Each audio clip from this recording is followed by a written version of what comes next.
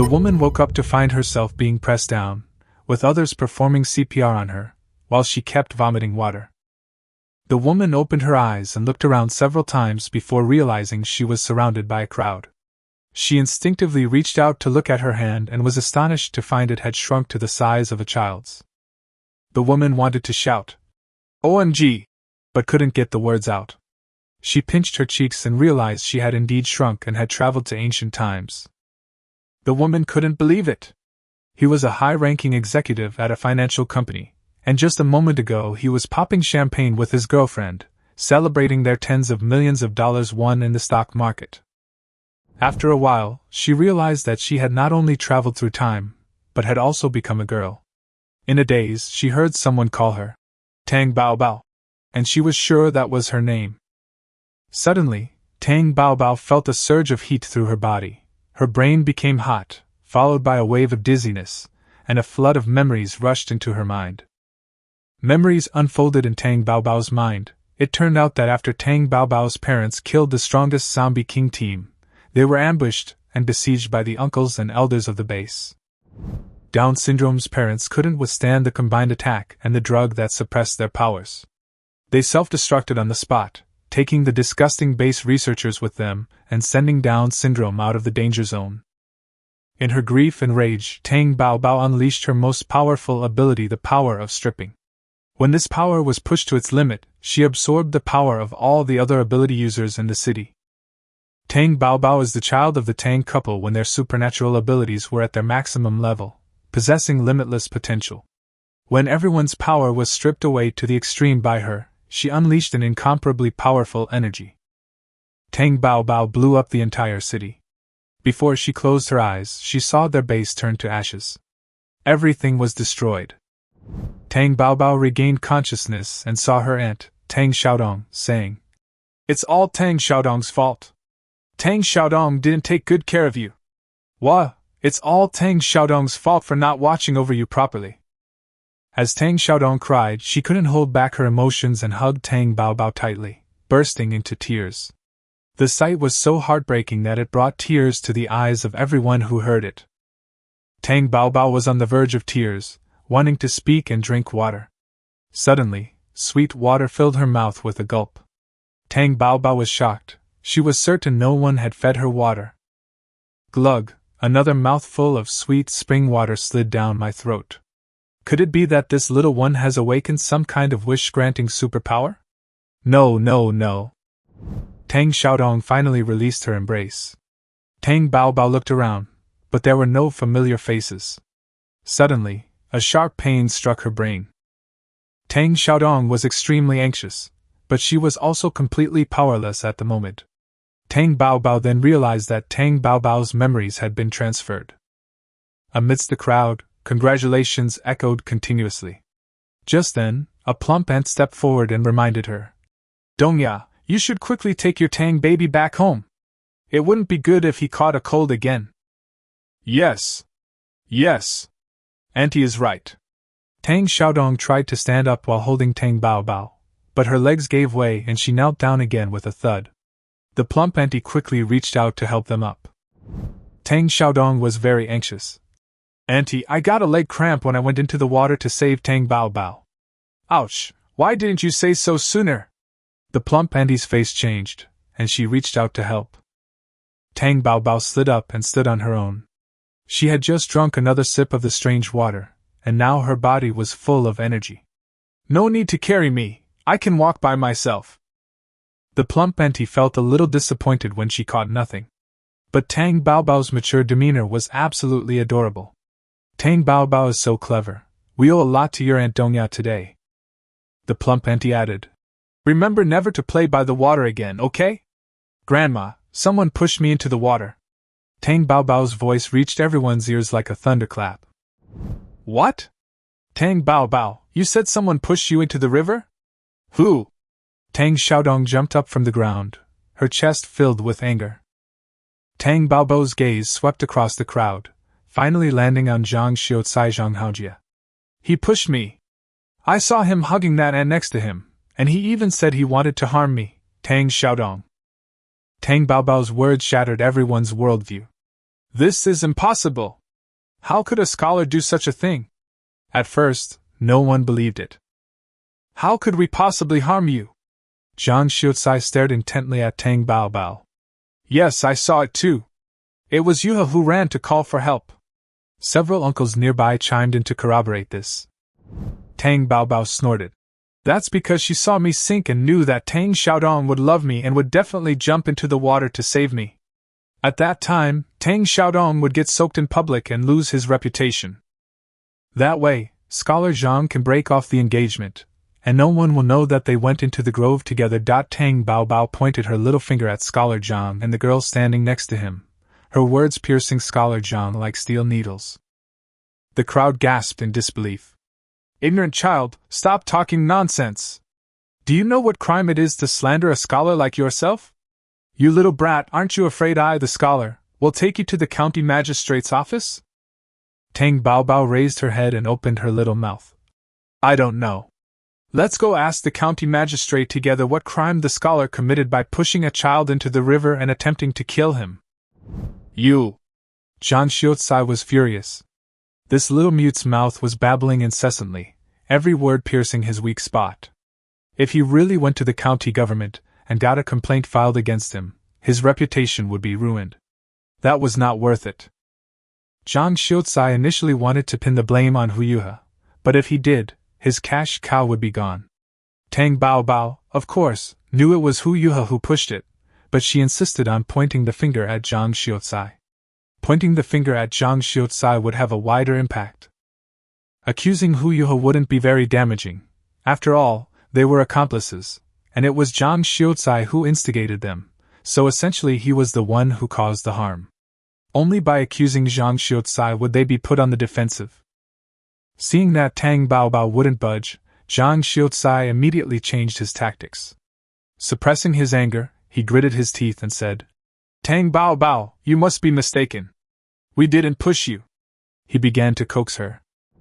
Before Tang Baobao could speak, Zhang Xiucai turned his attention to Tang Xiaodong, saying with disgust, Dongya, teach your Tang Baobao a lesson. Don't let her say whatever comes to mind. It's really outrageous. Zhang Xiucai continued to threaten. If you implicate others again, do you think your whole family will have a good outcome? After this incident, our engagement has to be called off. With a flick of his long sleeves and a raised chin, Zhang Xiucai exuded arrogance. He knew that Tang Xiaodong loved him deeply, and that whenever he got angry, she would always humbly try to coax him. Tang Xiaodong's face turned pale, and her body swayed slightly, as if she had suffered a heavy blow. Tang Baobao's heart tightened, and she rushed out. Bang, bang, bang! The little fists pounded on Zhang Xiucai's stomach. After a series of attacks, Zhang Xiucai's face turned purple with pain. It wasn't until Tang Xiaodong pulled her back. Baby, don't let him get your hands dirty. Tang Baobao turned her head and saw that Tang Xiaodong wasn't love-struck. Tang Baobao kicked him again before pulling away. Humph, someone like you isn't good enough for even a single hair on my head. Tang Xiaodong pressed her lips tightly together, her eyes brimming with tears. Everyone remained silent. The little mute girl could speak? The little mute girl accused Zhang Xiucai of harming people? The little mute girl even pinned Zhang Xiucai to the ground and beat him? Tang Baobao said coldly. Zhang Xiucai, you have half an hour to bring the marriage certificate, destroy it in front of me, and return the tokens. You also have to compensate my aunt for the loss of 30 taels of silver and medical expenses of 30 taels of silver. You stinky mute, you're asking for the moon. You wouldn't even get 30 taels if you were sold. Hu Yuha finally came to her senses and cursed angrily. Tang Baobao looked at her with a half-smile. Tang Baobao raised her chin and said in a clear voice, All right, we also need to ask the magistrate, if Aunt Yuha wants to sell her, shouldn't she be punished as a human trafficker? With a thud, these words hit Hu Yuha like a heavy pot crashing down on her head, leaving her dizzy and disoriented. Cough, cough, cough. Zhang Xiucai was in excruciating pain. Zhang Lian barely dared to breathe. He struggled to sit up, glaring venomously at Tang Baobao, then turning his gaze to Tang Xiaodong. Vulgar! A liar! Tang Baobao's eyes turned cold, and she cursed inwardly. You stinking scholar, still so stubborn! She subtly shifted her foot, her small foot silently stepping on Zhang Xiucai's wrist. Zhang Xiucai cried out in pain. Everyone looked confused. Even if it was just a hit, how much strength could a child have? Could Zhang Xiucai really be weak? But he only felt that his entire arm was in so much pain that it felt like it was about to explode. Tang Baobao remained unmoved and even squatted down, her dress just covering her feet. She smiled sweetly. Scholar Zhang, she only agreed not to investigate further or report it to the authorities because we're from the same village. She abruptly changed her tone, saying, she should report it to the authorities. Her wild duck egg is still there, and you know, the fragrant and beautiful pink butterfly on Aunt Yuva's shoulder won't fly away. The county magistrate will definitely have someone investigate thoroughly. The crowd's expressions varied, but seeing Hu Yuha's ashamed and indignant look, they suddenly understood. That's right, how could a child lie? A young woman suddenly exclaimed, her eyes blazing with gossip. Why don't you let your sister-in-law check for you and see if it has the pink butterfly that Tang Baobao mentioned? This young wife, always eager for drama, emphasized the words, pink butterfly, in a particularly suggestive way. The crowd began to stir. Hu Yuha was flustered and embarrassed by the gazes directed at her. She took a step back in a panic, stammering, I didn't. Before she could finish speaking, someone interrupted. Nothing? That aunt and Hu Yuha's mother already had a grudge, and to make matters worse, it was about her stealing her fiancé. Zhang Xiucai was in a real bind. He couldn't let Tang Baobao continue making a scene, and he absolutely couldn't let anyone verify Yuha's identity. Zhang Xiucai, enduring the abdominal pain, slowly stood up, his eyes filled with gloom. They truly hadn't expected the little mute to be so talkative, and have such a good memory. Zhang Xiucai let out a heavy breath, temporarily suppressing his anger. Tang Baobao, your Aunt Yuha usually sees you as a child and doesn't guard against you, but you shouldn't have spoken recklessly outside. Upon hearing this, everyone wondered if Tang Baobao had seen it while playing at Hiya's house. A mixture of surprise and amusement appeared on their faces. Tang Xiaodong retorted angrily. When did my Tang Baobao ever go to Hiya's house? This village girl actually embarrassed him for the sake of a child. Zhang Xiucai quickly stated, I agree to annul the engagement and destroy the marriage certificate, but the compensation is only 3 taels. Tang Baobao is also a junior from the same village, so I will give her 3 taels as a token of my condolences. Zhang Xiucai patted his sleeves, striking a magnanimous pose. Get lost! Tang Xiaodong spat at him. Tang Baobao smiled with satisfaction. This Tang Xiaodong had good awareness. She spread her hands, issuing Zhang Xiucai her final ultimatum. Tang Baobao pretended to pull Tang Xiaodong, saying, Auntie, let's go to the county to report this. Okay. Tang Xiaodong glared at Zhang Xiucai again, then turned and left. Zhang Xiucai stood there stunned. How dare Tang Xiaodong speak to him like that? Seeing that the two were really about to leave, Hu Yuha panicked. She was the one whose reputation would be ruined. She shivered, and seeing that Zhang Xiucai remained silent, fearing they would really leave, she blurted out in desperation. We agree! Everyone turned to look at her. Tang Baobao stopped and turned to the two of them. 60 taels of silver, not a penny less. And the reason for the compensation must be clearly stated. Hu Yuha trembled with anger. Zhang Xiucai also seemed to wake up from a dream. Tang Baobao remained calm. As long as you don't turn around and bite us, we won't produce the compensation agreement. Besides, you're all going to Beijing, so it has nothing to do with us. We don't want to get involved either, it's bad luck. You! Zhang Xiucai was so angry he could hardly breathe. But then he thought that these two good-for-nothings would have a hard time even getting out of Daliu village, so he gradually calmed down and just wanted to get rid of the Tang family as soon as possible. Zhang Xiucai believed that the kindness shown to him when he was saved had long since faded with the passage of time. He now felt no affection for the Tang family, which was why he had acted so heartlessly.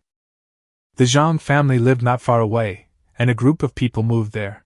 Scholar Zhang found the marriage certificate, then took out paper and pen, and quickly wrote down the compensation agreement according to Tang Baobao's request. The scene was quite lively.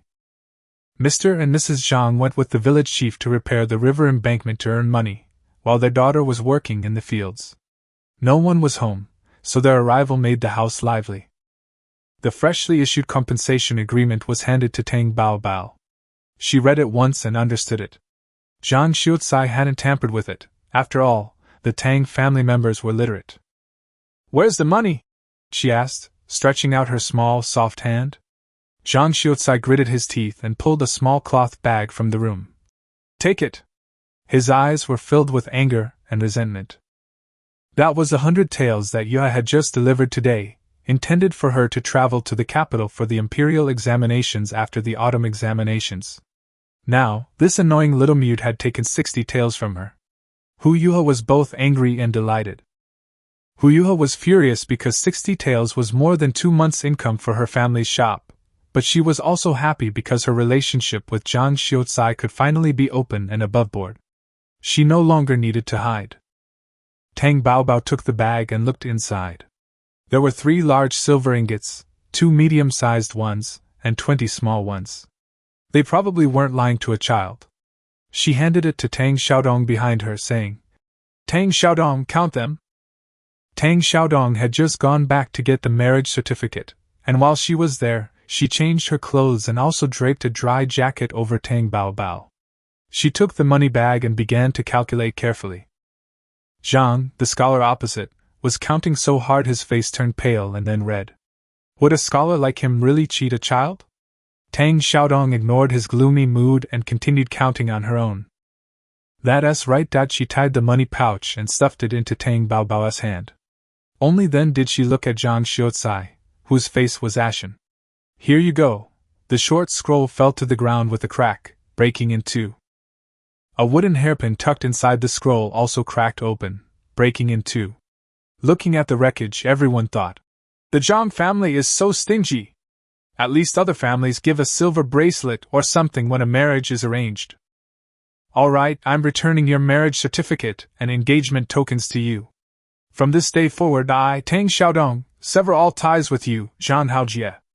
Tang Baobao clapped her hands. "Tang Xiaodong is right." Tang Baobao snatched the marriage certificate from the stunned Zhang Xiucai's hand, stretched out her little hand, and said, "Where's the token that Tang Xiaodong gave me?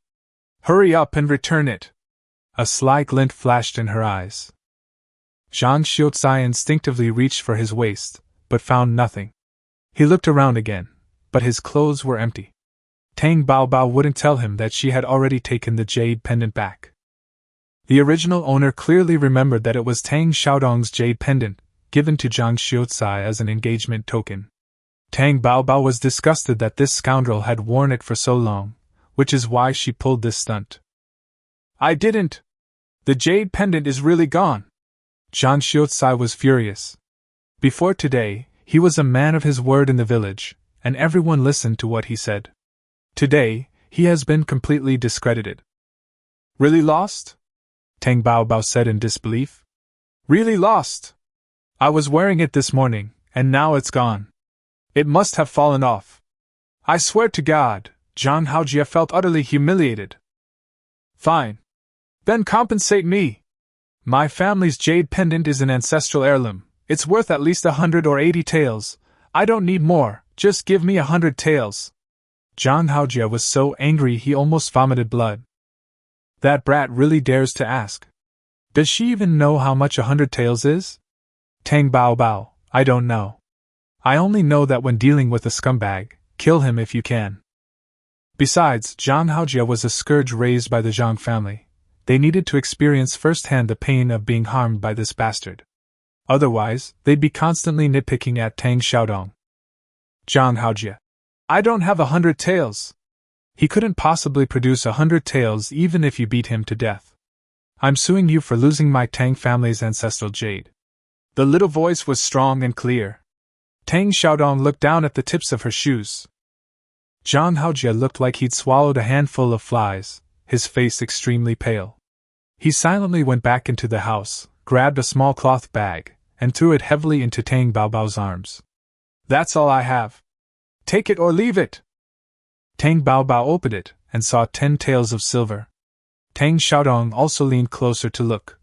Little Tang Bao Bao, that's about enough, or a cornered dog will jump over the wall. Chapter 4. She's transmigrated into a book.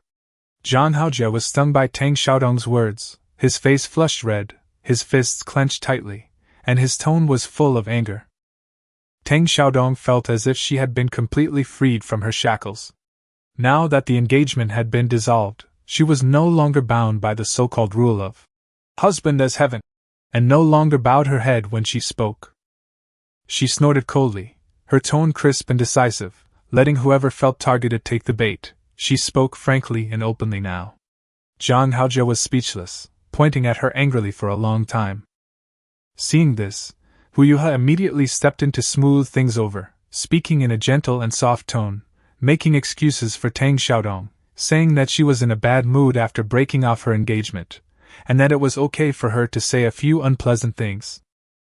Hu Yuha also suggested destroying the marriage certificate as soon as possible to prevent anyone from using it to cause trouble in the future.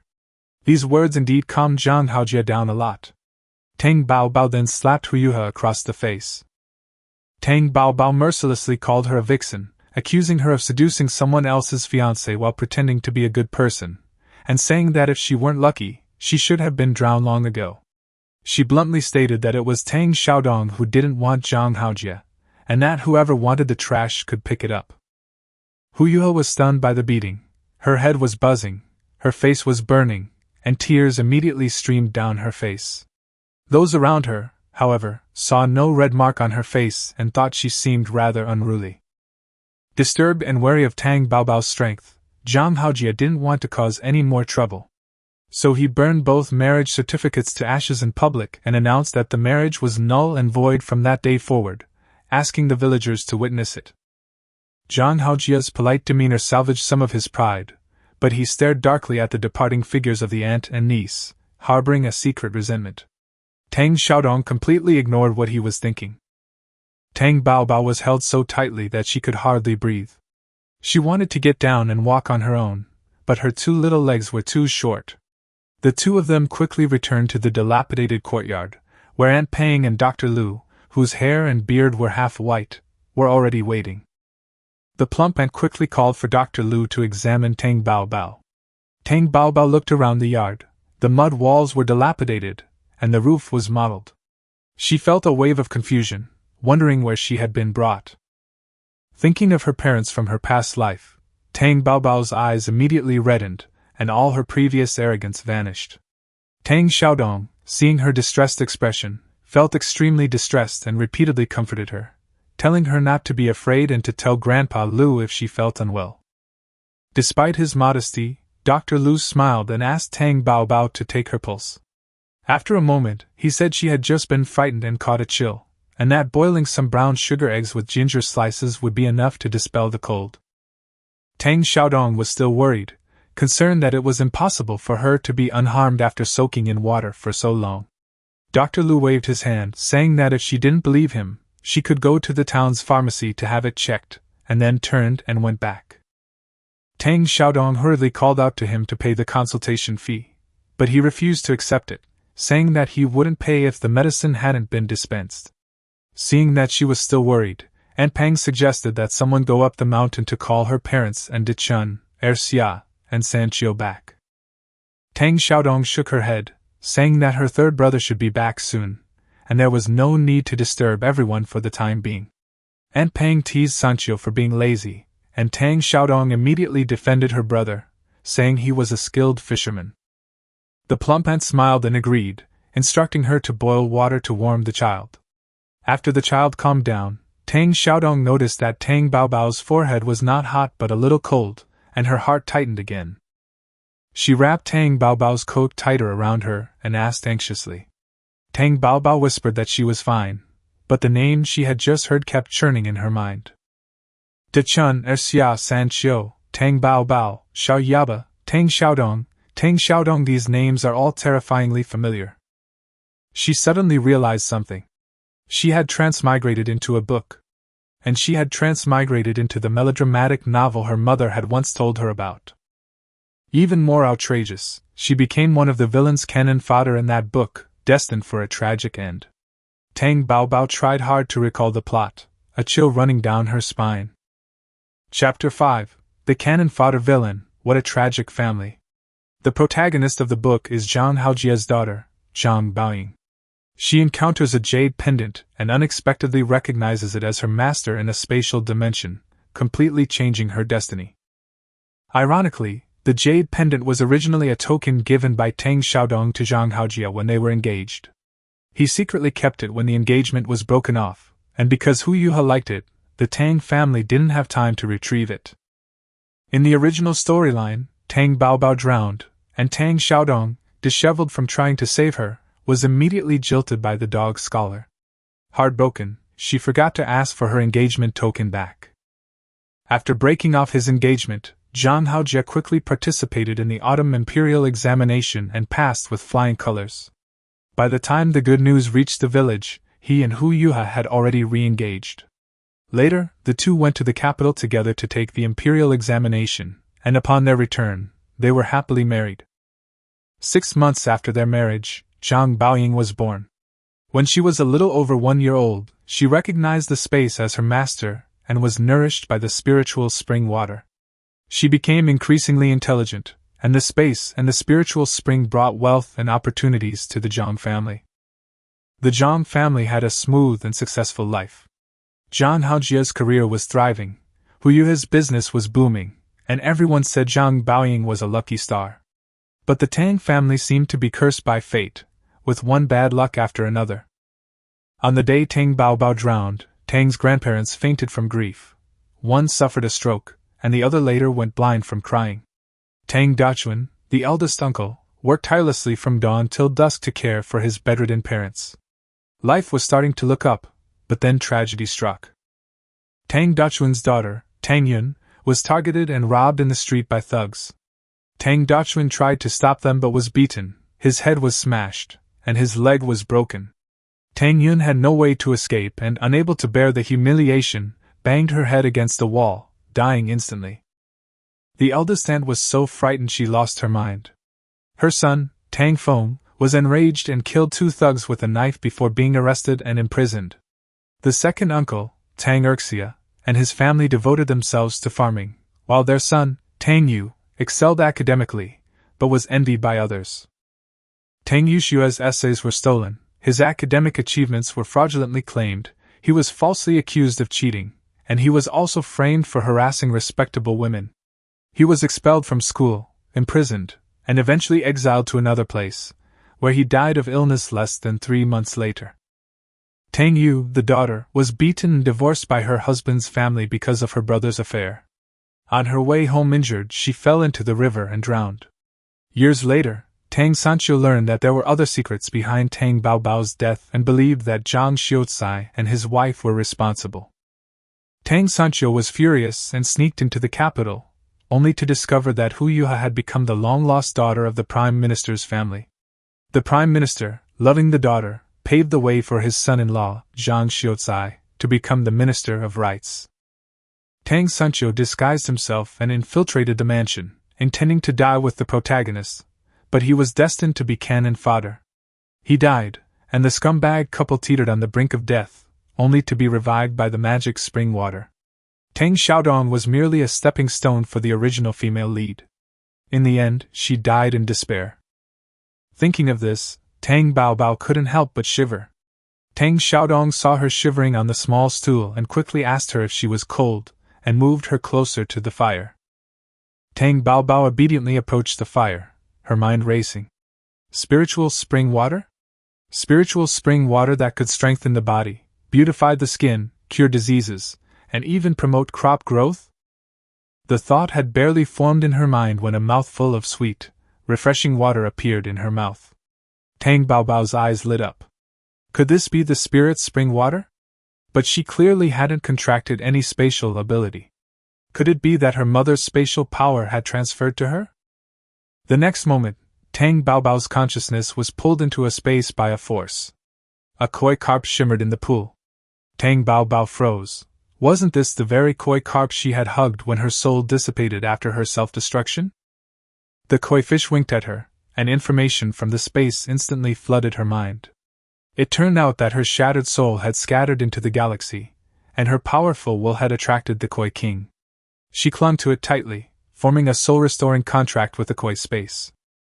The Koi King glared at her, his eyes full of accusation. Tang Baobao innocently replied that she really didn't know there was such a bonus feature. If she had known earlier, she would have made her wish sooner. The space is filled with soft grass, fresh air, a spiritual spring, and black soil, enough to sustain life. As the Koi King grows, the space can be upgraded. It's far superior to the Jade Pendant space in the book. The Jade Pendant space contained only a spiritual spring well. It couldn't support living things, nor did it offer fertile land. It was only for storage. Even so, the Zhang family thrived thanks to that well. They befriended powerful figures, and their crops grew remarkably well, even possessing medicinal and health-enhancing properties, attracting wealthy households in the capital to snap them up at exorbitant prices. They gained both wealth and power, becoming incredibly influential. Only the Tang family was injured in the original storyline. Tang Baobao's face fell, deeply realizing the malice the world held towards the Tang family. She was almost asleep when she felt her clothes being tugged, which woke her up. When she opened her eyes, she saw Tang Xiaodong preparing to give her a bath. Tang Baobao quickly offered to do it herself, and Tang Xiaodong didn't insist, just standing guard outside the door. She soaked in the warm water, comfortably squinting her eyes. Thinking that the spiritual spring water could remove impurities, she had an idea and secretly introduced the spiritual spring water into the bathtub. After a while, a layer of black ash appeared on the surface of her skin. As Tang Baobao rubbed herself, she thought to herself, thankfully it wasn't the tearing pain of a traditional Chinese medicine bath. Perhaps due to different constitutions, while soaking in the bath, she noticed a jade pendant peeking out from the edge of her sleeve. It was a jade pendant shaped like a koi fish, crudely carved, yet vaguely familiar. She rinsed it repeatedly with water, and after confirming it was clean, she put it into her spatial storage. The moment the pendant entered, it was sucked away by the Koi King. A blinding light suddenly burst forth. Tang Baobao's eyes widened, a thought flashing through her mind. Could it be that the Koi King also eats jade? Chapter 6. Hugging a Giant Koi King.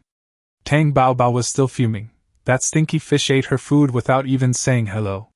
She had originally planned to return the jade pendant to Tang Xiaodong. After all, he had saved her life.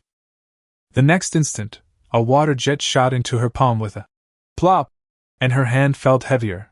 The jade pendant had returned.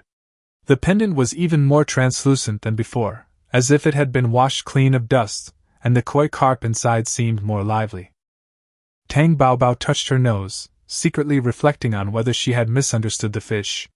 But before she could figure it out, another light flashed on the Koi King in the water.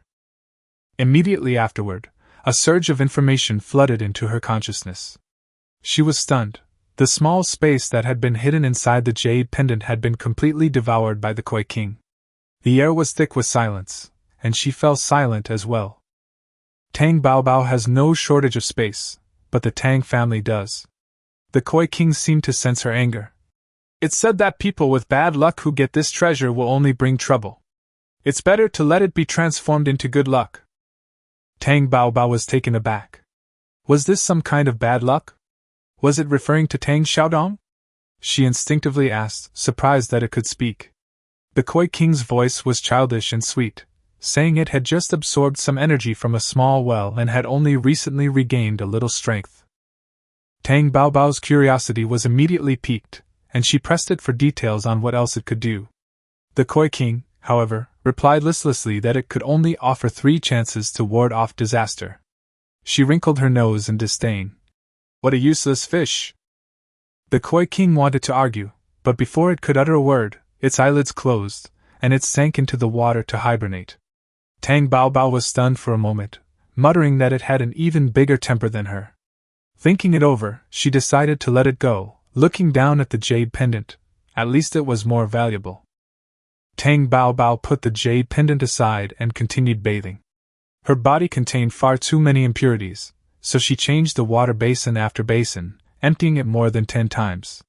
She poured all the dirty water into her spatial storage, replacing it with only spiritual spring water. Strangely, even though she hadn't heated the clothes, she only slowly got up to dry herself and get dressed after she could no longer scrub off any dirt. Tang Xiaodong, who had been waiting anxiously outside, heard the rustling sounds and her heart finally settled down. The door creaked open, and a little pink bundle popped out. Her bright, watery eyes, like two grapes, greeted her sweetly, saying she was all washed.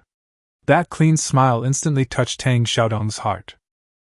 Looking at Tang Baobao's fair and jade-like face, Tang Xiaodong felt her heart melt. She picked her up and wouldn't let go, praising her repeatedly for becoming more and more adorable. Tang Baobao, almost breathless from being hugged, quickly took out her jade pendant and waved it in front of her.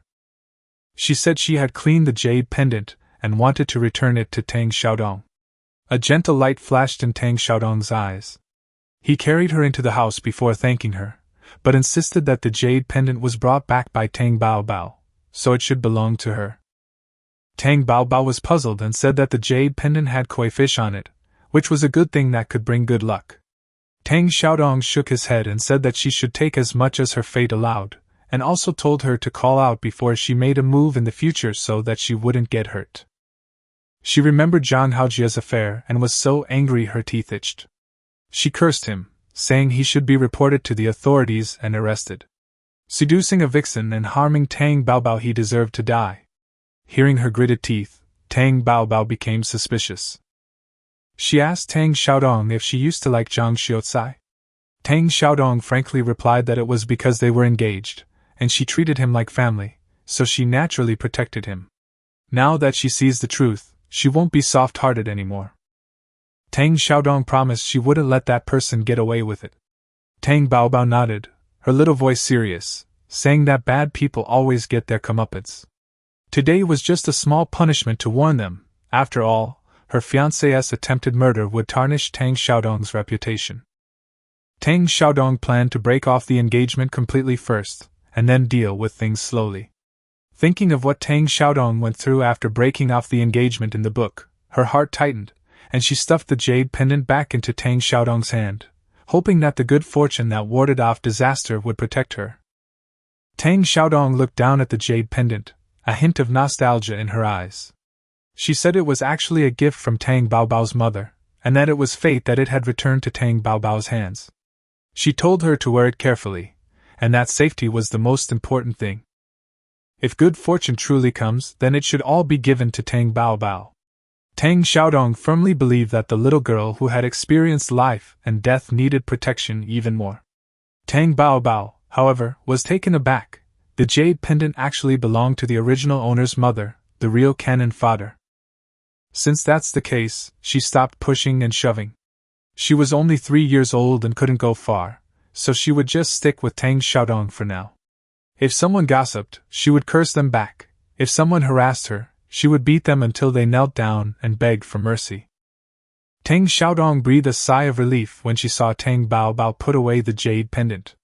Noticing that her clothes were crooked, she patiently untied the sash and retied it, saying with a smile that even old clothes had been made to look precious by Tang Baobao. She said that now that the family had some money, she would go to town tomorrow to buy fabric to make new clothes for Tang Baobao. Just imagining the little girl wearing new clothes made her praise her repeatedly, her eyes full of doting affection. Tang Baobao was enjoying Tang Xiaodong's praise when suddenly a voice, like someone being chased by a ghost, rushed into the yard, calling out Tang Baobao's name. The next instant, with a bang, the yard gate was kicked open. A figure rushed in quickly, filled with urgency and panic. Tang Baobao was startled by the sudden commotion, her little body stiffening as she thought to herself, "Trouble is here again." Chapter 7, Grandma Alive. Tang Baobao looked at her grandmother in the family photo on the wall, then at the little old lady running towards her. Her mind was a little confused. Suddenly, the person in the photo stepped out and stood alive in front of her. She had never seen her grandmother in person since she was a child, only in the photos every day. Now that the real grandmother had appeared, her face was darker, her wrinkles were deeper, and her clothes were dusty, but it was clearly her. She called out, "Grandma," in a daze. Grandma Tang rushed down the mountain, her heart pounding with anxiety, fearing that the news of Tang Baobao's drowning was true. Only when she held Tang Baobao tightly in her arms did her heart finally settle down. When she heard Tang Baobao's soft, gentle call, her emotions instantly collapsed, and she burst into tears, crying uncontrollably, her voice so loud it seemed she wanted to release all the fear and anxiety she had endured these past few days. The cries were filled with lingering fear and relief, and even the aunties working in the fields felt a lump in their throats. Everyone knew that old Mrs. Tang loved her granddaughter as much as her own life. Tang Baobao was held tightly in her arms, which was very warm, but the crying in her ears made her dizzy. Helplessly, she tugged at her grandmother's clothes, trying to remind her that she was still there. But Grandma Tang was so engrossed in crying that she couldn't care less about anything else, only calling Tang Baobao's name over and over again, as if afraid she would disappear again. Tang Baobao had no choice but to turn her head to look at Tang Xiaodong for help. Tang Xiaodong was silent for a moment, then simply raised her little hand and gently patted her grandmother's back, softly coaxing her not to cry, saying that if she cried any more, her ears wouldn't be able to take it. This small act of comfort completely melted Tang's grandmother's heart. The moment she heard that her granddaughter had fallen into the water, she felt like the sky had fallen.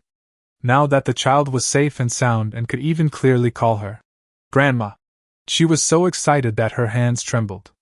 The child she had raised for more than 3 years had finally spoken. Tang Xiaodong chimed in from the side, saying that Tang Baobao not only knew how to call people, but also left the scholar speechless. Mentioning the scholar, old Lady Tang's expression immediately turned serious, and she began to ask about the cause and effect of the matter. Grandma Tang pulled Tang Baobao in front of her and spun her around a few times, carefully checking her hands and feet.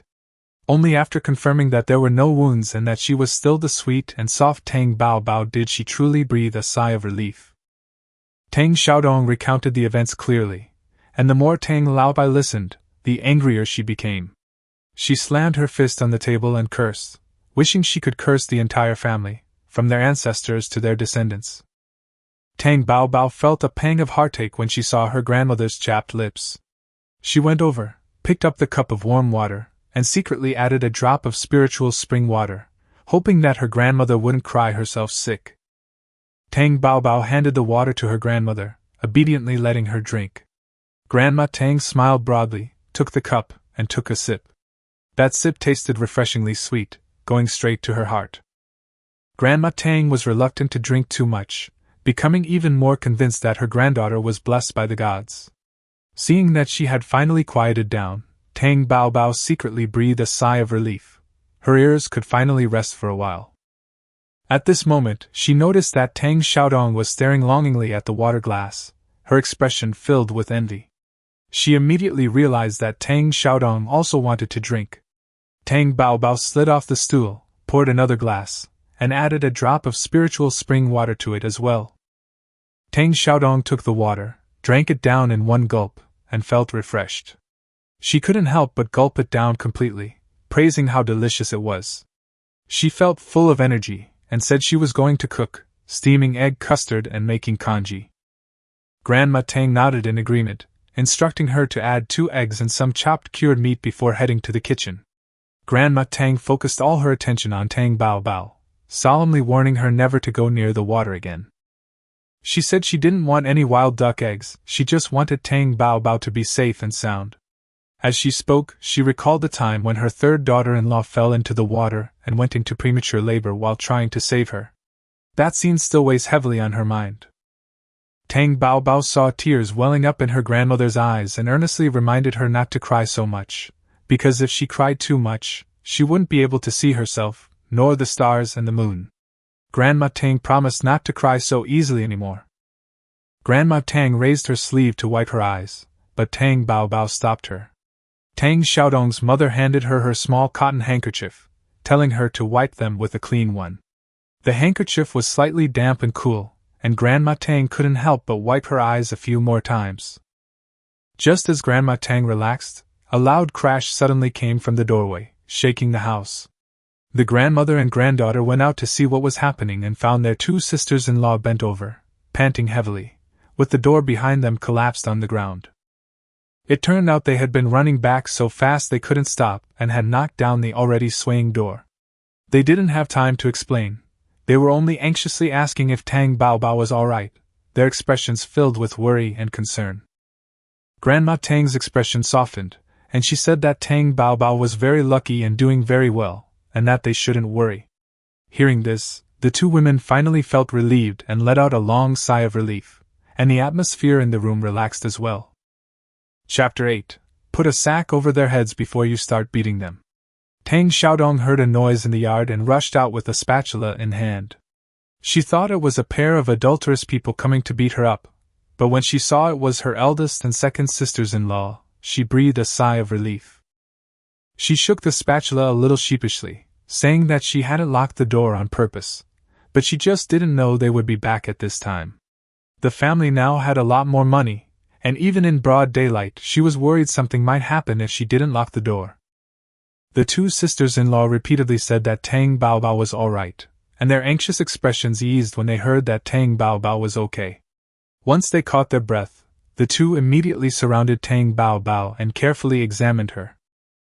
Her aunt asked her with concern if she was frightened and where it hurt, asking her to point it out so she could blow on it to help. Tang Baobao looked intently at the woman in front of her, seeing her own small reflection in her eyes, and said she wasn't in pain. Tang Baobao then turned to her second aunt, whose face was full of eager anticipation, and softly called out, "Second aunt." This sweet and gentle address caused the two sisters-in-law to involuntarily exchange a glance, their eyes filled with shock. Their baby girl with Down syndrome actually called out to people. Her aunt was incredulous, afraid she'd misheard, and asked again what she'd said. The baby girl helplessly reassured her once more that she was all right. This time, the two women heard it clearly and were almost moved to tears. Old Mrs. Tang also heard it, and was overjoyed, urging them to help cook so the children wouldn't go hungry. Grandma Tang was overjoyed and was already planning to slaughter the old hen to nourish Tang Baobao. Tang Baobao was born prematurely, and it was her two aunts and Grandma Tang who raised her little by little. Hearing her speak again was a rare treat, and they longed to hear her call out a few more times. But neither of them wanted to leave, their feet barely moving. Grandma Tang rolled her eyes and led Tang Baobao towards the kitchen. The two people behind her followed in. Old Mrs. Tang snorted, her eyebrows raised high. Tang Baobao then realized that old people can sometimes really be like children. Tang Xiaodong lifted the lid of the pot to take a look and said that it needed to be steamed for a little longer. Grandma Tang told her to keep an eye on it, and not to overcook it, then put Tang Baobao on a small stool and went to get some water to wash her hands. The two aunts, having entered the kitchen, didn't rest either, busily working together. After confirming that Tang Baobao was alright, they inquired about the annulment of the engagement.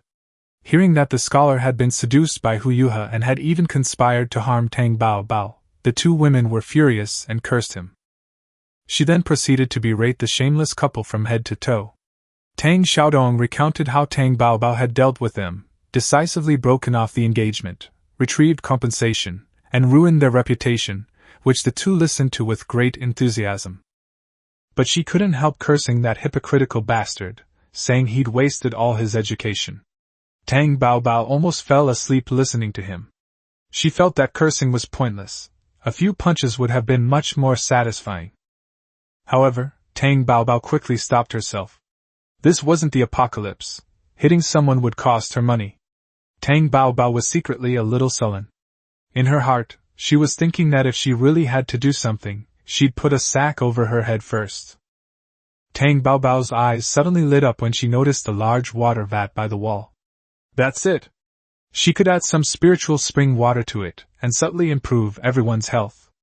Choyu was so weak, she definitely couldn't carry her away, and she didn't want to go back to the apocalypse.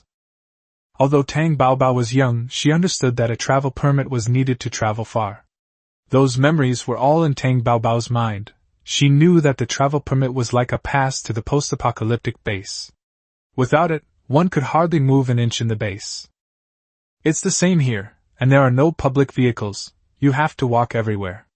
Tang Baobao looked down at her short legs, and thinking of the story of her journey to find her mother, her little body trembled. Tang Baobao didn't want to break her legs. No, she'd have to find a way to buy a car later. Just then, she was suddenly pulled into a soft embrace. Looking up, she saw her two older cousins surrounding her. Tang Bao Bao sweetly called out, "Sister Yun Yun," and "Sister Ye Ye." Tang Yun and Tang Yu's eyes widened upon hearing this. Their names were rarely called by others, so Tang Bao Bao's address sounded especially pleasant. Tang Yun secretly thought to herself that her name wasn't bad after all. Tang Yu was even happier. She had been worried that Tang Bao Bao would become mute, but now not only could she speak, but her voice was so beautiful. Grandma Tang praised Tang Bao Bao for being so clever, then casually scolded her two granddaughters. She stared at them and asked if the wild vegetables they had dug up today had been tricked away by that naughty girl from the Zhang family again. Tang Yun and Tang Yu quickly denied it, saying they weren't that stupid. They added that they had heard from Granny Nyo about Tang Bao Bao being pushed into the water by Scholar Zhang, so they rushed back. Chapter 9, A Head Blown Off. The two sisters glanced at their daughter, Tang Xiaodong, and seeing her expression was normal, continued explaining that they had rushed down the mountain. On the way, they encountered Zhang Kai and had a fierce fight with her. Grandma Tang and her two aunts were all stunned. Zhang Kai usually relied on her brother being Tang Xiaodong's fiancé, and they always swallowed their anger because of Tang Xiaodong's marriage. But today she actually dared to fight back. The two sisters were perfectly justified in their actions, saying they would hit her if they wanted to. The Zhang siblings had bullied Tang Bao Bao, calling her a burden and saying Tang Xiaodong wasn't good enough for the scholar. How could they tolerate that? But Grandma didn't worry, the beatings were all in shady places. Tang Yun's eyes gleamed with a sly glint, while Tang Yu laughed heartily. After being suppressed for so many years, today was finally their chance to retaliate. They couldn't have felt more exhilarated. Old Mrs. Tang's eyelids twitched. She hadn't expected her two little devils to resort to underhanded tactics. Seeing that their daughters hadn't been taken advantage of, the two aunts breathed a sigh of relief. Listening to their conversation, Tang Xiaodong belatedly realized that Zhang Kai had been abusing her niece by taking advantage of her name, and she had been completely unaware. Her face darkened, a mixture of shame, anger, and heartache over her actions. She said it was all her fault for dragging Heya and Mia into this mess. The two maids quickly waved their hands, saying it was all right. The fault lay entirely with the Zhang family. They had only tolerated it before because of the engagement, but now that it was annulled, they had no more reservations. Several women were chattering away, making a scene with their insults directed at the Zhang family. Tang Bao Bao, however, was stunned by the word burden. A vague memory suddenly flashed through her mind, and she wondered why Zhang Kai was cursing her like that. Could that woman still have a crush on her lazy, cheap father? Thinking this, she suddenly realized she had almost forgotten about him. All she remembered was a dark, unshaven face, hair covering his eyes, looking like a homeless man. Tang Bao Bao rested her head in her hands, feeling a little wrong. She didn't want a smelly dad. She even had a slight urge to drag that stinky fish out and ask where her majestic father was. But the sadness didn't last long. It was quickly dispelled by the pampering of the new family. Hot steamed egg custard with white rice porridge was eaten spoonful after spoonful, and the little belly soon bulged. After eating his fill, the little one became sleepy and fell asleep the moment his head hit the bed. The three women, mother-in-law and daughter-in-law, spoke in hushed tones in the courtyard. Old Mrs. Tang asked where the third son had gone, asking if she had seen him on the way down the mountain. The eldest aunt looked at the setting sun, her expression hesitant. Old Mrs. Tang glared at her and pressed her, asking if the third son had been slacking off again. The eldest aunt could only say that the third brother had run away after working for only 15 minutes, and the eldest and second eldest brothers had gone to look for him but hadn't returned yet. Old Mrs. Tang was breathing heavily, angry at his lack of ambition, and heartbroken that he was like a lost soul after losing his wife. As dusk slowly fell, the clouds on the horizon were dyed red by the sunset. Tang Dachun and Tang Erxia returned one after the other, but neither of them could find their third son. Tang Bao Bao, who had just woken up, saw that her eldest and second uncles, as well as her grandfather who looked just like in the photos, had returned. She felt a little disappointed that her adoptive father was nowhere to be seen. Her grandparents were so kind, perhaps her lazy father could finally turn over a new leaf. She gazed longingly at the path beyond the fence. Looking at his granddaughter's eyes, old man Tang's heart ached, he wished he could grab a carrying pole and drag his youngest daughter back. Actually, Tang Baobao wasn't that heartbroken, she just felt a sense of peace knowing the sky was so clear. The sunset painted the sky, the air was fresh, with only the occasional whiff of cow dung and pig manure drifting by. She was enjoying the tranquility of the countryside when she was suddenly interrupted by shouts from outside. Someone outside the courtyard shouted, "Old Tang's family, tell them to come out!" Old Mrs. Tang responded from inside the house. Tang Baobao peeked out and recognized Grandma Lu, who usually secretly slipped her eggs. But today, Grandma Lu was furious, dragging the chubby boy into the yard. She was initially enraged, but Tang Baobao's soft call of Grandma Lu made her pause. Tang Baobao, however, noticed that her older cousin was quietly backing away. A thought flashed through her mind, and she guessed that Tang Feng was most likely the culprit. In her memory, this older cousin didn't like studying, often got into fights, and was usually bruised and battered. But this time, there seemed to be a hint of blood in the air. Tang Baobao blinked, wondering if her cousin had broken someone's head. To ease the tension, she moved a chair over and sweetly invited Grandma Lu to sit down. Grandma Lu snorted, "Don't let the little brat try to smooth things over." Tang Feng suddenly stepped forward, blocking Tang Baobao's path. He forced a smile and said it had nothing to do with Tang Baobao. If she was angry, she should take it out on him. A man takes responsibility for his actions. Before he could finish speaking, he received a slap on the back of the head from old Mrs. Tang. Grandma Tang scolded him for causing trouble again. She turned to Granny Lu with a forced smile and asked what happened to Fatty, why his head was still wrapped in cloth.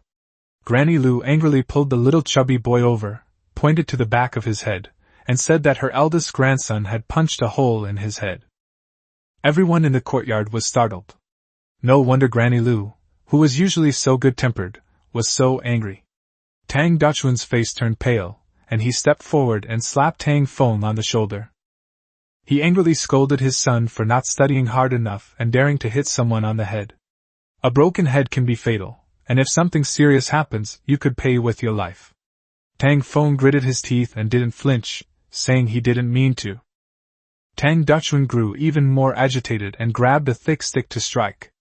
His aunt, terrified, quickly stopped him, saying she wanted the child to explain himself first. The atmosphere in the courtyard instantly became extremely tense. Chapter 10. Debts must be repaid. The eldest aunt was extremely anxious, constantly giving Tang Feng meaningful glances, hoping he would soften his stance and say something nice to ease the situation. Tang Feng, however, was stubborn, insisting that she hadn't intentionally hit him on the head. Fatty was indignant, and immediately shouted that if he hadn't been punched, he wouldn't have fallen onto the rock. Tang Feng sneered inwardly, thinking to himself that he was useless. One punch sent him flying far away, and he was unlucky enough to crash into a rock.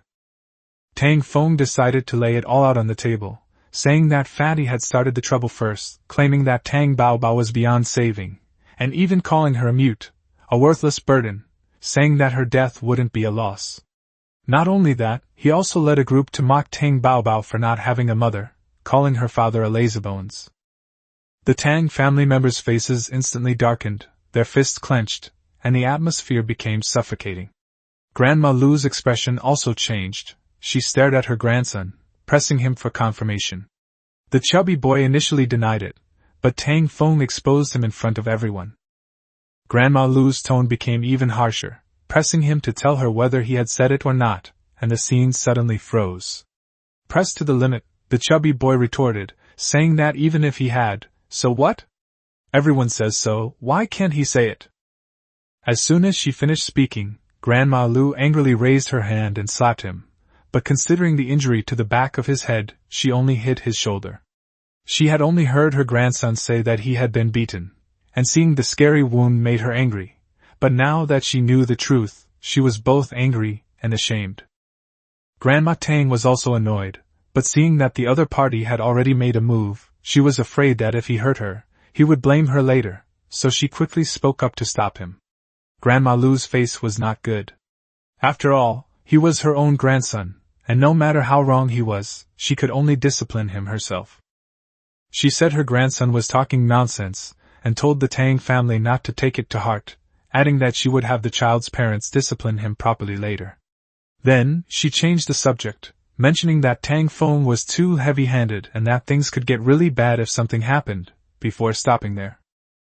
Everyone understood what she meant, and the atmosphere became heavy again. She took out the IOU and said that putting everything else aside, the child's injury required money, and all that was needed was for the Tang family to repay the 20 taels they owed. The moment the IOU was revealed, the Tang family's faces darkened further, their hearts pounding with anxiety. Where would they find so much cash? Tang Dachun was so angry he wanted to kick his son, but he felt mostly helpless, completely captivated by the IOU. Tang Feng realized the seriousness of the situation.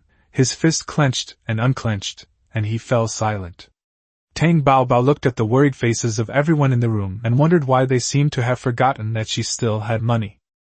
She leaned closer to look at the note, on which Tang Sancho's name and fingerprint were clearly written. She asked softly if it was the money her father had borrowed. Old Mrs. Tang nodded. The money she had just received was about to be given away again, and old Mrs. Tang couldn't help but feel a pang of heartache. Tang Baobao pulled her into the house, saying that her grandmother should come with her to get it. Everyone was taken aback, but then they remembered the silver Tang Baobao had gotten back, and their faces relaxed, but also felt a little hot. The whole family had to rely on the money earned by the little child to get out of trouble, which made them feel somewhat embarrassed. But when they entered the house and saw the bag of gleaming silver with their own eyes, old Mrs. Tang couldn't help but be shocked. 70 taels of silver. She had never seen so much money in her life and could hardly believe it. She quickly told Tang Baobao to put it away, saying that it was for her to take care of her health and shouldn't be taken out. Tang Baobao stopped what she was doing and looked at her grandmother intently. She saw that although her grandmother refused verbally, there was a struggle in her eyes. She calmly said to take it and use it first, after all, they were family. Tang Baobao said that money could be earned again after it was spent, her tone confident. She took out 3 more silver ingots, saying this was compensation for Tang Xiaodong's broken engagement, and should be given to him. Hearing this, old Mrs. Tang felt even more heartbroken, her eyes reddening. Tang Baobao reminded her that the whole village now knew the Tang family had money, and delaying it was pointless. Grandma Tang finally made up her mind, saying that her cousin should earn the money and pay it back later, otherwise she wouldn't let him get married. Tang Baobao was speechless, thinking that the 20 taels weren't entirely her cousin's fault. Old Mrs. Tang came out with the silver and promptly returned 2 ingots of 10 taels each. She thanked her for her help back then and said she would definitely lend a hand if needed in the future. She also gave an extra 5 taels to Fatty to help him recover. Grandma Lu sighed inwardly, knowing her grandson was in the wrong. She accepted the 20 taels, returned the IOU, but gave back the other 5 taels. She said they were all from the same village, so there was no need to be too fussy. This time, it was just the child being cheeky. Just as old Mrs. Tang was about to decline, a hand suddenly reached out and snatched all the money away. Aunt Panju rushed out, her voice sharp, saying, "This is my own grandson, he's injured. Doesn't he need medicine to recover?" She weighed the silver in her hand, her gaze sweeping over Tang Baobao. Her tone was harsh, saying that even a little girl who fell into the water was compensated with 30 taels of silver. Now that her chubby son had lost his head, 5 taels was far too little to settle the matter. Chapter 11. The Living Father has arrived. Huang Shiju, shut your mouth! Grandma Lu was startled by her daughter-in-law's sudden outburst, and hearing her shout like that in public, she was furious. Tang Baobao watched this scene coldly, understanding perfectly well what was going on. This woman clearly saw that the Tang family had received money and wanted to take advantage of the situation to extort some. She dared to covet her money? Did she really think she was easy to bully? Suddenly, a scene flashed through her mind. Tang Baobao's lips curved slightly, and her eyes lit up. She spoke in a clear voice. "Auntie Panju, was it you who taught Fatty to call me a little mute and say I deserved to die?" As soon as the sweet, soft voice fell, the courtyard instantly quieted down, and all eyes turned to Huang Shiju. Huang Shiju's eyes flashed, and she immediately denied it, saying that she would never teach her son such a thing. Tang Baobao calmly countered, asking why she didn't call for help when she fell into the water if she hadn't been taught. She added, sounding aggrieved, "Did they think it wouldn't matter if she drowned?" These words caused an uproar both inside and outside the courtyard. Huang Xiaoju's face turned ugly. She hadn't expected the little mute boy to have seen her in the water. She had indeed walked around him, even feeling a slight sense of schadenfreude. The Tang family owed them money and hadn't paid it back, yet they were spending all their money on this sickly girl. Her mother-in-law was even secretly sending eggs to the little mute girl, which she herself couldn't bear to eat. So she simply turned and left. She hadn't expected the child to remember it. She insisted that she hadn't gone to the river that day at all. People outside were already gossiping. Tang Baobao didn't dwell on that point. She just wanted to put the other person's arrogance to the test. Then she added that Fatty had also insulted her father, saying she had no parents and deserved to die. These words were even more offensive than before. The villagers who had gathered immediately erupted in anger, saying the words were extremely malicious. Some people spoke up for Tang Sanchio, saying that the person was still alive and well. How could anyone curse someone like that? Huang Xiaoju turned pale and retorted, "What does a child know?" Tang Baobao softly countered, saying that if she hadn't taught the child, how could the child say such things? Children are a mirror of their parents. The villagers joined in the teasing, asking who else could have taught the child if not her. Huang Xiaoju panicked and said that perhaps they learned it elsewhere. No sooner had she spoken than someone retorted, saying not to label them. A cacophony of voices left Huang Xiaoju speechless. Huang Xiaoju's face flushed with anger, but she couldn't refute it. After taking a deep breath, she pointed at Tang Baobao and started cursing, saying that the little girl was talking nonsense. Before she finished speaking, the Tang family members all stood up and protected Tang Baobao behind them. Each gaze was sharp as a knife, making Huang Xiaoju feel uneasy. Just as the atmosphere became tense, the courtyard gate slammed shut again with a bang. The next moment, a dark figure rushed in, launching into a tirade of abuse. "Huang Panju, who are you calling a brat?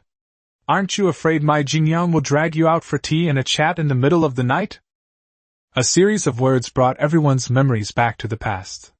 Jingyang, Tang Baobao's mother, was a doctor. Back then, when Huang Xiaoju had a difficult childbirth, the midwife said that both she and her baby would die, but it was Jingyang who saved her and her child.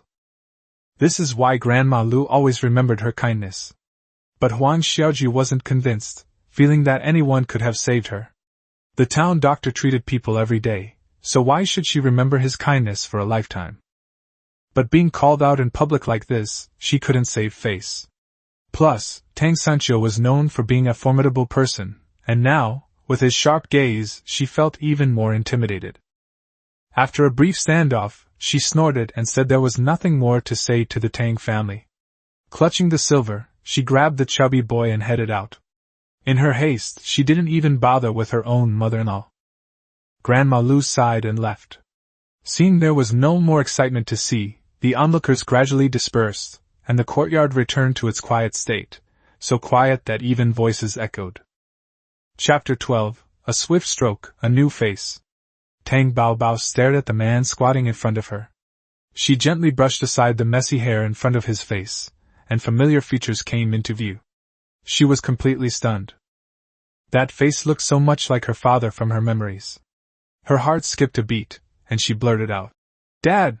in a soft, urgent voice, filled with barely suppressed joy. As soon as she finished speaking, she was pulled into a broad embrace. The familiar feeling of being held made her heart feel like it was filled with cotton candy, soft and sweet, almost melting her. But the next moment, the man holding her wiped away tears and yelled, "What nonsense! Has soaking in the water ruined your brain?" Tang Sanchio, who was lazing around on the mountain, was terrified when he heard that Tang Baobao had fallen into the water. He didn't even hear the rest of the conversation before running home. When he saw his daughter alive and well, he couldn't contain his emotions of reunion. Tears streamed down his face, leaving 2 white streaks on his dirty cheeks. Tang Xiaodong was still stunned, but when she heard her third brother say that Tang Baobao's brain was damaged, she immediately objected, pointing at him and scolding him, saying how could he say such a thing about his own daughter? Tang Bao Bao is very smart.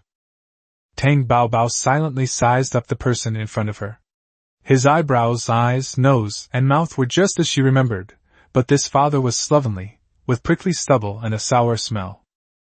She felt a little disappointed, but Tang Xiaodong's praise quickly dispelled it.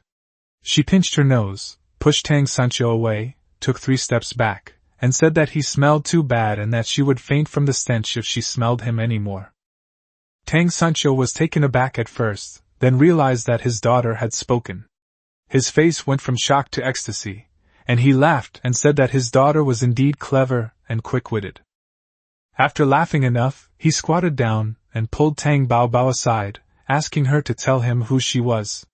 She looked at him seriously and uttered 3 words. "Stinky beggar." The courtyard instantly erupted in laughter. Grandma Tang slapped him away, telling him to go wash up quickly, as the sour smell was making the little darling sick. Tang Bao Bao nodded in agreement, urging him to hurry up and wash. Tang Xiaodong said that if he didn't wash properly, Tang Bao Bao wouldn't recognize him as his father anymore.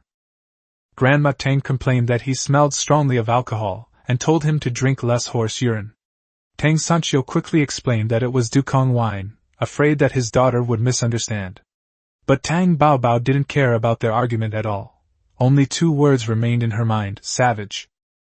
She suddenly turned and ran into the kitchen, stood on a stool and tiptoed to grab the cleaver from the stove, then dashed back to the yard, its cold gleam hidden behind her. Tang Sancho was still on the ground with her head hanging down, silently enduring her father's scolding. The energy she had shown for her daughter earlier seemed to have deflated, and she returned to her usual lifeless state. Tang Dachun grabbed his son by the ear and pulled him aside to scold him. His eldest aunt went into the kitchen to work, and his second aunt followed her in. His second uncle moved firewood and started a fire. Tang Xiaodong was exasperated and wanted to make Tang Bao Bao's drowning incident even more serious to provoke her third brother. Before she could react, she saw Tang Bao Bao rushing towards Tang Sancho, who was hanging his head, with a kitchen knife in hand. Tang Sancho noticed a shadow overhead. When he looked up, he saw a kitchen knife coming straight at him, held by Tang Bao Bao. Startled, he leaned back and fell to the ground. Tang Bao Bao's eyes lit up, and she straddled his chest. Tang Sancho's forehead was covered in cold sweat. He said to his daughter, "Don't be impulsive. He's your father." He wasn't afraid of dying, but he was afraid that his precious daughter would be branded as a patricide. The blade flashed, and he tried to struggle, but found himself pinned down by the little child, his arms pinned down by tiny feet. He hoarsely called for Tang Xiaodong to come to her senses. Just as Tang Xiaodong was about to rush over, she heard a sizzling sound. A large clump of beard was chopped off. Tang Bao Bao looked up at Tang Xiaodong and said that a big beard was unattractive and would get lice. Tang Xiaodong was stunned and asked if she had only gotten the kitchen knife to shave her father. Tang Bao Bao nodded, her hands continuing to work. The scream had alerted the whole family, and everyone's hearts were in their throats when they saw what was happening. Tang Bao Bao covered the third son's mouth with one hand and wielded the kitchen knife with the other, her movements swift and precise. No one dared to rush forward and grab the knife, fearing an accident. Old Mrs. Tang, clutching her chest, stepped forward and said that her uncle could handle the razor for shaving. Tang Sancho could only glare at her. Old Mrs. Tang glared at him. Finally, Tang Bao Bao handed the kitchen knife to Tang Lao Tai, saying it was done. Everyone looked down and saw that Lao San's beard had been shaved clean, making him look like a completely different person. Tang Sancho swore that this was the first time in over 3 years that he had felt his heart beating normally again. Old Mrs. Tang carefully took the kitchen knife, looked down at her youngest son, and indeed, his face had changed to a kind expression. She touched it almost unconsciously, and her son had shaved off all her stubble. She couldn't help but praise his amazing aim. He was so quick and efficient. Chapter 13. Making second brother smarter, so he can become a high-ranking official in the future. She was prepared for her youngest son to have his mouth cut off, but in the end, there wasn't even a scratch. The old lady's eyelids twitched. She felt something was wrong, but she couldn't quite put her finger on it. Tang Bao also imitated the old lady, touching her adoptive father's face to check the results. It's not prickly anymore. The little guy chuckled, which melted the old father's heart, making him forget all his earlier fear. Tang Bao smiled and patiently reminded him. Good daddy, go wash up quickly, then we'll eat. There's a surprise at dinner. She added some spiritual spring water to the water tank. I wonder what surprises everyone will get after drinking it. However, seeing his father like this made Tang Bao really want to soak him in the spiritual spring water as well, so that he could thoroughly cleanse his bones and marrow from head to toe, inside and out. Her bright eyes darted around, making Tang Sancho feel uneasy. The thought of being controlled by his daughter made him shudder. Seeing his weak and unable to absorb the nourishment, Tang Bao secretly shook her head. Oh well, she thought. If he dies from the pain, then she'll really be without a father. Tang Sancho was truly frightened by her old-fashioned demeanor, and her furrowed brows as she pondered. Fearing that his daughter might come up with some other outrageous idea, he slipped and slid into the backyard, heading straight for the stream behind. I'll go wash it. I promise I'll wash it thoroughly. Tang Bao. My dad doesn't seem to be very smart. No, I need to drink more spiritual spring water to cleanse my mind. Otherwise, how will Tang Bao buy a big car, live in a big house, and lie on a big bed in the future? She felt really uncomfortable sleeping in the cabin this afternoon. The room was small, the bed was small, and the bed frame was hard. They gave her the softest blanket in the house, but Tang Bao still wasn't used to it, and her face got scratched. My aunt said that silk quilts cost a lot of money to buy, and it's possible that even if you had the money, you couldn't buy one because they were all snapped up by nobles in the capital. For Tang Bao's happy life, her lazy father must be motivated to work hard, and her good second brother must not be harmed by bad people. Aunt, where did second brother go? It seems that after he came back and asked her a few questions, he disappeared. He was the only smart and studious child in the family, and Tang Bao wanted him to be even smarter so that he could become a top scholar and a high-ranking official in the future. It would be best to get rid of Zhang Xiucai's future father-in-law, the wicked prime minister, once and for all. Tang Yu. As your elder brother, you truly bear the weight of 1,000 mountains on your shoulders, with a heavy responsibility and a long road ahead. Tang Yu was called by the village head to help sort out the work accounts for today's dike repairs. I see. He truly deserves to be called the most bookish genius in the book. Now he has been valued by the village head, but it is a pity that such a talent is envied and hated. Tang Xiaodong couldn't understand what Xiao Xianbeo's changing expressions meant, but she felt that she was much more lively than usual. Sweetie, do you miss your second brother reading you storybooks? Reading storybooks? Tang Bao was taken aback, then nodded. I want to. In the past, Xiao Xianbeo often followed her older brother, listening to him read, watching him write, and occasionally even drawing one or two big characters herself.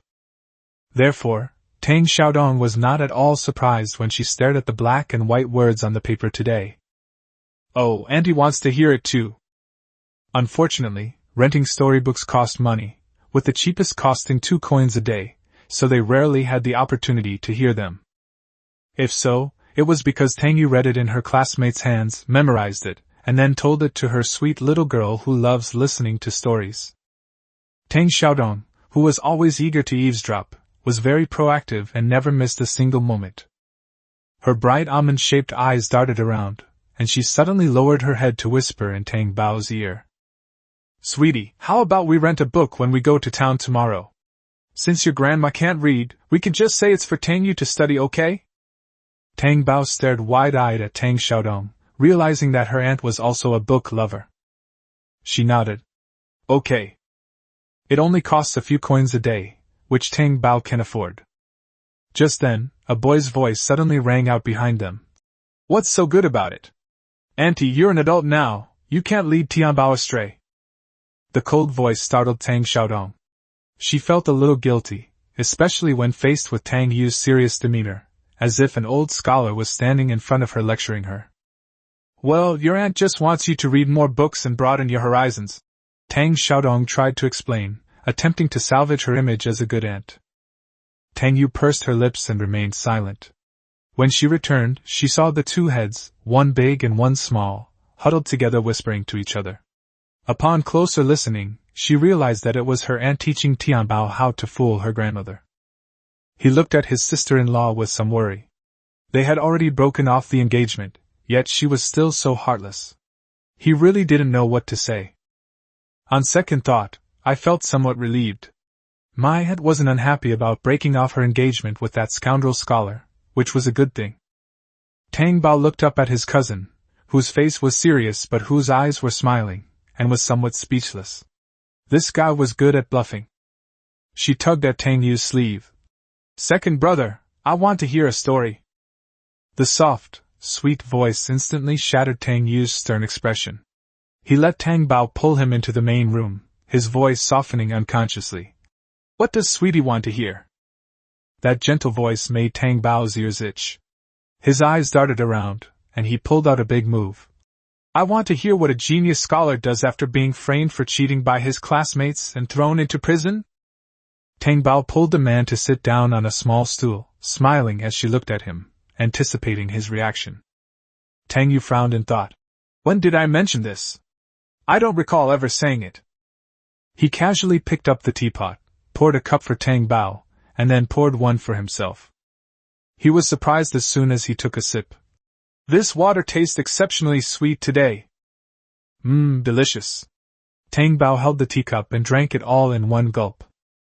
Seeing this, Tang Yu poured her another cup and filled her own cup as well.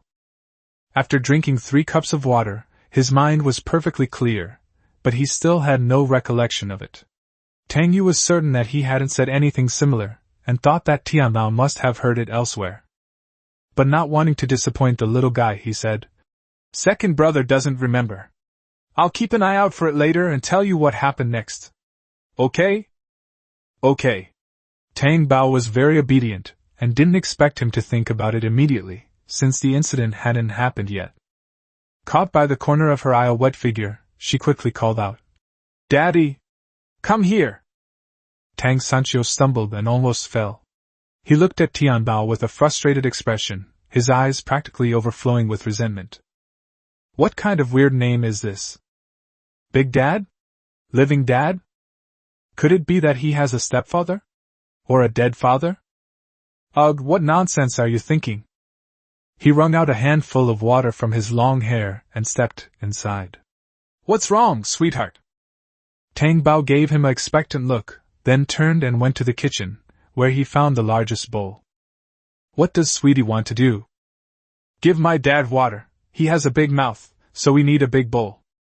Tang Sancho, who had a big mouth, listened to the conversation in the kitchen. Veins on his forehead throbbed.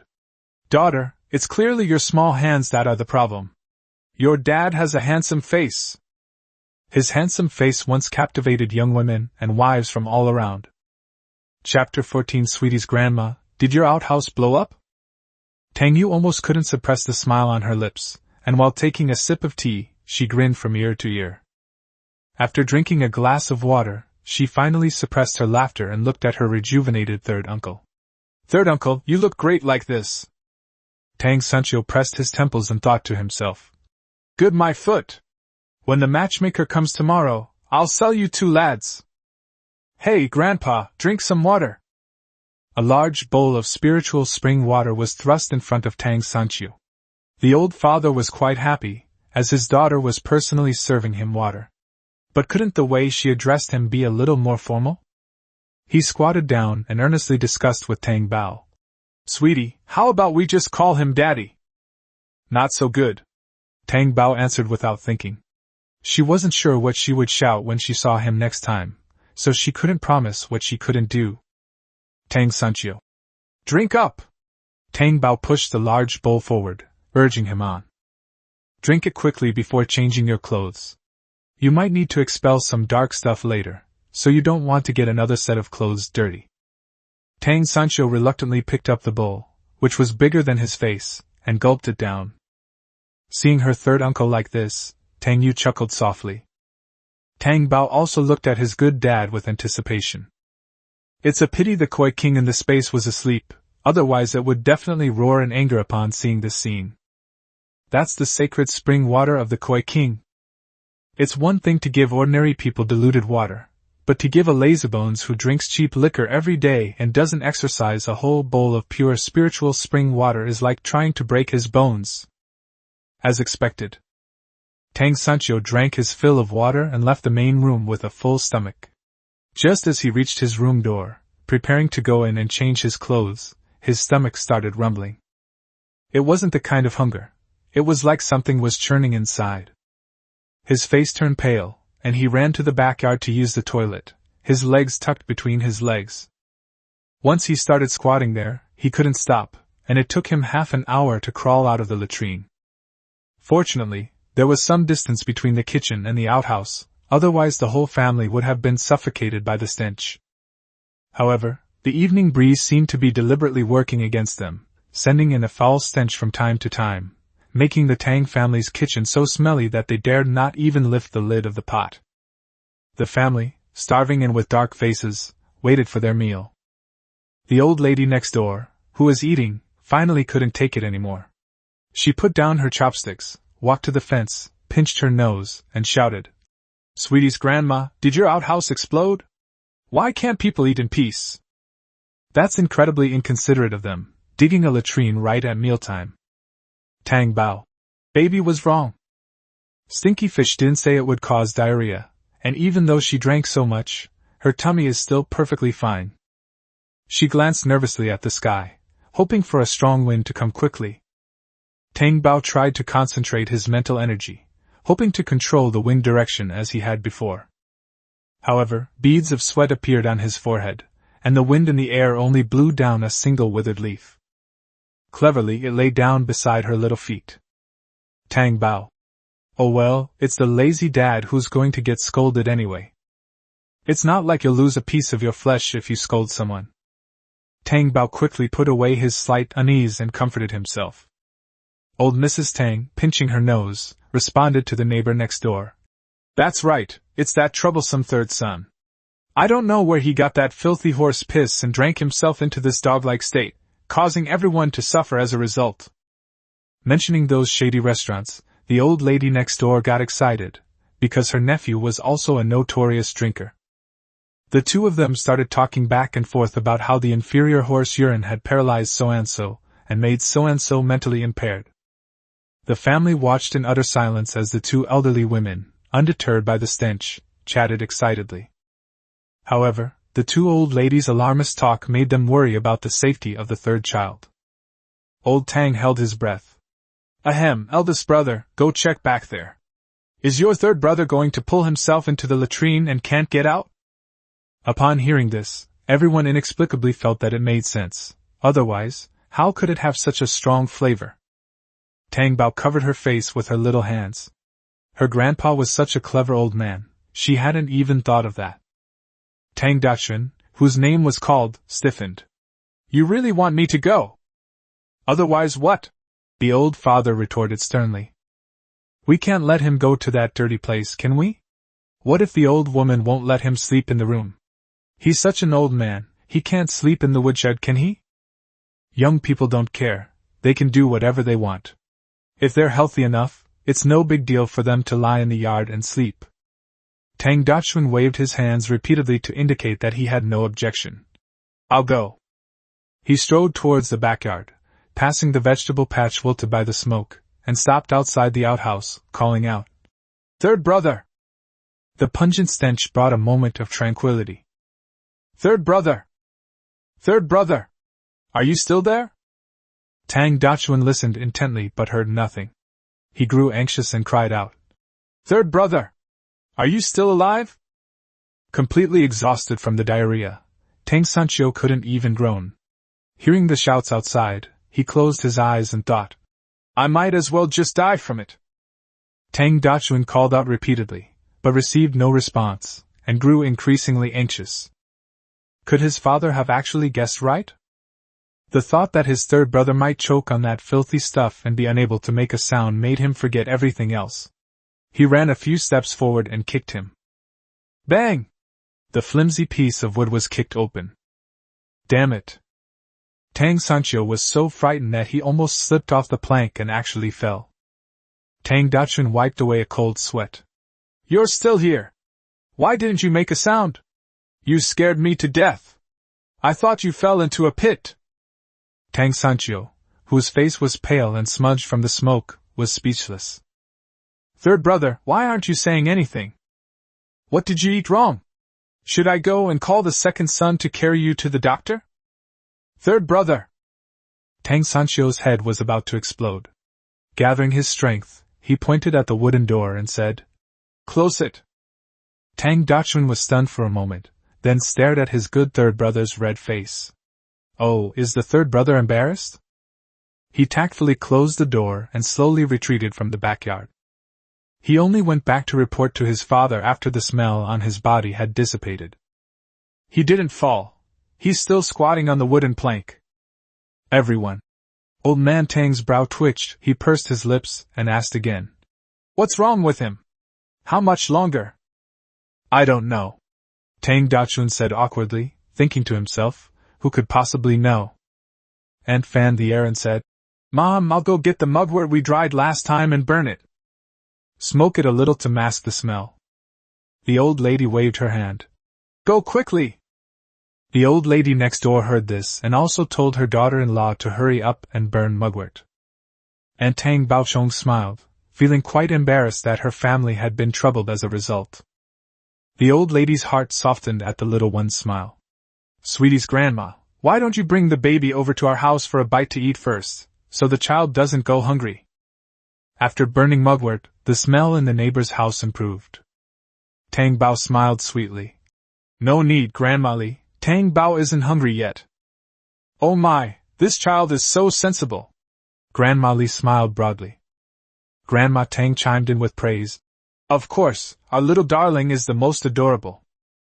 Chapter 15. A dark and windy night, thieves come to the door. The action here is also very quick.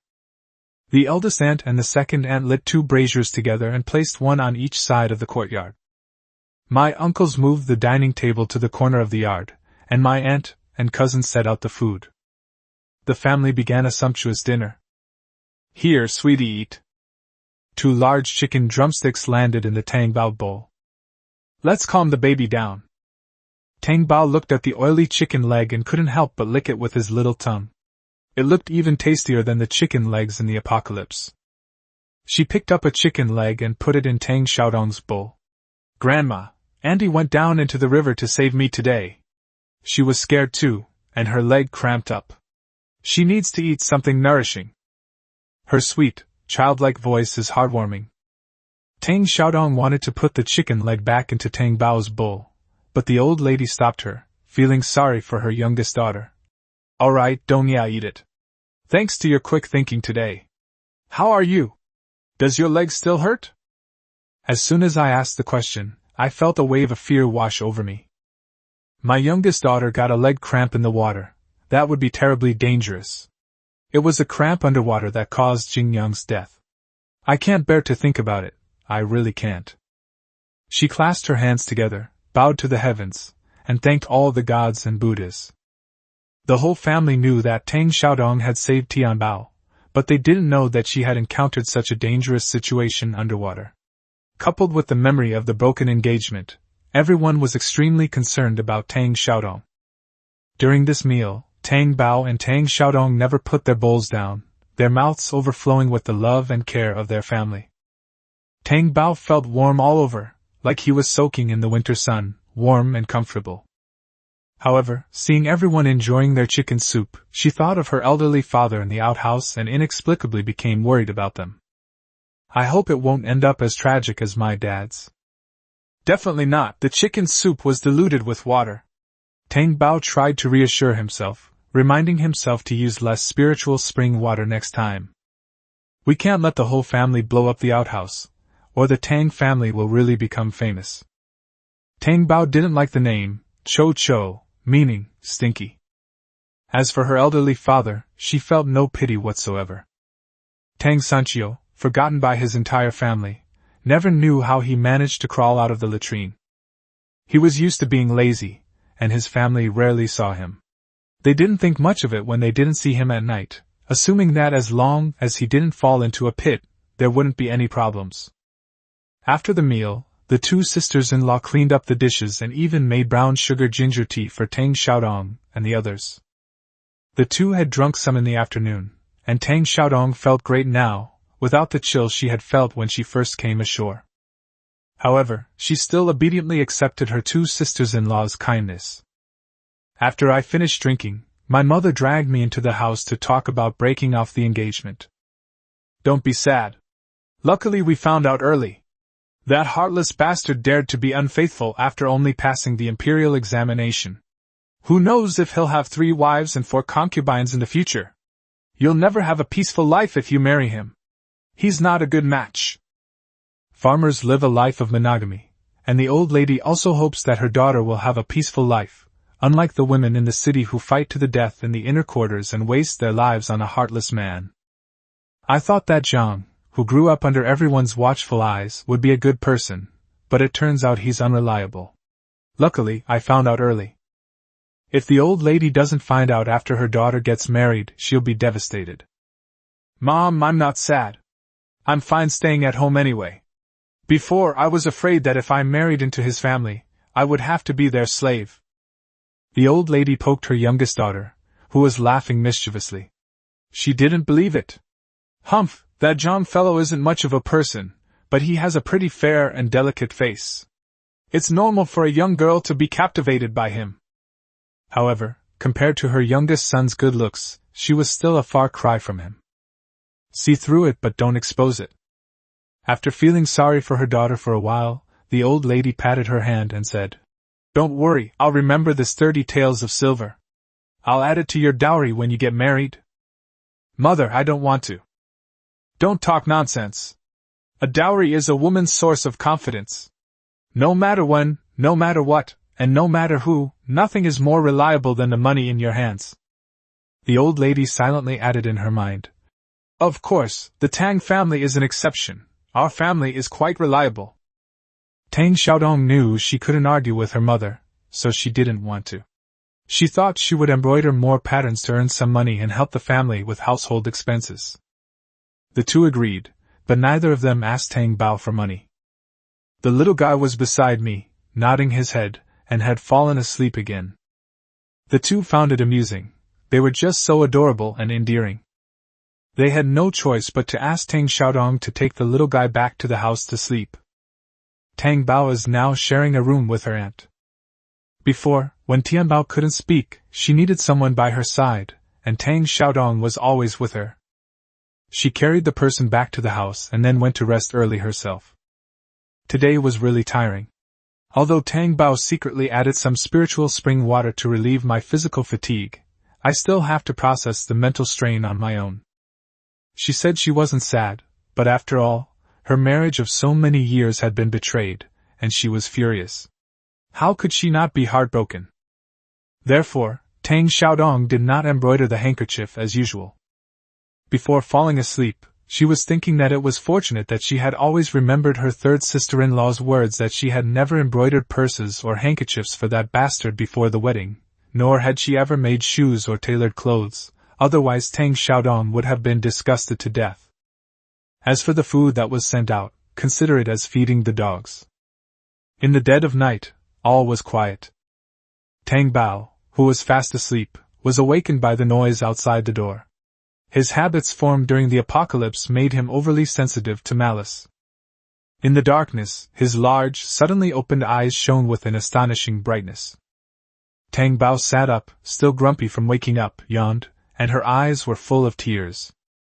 Hearing the furtive footsteps getting closer and closer to the door, the little guy reluctantly got off the bed. The younger sister-in-law was not alerted. Anyone who disturbs her sleep is a bad guy, and Tang Bao will definitely teach them a lesson. If she wakes up her aunt, she won't be able to hit her hard, which would be troublesome. Squeak! 2 soft sounds of doors opening rang out simultaneously. Tang Bao and the old man across the street stared at each other wide-eyed. Oh, Daddy's awake too. Why is my little girl up? Oh dear, it wouldn't be good if she got scared by a thief. The masked men in the courtyard were startled by the sudden appearance of the father and daughter. My God, people can scare each other to death. One of the fat men patted his chest several times. The other two skinny men reacted faster than him, running towards Tang Bao in an attempt to control the child and blackmail Tang Sanchio. However, Tang Sanchio, whose intestines had been cleansed by the spiritual spring water, was incredibly agile.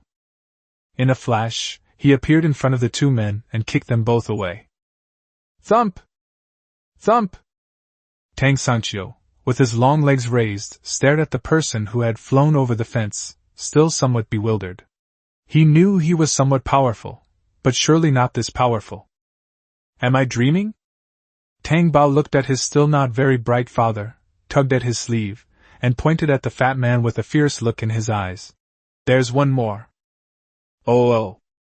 Tang Sanchio snapped out of his daze, scooped up his daughter and held her protectively in his arms, then kicked the fat man who was lunging at him away. Bang! Ouch! Ouch! The two men were nearly suffocated by the fat man's weight. Tang Sanchio blinked, feeling as if he had woken up from a nap and become a martial arts master. Baby, isn't Daddy amazing? Tang Bao yawned, nodded his little chin, and responded to his father's boastful tone. Impressive. If Grandma doesn't scold you for damaging the fence tomorrow, that would be even more impressive. Tang Sanchio choked. My own daughter must be a master of splashing water. You silly dad, stop staring blankly. Tie them up and ask who sent them to ambush your precious daughter. Yes, my little darling is so clever. Tang Sanchio, carrying his daughter, went over and kicked each of the three of them in the neck. He watched with amusement as the three men passed out before turning to the woodshed to get a rope. Tang Bao kicked his legs, feeling trapped, and cried out, Can you let me down first? Tang Sanchio refused without hesitation. No, what if the thief wakes up and tries to harm you? Tang Bao. I can break their bones with one kick, you believe me? Chapter 16. If you don't want to talk, then go die. Half an hour later, the father and daughter appeared in the grove, dragging a string of gourds behind them. It wasn't far from the Tang family's backyard, but the family was already exhausted today, and with the child falling into the water and the girl breaking off the engagement, they were all physically and mentally drained and slept soundly, so they didn't hear anything.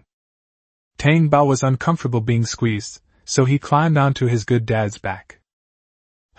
After being washed by the spiritual spring water, Daddy smelled a little better, and his hair was soft and smooth, even more pleasant to touch than the big white cat panghu that we used to keep at home. Tang Sanchio also felt that he was a bit terrifyingly strong. He had been having diarrhea and was almost dead before, but after washing himself in the river, he went back and slept like the dead. To his surprise, he was awakened by several noises in the middle of the night. His sharp hearing and keen eyesight surprised him greatly. It was only after kicking someone that he belatedly realized that his body seemed to be filled with the strength of 10 oxen. Tang Sanchio picked a tree branch and smacked the three of them on the face a few times. Wake up! Unfortunately, the kick was a bit too heavy, and the three of them didn't wake up. Tang Sanchio had no patience for them and kicked the three men's penises. The person, who was unconscious from the pain, screamed wildly, their body curled up like a shrimp. The three of them stared at Tang Sanchio and his daughter in a daze, as if they had seen some kind of monstrous flood.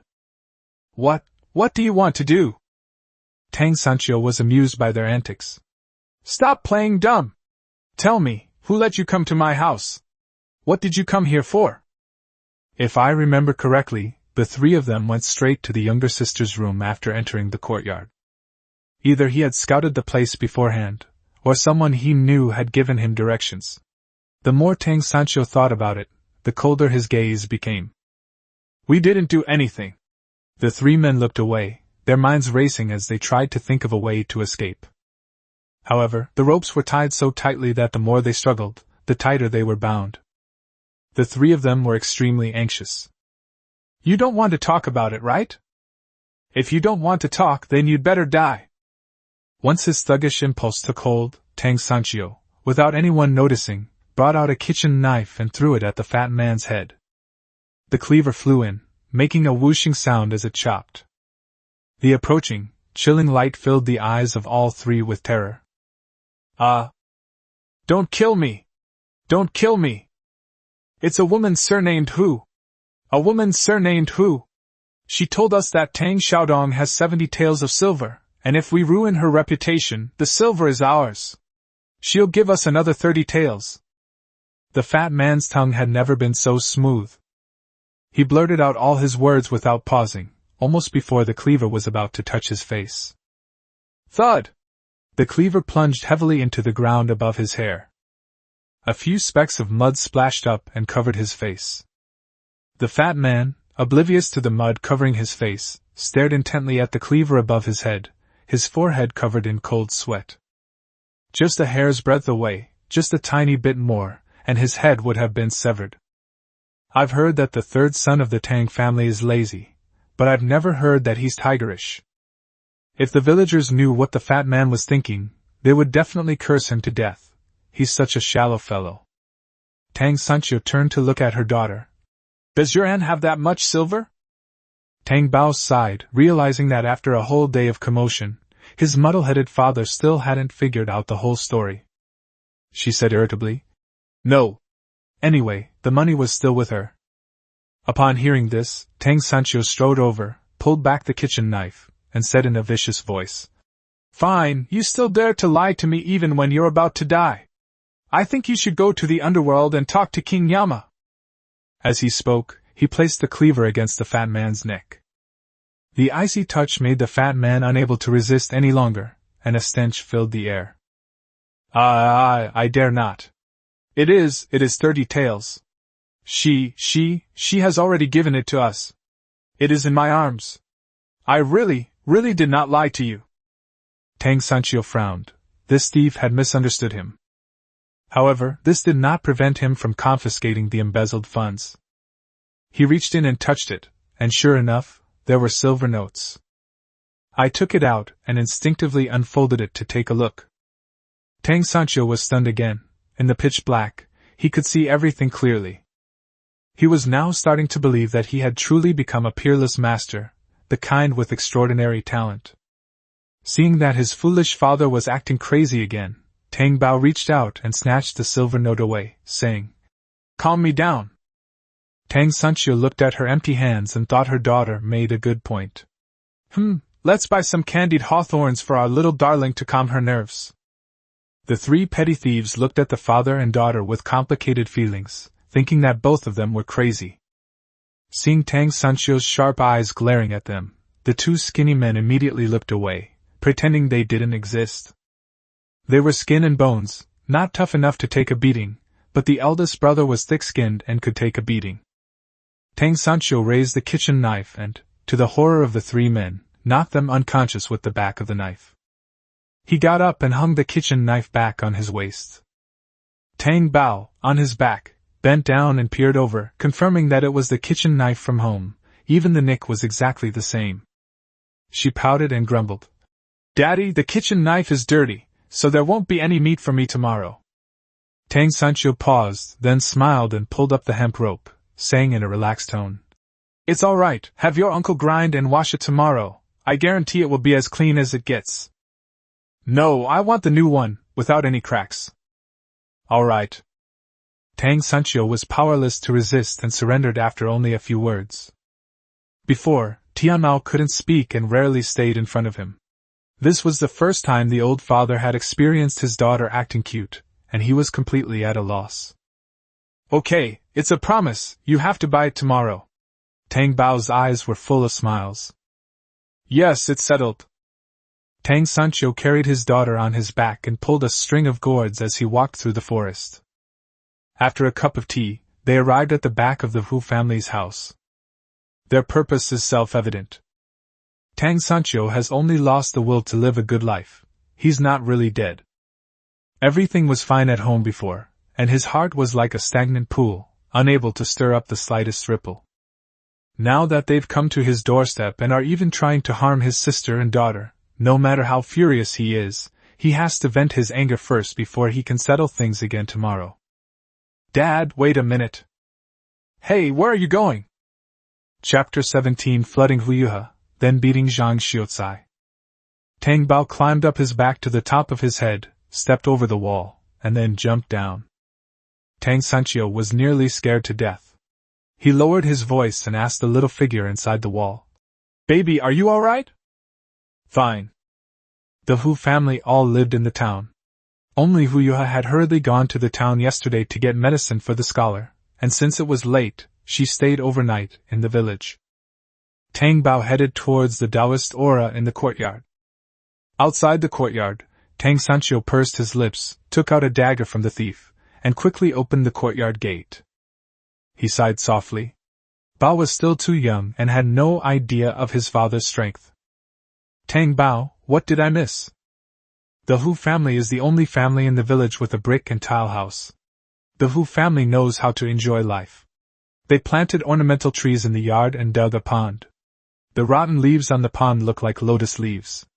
They really know how to enjoy life like city people. Tang Bao's eyes lit up as soon as he saw the pool. Upon entering Hu Yuha's room, he knocked the sleeping woman unconscious with a single blow. He found another 5 taels of silver under her pillow, and then dragged Hu Yuha, who was wearing her undergarments, out to the pond. When Tang Sanchio arrived, he saw Guaibao holding a woman's head and soaking it in water, and he suddenly broke out in a cold sweat. Oh my God, did my little one learn to play with a kitchen knife from me? Baby, what are you doing? Such tiny hands must not get dirty. Tang Bao raised her little face, looking aggrieved, and complained.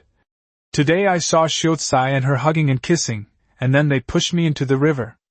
I almost didn't see my stinky dad, grandpa and grandma, uncles and aunts, or my brothers and sisters again.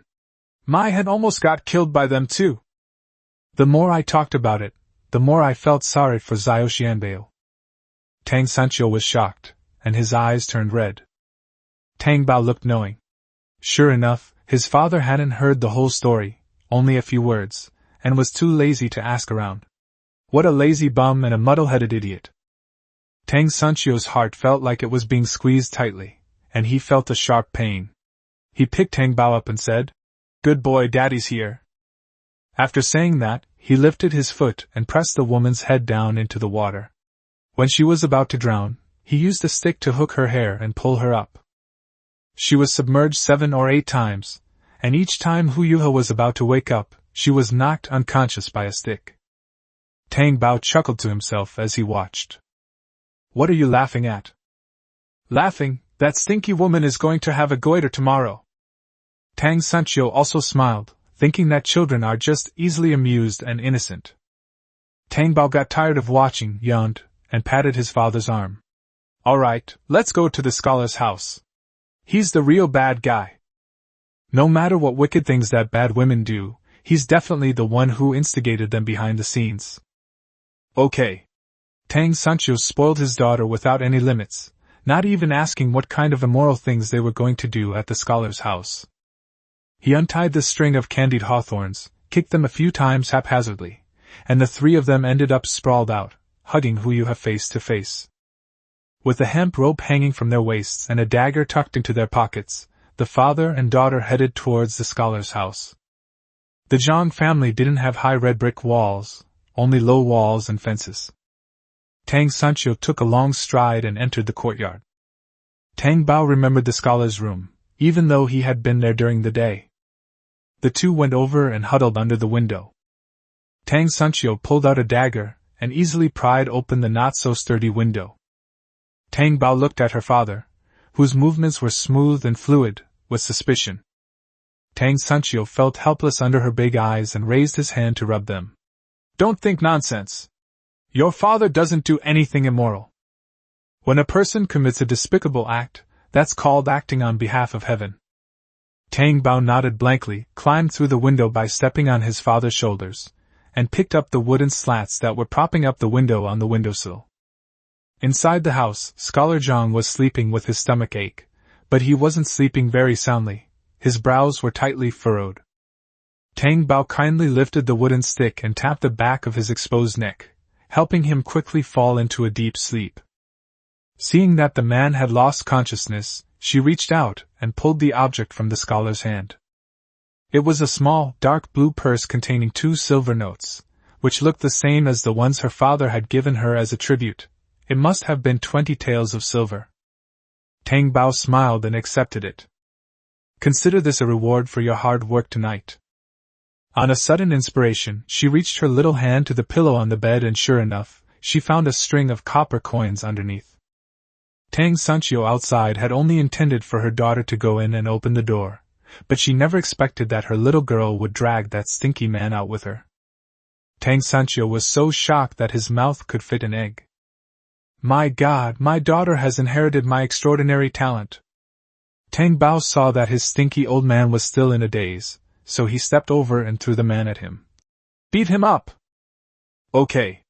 Tang Sanchio agreed without thinking and swung his big fist at Shang Xiucai's stomach.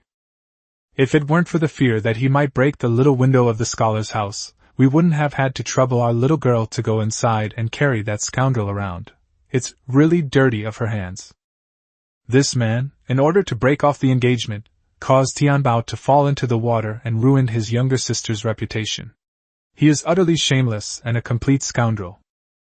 Tang Sanchio threw punches left and right, and got carried away as the fight went on. Tang Baodu could see the afterimage. She felt that Zhang Xiucai might be about to wake up. She looked around and finally fixed her gaze on a small tattered burlap sack spread on top of the chicken coop. She ran over, climbed onto the rocks, and ripped off the sack. Inside, the chickens, ducks, and geese sleeping soundly came into view. Tang Bao paused for a moment, then with a thought, confiscated all the chickens, ducks, and geese. The quiet space was suddenly filled with the sounds of breathing. Tang Bao was overjoyed. There was meat to eat. Chicken, duck, roast goose. Slurp, delicious. She ran back to the window and handed the smelly sack forward. Without saying a word, Tang Sanchio immediately understood. He didn't mind the smell of chicken manure, took the sack and put it over Zhang Xiucai's head. Now there's no need to worry about him waking up and seeing it. Tang Sanchio didn't hold back at all. Who cares if he dies? He got up in the middle of the night, and fell into the latrine anyway. He deserves to die. If he lives, he's lucky. Tang Sanchio had already thought it all out. After he had finished beating him, he carried the limp man to the outhouse and threw him down. Thump! Done! He was a little puzzled when he casually tossed the sack back into Zhang's chicken coop. Why was it empty? It still smells like fresh chicken droppings. But he was too lazy to think about it. Anyway, it wasn't his own chicken, so he could do whatever he wanted with it. Tang Bao watched with great interest. Her father was still her father, utterly shameless and despicable. The father and daughter cleaned up the traces and walked home through the grove. The moon was understanding. It only quietly peeked out from behind the clouds after they had finished their business. The two returned home bathed in the bright moonlight. Tang Sanchio discovered that the little figure on his back had fallen asleep. He stood in the courtyard, looked around, and didn't know which way to go.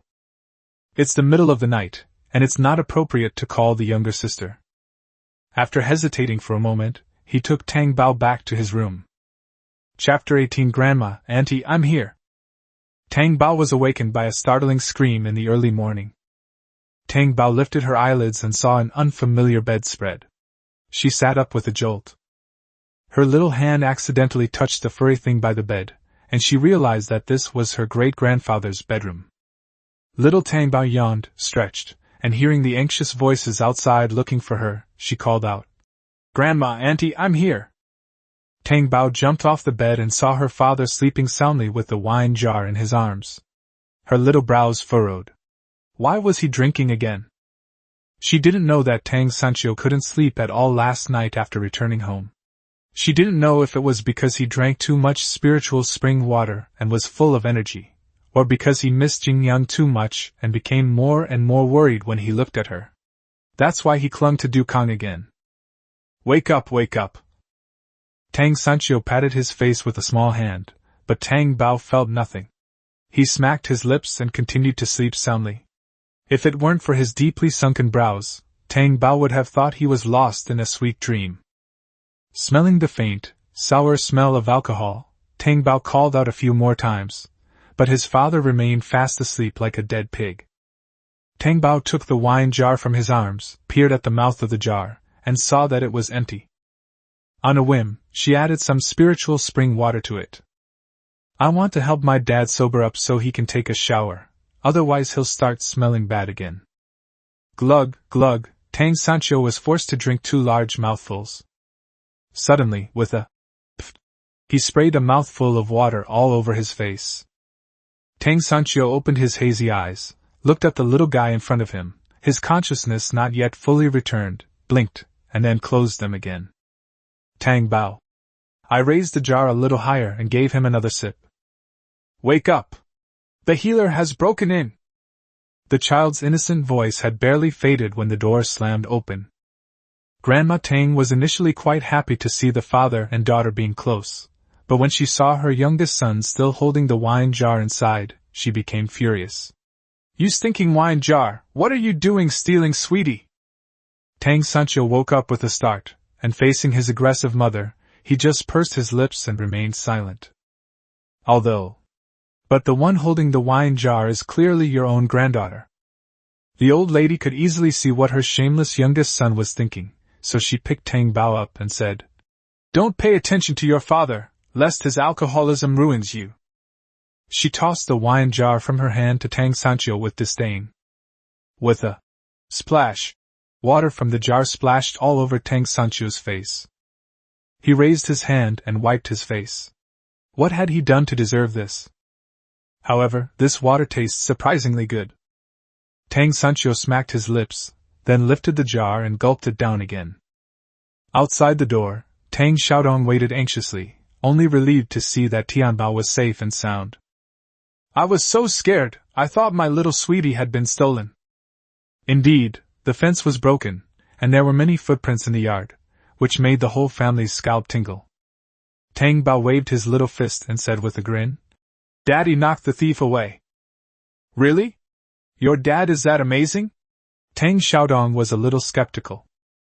For years ago, she would have believed it, but these past few years, her third brother has been almost trained by alcohol, yet he's still so good at fighting? Really? Tang Bao nodded his chin earnestly.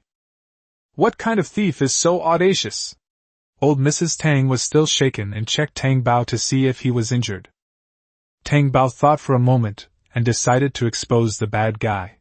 Knowing who the villain was behind it would help everyone be more cautious. Upon hearing who was behind it all, old Lady Tang's anger flared up instantly. That little girl from the Hu family is going too far. I haven't even gone to her mother's house to talk to her yet. And she's still causing trouble behind my back. She's making life impossible for everyone. Old Mrs. Tang was so angry that her heart, liver, spleen, lungs, and kidneys felt blocked. She secretly made a mental note to settle the score with old Hu when she got to town. Tang Bao, worried that her baby might be upset, patted her chest and nodded to her aunt. That vixen is so wicked. She wants to drown Tang Bao and even sent bad people to your room to ruin your reputation. You mustn't be fooled by her. After spending a day with Tang Xiaodong, Tang Bao knew that her aunt was kind-hearted but simple-minded. She was worried that the man surnamed Hu might try to deceive her aunt again. If he cried and apologized and managed to coax her aunt into forgiving him, then things would be in big trouble. It's always best to get preventative measures first. Upon hearing this, both the old lady and Tang Xiaodong wished they could strangle that wicked woman with their own hands. The mother and daughter calmed down a bit after hearing Tang Bao say that her father had thrown a thief back into the Hu family's courtyard. The stinky wine jar finally did something decent. After cursing a few times, Tang Xiaodong was still a little sad. Yuhe used to be her friend. It was one thing for her to secretly get together with someone surnamed Zhang, but why did she want to ruin her? That's absolutely outrageous. Auntie, who was hanging clothes to dry nearby, had overheard most of what was going on. Suddenly, she asked, Mom, should we go over and watch the fun? The lively scene naturally refers to Hu Yuhe and those thieves. 3 men and an unmarried girl were living together in the same courtyard. Who knows what might happen in the morning? Old Mrs. Tang glared at her eldest daughter-in-law, who loved to meddle in other people's business. Lu, stop interfering. If something had happened over there, wouldn't your Aunt Pang have come to call you to watch the excitement? The fact that she didn't mean the thief slipped away. Are you trying to go and join in, To openly tell that you were the one who did it? That girl surnamed who is obviously heartless. Even if something happens, would she really shout and call for the villagers to catch her in the act? Absolutely not. The old lady exhaled a heavy breath. The eldest aunt chuckled awkwardly. She had never seen such a scene with 3 men and 1 woman before, and her curiosity had been piqued. The old lady saw right through him and rolled her eyes in exasperation. Although her youngest son sometimes lacked morality, she knew he wasn't that inhuman. Turning her head, she saw that Tang Xiaodong was still looking dazed, so the old lady directly put Tang Bao in her arms and said, "What are you standing there for? Hurry up and wash Tian Bao, we're going into town soon." Okay. Tang Xiaodong picked up Tang Bao and ran to the kitchen in a flash, feeling that her mother and sister-in-law were acting strangely. After filling the water and getting the toothbrush ready, I dipped it in some toothpaste powder and handed it to Tang Bao. "Here, wash your teeth, they'll be white." Tang Bao nodded, glanced at the rather large toothbrush, hesitated for a moment, and then put it in his mouth to brush. Then she watched as her aunt across from her brushed her teeth with willow twigs, her eyes widening with curiosity. After they had both finished washing, she asked, "Auntie, doesn't it hurt when you brush your teeth with willow twigs?" "Be careful when you brush it, it won't hurt," Tang Xiaodong explained to Tang Bao, who was curious about everything. "Your grandma cooked it this morning, so it's already softened." "Does grandma go to pick willow branches every morning to cook?" Tang Bao asked again, recalling seeing a large willow tree on the riverbank next to the grove last night. Tang Xiaodong didn't think much of it and nodded in agreement. Apart from Tang Bao, everyone else in the family used willow twigs for their toothbrushes, so her mother had to prepare them every morning. Tang Bao seemed to be thinking about something.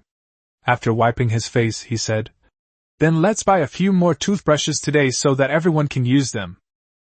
This isn't good, is it? It's too expensive. A toothbrush costs 25 coins.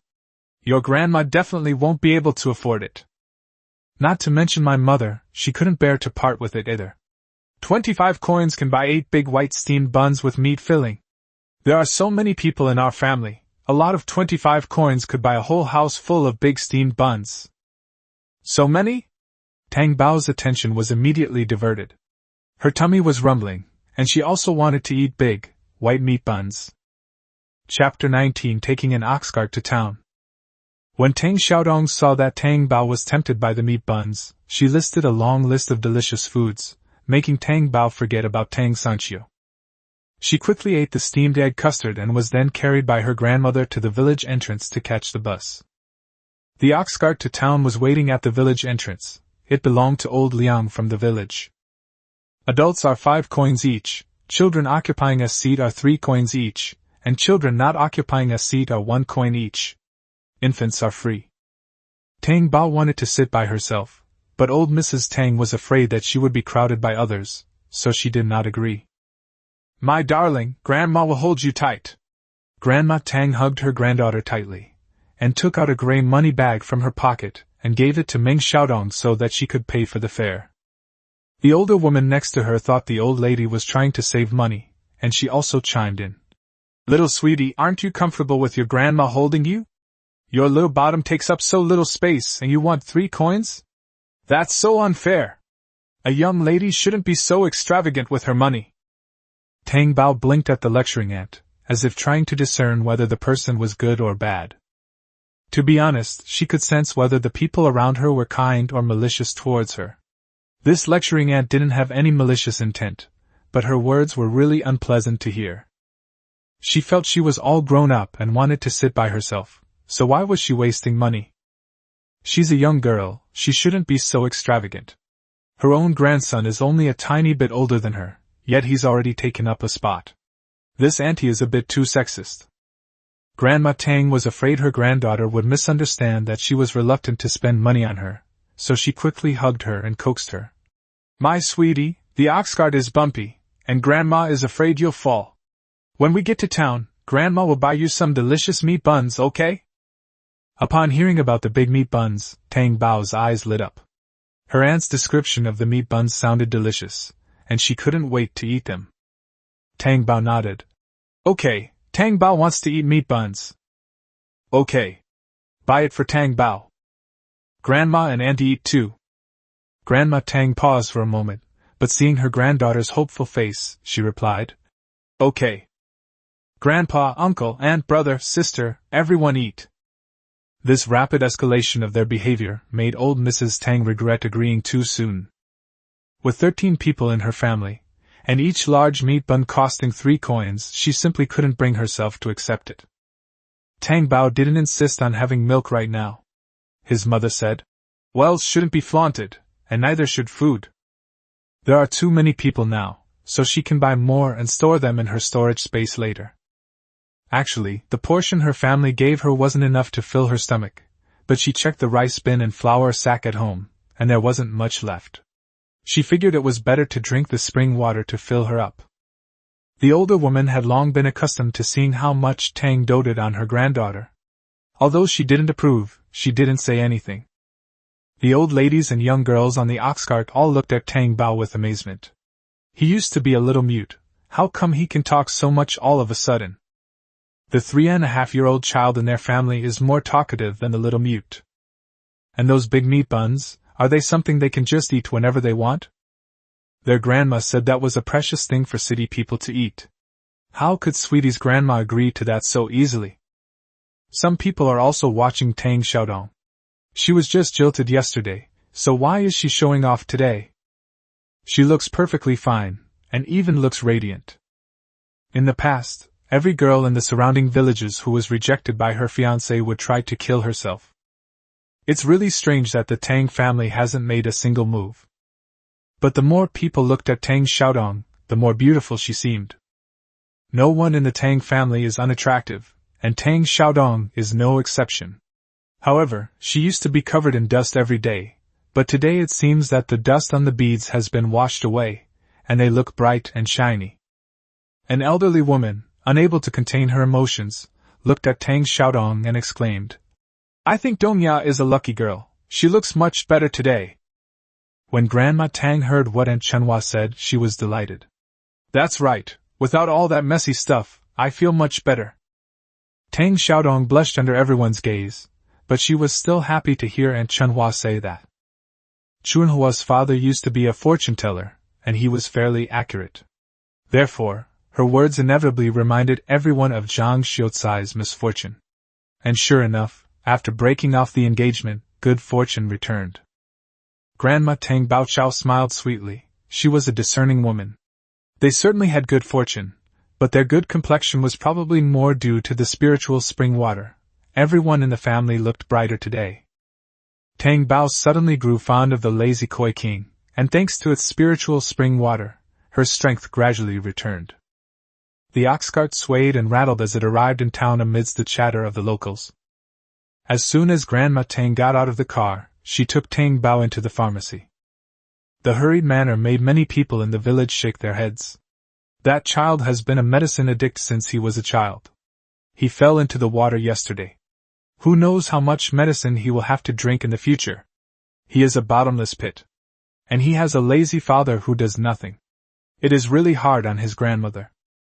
As for why Tianbao suddenly stopped being mute, the village elders said that she was in a state of panic while drowning, and after shouting the first time, the rest of her cries became clear. Similar incidents had occurred in the village before, so no one seemed too puzzled. Besides, Tianbao isn't that old to begin with, and given her frail health, it's not surprising that she'll start speaking later. Din Hall. Dr. Wu, could you please take a look at my baby's prescription? Should we get a new one? As soon as old Mrs. Tang entered the room, she went straight to Dr. Wu, who was getting the medicine. She didn't mention that she had fallen into the water yesterday. If it had any impact, Dr. Wu would naturally be able to diagnose it. Although the village doctor said she was fine yesterday, she was still a little worried. Dr. Wu glanced at the anxious old lady and calmly wrapped the medicines on the cabinet. Little sweetie, wait a moment, it'll be ready soon. Tang Bao frowned at the bitter smell of the medicine. Grandma, I don't want to drink the medicine. I want to eat meat buns. The voice was neither too loud nor too soft, with a childlike quality, but the words were enunciated very clearly. This shocked Dr. Wu. This child can speak? Yes. My darling has started talking. Grandma Tang smiled, her eyes crinkling. Seeing Dr. Wu staring at him in surprise, Tang Bao politely greeted him. Hello, Grandpa Wu. Hey. Sweetie, how are you? Grandpa Wu, I'm all better now, so I don't need to drink this bitter medicine anymore.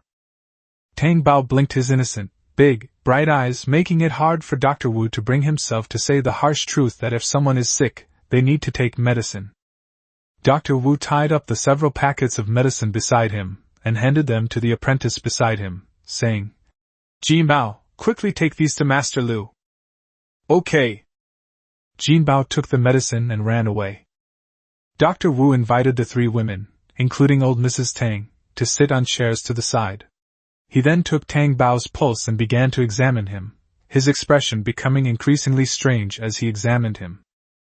Tang Bao looked at the kind old man in front of him, whose face was covered with wrinkles that seemed to be telling different stories.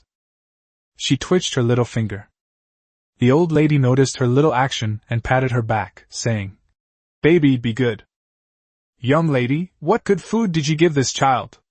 Dr. Wu finally withdrew his hand from taking the child's pulse, his eyes filled with excitement. Grandma Tang told the truth. No, I just stewed a chicken yesterday. Impossible! Just eating chicken, it's impossible for a child to become as strong as a calf. Dr. Wu didn't believe a word of it. This child was short of breath before, how could he become so strong in just a few days? Unless he ate some kind of magic pill. Hearing that her beloved grandson was healthy, old Mrs. Tang was overjoyed and felt even more grateful to the gods for their protection. However, Dr. Wu was not one to give up easily, and he pressed the old lady for many more detailed questions. Tang Bao got bored and ran to watch the young medicine boy pick out medicinal seeds. Chapter 20. Medicinal herbs can be grown in the space. The 7 or 8-year-old apprentice glanced at the extra little boy in front of him but said nothing. He only muttered to himself, Why is this little fellow here to get medicine again? Tang Bao, unaware of his thoughts, cupped her face in her hands and intently watched him categorize the medicinal seeds. Place the plump seeds on a piece of paper and wrap them up in a certain quantity. Simply drop the shriveled and incomplete seeds on the ground, and a small mound will form. Tang Bao was somewhat lost in thought. Seed. Space. Tang Bao suddenly had a flash of inspiration. Could he also grow things in the space? I completely forgot about that. Just thinking about being able to grow fruit trees in the space. Lots and lots of apples, pears, loquats, lychees, grapes, and strawberries, Tang Bao's favorite, makes Tang Bao's mouth water. She had no idea that the kind of large strawberries she had eaten weren't available here. However, before planting fruit trees, she could plant some medicinal herbs first. She could already smell the ginseng seeds. If they grew successfully, they would surely be able to earn a lot of money. Hey sir, how much are these seeds? The little guy's sweet, soft voice made the young medicine boy smile involuntarily. These seeds are already taken, they're not for sale. Oh. Tang Bao nodded obediently, a little disappointed. She then pointed to the small pile on the ground. What about those? The young medicine boy shook his head. Those things can't be grown, and they can't be sold. My master said that doctors must have a conscience, and especially must not do anything to deceive people. Especially with medicines, there must be no deception or fraud. Selling medicines must not involve passing off inferior products as superior ones. The same applies to medicinal seeds. Is it really impossible to sell? Cannot. Can you give it to me? I'd like to plant some too. Tang Bao thought to himself that he already had a spiritual spring. What if the plants survived? Wouldn't that make him rich? The young herbalist smiled, not to mock, but because he found the little guy's idea adorable. It reminded him of his younger sister at home, who was also innocent, and always eager to take care of the medicinal plant he had planted. Do you even recognize them? You really want to plant them? Growing medicinal herbs is hard work. Upon hearing that it would be hard work, little Tang Bao hesitated. Will it be very hard? The young herbalist nodded. It's really hard work. There are specific rules about when to water, when to fertilize, and how to care for the seedlings in response to various weather changes. If you don't do it right, the seedlings that have finally sprouted will wither. That's so troublesome. The young medicine boy spoke so eloquently that Tang Bao almost gave up. Suddenly remembering the effects of the spiritual spring water, she became fearless again. It's okay, no difficulty can defeat Tang Bao. The young apprentice's lips twitched. This little guy was even more blindly confident than his younger sister. Since they're all unwanted seeds anyway, and this little guy is a regular customer of their den hall, it wouldn't hurt to give her some to play with. After thinking about it, he decided to be upfront about the worst-case scenario. These are free for you to play with, try them out, but if they don't grow, you absolutely mustn't cry or make a scene. Otherwise, my master will definitely punish me. Tang Bao was overjoyed, her big eyes sparkling. I won't cry. And if I grow it, you can't cry either, okay? The young apprentice was taken aback for a moment, then smiled and said, Don't worry if you can grow it, that's because you're amazing, and I definitely won't cry. After the two reached an agreement, the young medicine boy took out a piece of paper, wrapped up the discarded seeds on the ground, and gave them to Tang Bao, saying, Here you go. Tang Bao put the paper package into the small cloth bag on his back, and it immediately bulged. Tang Xiaodong kept an eye on Tang Bao's activities the whole time, without interfering with the child's play. Indeed, she also assumed that Tang Bao just wanted to play and didn't take Tang Bao's plan to plant the herbs to heart. Grandma Tang couldn't answer any of the questions, and Dr. Wu couldn't continue. He could only guess that the little guy had activated the deepest power in his body at the critical moment of life and death. Such extraordinary medical cases are not uncommon. All right, Dr. Wu, please take a look at my daughter too. She went into the water yesterday as well. Old Mrs. Tang pulled Tang Xiaodong over and asked Dr. Wu to take her pulse. If a young woman soaks in water, it would be bad if she caught a cold. Tang Xiaodong soaked for so long, the old lady was worried all night. Upon hearing this, Dr. Wu immediately guessed what had happened and focused on taking Tang Xiaodong's pulse. This time he quickly came to a conclusion. It's all right, your daughter has a good constitution and is in good health. That's good, that's good. The old lady's anxiety finally subsided. After bringing the old man some ointment to relieve his rheumatism, the three of them happily left the pharmacy. Come on, sweetie, Grandma will buy the grain first, and then I'll buy you some meat buns later. The old lady was delighted that she no longer needed to buy medicine, which would save her a lot of money to buy food. She planned to buy more refined grains to take back to her family to improve their health. The grain shop was not far from the pharmacy. It was the last shop on the street, located at the corner, where the storefront was spacious. There were quite a few people queuing at the entrance. Grandma, why are so many people buying food? Little sweetie, have you forgotten? This grain shop gives away rapeseed on the first day of every month. The more you buy, the more you get, the less you buy, the less you get. Tang Xiaodong patted the little tuft of hair on Tang Bao's head. The little sweetie's innocent and curious expression was just too cute. The old lady had already lined up in the refined grain section, where there were fewer people than in the coarse grain section. Tang Bao saw the line at the very edge of the entrance, with a few scattered people buying rice and its husks.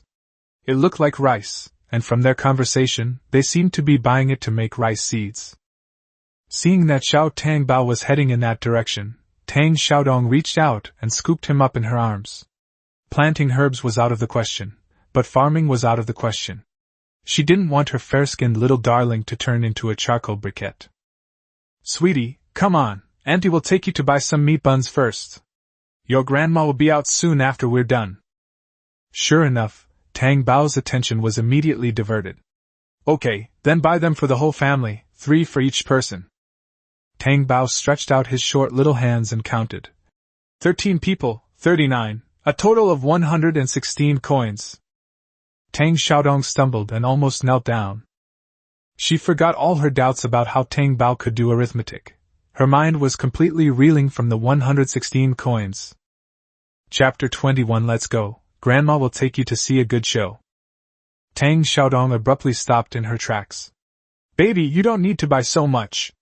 Just buy a few for your kids. Although she really wanted her whole family to eat big meat buns, they were just too expensive. It's alright, Tang Bao has money, let's all eat together. If the whole family takes good care of their health and lives to a ripe old age, they can change their fate as cannon fodder, and Tang Bao can finally relax and enjoy life. Tang Xiaodong herself was only 15 years old, and naturally loved to eat. She had a sudden inspiration. Baby, why don't we buy meat and flour and go home? Auntie will make the steamed buns herself.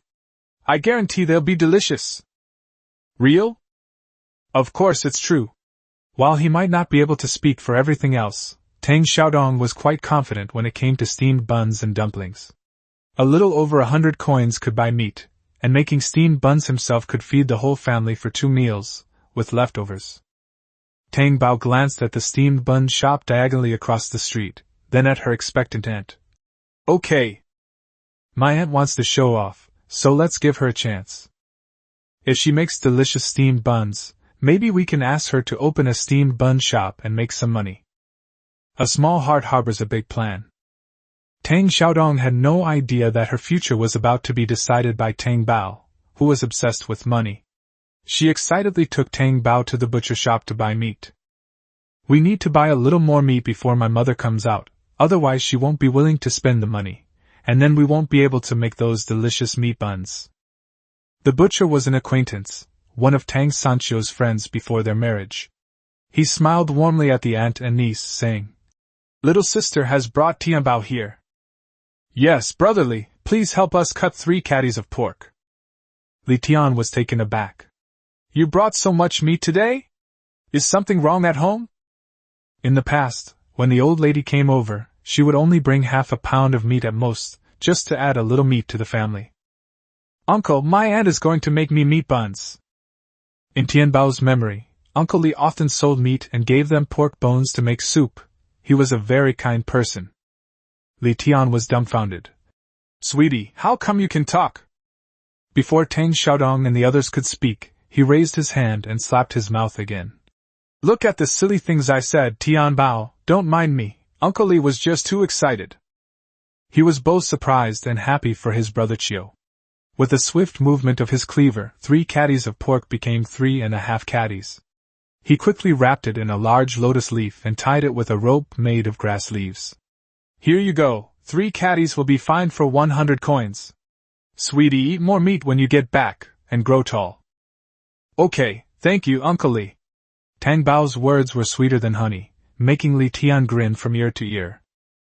He then casually pulled up a slab of spare ribs, split each one open, wrapped them in lotus leaves, and tied them up. There's not much meat in these, but you can take them back to make radish soup to add some flavor. Thank you, brotherly. Tang Xiaodong didn't stand on ceremony with him. Bones have no meat, and no one likes to eat them. They're worthless, and making soup would waste firewood. Li Tian and the others would just give them away anyway. Why not take it?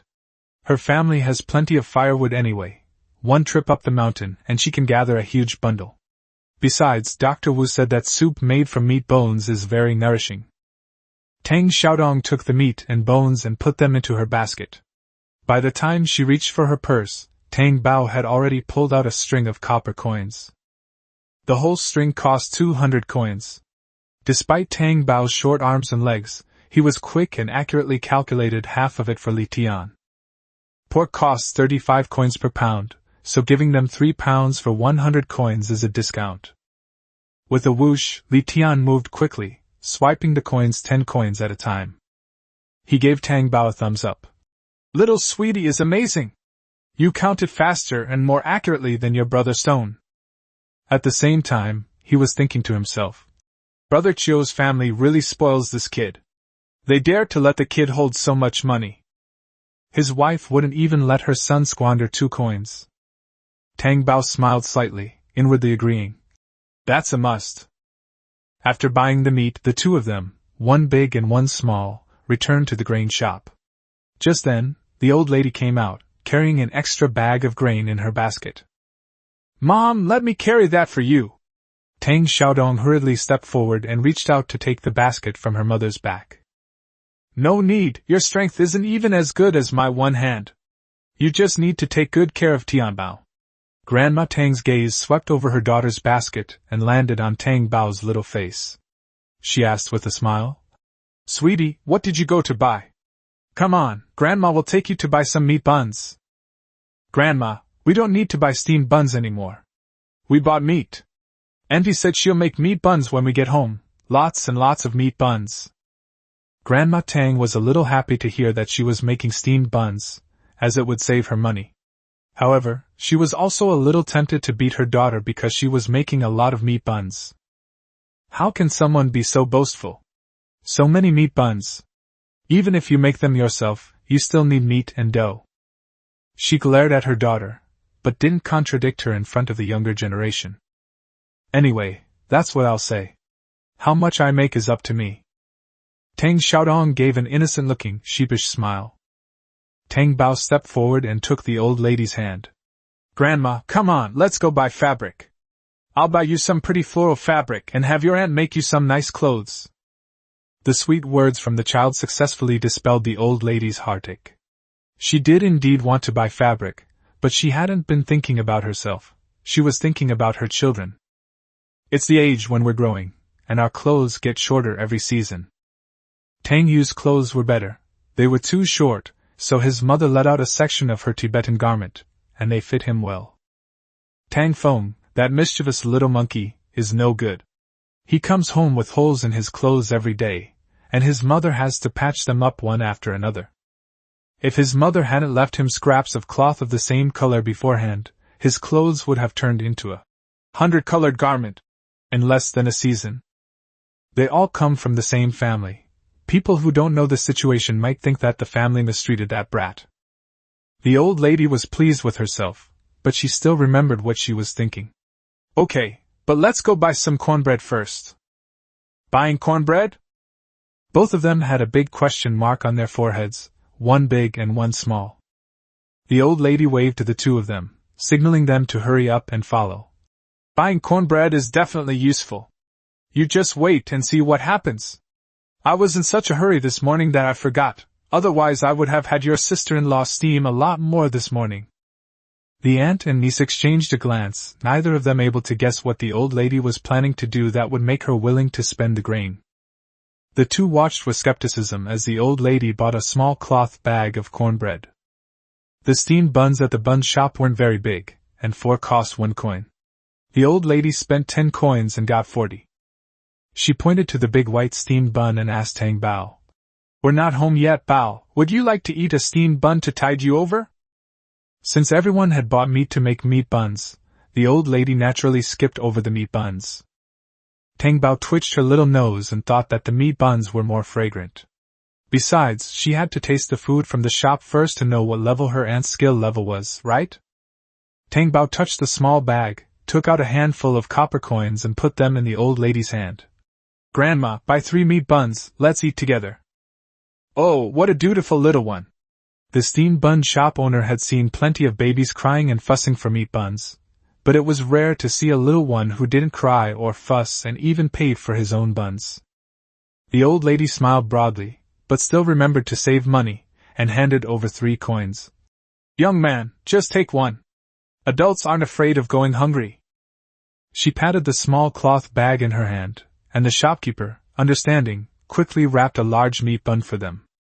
Tang Bao was stuffed with a big meat bun by the old lady, and was so overwhelmed by the aroma that he forgot what he was going to say.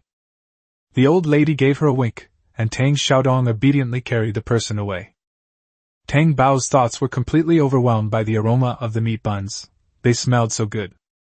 When she came to her senses, she saw the old woman distributing steamed buns to a group of little beggars in front of a low, dilapidated house. "Wow, my grandma is so generous." Tang Xiaodong's lips twitched. "Even Tianbao knows that I'm usually very stingy in public?" She was also very curious about what her mother was up to. Unfortunately, they were too far apart, and the old lady deliberately lowered her voice, so Tang Xiaodong didn't hear a single word. Tang Baogung's attention was focused on the steamed buns, and he wasn't listening. "Auntie, what exactly is Grandma trying to do? Is she in a good mood and coming to act like a living Buddha?" The little one looked curious and a bit worried, but Tang Xiaodong was amused by her, saying, Andy wants to know too. After distributing the steamed buns, the old lady folded up her small cloth bag and walked towards them. The old lady's raised eyebrows made it clear at a glance that things were going very smoothly. Grandma, what do you want to do? Tang Bao asked, her bright eyes full of curiosity. The old lady smiled and pulled Tang Bao up. Come on, Grandma will take you to see a good show. Chapter 22 The Bustling Hu Family Noodle Shop. No sooner had these words been spoken than the little beggars across the street finished eating one steamed bun, stuffed the remaining two into their pockets, and a group of them dashed out of the alley. Young lady of the Hu family, having taken a fancy to the scholar, snatched away someone's fiancé, harming a little child, who has now fallen into the water with a splash. Young lady of the Hu family. The sound, combined with the rhythm of them tapping on the bamboo buckets, is somehow so captivating. Tang Bao was amused. Tang Xiaodong was a little dumbfounded. Her mother bought so many cornbread buns just for this? Why was she feeling a little touched? Mother, do you want them to sing at Hu's noodle shop? The old lady raised an eyebrow proudly. Of course we'll go. Not just the noodle shop, but after this place is done, we'll also have to visit the academy where that Zhang guy works. Ha, that old woman won't let that Zhang guy get into the imperial examination so easily. Since the school with the surname Zhang was in the county town, they couldn't very well go and join the fun. Tang Xiaodong. It's so far, are they willing to go? The old woman said confidently. Of course. Do you think being a beggar is so easy? You can just sit there all day and not move and still get food? Tang Xiaodong. I didn't say that. Grandma is so smart. Tang Bao clapped his hands and cheered, praising her generously. The old lady patted her little grandson's head and said, Come on, let's go to Hu's noodle shop to see what's going on. Anyone who dares to undermine the Tang family, no matter how bad or broken their connections are, she'll make sure that person's surnamed who knows that taking advantage of the Tang family isn't so easy, and that the Tang family members aren't so easy to bully. When the three of them leisurely arrived at Hu's noodle shop, a crowd of onlookers had already gathered in front of the door. More than a dozen little beggars were scattered not too far from the shop, tapping their bamboo poles and singing, which attracted several children playing on the street to clap and sing along. Old Man Hu was so angry that his face turned red, and he chased after them, rolling up his rolling pin. A group of children scattered, but their chanting continued without pause. They sang their way around the street, and soon returned to the noodle shop. Well, now there are more people watching the spectacle than eating the noodles. The customers eating noodles in the noodle shop, after finding out what the little beggars were chanting, were disgusted and left after putting down their coins, afraid of getting infected with something unclean. Unlucky! The Hu couple were driven to distraction by the cacophony of noise that echoed through the streets and alleys. Faced with the pointing fingers and whispers of the crowd, they had no idea how to explain themselves and were extremely anxious. Don't listen to those filthy beggars' nonsense. They must have been instructed by someone to come and smear our noodle shop. That's right. Our Hu family's noodle shop has been here for many years, and my daughter is well educated, gentle, and virtuous. She would never do anything immoral. They're just slandering us. Unfortunately, few of the onlookers responded to their comments. Instead, they said, Flies don't land on eggs without cracks. If it were fake, why would people have come all this way? In particular, the owner of the wonton shop across the street, who was always competing with Hu's noodle shop, crossed her arms and laughed in the crowd. That sounds nice, but I've seen your virtuous daughter bring the scholar back to eat noodles more than once. These words sparked a heated discussion among the onlookers. The Hu couple's faces turned bright red. Tian! Stop slandering my daughter! Aren't you just trying to steal our noodle shop's business? If you're so capable, use your skills to keep customers. Why do something so immoral? Tian Sijuan, hands on her hips, said, Old woman who are you calling immoral? You dare to do it but not admit it. I bet you taught your daughter to do this. At your age, you're still posing and preening all day. Old Mrs. Hu was 59 years old, but perhaps because she ate too much white flour, her face was fair and her figure was plump. In addition, she was dressed well, so she looked like a woman in her 40s. At that moment, Tian Sage-one's comment about posing made him so angry that he almost kicked his feet and rolled his eyes. She couldn't utter a single complete sentence. Tian Sage-one, however, seemed to have won a battle. She waved her hand and said, "If you're tired or hungry, come and sit in my little shop. I'm in a good mood today, so I'll give half a meat pie with every serving of wontons. There aren't many pies, so first come, first served." Although her meat pies didn't have much meat in them, they were made with white flour, which tempted many people, and they went there immediately. Once it starts again. In no time, a group of people were drawn away by the aroma. The Hu couple were so angry they were practically fuming, and they proceeded to hurl a torrent of abuse at old Tang's family. A family of poor devils, they deserved to be dumped, didn't they? And to make such a scene, it's really immoral. You surnamed Hu. Who are you calling immoral? Old Mrs. Tang had had enough of the show, so she rushed forward and slapped old Mrs. Hu so hard that she spun around in circles. She was genuinely angry. Every time they met before, they would call each other old sister, but she never imagined that this family of wicked people would talk such bad things about her behind her back. What a wicked family! Slap! A hand rose and fell, slapping the other half of Hu's face as well. The strength from years of farm work was not something old lady Hu could withstand. Her plump cheeks immediately became red and swollen, and her calluses left red marks on her skin. Old Hu was also startled by the sudden appearance of old Mrs. Tang. Seeing his wife being beaten, he was so angry that he was panting heavily. He quickly helped her up and roared at old Mrs. Tang. "You woman from the Tang family! What are you doing here causing trouble? Don't you dare insult my grandma!" Tang Bao ran over, lifted his foot, and stepped on old man Hu's instep. Crack! The bone broke. Old Hu let out a howl, tears streaming down his face, and started jumping around in circles, clutching his stinky feet. Old Mrs. Hu was puzzled. Was the old man trying to extort money from the little mute girl? Although puzzled, the unspoken understanding between them after years of marriage allowed her to immediately ask, "Old man, are you all right? Where are you hurt?" Chapter 23 Fair Compensation, Treating Everyone Equally. Old Hu wanted to say that his foot bone was about to crack, but when he met old Lady Tang's disdainful gaze, he felt inexplicably embarrassed and didn't dare to say it. He just glared fiercely at Tang Bao. "If you glare at my darling again, I'll gouge your eyes out and stomp them out." Old Mrs. Tang glared back fiercely. "At your age, you really know how to put on an act. You're making people laugh their heads off." Old Mrs. Tang's sarcastic words made old Mr. Hu's face turn even uglier. Tang Xiaodong looked at him strangely. She could tell that old man who was really in pain. Yesterday, she didn't think too much about how little Sweetie had such strength. She just thought that Zhang Haojia was embarrassed to fight back in front of others and was letting little Sweetie win in order to protect his reputation. Now it seems that he really can't beat little Sweetie. Before the conflict here could be resolved, the chanting from the street corner started again. Clang, clang, clang. The sound grew louder as it approached. The crisp sound of the bamboo pole being struck sent chills down the spines of old Hu and his wife. There were also onlookers standing not far away, and the elderly couple were really about to explode with anger. "Women of the Tang family, what exactly do you want by causing such a scene at my noodle shop today? What are you doing?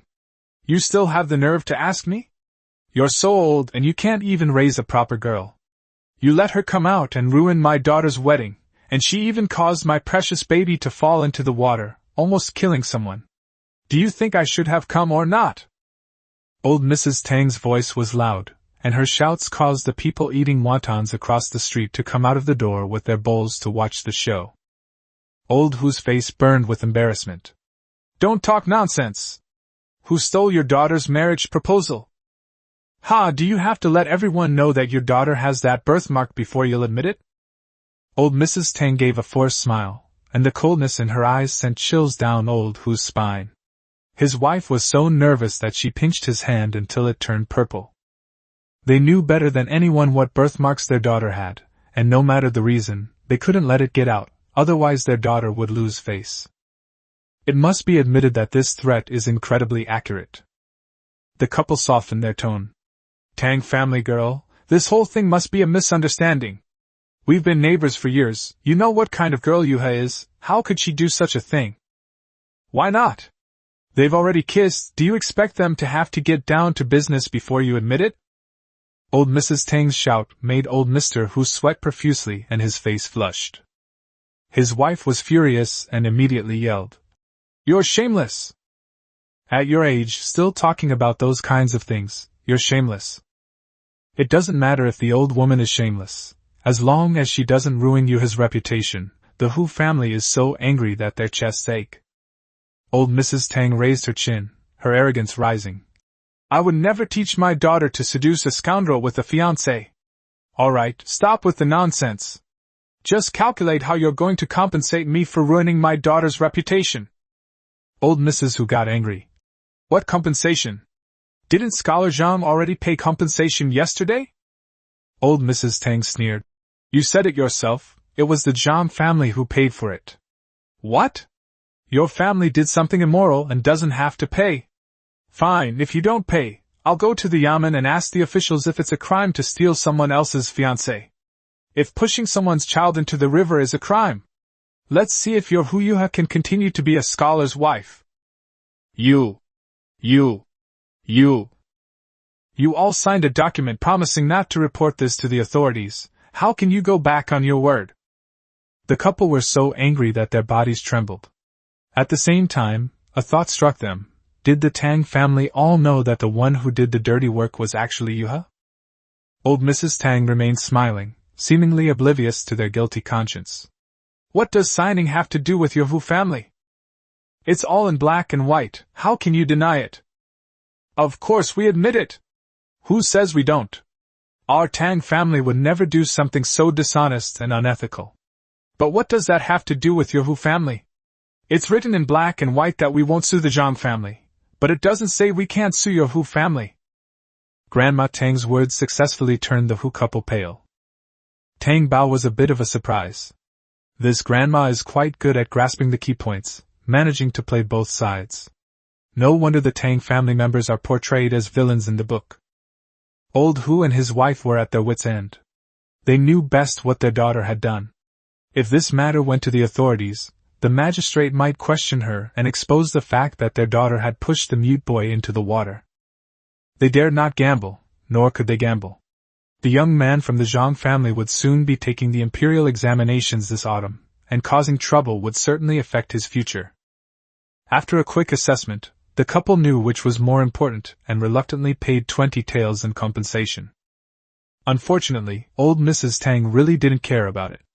It wasn't that she didn't care about the money, but that she didn't care about this small amount of compensation. They're completely disregarding the Tang family. Old Hu, which lineage did your Tang family descend from? Old Mrs. Tang's gaze swept over the two large silver ingots opposite her, her eyes not even trembling. Your Hu Yuha is the instigator, the culprit. And this is all the compensation? It's not even enough for my baby to eat for a day. Old man Hu was frustrated.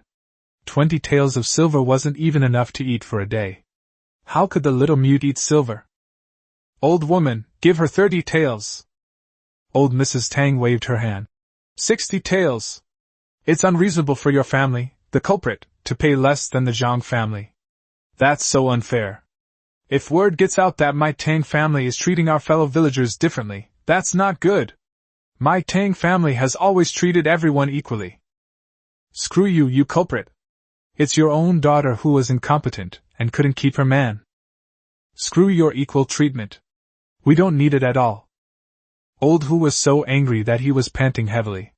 He wanted to talk some more. After all, he had suffered a major hemorrhage yesterday, and he really couldn't bear to give up so much money for nothing. Feeding Zhang Xiucai will produce an echo. Giving compensation to the Tang family would be like throwing good money after bad.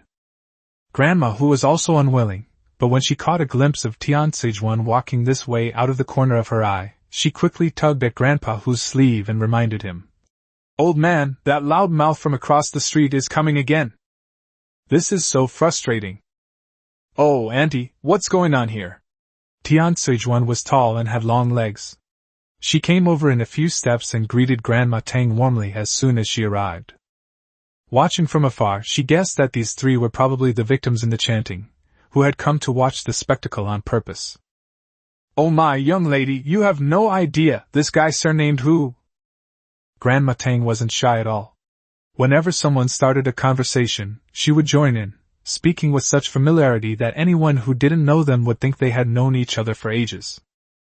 But before she could even begin her recitation and response, Old Who interrupted her.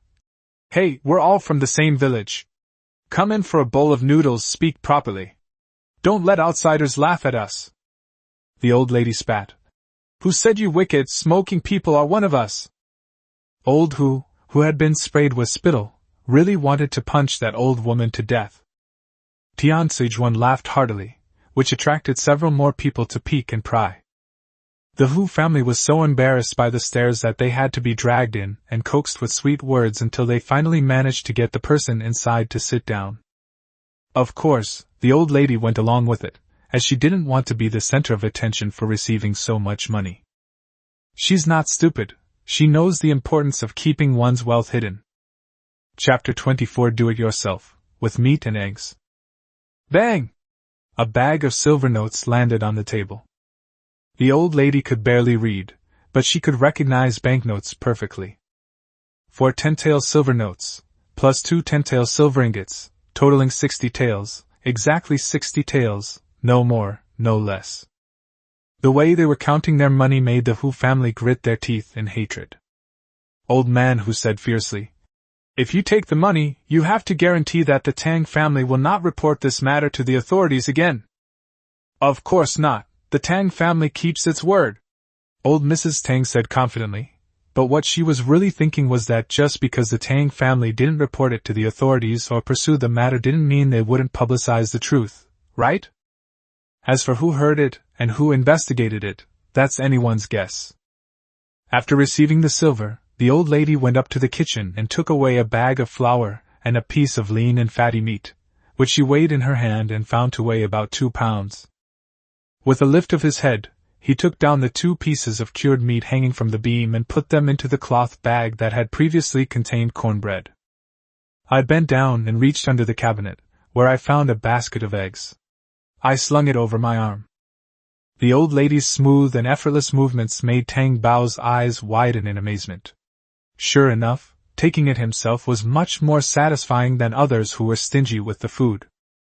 Tang Bao's eyes were full of stars. This grandma is really good at getting along with people. The old lady turned around and met her little granddaughter's bright eyes. She winked at her and, when no one was looking, slipped the money bag into Tang Bao's little backpack. Tang Bao assumed that his grandmother didn't have any pockets to put the contents in, so he didn't think much of it and put it into his storage space. The old lady came out of the kitchen, met the murderous gazes of the Hu couple, and grinned. "You yourselves said you'd talk inside, and I can mention any compensation you want later. All I need is some noodles, pork, and eggs to nourish my poor daughter and grandson. That's already being very kind." The Hu family was furious. They had never seen anyone so shameless. Taking so much money was considered polite. If they weren't polite, would they have emptied their kitchen? That's absolutely outrageous. Old Mrs. Tang raised an eyebrow, and her lips began to chatter again. "Don't glare at me. What is this little bit of stuff compared to losing a scholar son-in-law? What a short-sighted old woman! Who are you calling an old woman? She looks wrinkled and has the nerve to call her old. How shameless!" Old Hu patted his wife's back, signaling her to stop making a fuss and get rid of this plague as soon as possible. He said the grain was just for feeding the dogs. He forced a strained smile and said, "Tang family, now that this matter is settled, let those beggars stop spouting nonsense here. Our daughters are both still unmarried. It's not good for our reputations to be spread like this, don't you think?" "Okay." Old Mrs. Tang readily agreed. If they couldn't stay here, then they would go somewhere else. She wasn't afraid of affecting Dongya's reputation, she could simply change it. Old Hu from East Street, a charming young lady, seduces a scholar, gives him silver and grain, butterflies flutter on the grass, and mandarin ducks play in the water. Hee hee, she's heard plenty of stories about opera from the village elders. A glint of light flashed in the old lady's eyes. She didn't think she had gone too far. Daring to harm her daughter and granddaughter, she had only ruined the girl's reputation. At most, she had just vented her anger. She knew perfectly well that the Hu family was well off, and this small loss wouldn't hurt them much. If they couldn't make it in town, they would definitely move to another place and start over. At that time, the rumors wouldn't affect them or Hu Yuha, the womanizer. Unlike her daughter Dongya, whose life would be miserable if even a single rumor spread in the village, she, as the mother, naturally had to strike first.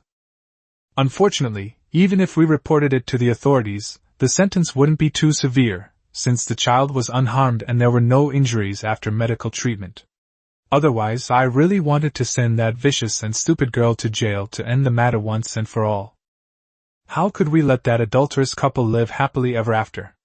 They're dreaming. When Grandma Tang left, she gave Tian Sijuan, who was standing at the door across the street, a kind smile, as if she were saying goodbye. To everyone's surprise, the woman came flying over, exclaiming, "Auntie, you're leaving already!" There was a hint of regret in his tone. Alas, he hadn't been able to see the grand show, and the Hu family's noodle shop hadn't been vandalized. Grandma Tang laughed and said, "We have to go back now, it's getting late. My little granddaughter fell into the water yesterday, and the Hu family sent us meat noodles and eggs." The old lady deliberately showed everyone the meat and eggs, just to let everyone see that the Hu family was providing food. First, it subtly confirms the guilt. After all, if they weren't guilty, who wouldn't be showered with so many good things for free? Second, it also implies that the money involved is all just a pipe dream. She had just secretly slipped the silver to Tang Baozong, and even if someone else came to search her basket, they wouldn't find it. As for the little guy, who would bother to look him over? The two members of the Hu family would not be foolish enough to step forward and admit that they had lost money. That would be tantamount to admitting guilt in public. Oh dear, what a poor thing! Such a small child fell into the water. How terrifying that must have been! Tian Sijuan, who had originally been watching the spectacle, suddenly felt genuine sympathy for little Tang Bao when she saw how cute and adorable he was. Of course, the whole family was terrified. The old lady patted her frightened heart. Qigong saw Tian Sijuan give the Hu family several disdainful looks, then waved her hand. "All right, I have to go back. I've been to the pharmacy so early this morning to get medicine, it's taken up so much time. I need to hurry back and make something nourishing for my granddaughter, so it doesn't spoil. See you later." "Hey! See you later, Auntie." Tian Sijuan watched them take their things away smoothly and, after confirming with the old lady that the baby had fallen into the water, she had completely believed the rumors circulating on the street. Now that settled, she went home completely satisfied. She was going to share her experience with the customers at her restaurant. TSK, you can't eat too much of what someone who can raise such a good daughter makes. What if they added something shady? The Hu family members were so angry at the two shameless people chatting so happily that they could only spit a few times at the three members of the Tang family who were walking away. The Tang family is truly insatiable. They might not even get 20 taels of silver from selling their daughter. But they've taken so much money from this. How can I not feel heartbroken? How many bowls of noodles will they have to sell?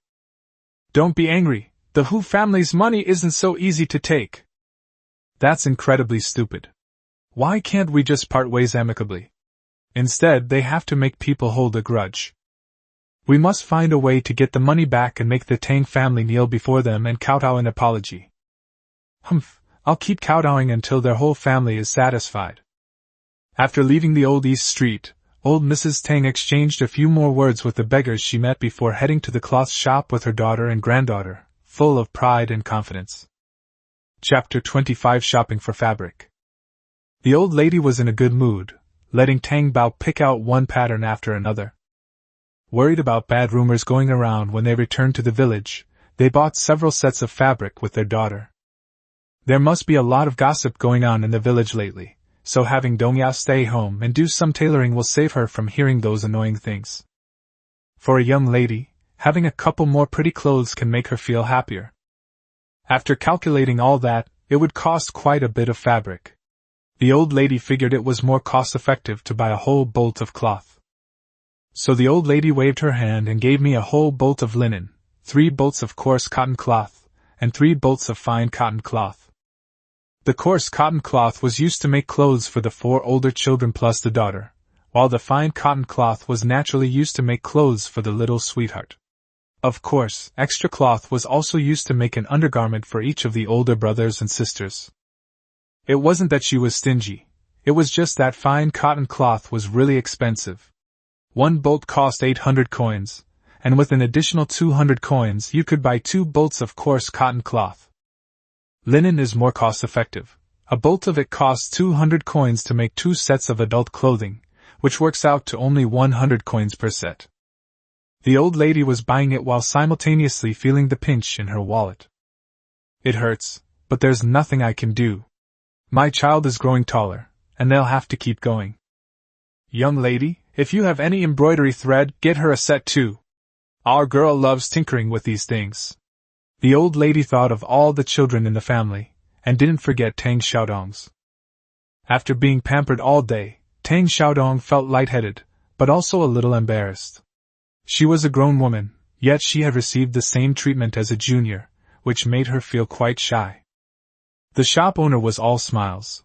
These days it's rare to see an old lady in the village so willing to spend money on her grandchildren. Old lady, if I don't spend money on myself, I always feel like my money is going to fly away. Last night, that woman, Fatty Jew, came to cause trouble.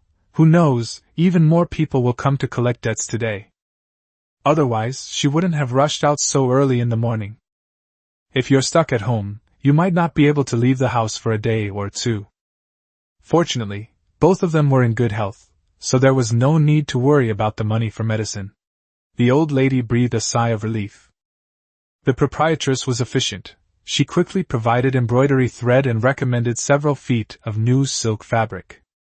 Finally, they gave me some needles, thread, and scraps of cloth as a token of appreciation, which came to a total of 6 taels of silver. Tang Bao took out a 10-tael silver note and handed it over, startling the proprietress. But the 2 adults were watching with smiles, without any other expression. The proprietress wondered to herself, could this little guy be their young master? Tang Bao didn't think much of it, and happily took back the 4 taels of silver, stuffing it into his cloth pocket. The old woman carried the wrapped bolts of cloth on her back and took the child to the town entrance to catch an ox cart.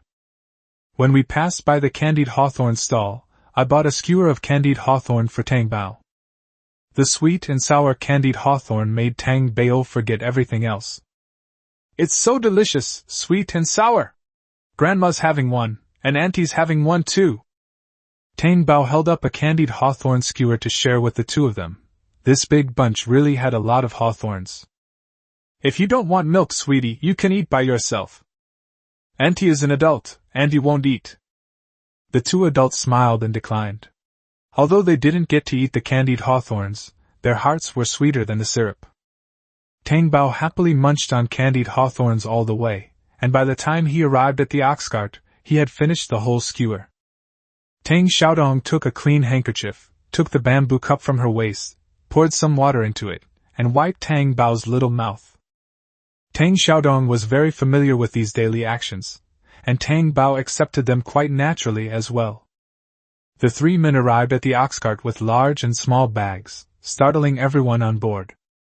Grandma, you've moved all the shops in town. Oh, you even went to town to buy eggs? Why didn't you say so earlier? I have quite a lot stored at home. If Sweetie wants some, you can buy them from our house. The shiny white eggs were so bright they hurt everyone's eyes. Old Mrs. Tang was really willing to spend them. Some people even reached out and touched the large cloth bags hanging on her body, exclaiming, "Wow, it's all cloth! Auntie, are you buying so much cloth to save up for your daughter Dongyao's dowry?" Yesterday, Dongyao received 30 taels of silver as compensation for breaking off the engagement.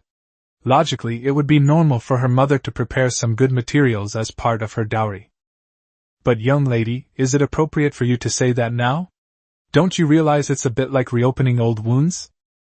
Old Mrs. Tang glanced at the young woman who had spoken and replied with a smile. Dongxing's family, my daughter isn't worried about getting married, so we don't prepare dowries this early. It's just that the children in the family have grown taller, and we're short of clothes. Plus, it's the change of seasons, so Dongya, as the younger sister-in-law, wanted to make some new clothes for the children. The old lady returned quietly, giving Tang Xiaodong a good reputation and providing a reason for her to stay out of the public eye, so that no gossips would spread rumors that her daughter was afraid to face people. Tang Bao also chimed in. My aunt makes the best clothes.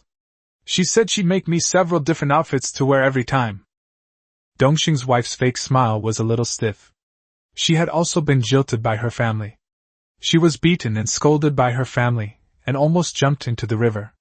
Later, her family forced her, at the age of 16, to marry Sun Dongxing, an old bachelor who was 12 years older than her. But how come Tang Xiaodong is so lucky? She was jilted at the altar, yet her family not only didn't look down on her, but also bought her all sorts of things. Don't the Tang family find this unlucky? Dongxing's mother was initially focused on calculating the copper coins she had spent that day and hadn't paid attention to what everyone was saying. But now, seeing her youngest daughter-in-law's ever-changing expression and then looking at Dongya across from her, whose face was glowing, she suddenly realized something. Fearing her daughter-in-law might cause trouble, Dongxing's mother quickly interrupted, smiling at Tang Bao. Oh my, you are such a lucky little child. When you grow up, you must be filial to your grandma and aunt. Yes, that's a must. Tang Bao nodded his little head seriously, the tuft of hair on his head sticking up and down. On the way back, they had a lot more stuff, so Grandma Tang paid an extra 2 coins for the fare to put the things in. When Old Man Liang saw that the cart was full, he didn't wait for anyone else. He pulled the reins, slapped the whip on the ground, and the old ox started running. Old Liang was very experienced in driving, and even with a lot of heavy loads on the cart, the ox cart ran very steadily. Tang Bao leaned against her aunt's chest and fell asleep without realizing it. When they returned to the village, sure enough, their homes were blocked by people. Chapter 26 Debt collectors are blocking my door. The old lady glanced at the tightly closed courtyard gate, and knew that her family had all gone to work on the mountain. She forced a smile and greeted the crowd blocking the doorway. Hey, what brings everyone here today? He calmly led Tang Bao by the hand and opened the door to enter the courtyard. The waiting crowd stared intently at her full basket and large cloth bag, as well as Tang Xiaodong's own body, which was also laden with bags and packages. And Tang is in a really good mood today. She took Dongya and Tian out to town to buy goods early in the morning. It looks like she wants to bring the whole town back with her. The speaker was Qian Jinhua, the niece of the village head's wife. She married into the Qin family in the east of the village. Because of her connection with the village head, she always spoke with authority in the village. The Chen family is really joking. Everyone knows my sweet baby is weak. She fell into the water yesterday and was soaked for so long. I didn't dare close my eyes all night. That's why I took her to the town to see the old doctor to check her pulse first thing this morning. Such a young child, suffering so much and being so frightened. The old lady looked distressed. This made Qian Jinhua, who had been making sarcastic remarks, feel embarrassed. Upon hearing this, the others' anger dissipated, and they all looked at Qian Jinhua, feeling that she had gone too far. The 2 girls had been soaking in the water for most of the day, and to be so sarcastic towards them was a bit excessive. They had no recollection of how they had just regretted going to the Zhang family that morning to watch the spectacle of Scholar Zhang, thus missing the perfect opportunity to collect their debts from old Lady Tang. Peeking at all those things, each one of them had a big plan in mind. Could it be that old Mrs. Tang had spent all the money? Little Qian, you don't have to stand like this when you're tired. All right. Qian Jinhua interrupted the talkative and lecturing Granny Zhang. She, Qian Jinhua, just had a big mouth and didn't know how to keep her mouth shut, but she didn't have any bad intentions. Cough cough, she had nothing to be ashamed of. Aunt Tang, you know I'm a straightforward person, I don't mean anything by it. Let's not beat around the bush. As you know, my son Dolly has found a partner, and we're preparing for the wedding. We're short of money, so I'd like to ask you to help me figure out how to pay off the previous debt. When Qian Jinhua started demanding repayment, It was like opening a floodgate, and other creditors swarmed in as well. My house was flooded by heavy rain not long ago, and a large part of the wall collapsed. Now it needs to be repaired, otherwise it won't be able to withstand the snow in winter. My mother-in-law is sick, and she needs a lot of medicine. Money is going out of our pockets faster than paper. I can only ask my aunt to pay back the money she borrowed earlier. One after another, all sorts of excuses came up, even the excuse that the pigs, dogs, cattle, and sheep at home were sick. Tang Bao's mouth dropped open as he listened to the story. The story hadn't mentioned that the Tang family was heavily in debt. Looking at so many mouths demanding repayment, the little guy clutched his waist, sensing that the silver he had just received was in jeopardy. Dongya, bring out the long benches for the aunties to sit on, and pour out the tea that smells good in the pot. Yes, mother. Grandma Tang took the things to the kitchen by herself. Tang Xiaodong quickly put the basket inside, then came out with the water bottle to pour tea for everyone. She was actually quite flustered. So many people were demanding repayment, and she didn't know how to handle it. Grandma Tang didn't think about how to handle it. These families all had some kind of relationship with the Tang family in the past. When the Tang family was in trouble, they were willing to lend a hand. Now that they heard about it, it was only right for the Tang family to repay the money. Only a few young men standing outside the courtyard didn't look like good people, and it was unclear which winery they worked for. The old lady sighed inwardly and opened the door to the main room to go inside. Seeing this, Qian Jinhua nimbly followed Tang Bao inside, and before the people behind her could react, she slammed the door shut. Nonsense, with so many people outside demanding repayment, how can we get the money if we don't strike first? After closing the door, she smiled and sat down at the table. Auntie, please don't mind. There are many people outside, so it's easier for us to talk like this. She didn't want to flaunt her wealth, nor did she want others to covet the money she received. Grandma Tang smiled and said, It's all right. How has your mother been feeling lately? She's doing well. The medicine the doctor prescribed was very good, and she was fully recovered yesterday. Now, she's just anxious about her eldest grandson's wedding. That's good. Your mother is blessed. Qian Jinhua took out an IOU and handed it over. Andy, take a look. It says that I borrowed 12 taels once and 5 taels the next time, which adds up to 17 taels in total. Grandma Tang couldn't recognize all the signatures, but she could recognize the signatures her husband had made. She handed the IOU to Tang Bao. Tang Bao looked at it, nodded, and then started rummaging through his small bag. Qian Jinhua watched the grandmother and granddaughter's actions with some surprise. Oh, Tian Bao can read? Of course, you'll learn by reading with your brother. The old lady affectionately patted her grandson's head, and suddenly a money bag appeared in her other hand. She looked down at Tang Bao and saw the little guy winking at her. The old lady casually put the items into her sleeve, took out a 10-tael silver note, and then took out a money bag from her sleeve pocket, took out a few pieces of silver, and made up 17 taels. Tang Bao seemed to understand why his grandmother always exchanged small change for silver coins when buying things today. The silver coins on the table caught Qian Jinhua's eye. After checking that the banknotes were in order, she gathered up the loose silver and put it into her pocket. All right, I've taken the money back. Auntie, you can keep the IOU yourself. I'll head back now. Won't you sit a while longer? Dongya's gone to make some sweet soup, let's all have some together. No, Auntie, there are too many people here. I'll come another day. By the way, Dolly is having a banquet in a few days. Auntie, please bring the kids over to join in the fun. Qian Jinhua patted her chest, and only after confirming that she could see nothing wrong did she open the door and go out. Grandma, how much money do we owe in total? Grandma Tang was stumped by Tang Bao's question. I don't know. Seeing the little guy frown, she couldn't help but laugh. What are you afraid of? No matter how much debt you have, with your grandparents and uncles around, it won't weigh on a little kid like you. As they were talking, another person came in, and just like Qian Jinhua, he closed the door as soon as he came in. Then the dog crept over, rummaged around, and finally pulled out a smelly IOU from the innermost layer of his clothes. Tang family, Look, your family owes us 10 taels. 2 taels each time, and you've borrowed it 5 times. Tang Bao looked at this lively old woman and wanted to laugh, feeling a strong urge to steal a smile. Old Mrs. Tang took the IOU, which had her fingerprint on it. She remembered taking a banknote out of her purse and giving it to the person opposite her. Thank you for making the trip, dear sister.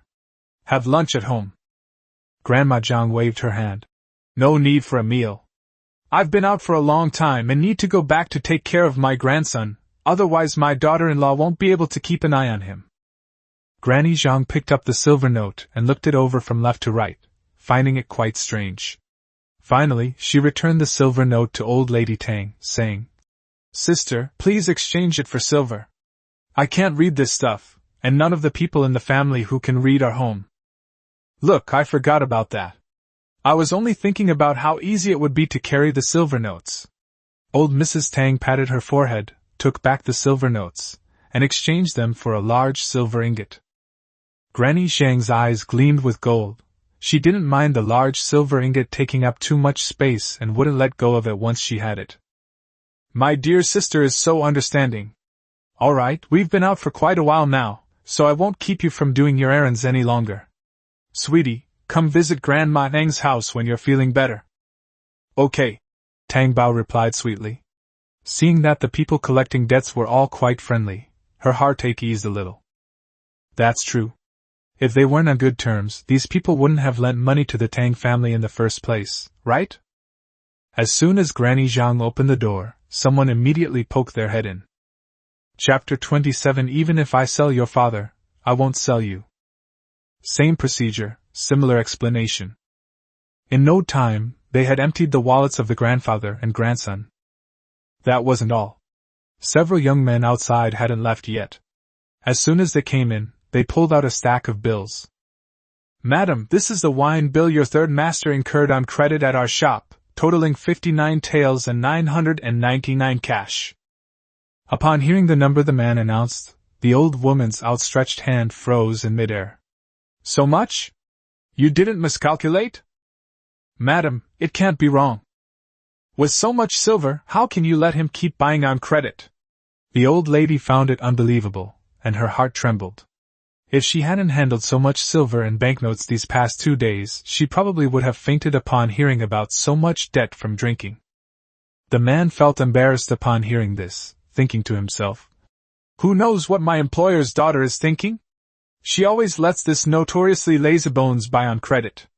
If someone hadn't come and tipped him off, and my employer hadn't caught him in the act, I don't know when this bill would have been settled. Tang Bao was completely flustered and took the bill to look at it. My cheap dad started buying on credit 3 years ago.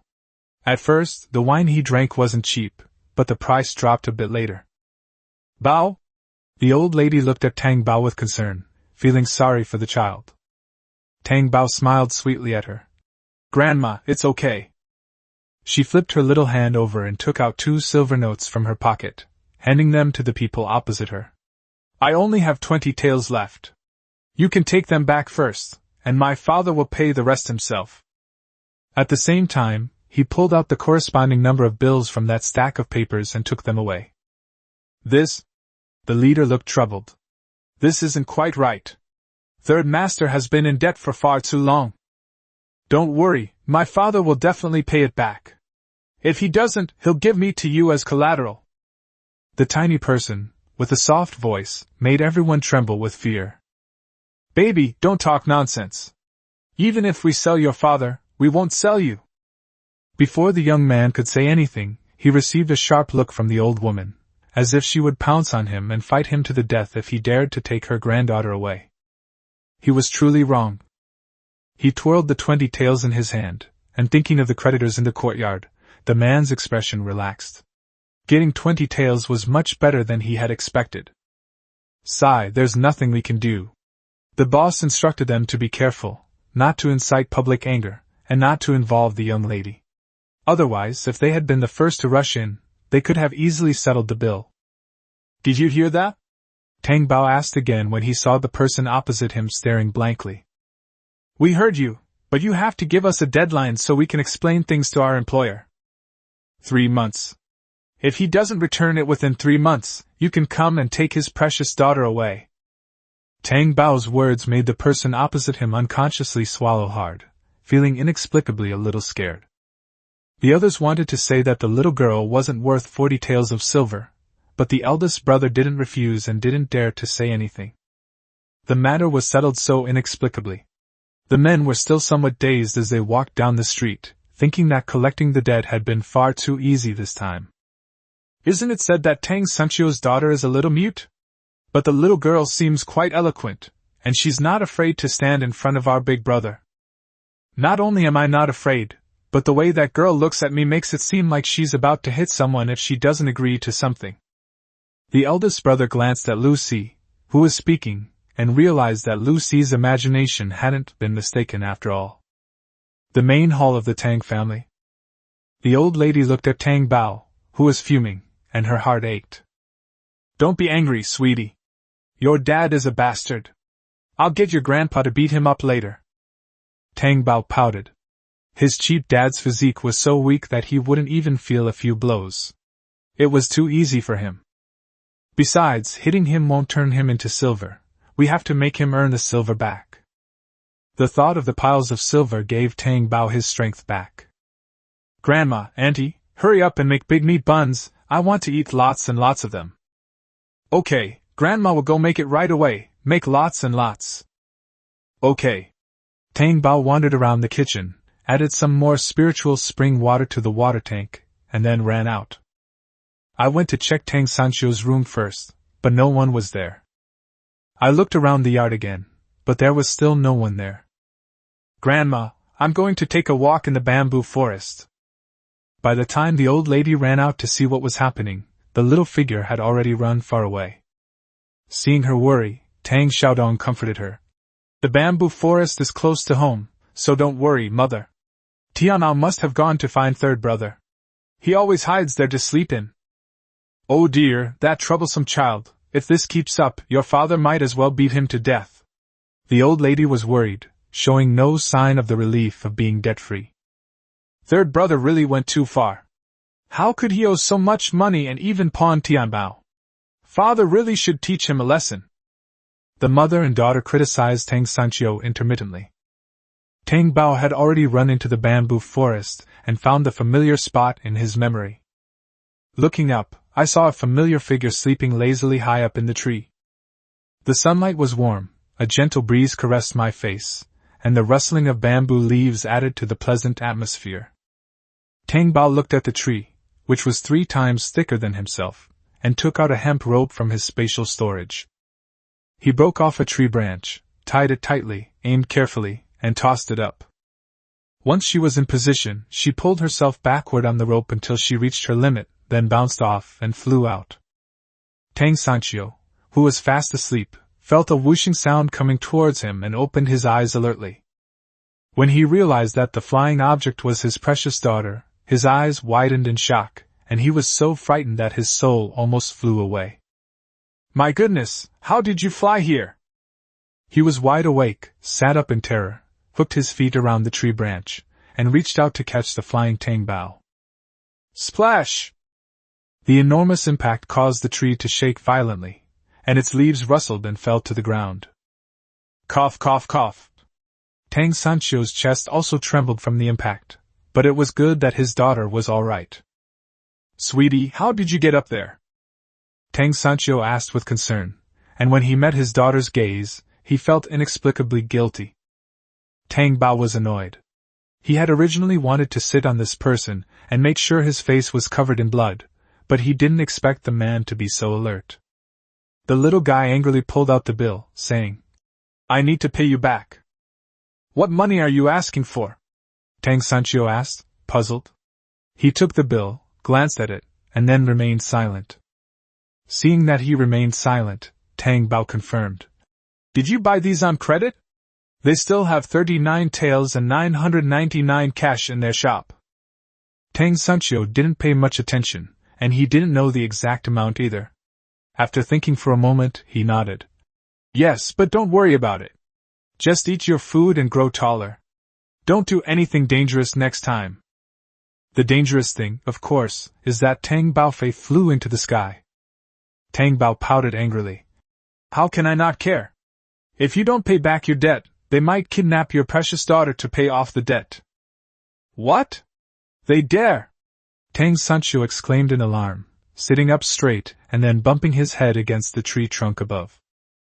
Chapter 28. My dad catches fish for me. I told them that if you can't pay back the money, I'll go back with them. Daughters pay for their father's debts, and I'll pay off my father's debts. The child's weak voice immediately touched the old father's heart. Tang Sancho, who had been indifferent, was suddenly moved and a strong sense of guilt welled up inside him. Don't talk nonsense. Your father is such a coward, how could I possibly give you away as compensation? You really won't throw me out? Tang Bao's eyes sparkled, pleased that this person had taken the bait so easily. Real. I don't believe it. Daddy can't do anything but drink and sleep. Tang Bao was dejected again. Tang Sancho felt extremely embarrassed after his daughter exposed his secrets, so he raised his voice and said, Who said I can't do anything? Your dad can catch fish and hunt rabbits. Are you bragging? I'm not bragging. Then let's go down and catch some fish. I want to drink fish soup. Okay, Dad will catch you some fish right now. When Tang Sancho went into the water, the icy river water stimulated him, and his drowsy brain suddenly cleared up. How did he end up in the river? He had a long beak and subconsciously yawned. At this time of day, he should have been sleeping. Over there. Tang Bao pointed with his bamboo pole, giving him no chance to think or back out. Tang Sancho glanced at him casually, and his eyes bulged out of their sockets in just one look. So many fish. Tang Bao smiled broadly. The spiritual spring water was indeed quite effective. Just one drop attracted many large fish. Tang Sancho really didn't have time to think. With quick eyes and hands, he caught fish and threw them onto the shore. 1, 2, 3. Tang Bao stood up, patted the grass leaves off his bottom, and said, I'll go home and get a bucket to fill it up. Daddy, catch as many as you can so the fish don't get away. Why catch so many? Enough to eat is enough. Tang Sancho felt lazy and didn't want to work. Tang Bao ignored him and ran away, not forgetting to taunt him as he ran. Catch more to sell for money, otherwise you'll have to sell your daughter. Tang Sancho bit the back of his cheek. How could he be old? Watching my daughter's short legs running so fast, I couldn't help but laugh. Sigh, I was only thinking of catching 2 or 3 fish to eat, but she wanted to carry a bucket to hold them all, so I had no choice but to resign myself to continuing to fish. When Tang Xiaodong followed Tang Bao over with the bucket, there was already a huge pile of lively fish on the shore. So many fish, and they're so big! Tang Bao was happy to see so many fish. He picked up a big fish and put it into the bucket. Auntie, don't just stand there. Quickly fill the bucket with water and put the fish in. Oh, okay. Tang Xiaodong carried the large bucket over to fill it with water. After filling both buckets, she happily put all the fish on the ground into the buckets. Sure enough, her third brother was amazing. You could tell he was good just by looking at him. Tang Sancho was a little numb by now. He bent down to grab the fish, threw them ashore, bent down to grab the fish, and threw them ashore again. If he hadn't discovered his improved skills last night, he would have almost thought the fish had gone mad and were all crashing into his hands. Is that enough? Tang Sancho looked at his little girl, longing to get ashore. Tang Bao shook his head. Not enough, it's not full yet. Tang Xiaodong reminded. If you fill the container too full, the fish won't survive. It's alright. Tang Bao has spiritual spring water. If you drop a drop into the bucket, all the fish, big and small, will be full of energy. Tang Xiaodong went from initial surprise to utter astonishment, her mouth agape. It was truly amazing. There are so many fish today. Tang Bao smiled mysteriously, then suddenly remembered something and frowned, asking, Auntie, didn't you say you were going to make big meat buns? Tang Xiaodong felt slightly embarrassed. Could she say that her mother blamed her for using too many ingredients and kicked her out of the kitchen? Definitely not, my sister-in-law also has her pride. She said, I brought the bucket over for you. I'm going back to make steamed buns now. Okay. Tang Xiaodong went back. Tang Sanchio filled both buckets to the brim before he finally got his daughter's permission to go ashore and carry the buckets home. As they approached their home, they ran into a plump ant carrying a bunch of greens. Oh, where have you two been today? Hello, Grandma, my dad caught fish for me to eat. Tang Bao greeted her sweetly, making the plump ant beam with joy.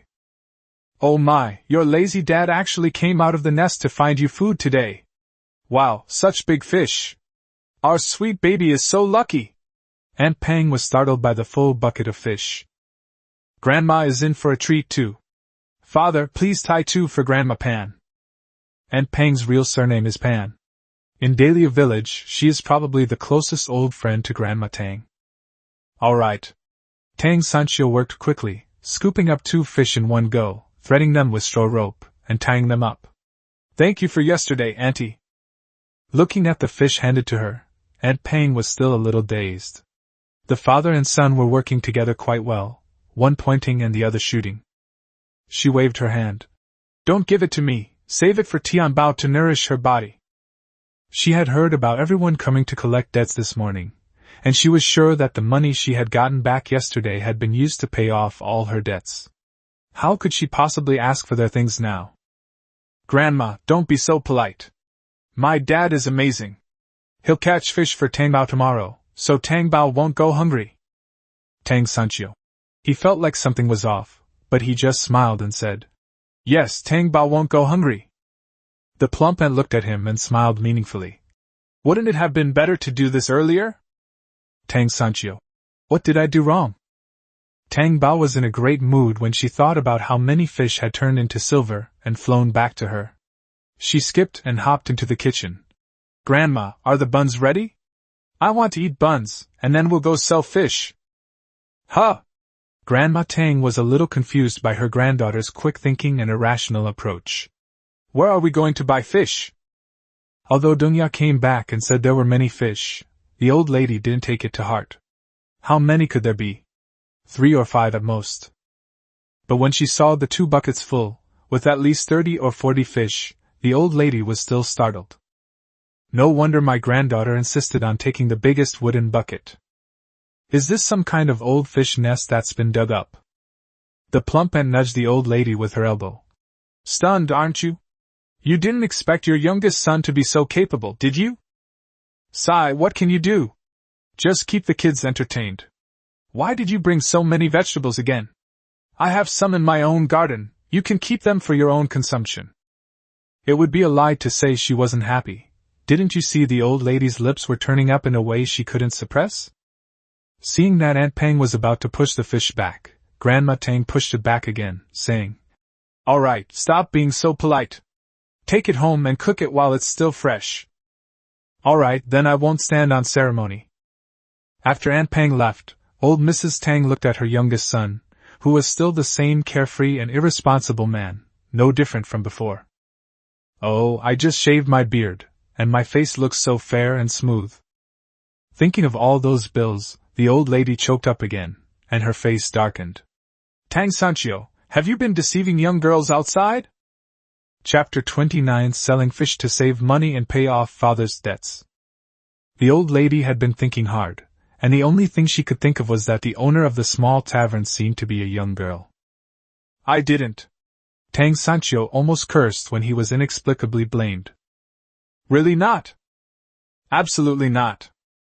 The old lady gave him a deep look, said nothing, and pulled Tang Bao, who was full of curiosity and eager to hear the gossip, to wash his hands. If you ask Tang Bao what he's curious about, it's of course how his cheap father, with his beggar-like face, managed to attract a young lady. Tang Sanchio was speechless at his mother's suspicious gaze. He rolled his eyes and listlessly chewed on a blade of grass. What kind of mother is she? Why can't she consider the possibility that she might be the ancestor of the tavern owner he once saved? After washing his hands, Tang Bao hurriedly urged his adoptive father to kill the fish, not giving him a moment to slip away. The 2 people in the kitchen watched their little darling squatting there with her bottom sticking out, making the lazybones in the house, who could fall over even if you held him up against the wall, run around in circles. They were quite impressed, thinking that there really is one thing that can subdue another. However, while it looked easy to others, only Tang Bao knew how troublesome it was to drive this lazy donkey. It always took 3 kicks for every step it took, and she, a little tyrant, had to pretend to be pitiful to motivate her lazy father to work. It was truly exhausting. But Tang Bao is a polite baby, so we'll try to be courteous first, and then resort to force. Today is the first day, let's try to appease them for now. If they're still like this tomorrow, then we'll just have to take matters into our own hands. Tang Bao Bao refused to believe it. She could even train a post-apocalyptic alien beast, so how could a mere lazy father stump her? The days of lying down and doing nothing are just around the corner. Scrape off the scales, and killing 3 is enough. 3 strips will be eaten in a day. If we marinate a few more, we can eat them tomorrow or the day after, Tang Sanchio argued. Tang Bao doesn't want it. We've saved the food for tomorrow and the day after. How can we ask him to go find food? No, the doctor said that eating too much salt is bad for the brain. Tang Bao doesn't want to become stupid. Huh? Really? Tang Sanchio only knew that not eating salt would make you weak, but he had never heard that eating too much salt would damage your brain. He was skeptical. Tang Bao nodded seriously. Really? Eating too much salt may affect brain health and cause a decline in cognitive function. Of course, more importantly, she wanted to intimidate this stinky old man.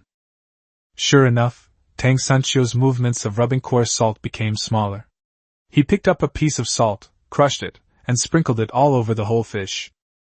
He rubbed the remaining salt on another fish, and dared not touch any more. He looked at the 3 cleaned fish, then at the fish in the 2 large buckets, and said, "There aren't enough fish to keep alive." Tang Bao stared at him with an innocent look on her face. "I won't raise them. I'll go with you to sell fish later." Tang Sanchio looked at her, thinking, "I never intended to sell fish." Tang Bao pretended not to understand his gaze and continued, "Don't worry, Daddy, Tang Bao will help you earn money to pay off your debts." Tang Sanchio. No, he really didn't intend to go. Unfortunately, Tang Bao didn't give him a chance to refuse. "If Father isn't going, then I'll go by myself." "How are you going to get there?" Tang Sanchio wasn't fooled, thinking the child was just joking. Tang Bao explained with a smile. "I'll hire an ox cart and have Grandpa Liang take me to the town and drop me off at the crossroads. Then I'll put up a sign, and it'll definitely sell quickly." "What brand?" Tang Sanchio suddenly became interested. The little guy even knew about brands. "I sold fish to save money and pay off my father's debts." After saying this, Tang Bao raised his little face and asked proudly, "How about that? Aren't I amazing?" Little did he know that those crisp words would turn Tang Sanchio's face green with shock, and he suddenly thought of selling himself to bury his father, which sent a shiver down his spine. He opened his mouth as if to say something, but then closed it again. He could only nod somewhat reluctantly. Tang Sanchio suddenly became worried, wondering where her daughter got her brain from. She was impulsive and reckless. Tang Bao clapped his hands, overjoyed. "I told you it would work! I'll go get some paper, Dad, and you can write it for me." Tang Sanchio. With lightning speed, he stretched out his long arm and grabbed Tang Bao by the back of his collar. "Stop writing, my little darling, Dad will go with you." Tang Sanchio couldn't bear to imagine a little kid selling fish with a sign hanging up his arm. If he were to go to the underworld, Jing Yang would beat him to a pulp. "Really? You're not lying to me?" "Truly, a word is a word." With his bright eyes wide open, Tang Sanchio could clearly see himself inside. "All right, I'll believe you for now. If you do well, I'll reward you with a candied hawthorn." Tang Bao made the promise like a little adult, leaving Tang Sanchio both amused and exasperated. "What kind of reward are you giving away, candied hawthorns?" Tang Xiaodong asked curiously when he heard the father and daughter whispering to each other while he was emptying the kitchen slop. Tang Bao's goal was achieved, and his little face was filled with a bright smile. "Auntie, my dad said he's going to sell fish to save money to pay off his debts. If I behave well, I'll treat him to candied hawthorns. Auntie's steamed buns are delicious, so I'll treat you to some too." Tang Sancho. Daughter, can we stop talking about paying off debts all the time? Tang Bao is so kind. But the buns here aren't even ready yet. How do you know they smell good? Of course I smelled it. My nose is very sensitive. And you know what? It smelled really good. Tang Sancho took a deep sniff, and then his stomach started growling loudly, like thunder, which made Tang Bao laugh. A real-life version of a belly drumming. All right, you little rascal, come in and get it. Old Mrs. Tang called from inside, and Tang Bao quickly ran in. Upon seeing the large white steamed bun as big as his own face, Tang Bao's mouth stretched into a wide grin, and he poured out flattering words without restraint. Grandma and Auntie are amazing. The steamed buns they make are even bigger and prettier than those from the steamed bun shops. You've got a good mouth. Be careful, it's hot. The old lady carefully placed the large bowl in Tang Bao's hands. Grandma, get 2 big steamed buns for my dad too, otherwise he won't have the strength to carry me to pick up the big fish later. Tang Bao got the big meat buns and didn't forget to give them to her cheap dad. If you want a horse to run, you must first feed it grass. She's going to town, but she can't walk by herself. She'll have to rely on her cheap dad's long legs later. Hey, what are you two up to? Old Mrs. Tang didn't understand what the father and daughter were up to. While pressing down on the steaming buns with long chopsticks, Tang Xiaodong laughed and interrupted. Mom, are you silly? There are so many fish, we can't possibly eat them all. That's why my sweetie persuaded third brother to go sell the fish. Grandma Tang glanced back at her youngest son, who was sitting crookedly outside, and her eyes welled up with tears. She didn't know what she was thinking. What do you mean by instigating? That's about Songhui. He's so young, yet he already knows how to earn money for the family. Yes, Tian Bao is the smartest. Tang Xiaodong echoed repeatedly. Tang Bao ate the meat buns in big bites, his mind filled with nothing but deliciousness. Perhaps it was because Tang Xiaodong and her mother were skilled cooks, or perhaps it was because they added spiritual spring water to the water, but in any case, the steamed buns were big and soft, and the meat filling was fresh and tender. Auntie, steamed buns are so delicious! The little guy praised them even as he ate with his mouth full of oil. Hee, that's right. Tang Xiaodong was extremely satisfied. She dared not say anything else, but when it came to making steamed buns, she truly inherited her grandmother's skills, even surpassing her own mother by several degrees. Tang Bao ate the steamed buns very quickly, and in no time he was eating the second one. Grandma Tang knew her youngest son was going to take her granddaughter out, so she gave him a few steamed buns to eat. Then she packed 2 more for Tang Bao in a small bag, saying, Sweetie, take them out and eat them when you're hungry. If they get cold, it's okay, I'll ask your dad to buy some hot ones. Okay? Okay, Grandma. Tang Bao was still happily munching on a big white steamed bun. Tang Xiaodong replaced the small bamboo tube with clean, cool boiled water and hung it around Tang Sancho's neck. The comical sight made Tang Xiaodong burst into laughter. Chapter 30. Get out of the way. She's bumping into me again. Tang Sancho was also munching on a big steamed bun, and didn't have time to pay attention to his sister's antics. He simply took the bamboo tube off his hand and hung it on his wrist, and unusually praised her. Little sister's cooking skills have improved. The steamed buns are quite good today. Hey, do you even need to tell me? Tang Xiaodong raised his chin, extremely proud. Tang Sancho seized the opportunity. No need to say anything, wrap 2 more for me, I'm still hungry. Third brother, you've already eaten 4, how come you're still not full? Tang Xiaodong was surprised. The buns today were specially made to be big, and she had already eaten half of one and felt half full. Tang Sancho shook his head honestly. I'm not full, my stomach is empty. Tang Xiaodong tossed out a good for nothing, and turned to go inside to pack steamed buns for her brother. Tang Sancho touched his stomach helplessly. Perhaps he had detoxified too thoroughly yesterday. He didn't feel anything at first, but as soon as he smelled food, his stomach felt empty as if it could never be filled. After Tang Bao finished eating his second big steamed bun, his stomach felt warm and cozy. He took out a handkerchief to wipe his mouth. Let's go. All right then. Tang Sancho didn't want to go out at all. Once on the street, his mind was filled with memories of the past with Jing Yang. His heart ached so much that he couldn't take a step. But when his gaze fell on the little guy happily carrying the steelyard out the door, the words of avoidance suddenly stuck in his throat. Tang Xiaodong glanced at the father and son's equipment, ran to grab a handful of straw, tied it up, and hung it on the wooden bucket. You two are really careless. Are you trying to make the guests take the fish home with them? Tang Sancho didn't say anything. He certainly wouldn't sell fish honestly on the street. If he really wanted to sell them, he would just find a restaurant and have the owner buy them all. He even felt that the little scale the little guy brought was unnecessary. But seeing the little guy's high spirits, he didn't say anything, picked up the carrying pole, and followed behind the little guy. Tang Bao saw her adoptive father finally emerge, and waved to the plump and not far away. Grandma Pan, I'm leaving now. I'll bring you candied hawthorns when I come back. Tang Bao probably felt a sense of closeness to Aunt Pang from the moment they came ashore. Hey, slow down! Auntie Pang was beaming from ear to ear. Her hearty laughter could be heard from a great distance.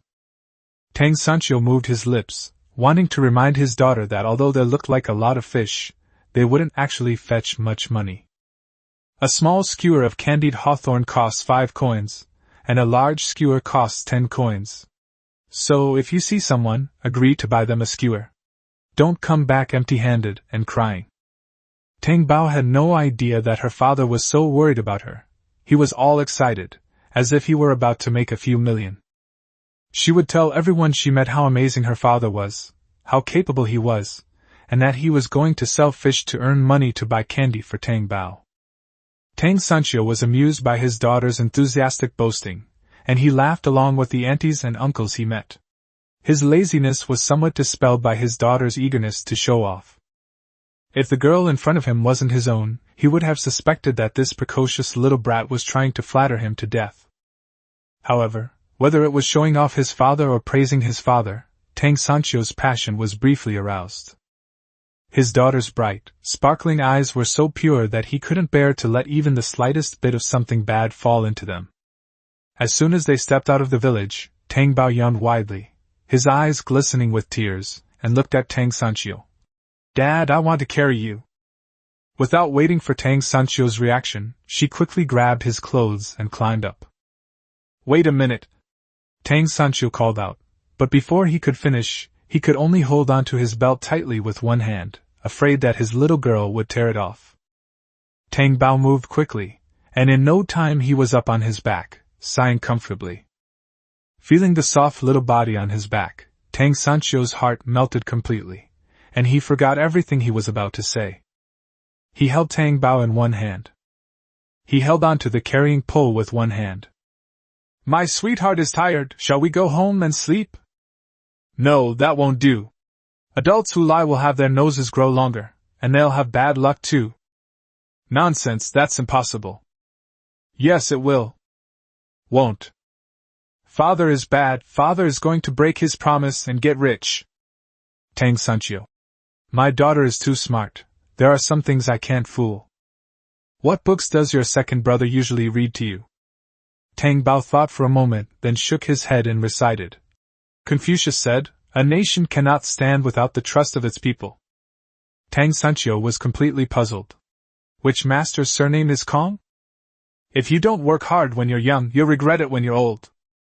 Tang Bao flipped through the limited ancient sayings in his mind, quoting them here and there. Tang Sancho listened more and more silently, feeling as if his daughter was hinting at something, and his old face flushed slightly.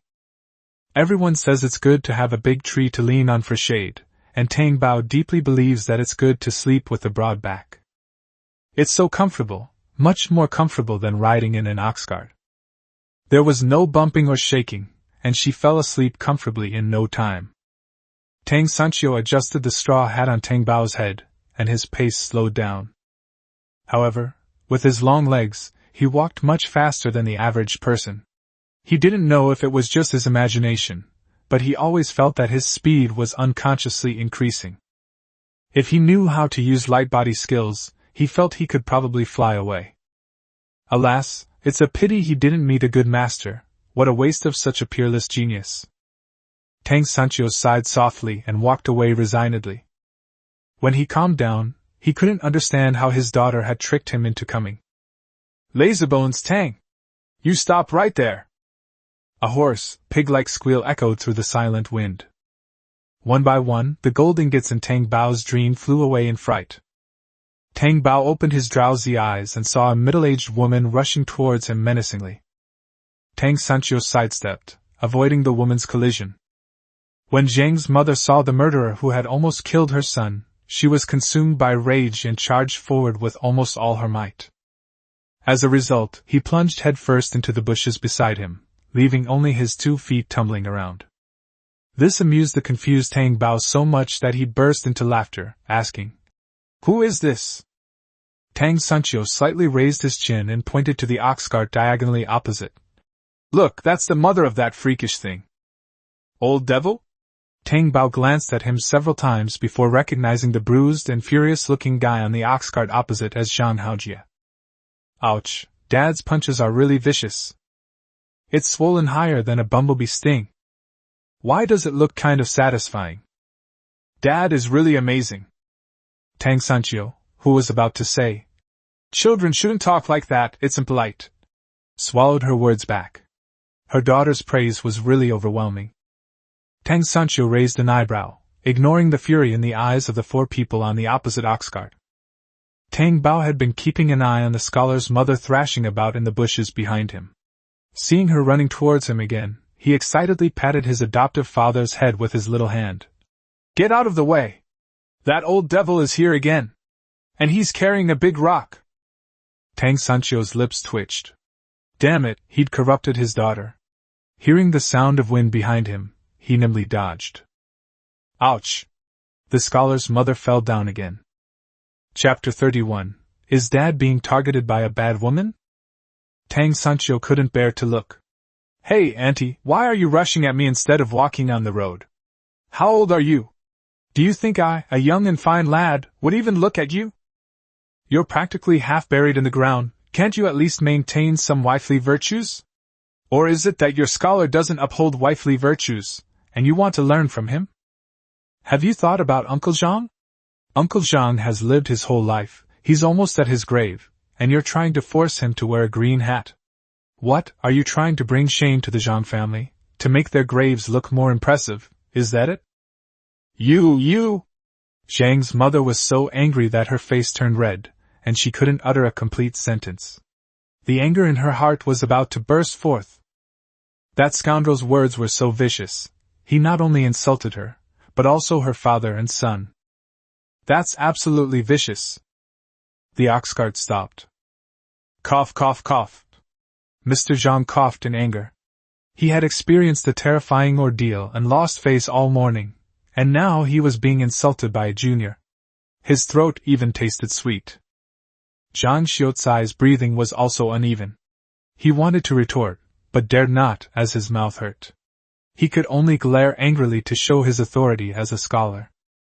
Only Zhang Kai hesitated and took small steps to help her mother up, then looked at the completely transformed Tang Sancho with a reproachful expression. "Brother Tang, how could you treat my mother like this? She is your elder, after all." She speaks in a soft, gentle voice, and her eyes sparkle with affection. Tang Bao was stunned. She looked at the woman opposite her, then looked down at her father's handsome face. Had she been targeted by a bad woman? Looking again, Tang Bao saw his father's disgusted and impatient expression and felt relieved. Thankfully, Daddy isn't blind. Although Zhang Kai is not bad-looking, Tang Bao didn't like her and gave her a bad review. Tang Bao. "Hey Auntie, that old lady is blind and can't see where she's going. What gives you the right to talk to my dad like that? Just because you're all brawn and no brains?" Cough, cough, cough. Tang Sancho almost choked on her own daughter's words. What kind of nonsense has this little darling learned from her mother? She has no sense of propriety at all. He lightly patted the rascal's smug bottom and swaggered at Zhang Kai across from him. "That's right, the road is so wide, who can you blame? You burden!" Zhang Kai bit her lip, swallowing back the curse, and glared at Tang Bao. Tang Bao wasn't about to be taken advantage of, so he quickly complained, Daddy, that old hag is glaring at me. After saying that, she nestled against her father's neck, made a face at the stiff-faced woman opposite her, and silently mouthed, Old hag. Stinky. The mute. Zhang Kai almost lost her composure while pretending to be weak. She was so angry that she gritted her teeth, but she had to forcefully hide her expression and look at Tang Sanchio with a pitiful expression. Unfortunately, Tang Sanchio overheard the unfinished sentence. Even just the word, stinky, was enough to enrage his protective father. Zhang Kai, that's enough. You're so old and you're still bullying children. No wonder you can't get married. With such a vicious heart, whoever marries you will be unlucky. Tang Sanchio was cold-blooded, his thin lips even more unkind, cursing the woman opposite him until her face turned pale. Third brother, I didn't. Get lost. Who's your third brother? Stop yelling. Tang Sanchio was utterly disgusted. This woman's gaze was so sticky and slick that it gave him goosebumps. She was simply insane. Zhang Kai looked at him with a hurt expression, but her mother, who had recovered her breath, pulled her behind her. You brat, you better behave yourself. Tang Sanchio. You still have the nerve to talk back. Don't you know how badly I hurt you? You even threw me into a latrine and ruined my son's reputation. Hey, auntie, you can't slander people like that. Where did I slander you? If it weren't for you, you scoundrel, who would dare to break my son's wrist and ruin his future. Upon hearing this, Tang Bao perked up. What? Your son isn't participating in the autumn imperial examination? Has the plot changed? You wish. My brother only lost one hand. He can still write with the other. Although his handwriting isn't as neat as his right, his brother said it's no problem. Zhang Kai glared at Tang Bao, as if she had won back around. Tang Bao sighed regretfully.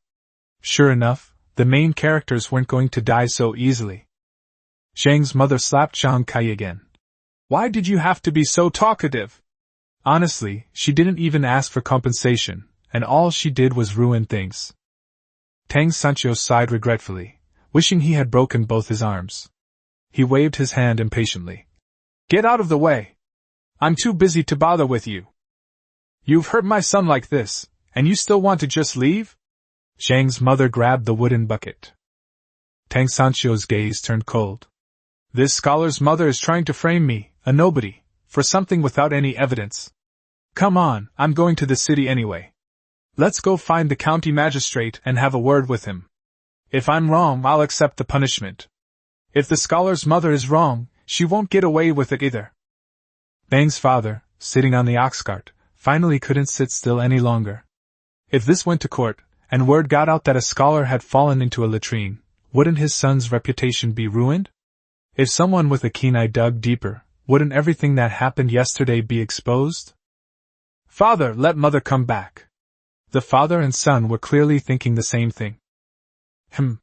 Zhang's father went over and pulled Zhang's mother's hand back. Zhang's mother opened and closed her mouth, wanting to say something, but Tang Sanchio angered her so much that she couldn't speak. Zhang's father smiled at Tang Sanchio. Your aunt was upset by Hao Jie's injury and spoke without thinking. Sanchio, don't take it personally with a woman like her. Tang Sanchio looked at him indifferently, but didn't say anything.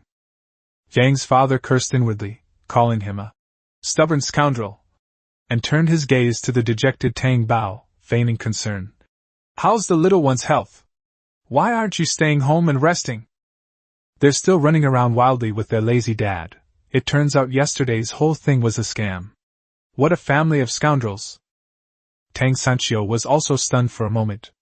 Right, his daughter fell into the water yesterday. Shouldn't she be resting at home today? No, his daughter is full of energy. Is this old man cursing someone?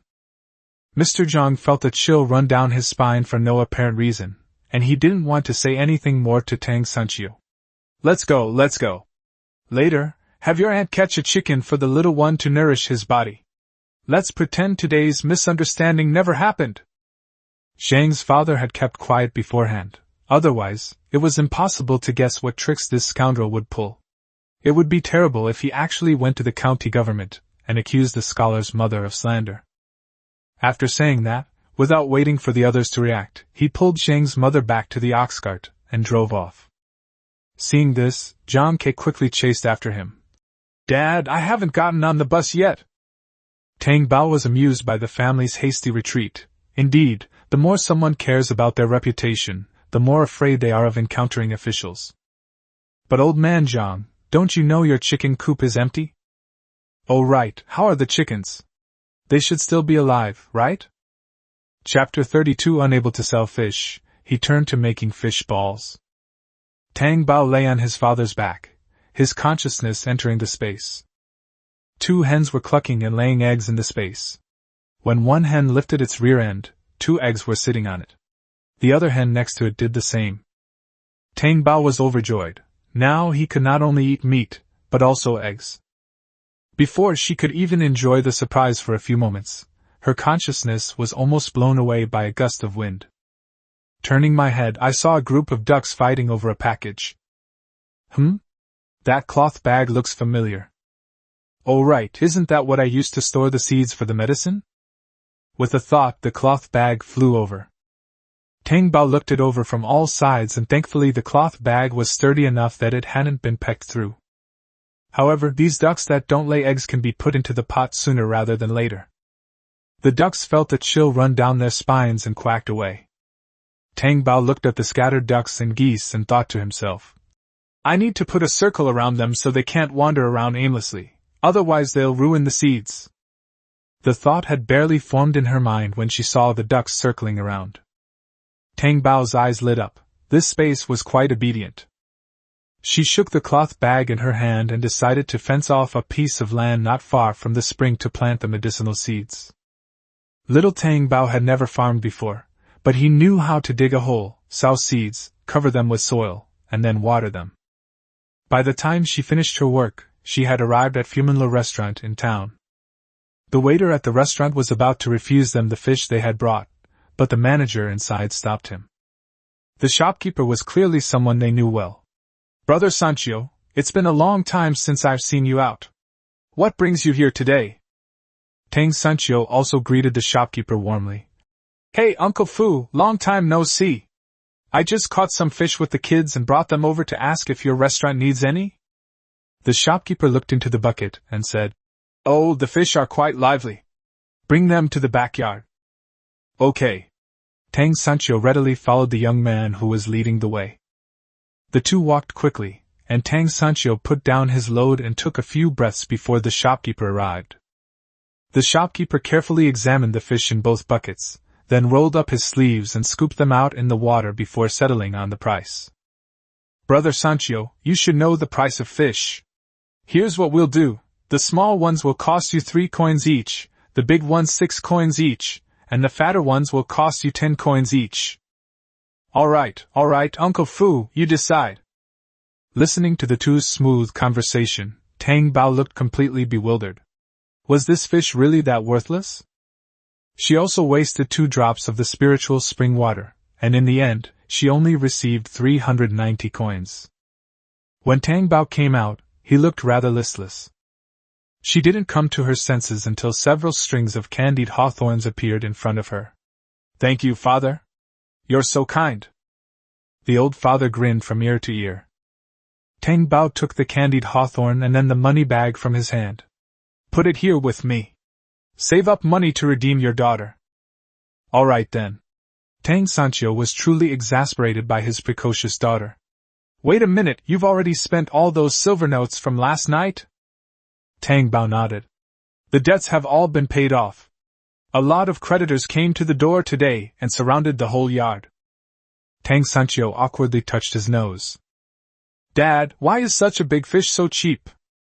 The fish was so fat in her past life. Her mother could have made so many fish balls and fish tofu that Tang Bao loves, but it only sold for a few copper coins. Tang Sancho. It's normal that fish doesn't fetch a good price because it's fishy and has bones.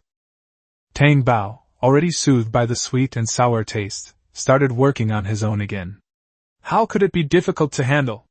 Aren't there so many things to remove the fishy smell? Scallions, ginger, garlic, Sichuan peppercorns, dogwood, perilla, patchouli, angelica, cardamom. Tang Bao, a little foodie, knows everything about the world. During the apocalypse, she even used her mother's hidden cookbook as her first guide to cooking.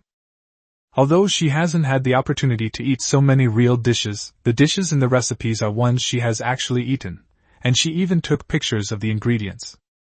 Therefore, she can easily come up with any food recipes. Tang Sanchio was also shocked. Your second brother has been teaching you so much all this time. He really didn't know that these herbs could be used to cook fish. However, apart from garlic and perilla, the other ingredients you mentioned are not cheap in pharmacies. Especially things like Sichuan peppercorns and white cardamom, those are not things that ordinary people like us can afford. No one would spend so much just to cook a fish. Perilla has a strong smell that many people dislike.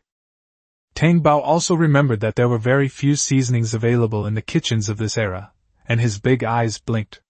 Dad, let's go to the pharmacy and buy some more medicinal herb seeds. I want to grow them myself. I can use them whenever I want. She then recited a long list of herbs that could be used for seasoning, leaving Tang Sanchio completely bewildered. He actually took her to the pharmacy to buy seeds. Although he felt it was not very reliable. But money is meant to be spent, so buy whatever you want. Tang Bao happily put some of the medicinal seeds into his spatial storage, planting them in the designated area he had previously marked out for planting medicinal seeds.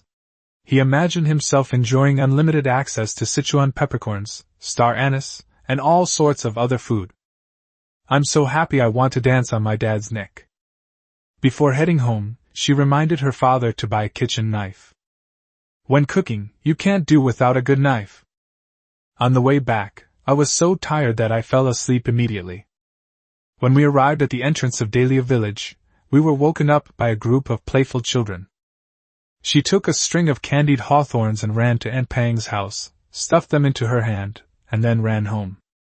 Tang Sanchio was worried that her daughter would damage her teeth by eating small skewers, so she bought them for all the children in the family, including her younger sister and mother. Then he got a sharp look from his mother. Tang Bao saw his aunt squatting under a big tree, drawing circles with a twig, and curiously went over to watch. Auntie, what are you drawing? I'm drawing meat buns. Tang Bao paused for a moment. If she hadn't been told, she would have thought it was a drawing of glutinous rice balls, little dumplings. Tang Xiaodong only realized the little guy was back after answering. She embarrassedly used a twig to wipe away the marks and explained. Actually, Auntie was calculating how much money we could make if we made and sold the steamed buns ourselves. She saw Tang Bao selling fish to make money again, and thought that she should also work hard to earn more money and settle her third brother's messy debts as soon as possible. Has Auntie figured it out yet? Tang Baoman's eyes were full of anticipation. Tang Xiaodong first held up 3 fingers, then extended 1 finger. I can earn about 40%. Tang Bao nodded, offering unwavering encouragement. Auntie's steamed buns are so delicious, she'll definitely make money. Hee, thanks for your support, sweetie. Tang Xiaodong became even more confident, and started planning how many buns to make tomorrow and what to use to pack them in town. Tang Bao held his chin in his little hand, watching her scribble and draw on the ground, and always felt that a business with no capital could earn more money. Her gaze suddenly fell on a large fish hanging on the clothesline, and she was taken aback. Why are you drawing a fish here? It was just hung up. Your grandma said we can't eat that much fish in one day. Oh. Tang Bao went over and circled the fish 3 times. It seemed that doing business with the fish was more profitable, since there were plenty of fish in the river. However, we definitely can't sell like this anymore. Anyway, my aunt is going to set up a steamed bun stall, so making some fish ball soup on the side wouldn't be bad. Tang Bao nudged Tang Sanchio, who was leaning against a tree stump with his eyes closed, and said, Dad, get up and sharpen your knife. What are you going to chop now? Tang Sanchio was so shocked that he almost got his butt stuck in the gap between the wooden stakes. Tang Bao covered her mouth and chuckled. Killing fish. Tang Sanchio breathed a sigh of relief. The fish has been cleaned and killed. The fish bones haven't been removed yet. Aren't you worried your daughter will choke on the fish? Alright, stop talking nonsense. Dad will get it for you. Just thinking about that scene made the old father's heart tighten, so he had no choice but to resign himself to getting up and doing the work. Peeling, slicing meat, all in one smooth motion, he did it quite skillfully. Tang Bao took the one hanging on the pole down and gave it to her father to deal with. It has to be said that these 3 fish were the fattest fish caught today. All right. Not yet, it still needs to be chopped into a paste. I want to make meatballs and skewer them to eat. Upon hearing this, Tang Sanchio was stunned. What kind of fish meat can be made into meatballs? This silly child has been playing in the mud too much. However, he didn't refuse. The meat was already sliced, so a little more wouldn't make a difference. He just discussed it with Tang Bao. How about we do half? Tang Bao shook his head. Half isn't enough, we should all eat together. Tang Sanchio, that makes sense, the whole family should eat together. Chapter 33 Setting up a stall. A huge pile of fish meat was chopped up until it became a paste. Tang Bao asked her aunt to add some seasoning, and she also picked out a few eggs from her space to add egg whites, and added some spiritual spring water to adjust the flavor. After that, she told her father to continue stirring, and finally she had to pick it up and smash it. Tang Sanchio felt increasingly hopeless as he worked harder. What kind of strange and wonderful things were going on in that little brat's head? Why do we still need to throw and beat it? Tang Bao thought for a moment and said seriously. Don't master chefs make noodles by tossing them more and more to make them more chewy? How can this be the same?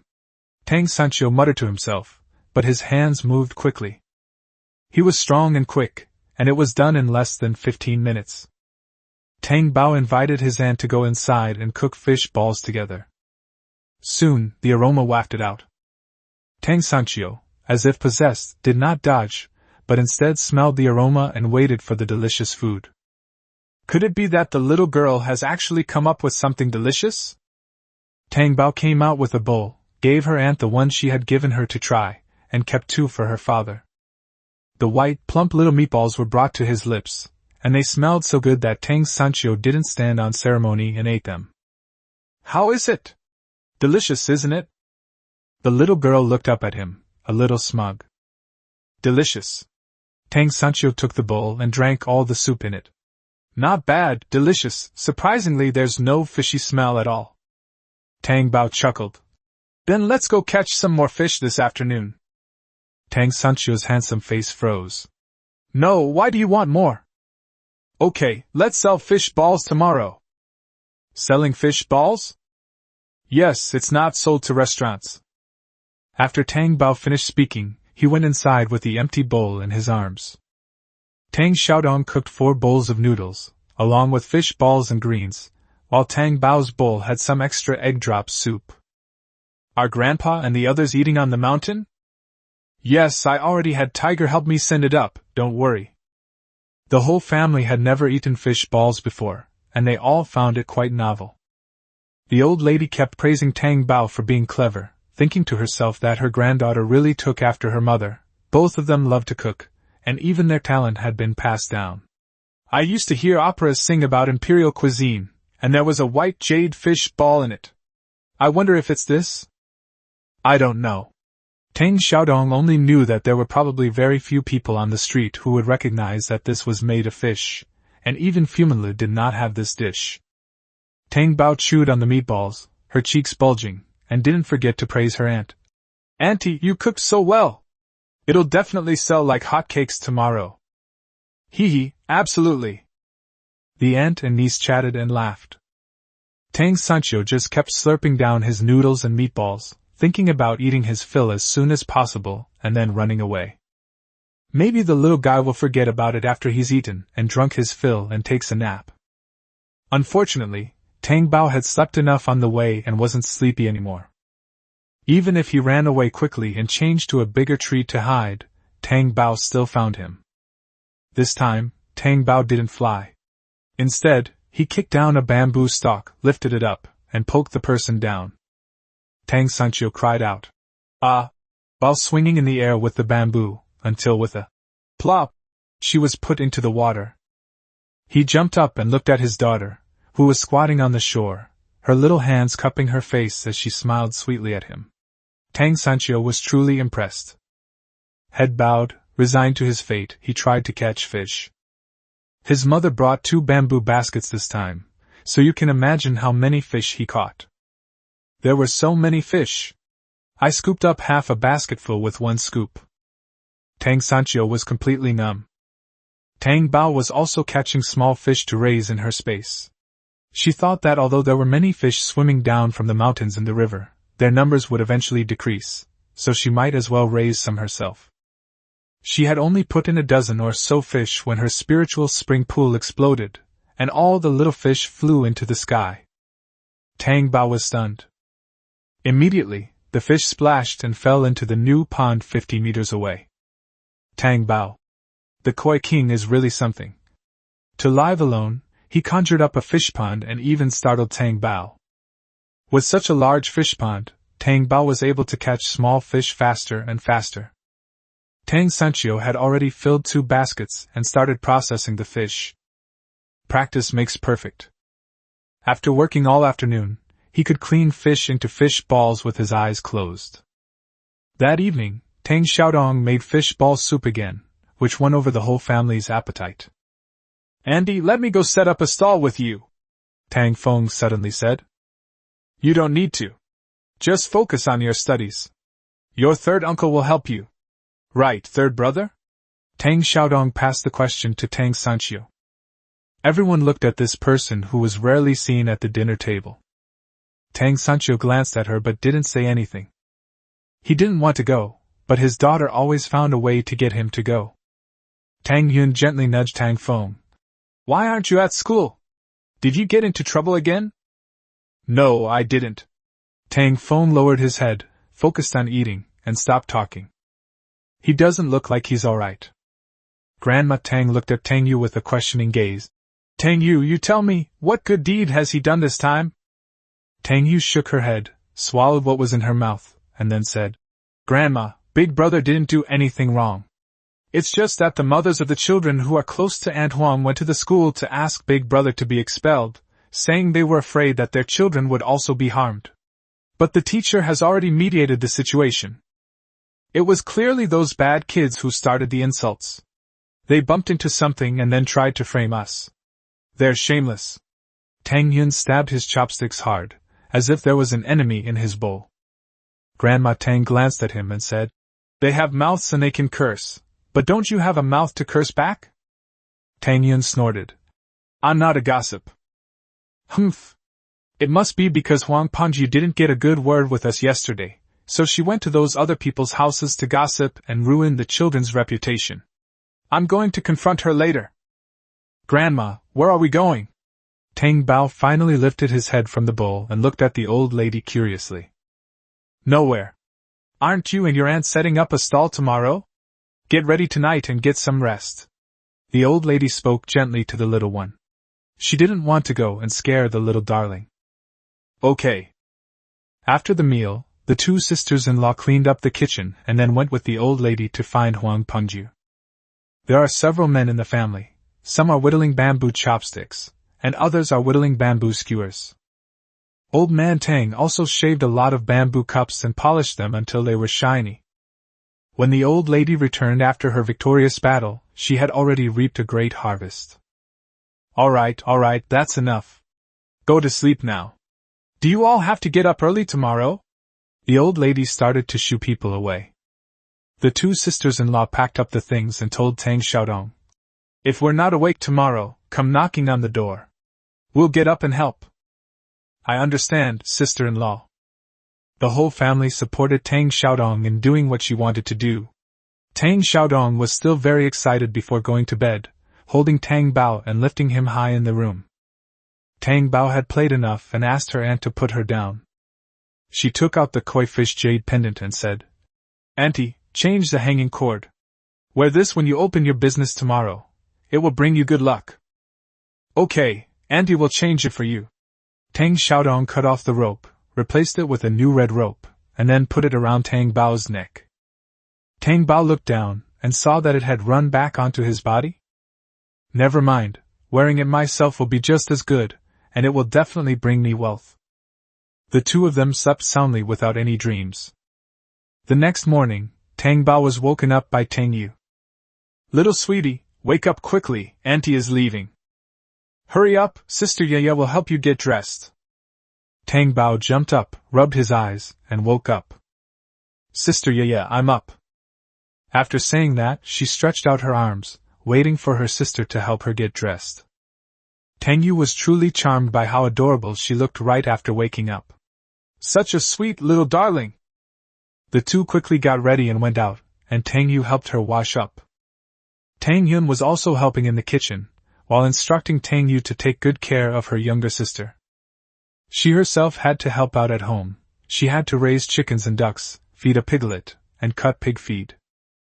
After Tang Bao tidied himself up, he rushed to his father's room, carrying a bamboo stick that his grandfather had left over from working last night. Clang, clang, clang. The bamboo sticks tapped against the foot of the bed, making a sound. "Get up now, or I'll spank you," Tang Bao threatened in a cute but fierce way. Tang Sanchio opened his eyes, looked at his daughter, and said with a hint of resentment, "Daughter, Dad hasn't had enough sleep yet." "It's okay, you can sleep when you get back tonight." "I'll sleep when I get back tonight too," Tang Bao coaxed, tapping the bamboo stick as he spoke. Tang Sanchio rolled his eyes. "You didn't even come back to sleep. You'll fall asleep as soon as I put you on my back." Looking at the bamboo strip in my daughter's hand, I recalled the feeling of flying yesterday. He sprang to his feet and resignedly got out of bed. He couldn't help it. He didn't want to become the first father in the village to be chased and beaten by his own daughter. Tang Sanchio still had his pride. Tang Sanchio came out dressed neatly, and everything outside was ready. "Hey, the third brother's here, just in time.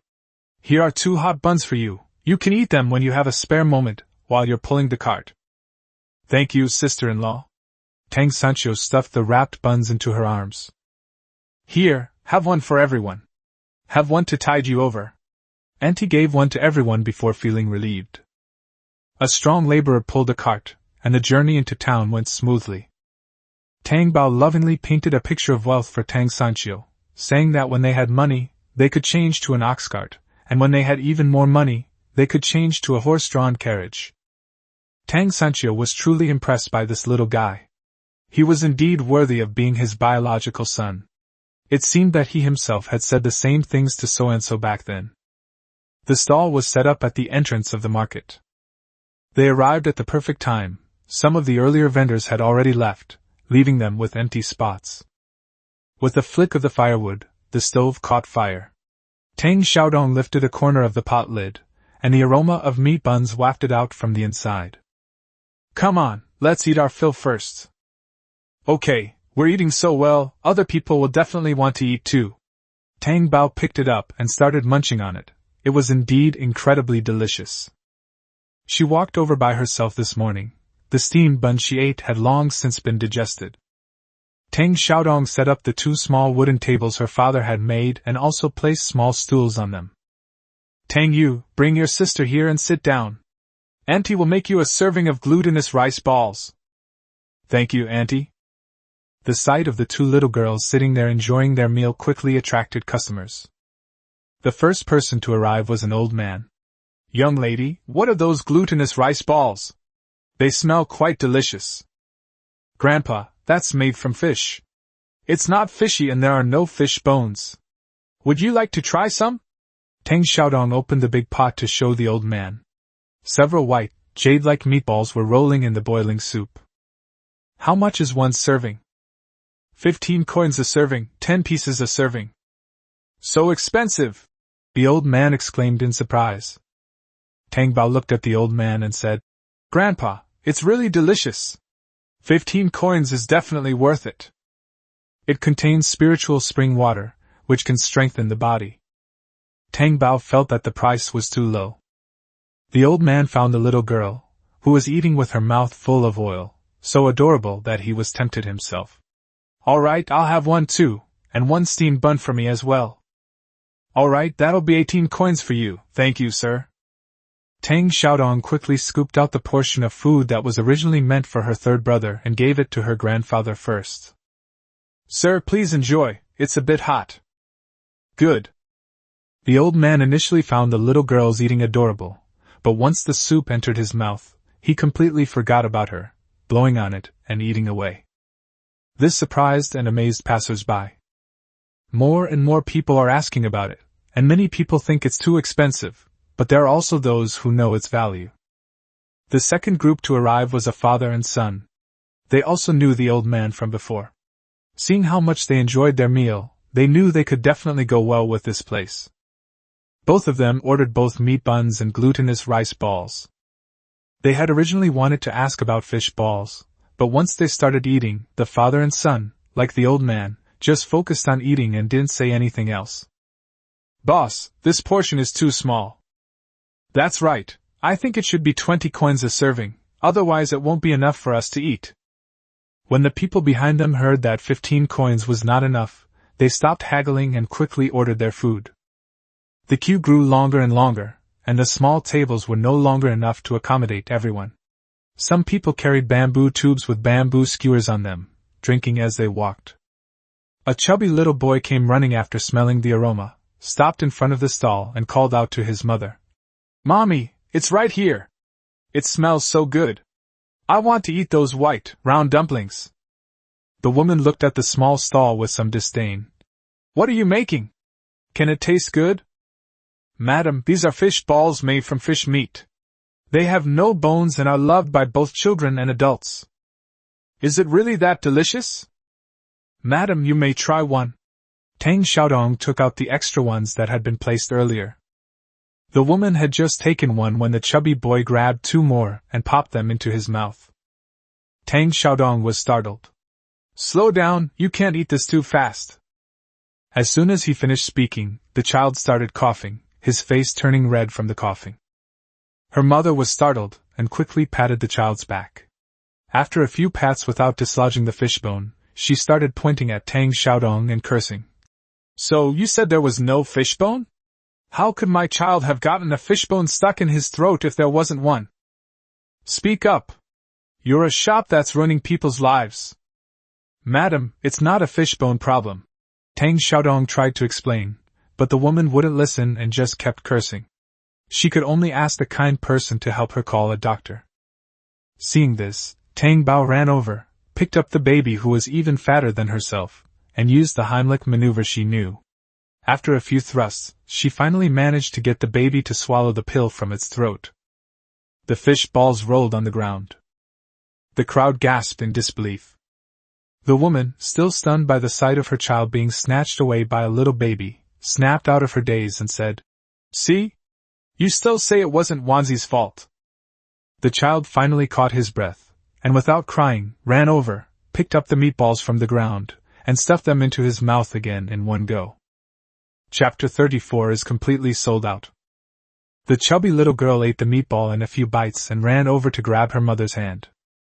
Mother, stop talking nonsense.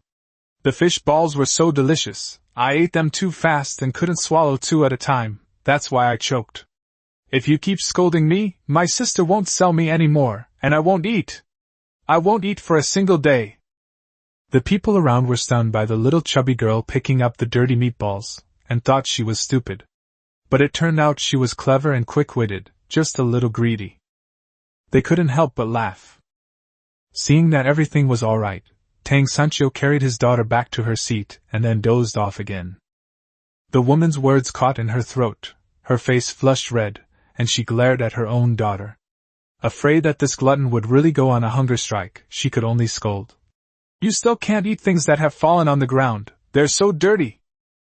The chubby girl rolled her eyes. Oh well, it's my mom's fault for not buying it for me.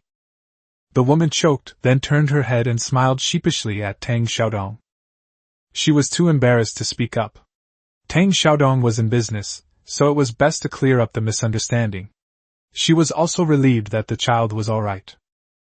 She even considered making some small meatballs specifically for those who have difficulty swallowing, to prevent them from choking. Tang Xiaodong spoke first, asking, How many servings of fish ball soup would you like, madam? Give me 2 portions, I'll take them with me.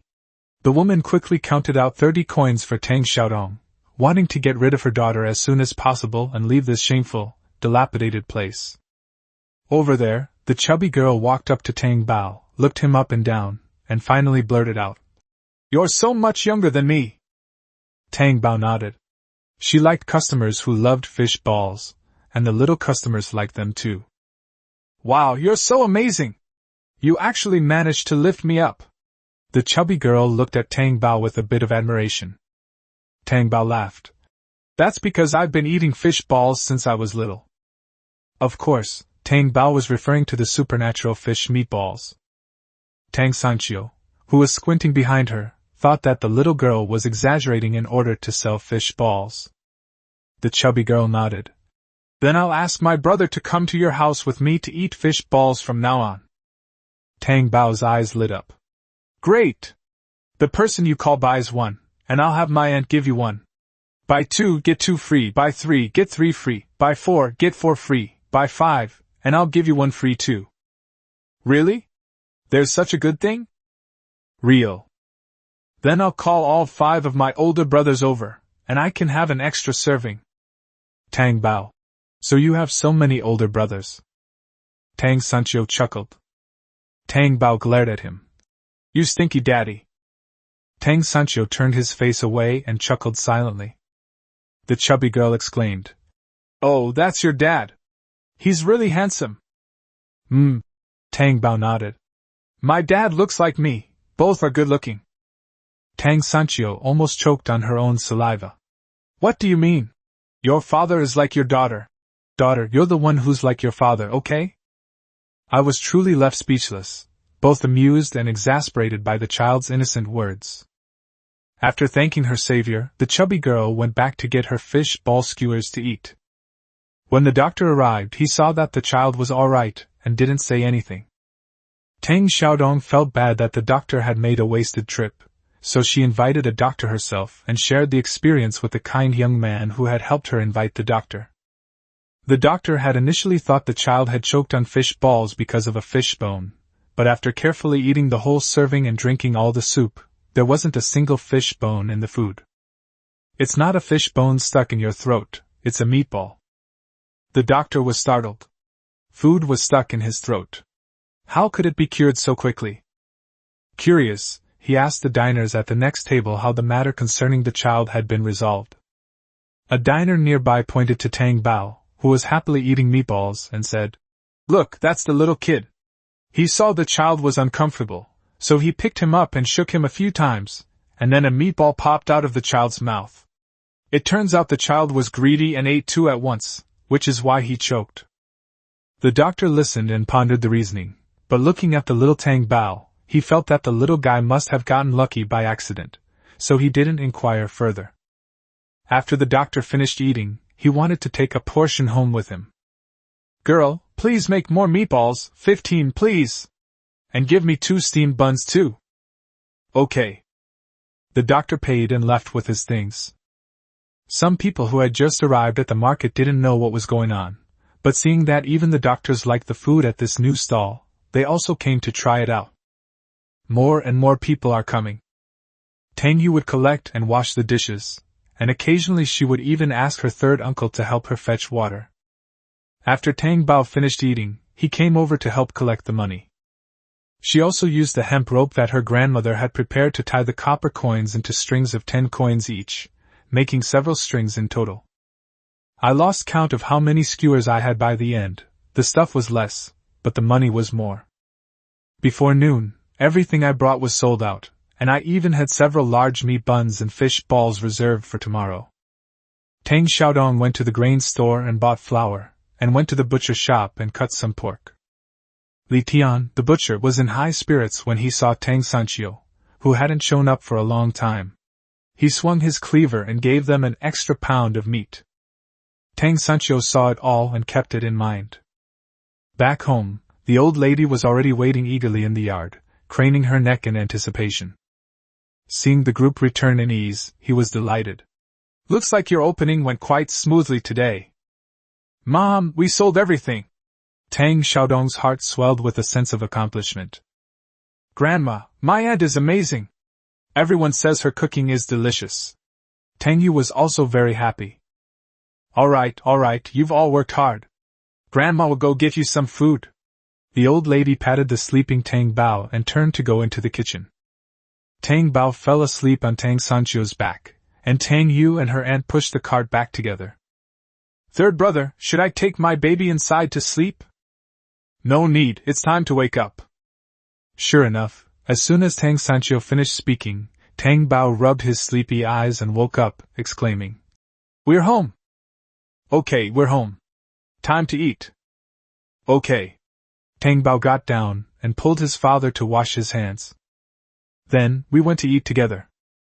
After dinner, it was time for another round of catching fish, cleaning fish, and making fish balls. Tang Sanchio collapsed to the ground. My goodness, you work yourself to the bone all day to earn a few copper coins. It's not as good as letting your father go up the mountain and kill a big tiger. You can get money by killing tigers? Tang Bao looked at his father in surprise. Of course, and we can get even more. Tang Sanchio continued to coax. Good boy, if you listen to me, your dad can go into the mountains to relax for a while. To everyone's surprise, the little one got too excited and exclaimed, That's great! Let's go now! Tang Sanchio. Good daughter, your father just wants to go alone. But Tang Bao had already jumped ahead. Tang Sanchio reached out to stop him, but couldn't. Hey, let me finish what I have to say! Only the silent wind answered him. Chapter 35, Found a Tiger Henchman. The little guy runs so fast, he's like a gust of wind. By the time Tang Sanchio caught up with her, they were already halfway up the mountain. Tang Sanchio held his daughter, looking her over from left to right, unable to understand how his daughter had become so resilient once she became clever. Resigned to his fate, he carried Tang Bao up the mountain. Father, are there really tigers on this mountain? They definitely exist, but we might not be able to encounter them. Tang Sanchio was just using that as an excuse to fool a child. Little did he know his daughter was so fierce, not even afraid of tigers. I'm sure I'll meet him. Tang Bao wore the lucky jade pendant. He was sure his wishes would come true. Tang Bao listened intently to the sounds coming from the forest, and the two walked deeper and deeper into the mountains. Tang Bao actually found the tiger. It's still two tigers fighting. There was a dead wild boar on the ground, which looked like it was the result of a fight between two tigers. Dad, which tiger do you think will lose? The thinner one will be beaten to death. With so many wounds on his body, he didn't look very strong. Tang Bao saw it too, then looked at the other side, where a fat, burly man was glaring at Tang Bao. Unable to bear the insult, Tang Bao quickly called out to the disadvantaged little tiger. Little tiger, become my little brother, I'll save you and even help you kill it, how about it? The little tiger was kicked away again, and blood spurted out. So? Will you agree to be my little brother or not? Tang Bao asked again. If you don't agree, then there's nothing I can do. Roar! The big tiger roared at Tang Bao again, wanting to eat this annoying two-legged beast. Tang Bao started with 0 frames and slapped it away. Boom! The big tree was knocked down by the tiger. The little tiger's eyes were filled with horror. It stared wide-eyed, then quickly realized what was happening and slowly walked to Tang Bao's side, where it crouched down. Tang Sanchio stared wide-eyed at her 3.5-year-old daughter in astonishment. He only knew the little guy was strong, but he didn't know he was this strong. Like father, like daughter, she truly lives up to her father's reputation. Tang Bao was overjoyed. The little tiger had acknowledged her as its leader. She reached out and fed the little tiger some of the spiritual spring water from her palm. The little tiger smelled the fragrance, and liked Tang Bao even more. It stuck out its tongue and licked the water clean. The tiger cub's injuries have clearly improved, and its breathing has quickly returned. Although there is still blood on its fur, the wounds really don't hurt anymore. It carried Tang Bao on its back so that he could sit on it. After Tang Sanchio finished dealing with the tiger that had crashed into the tree, he turned around and saw that his daughter had already climbed onto the back of another tiger. Sweetie! Danger! My daughter may be strong, but she's still a wild animal. Who knows if the tiger might suddenly go berserk? Tang Bao stroked the tiger's fur beneath him and waved to his father. Don't worry, Daddy, it won't hurt me. Little tiger is very well behaved. As if to confirm Tang Bao's words, the little tiger also nodded in a very human-like manner. After nodding, the little tiger felt as if it had become somewhat intelligent, and could even understand human meaning. Tang Sanchio was first frightened by his daughter's slap, and then he saw the tiger nodding in agreement with his daughter's words. He felt that his understanding was about to collapse. What kind of mess is this? However, it would be best if the worm didn't harm the girl. Let's go down the mountain and take the tiger to the city to sell it as soon as possible, otherwise it will be difficult to deal with when the big tiger wakes up. Tang Sanchio thought that since his daughter loved making money, he should exchange more tigers, as live tigers were definitely the most valuable. So, the father and daughter, one carrying the big tiger and the other pulling the big wild boar, set off together. However, Tang Bao was sitting on the back of Tiger Brother. The little tiger escorted them all the way to the other side of the mountain, which was at the foot of the mountain and close to the county town. Little tiger, here's another sip of your sweet water.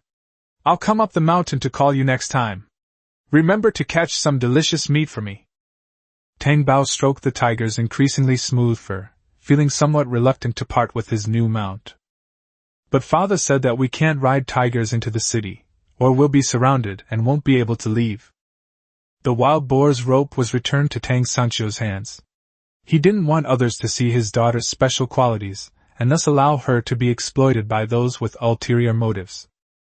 So, the image of him carrying a tiger on his shoulder and leading a wild boar by hand attracted the attention of many people in the county. Several people came up to inquire about the price, but Tang Sanchio didn't agree immediately, only saying that he had to go to the pharmacy first. Sijitang is the largest pharmacy in the county. Tang Sanchio carried the tiger into the hall, immediately dismissing many patients. A giant worm! There's a big tiger! Everyone make way! Damn it! How did we bring that tiger into the pharmacy? My God! There are wild boars too! Hey! Young man, have you come to the wrong place? This isn't a restaurant. If you want to sell your game, go elsewhere. This place is a cure-all. Ignoring everyone's attempts to shoo him away, Tang Sanchio went straight to the person in charge of CG Hall and knocked on his desk. Dr. Jiang, I brought you the tiger you requested. Dr. Jiang stroked his beard as he read a book. What kind of insect do I need? Looking up, Dr. Jiang saw a tiger's head hanging in front of Tang Sanchio. His body trembled, and he was overjoyed. He hurriedly and enthusiastically pulled Tang Sanchio into the backyard. Come on, young man! Be careful, this way! Tang Sanchio followed, and Tang Bao helped his father pull the wild boar. The two people and two beasts entered the backyard of the medicine shop. Bang! Tang Sanchio threw the tiger to the ground, and the stone benches in the courtyard all bounced. Dr. Jiang's eyes flashed. This tiger bone was quite substantial. What are you standing there for? The tiger isn't dead yet. Hurry up and get some medicine, or who will be responsible if it jumps up and hurts someone? Tang Sanchio glanced at the clueless old man. Dr. Jiang was quite surprised. Still alive? Nonsense, otherwise how would I sell you tiger blood? In order to earn more money for his daughter, Tang Sanchio carried a live tiger on his back. Upon hearing this, Dr. Jiang beamed with joy and scurried out to fetch the medicine powder. After the tiger was completely bewitched, they had someone chain it up before they came to discuss the price with Tang Sanchio. A body covered in tiger's blood, worth 100 taels. A tiger skin, unprocessed, worth 50 taels. One tiger bone, 200 taels. Only 200 taels? Tang Sanchio felt it was too little. Such a big one, and it's alive. Does old Jian even want to do business properly anymore? Alright, I'll add another 100 taels. And the tiger meat will also be 100 taels for you. Dr. Jiang didn't argue. Tang Sanchio was still not quite satisfied. Tiger meat can also nourish the body. Let's add another 50 taels to make it 600 taels. Really, do you think my money falls from the sky? Isn't that right? Isn't it because you have such skillful hands that you can turn anything into gold? After these things pass through your hands, they can all become priceless treasures. Don't you think so? Of course. Old Jiang was pleased and handed over 600 taels of silver. Tang Sancho told him to take the wild boar with him while he was at it. Ahem, I don't accept wild boar. Take it to Yunkalai across the street and tell them I asked you to deliver it. All right then. Tang Sancho had no choice but to pull the wild boar up and prepare to leave. Dr. Jiang opened the back door for them, letting them go straight out. The father and daughter then sold the wild boar for several dozen taels of silver and headed home. Tang Bao was in a great mood after receiving so much silver, and he even sang while sitting on his father's neck. She never imagined that hunting could bring in money so quickly. However, the little tiger said that there aren't many tigers on the mountain. It used to be their family. Then their parents died, leaving only them. Recently, that big tiger from before came and has been bullying them every day. In other words, there was only one of her tiger cubs left on the mountain behind their village. Father, what other prey is there on the mountain? Hearing his daughter's warm question, Tang Sancho's heart skipped a beat. You already have so much silver, why are you still hunting? Is that much? It's not even enough to buy a shop, how can you make big money? Tang Bao asked the cloth shop owner that day, and she said that buying a shop required a lot of silver, and a good shop would cost more than 1,000 taels. Chapter 36 Happy Revenue Sharing. Tang Sancho was speechless for a moment, not expecting his daughter to have such lofty ambitions. Dad, that scholar Zhang is trying to harm me. Once he becomes a high-ranking official, he will definitely take revenge on us. Tang Bao needs to earn lots of money to protect himself, and everyone else. Tang Bao hadn't forgotten that Hu Yuha was the long-lost daughter of the Prime Minister's family, and that Zhang Xiucai would one day be protected by his father-in-law, the Prime Minister. His mother always said, "Money makes the world go round," and that you have to make money first before doing anything. Tang Sancho felt a pang of guilt as he listened to the child's tender voice expressing his deep concern. He realized he had failed as a father. Don't worry, my dear. Zhang Haojia might not be able to participate in the scientific expedition smoothly. That's not necessarily true, he's very lucky. The protagonist group's luck is always extraordinary. As one diminishes, the other grows. As one diminishes, the other grows. If Tang Bao beats the scholar a few more times and makes him unlucky for a few more days, wouldn't good luck come to Tang Bao? Tang Bao fell asleep while thinking about it.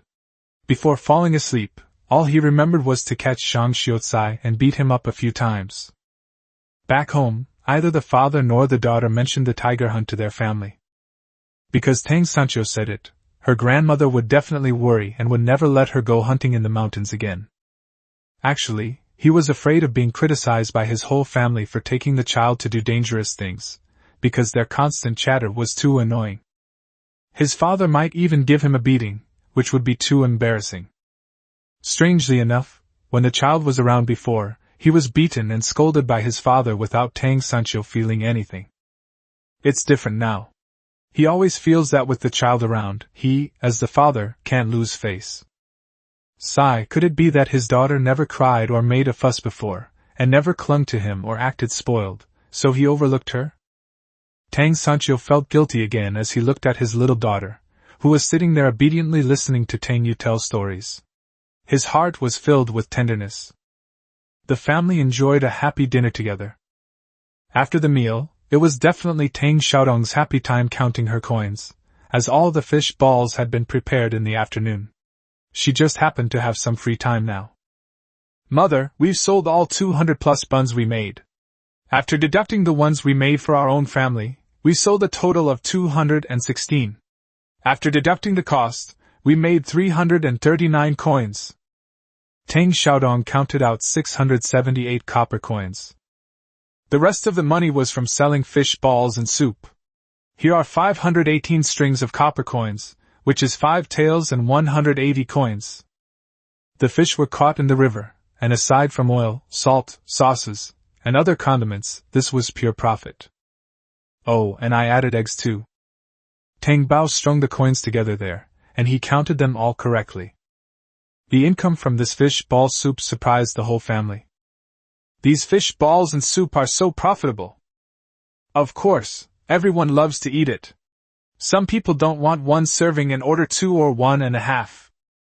By piecing things together, we've accumulated this much. Tang Xiaodong was also surprised that the coins sold so well, and she pushed all the strings of copper coins to Tang Bao. Here, sweetie, keep these safe. You earned them all. Tang Sanchio, who had done a lot of hard labor. Wasn't that me? Tang Bao smiled when she saw the piles of copper coins.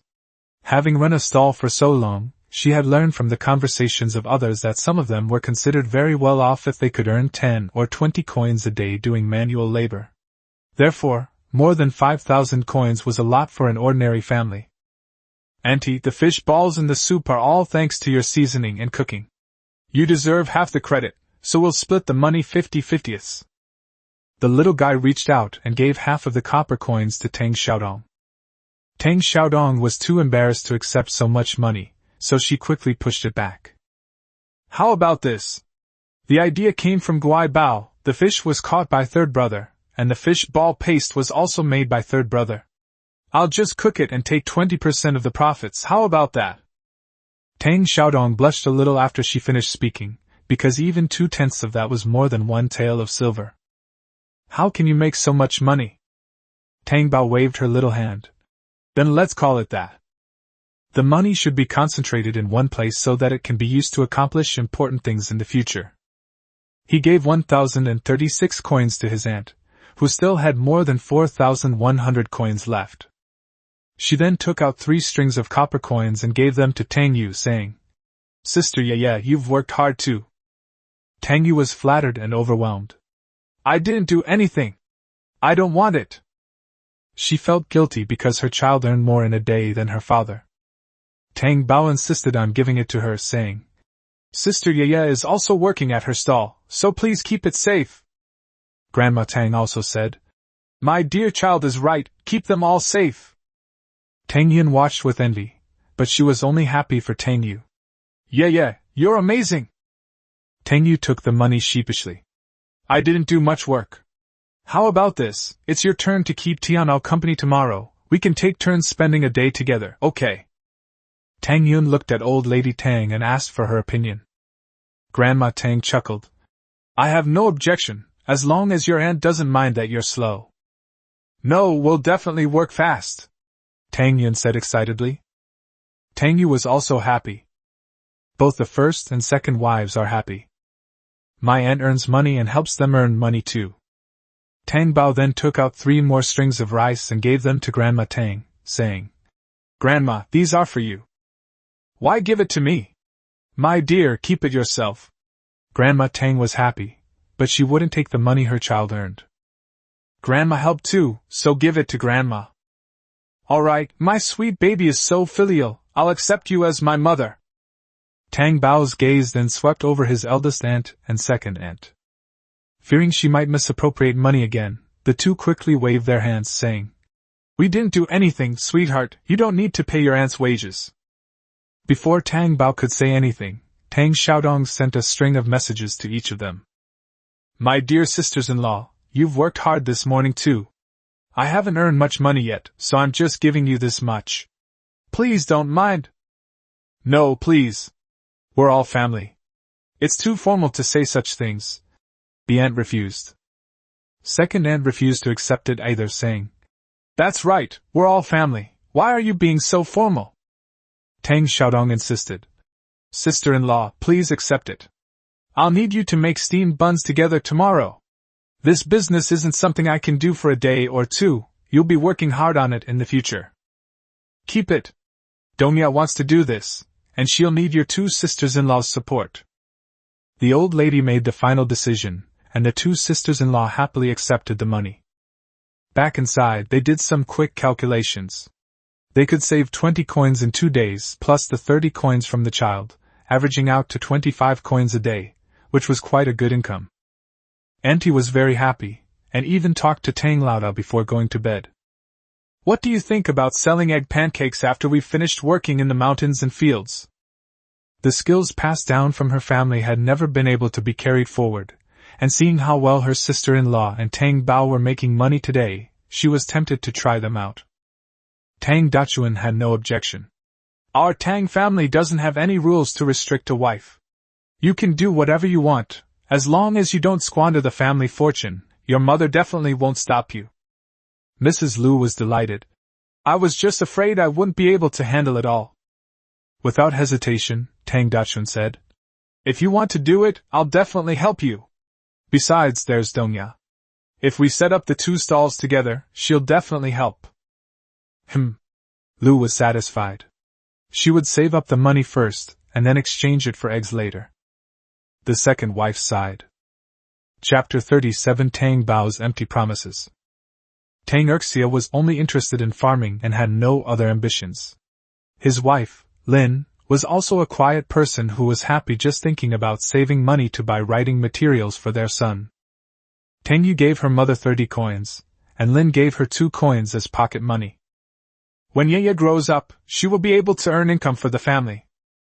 That's right, I'll work very fast. Yes, I'll save this money for you.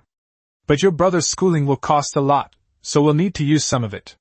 Don't worry, Yaya, I'll tell you exactly how much we need. When your brother becomes successful, I'll make sure he makes up for your dowry.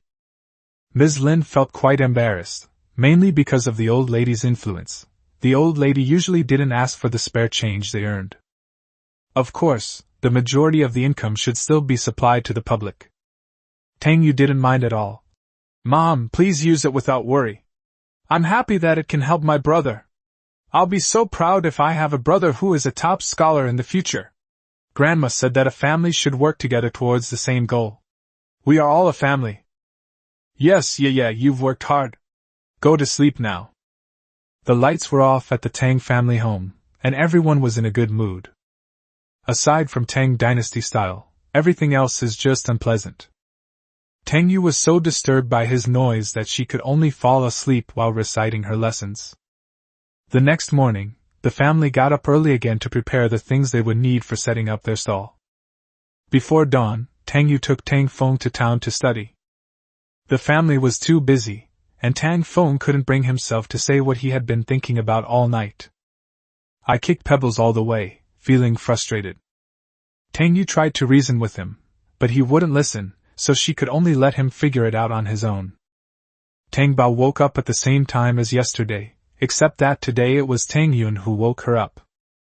Good morning, Sister Yun Yun. Good morning, my sweetie. Oh dear, it's barely dawn and I'm already waking you up.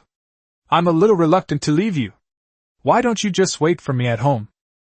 Tang Yun looked at the yawning little bundle of joy and felt a pang of heartache. The weather is getting cooler, and it's still quite chilly in the mornings and evenings, which is perfect for the little one to stay in bed longer. Besides, Tang Bao is still a baby and should sleep more. Tang Bao woke up abruptly. No need, I need to go collect the money. If I'm sleepy, I'll just lie on my dad's back and sleep. I won't get tired. Tang Bao was still worried about the trouble in the book and dared not relax. Tang Yun was immediately amused by Tang Bao's adorable appearance. When she thought that her third uncle was also going, she suddenly felt less heartbroken. With her third uncle around, Sweetie can let him hold her and sleep when she's tired. After the two finished washing up, Tang Bao went to call his father as usual. Tang Sancho thought that children are only enthusiastic for a short time, and with several hundred taels of silver from yesterday, they might not go out to set up their stall today. So he slept soundly, completely oblivious to the passage of time. He kept feeling like some small animal was howling in his ear, but he was fast asleep and didn't pay any attention. Until his buttocks felt cold, the bamboo strips split open on his skin. Tang Sancho was so startled that he jumped up. When he realized that the culprit was his own daughter, he immediately hugged her and burst into tears. Of course, they were all fake crying without any actual tears. It's really heartbreaking. He's a lazybones. He's been working hard for 2 days. Can't he sleep in a little longer? Tang Bao patted his back gently, teasing him. Tang Sancho, that lousy scholar is already reciting his lessons. He'll soon be going to the capital to become a high-ranking official. When that happens, we'll be poor and powerless, and he'll bully us to death. Tang Bao's words weren't entirely meant to scare people. She used her clever little brain to think about it. The Tang family was so unlucky. Besides being tricked out of the koi jade pendant, there must have been other reasons why they were secretly causing trouble. Tang Sanchio was wide awake and looked at Tang Bao with worry. The little boy was so young, yet he was already worried about the safety of the family. He must have been bullied by Zhang Haojia. The more I think about it, the more guilty I feel. Guilt overcame laziness. Perhaps he really can't continue living a life of debauchery. Perhaps the child's fall into the water, the changes in the child, and the changes in his own strength were all subtle warnings from Jingyang. He is a father, and he should provide for his children. But when the cold wind blew, he longed to go back to his bed. When you're lazy for too long, you sometimes forget even the basics of life. Hurry up, we need to wash up and go! Tang Bao pulled the person out. Tang Sanchio sighed, tidied himself up, and resignedly pushed the cart away. Looking back at his daughter munching on a steamed bun in the cold wind, he frowned. Dongyao, when are we going to buy a carriage? Hey, we haven't even earned any money yet, and you're already trying to slack off? Tang Xiaodong was amused by her brother's words. Besides, the carriage doesn't even pull the stove. Tang Sanchio's face darkened upon hearing this. It really was only convenient for him to pull the cart. Tang Bao ate the rest of the bun in one gulp, chewed it a few times, and then opened his mouth to make a grand promise. Auntie, when we earn money, we'll rent a shop. That way we won't have to haul the stove back and forth anymore, and we can even ride in a horse-drawn carriage. Tang Xiaodong was taken aback by her promise of a large sum of money, then calculated the amount of copper coins she had earned. With a little effort, it didn't seem like it was impossible. My dear child is so thoughtful. Auntie needs to work hard to earn more money. The family set off towards the rising sun. They set off early today and managed to get a good spot at the market entrance. As soon as Tang Xiaodong set up his stall, yesterday's customers came running, drawn by the aroma. Tang Sanchio brought back 2 buckets of water and then stood in the background. With yesterday's experience, Tang Xiaodong's movements became even more skillful. Even in the midst of a busy schedule, I don't forget to cook a few meals for my family, especially my little one, who absolutely mustn't go hungry. Tang Bao was very well behaved, sitting in the back and eating meatballs with gusto.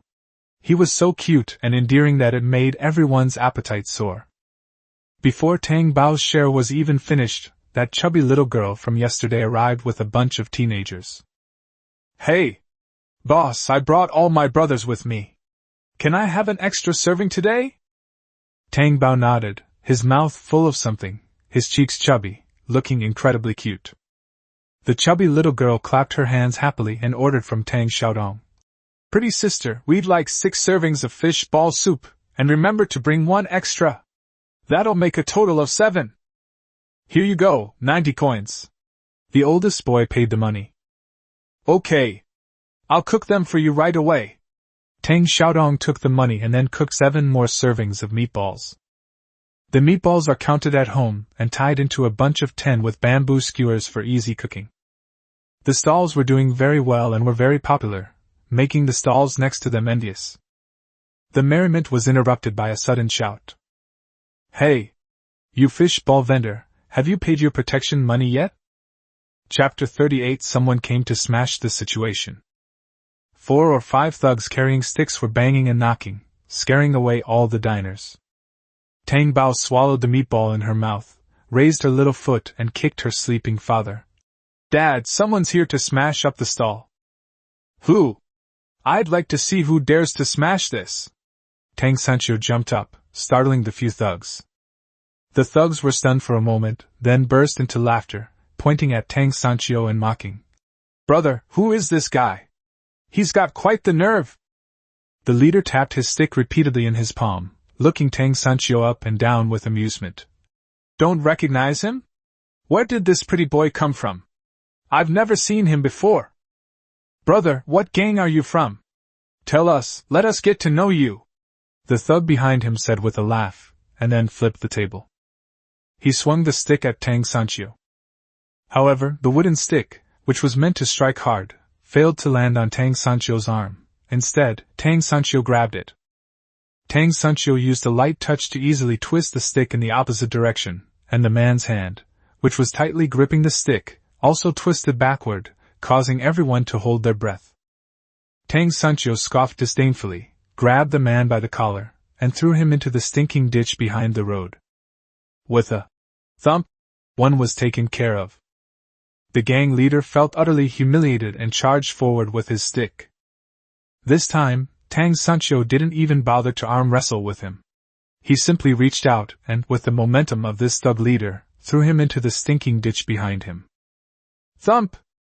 It landed right on the struggling thug trying to climb out. Hurry up! This guy actually threw our leader away! They must have eaten the gall of a bear and the heart of a leopard! Tang Sancho narrowed his eyes. You're really not afraid of death? Then I, third master, will send you on your way. With a simple lift and toss, it's easier than throwing a sack. Only one was left, trembling with fear as he held up a stick. When Tang Sancho looked at him, he knelt down with a thud. Hero, spare my life! Hero, spare my life! I'm just doing this for money, I didn't mean to bother you. The thug trembled with fear. Who allowed you to come? Tang Sancho's eyebrows shot up. It was only the second day, and someone already had their eyes on their stall? I don't know. They're all wearing masks. I don't know who they are either. The thug dared not hide anything and frantically searched through his memories to find the missing pieces. Tang Bao suddenly pointed to the entrance of an alley diagonally opposite and shouted, Dad! They're over there! Tang Sancho's sharp eyes swept across the area, only to catch a glimpse of a pale pink figure. He turned back, casting a questioning look at his daughter. Tang Bao said calmly, It's Hu Yuha and the others. Hu Yuha and her daughter, sitting in the alley, both had their hearts pounding. That's terrifying! How could that Tang Lao Sen be so scary? Mother, he must have been the one who ruined me that night. Hu Yuha's eyes turned red with anger. When she woke up that day, she was lying by the pond with several men beside her.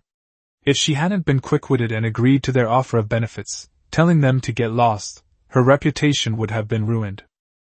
Humph, it's all that stinky mute's fault, and her damned father's fault for daring to leave her to those thugs to lie in for the night.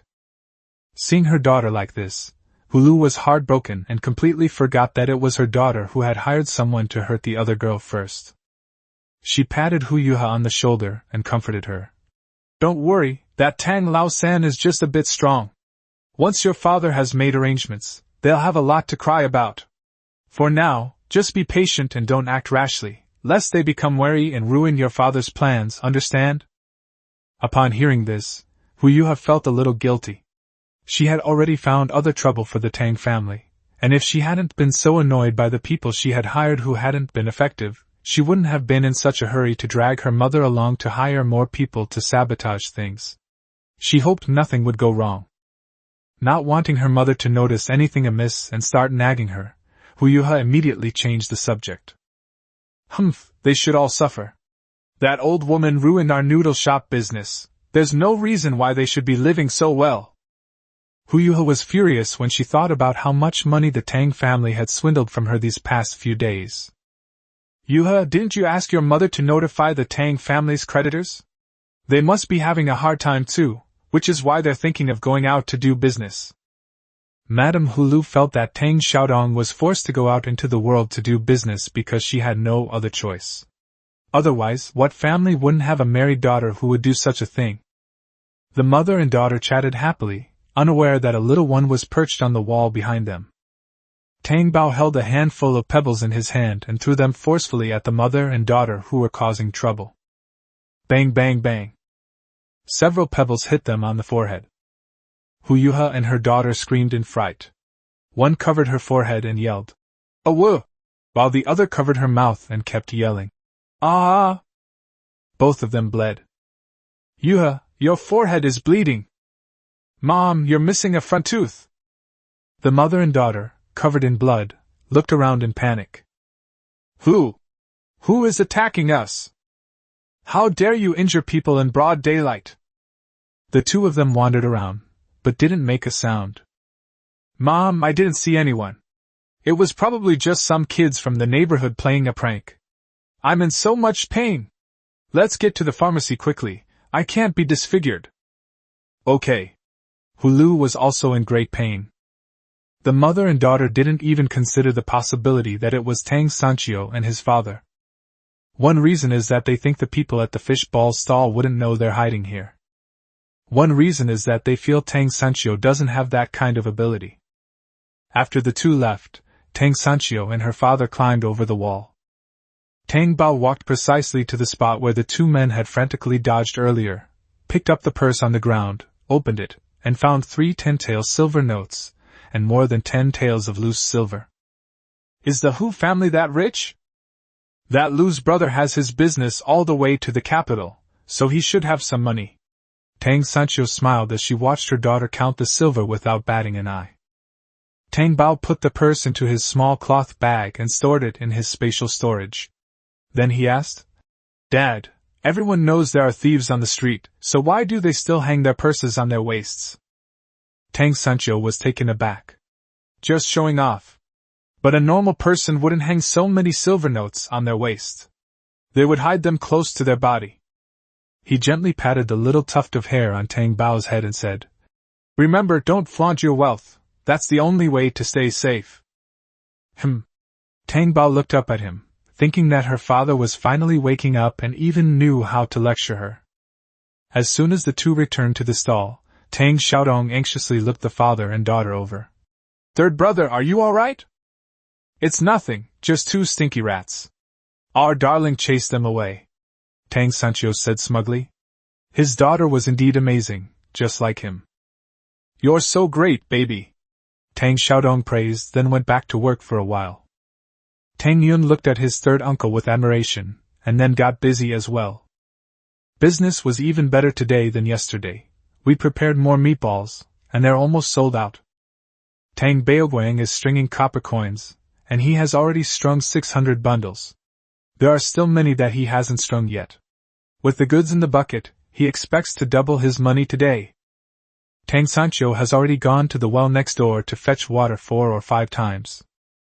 The guests really enjoyed the soup, and some even took it away to drink. This soup makes you feel completely refreshed, clears your mind, and brightens your eyes. It's truly delightful.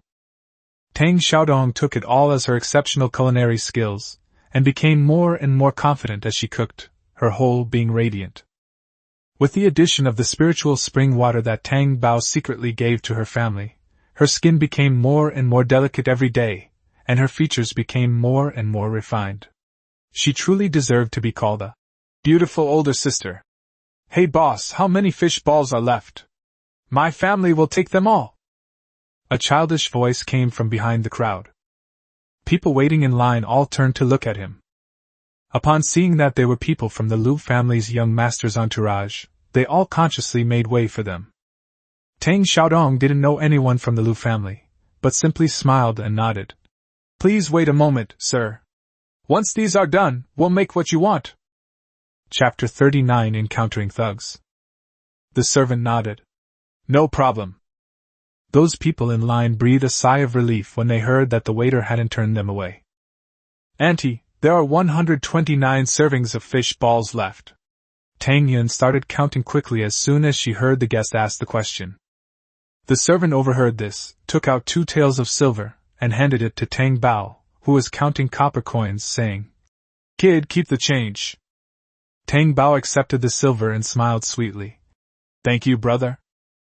The servant was taken aback.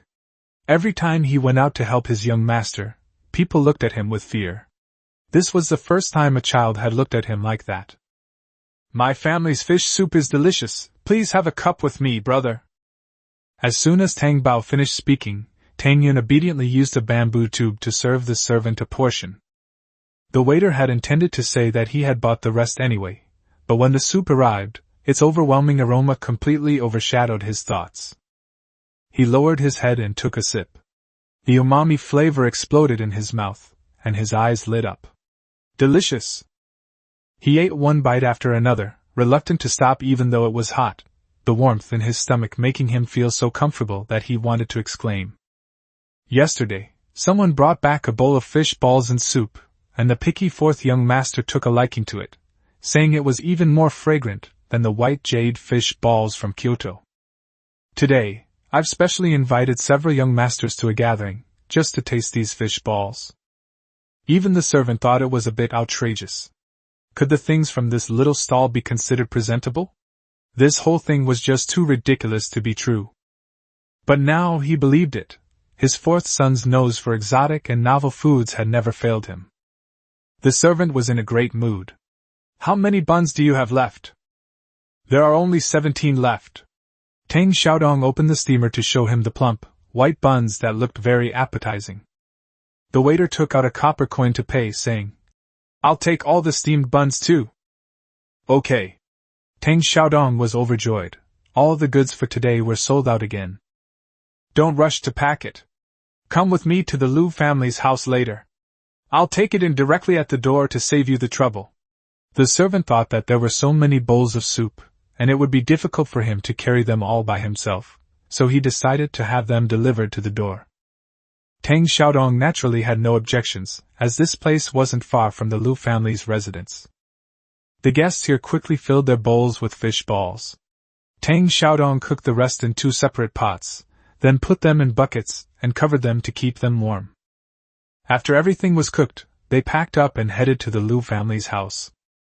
The cart did not enter the Liu family's house. Tang Sancho helped carry the 2 buckets of hot soup to the Liu family's kitchen to pour them out. When the servant came out, he brought a large food box to hold the steamed buns. Looking at the plump, white steamed buns, he couldn't resist eating one himself first. With just one bite, his eyes lit up with delight, and he couldn't help but give a thumbs up, exclaiming, "This is truly the young lady's skill! Hee, this is a family recipe, so of course it has to taste good." Tang Xiaodong was very happy. Sigh, how come I never realized that making food was so interesting before? Brother, let's go! Let's go buy some meat! Seeing his younger sister become so lively, Tang Sancho couldn't help but feel happy too. Auntie, my mother said you need to replenish the leaves you use for seasoning, as we don't have many left at home. Tang Yun reminded her. Right, I almost forgot. Tang Xiaodong slapped her forehead. She had only heard about using medicinal herbs as a seasoning from Tang Bao. She hadn't thought there was anything wrong with it, so she tried it and found it to be quite good. Seasoning herbs are not cheap, but now that I have some spare money, I don't need to buy them in large quantities.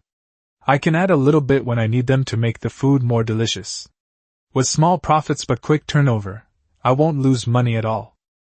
So he turned around and headed straight for the pharmacy not far away. A short while later, he came out carrying several bags and strode towards the butcher shop. With everything prepared, the family rushed home. However, as we passed by the sloping forest, several thugs suddenly jumped out, looking fierce and menacing. Stop! Hand over all the silver you have on you! The burly man in the lead shouted, pointing at them. Tang Xiaodong became genuinely nervous when he saw that all of the dozen or so men were armed with sharp weapons.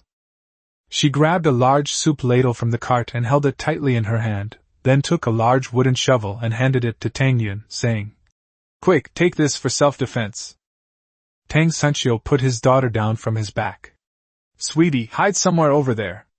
Daddy's going to punish the wicked. Okay. Go for it, Daddy.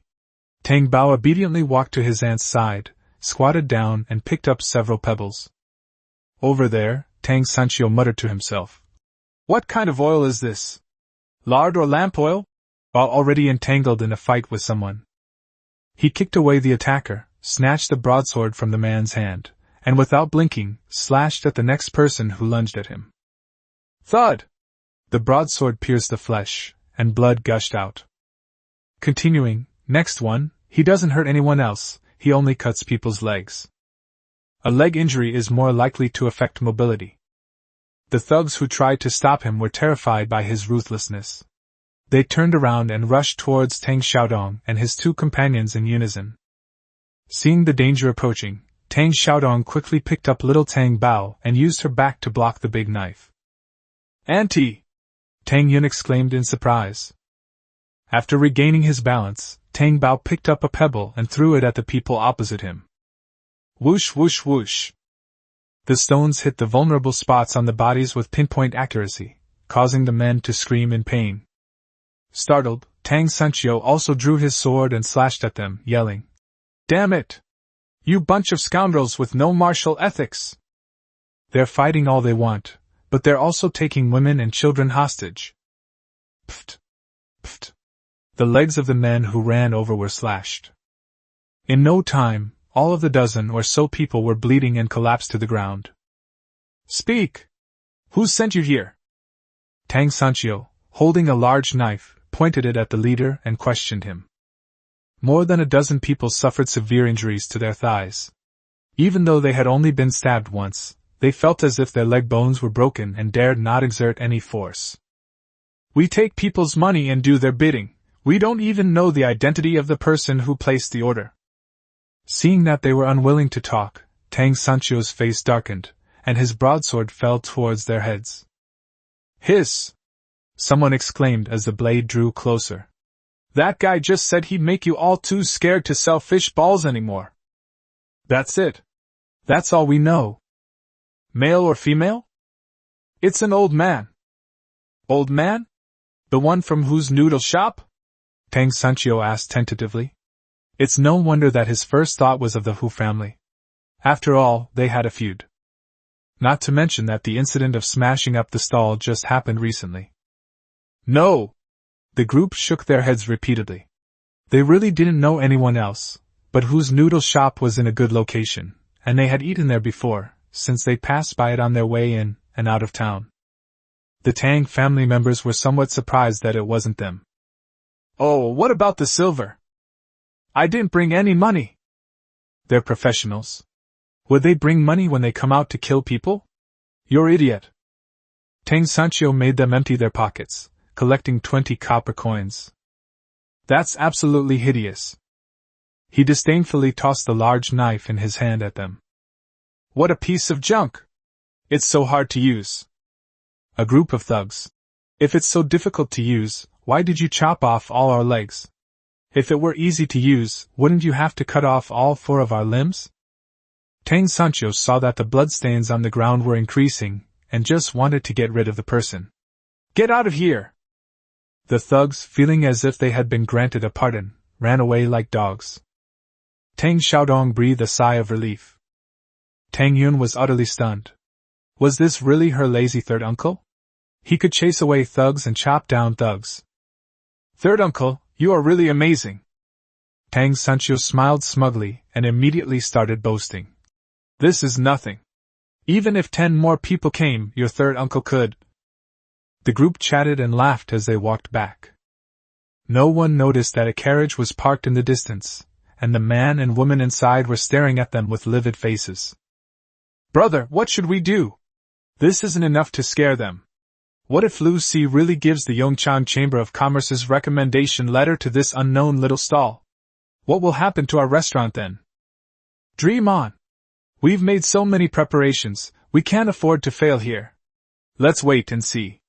At worst, we can just ask them for their prescription."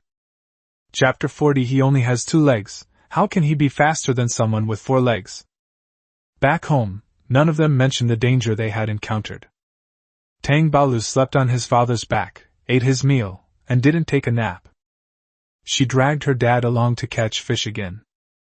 Tang Sanchio was puzzled. Why were there still so many fish in the river? Wherever his daughter points, the fish swim there, practically offering themselves up as food? Once or twice could be a coincidence, but this was the 3rd time. Tang Sanchio wasn't stupid. He realized his daughter was different, and his heart skipped a beat. My drowsy mind suddenly cleared up.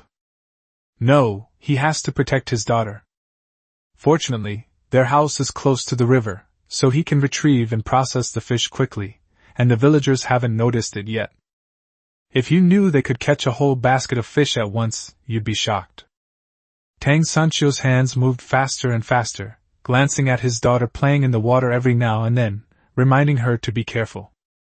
Tang Bao discovered that the little fish he had put into his space yesterday had grown 2 large sizes in just one day, and his subordinates were also collecting the little fish faster and faster. We also brought in some river shrimp. Tang Sancho caught 2 more baskets of fish today. It was just a matter of throwing the baskets into the water and lifting them out, but it took some time to process the fish. However, he was already very familiar with the process and operated it with great skill. After preparing the fish paste at home, I handed it over to Tang Xiaodong. I was just thinking of sneaking off to take a nap while my daughter was picking vegetable seeds with the old lady. No sooner had he stepped into the woods than Tang Bao followed him in. The little guy excitedly asked him, "Dad, are you going hunting in the mountains again?" Tang Sancho choked up at the sight of her big, watery, eager eyes. Tang Sancho complained incessantly, "Girl, even the richest landlords don't exploit their farmhands like this." Upon hearing this, Tang Bao's face fell. "All right, Daddy has worked so hard, so Daddy should rest first. I'll go up the mountain to play with my little tiger brother, and have him take me to hunt lots of prey so I can bring back meat for Daddy." The little guy's sweet, soft voice reached Tang Sancho's ears, and he felt a jolt run through his body. He was instantly wide awake and wanted to say something, but the little guy was nowhere to be seen. Tang Bao's 2 short legs moved incredibly fast, and in the blink of an eye, he had rushed up the mountain. However, she stopped halfway up the mountain. The mountain path is rugged, so it's definitely more comfortable to be carried up the mountain. She parted the grass and peeked her head down. Sure enough, the tall figure was chasing after her. Tang Bao pounced on him excitedly and asked, "Dad, do you miss my little tiger brother too?" Tang Sancho, "I'm thinking of a tiger hammer." "You can't exactly say you're afraid your daughter will be eaten by a tiger, can you?" Tang Sancho chose to remain silent. Tang Bao didn't need him to answer. He could justify himself. "Dad must also want to know what gift little tiger has prepared for me, right? We agreed yesterday that I would treat it to sweet soup and it would prepare a gift for me. We can only be friends if we exchange gifts." Tang Sancho, "What the girl said makes a lot of sense. Daddy, you said there's only 1 tiger left on the mountain? How will the little tiger brother get married and have babies in the future?" Tang Bao frowned as he thought about it. Tang Sancho was both amused and exasperated by the little guy's ideas. Yesterday he wanted to beat someone up and sell them for money, and today he's concerned about their important life events. However, he didn't dampen the enthusiasm, but patiently said, "When it wants to get married, it will naturally find a partner on another mountain. You don't need to worry about that, little guy." Oh. Tang Bao suddenly realized, that's right, crossing mountains and valleys is too easy for a tiger. As they walked, Tang Bao listened intently to the sounds coming from the forest. Huh! She thought she heard someone chasing after something above, and the sound of children? I couldn't hear clearly because I was too far away. She looked up at the mountaintop, wondering if she had encountered a wild animal. Tang Bao urged his father to hurry up. However, when they climbed over the hill and stood on its peak, there was no one there anymore. Tang Bao could only see a few footprints. Judging from the size, it should be for 3 people, 2 adults and 1 child. There were no wild animals after all. She reluctantly withdrew her gaze and listened intently to find the whereabouts of the little tiger. Tang Sancho, however, took a closer look at the messy footprints on the ground. The flowing cloud patterns on some of the smaller footprints were quite unusual. However, he didn't think much of it. He took his daughter, turned a corner, entered a side road, and went straight to the tiger's den. However, the little tiger wasn't in the cave. Tang Bao went inside and saw that there was only a bunch of wild rabbits inside, and their wounds were all fresh, so they must have been caught by Tiger Brother not long ago. Tang Bao thought that Tiger Brother should be nearby, so he went out for a walk. After a while, the ground began to tremble. Tang Sancho became highly vigilant and consciously stood behind her daughter, adopting a protective stance.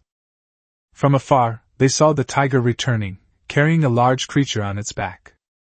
Tang Sancho squinted and saw that it was a deer, with its antlers still hardened. He reached out and patted Tang Bao's head, thinking to himself, "My good boy can happily count his money again." Tang Sancho had already started calculating in his mind. If the tiger obediently handed over the tiger, he wouldn't make a move. If it didn't behave, he would teach it a lesson as well. Anyway, he's taken a liking to these deer antlers. Tang Bao was unaware that her father was about to punish her little brother. Before the tiger even got close, she started calling out. "Little tiger, over here! Over here! I'm here to find you!" The tiger had smelled her scent long ago, which is why it rushed back. It rushed over, threw its prey on the ground, and crawled down to Tang Bao. The tiger's eyes were full of joy. Its wounds had healed last night, and the keen tiger was begging for water again. Having raised supernatural beasts before, Tang Bao immediately understood what tiger brother meant. She took the bamboo tube from her waist and said to it, "Open your mouth, and I'll pour you a drink." Tang Sanchio's skin tightened as he kept a close eye on the little guy's movements, while also remaining vigilant about the tiger's actions. Tang Bao carefully poured the spiritual spring water from the bamboo tube into the tiger's mouth, and the tiger drank it all without spilling a drop. It lowered its head and rubbed against Tang Bao's palm, looking very happy. Tang Bao was also very happy. "Daddy, its fur is so soft, it's so nice to touch." Tang Sanchio watched with a smile, not daring to relax. "Only you dare to touch it like a cat." Tang Bao nodded. "Little tiger is very well behaved." As if to prove this point, the tiger suddenly got up, pushed the deer next to it toward Tang Bao's feet, then went back into the hole and brought out wild rabbits, repeating this several times and placing the whole bunch in front of Tang Bao. Tang Bao smiled and said, "You're giving me all of them? Aren't you going to eat them?"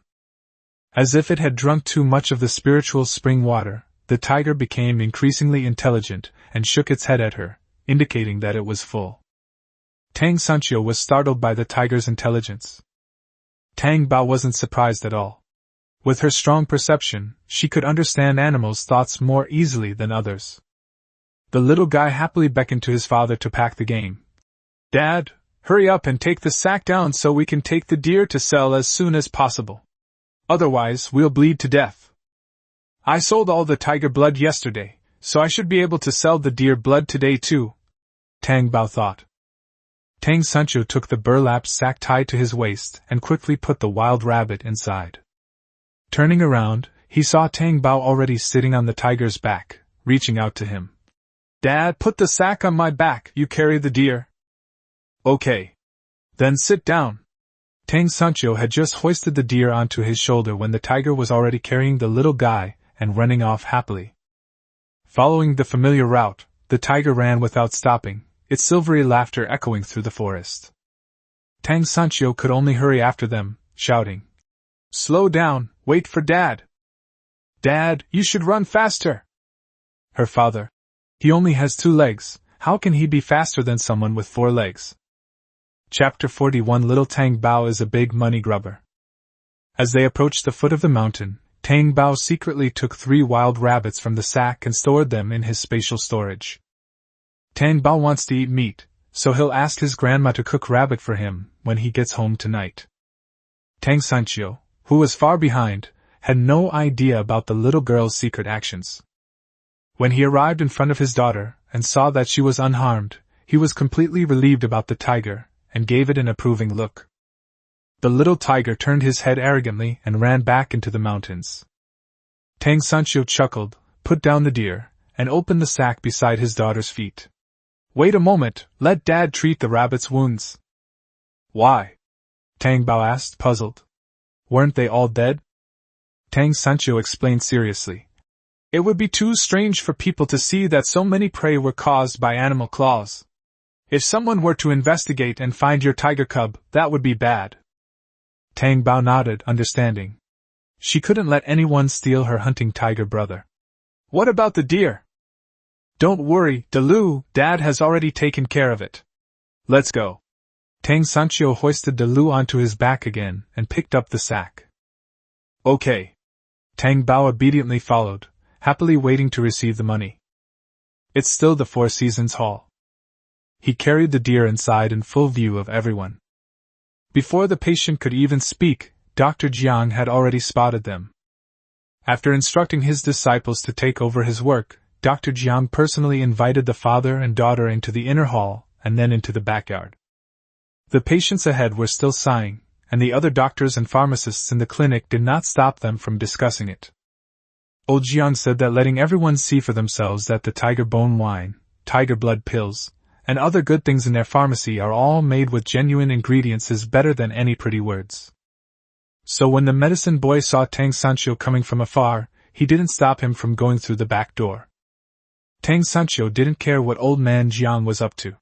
He only knew that the old man had offered 200 taels for the pair of deer antlers, which he wasn't very satisfied with.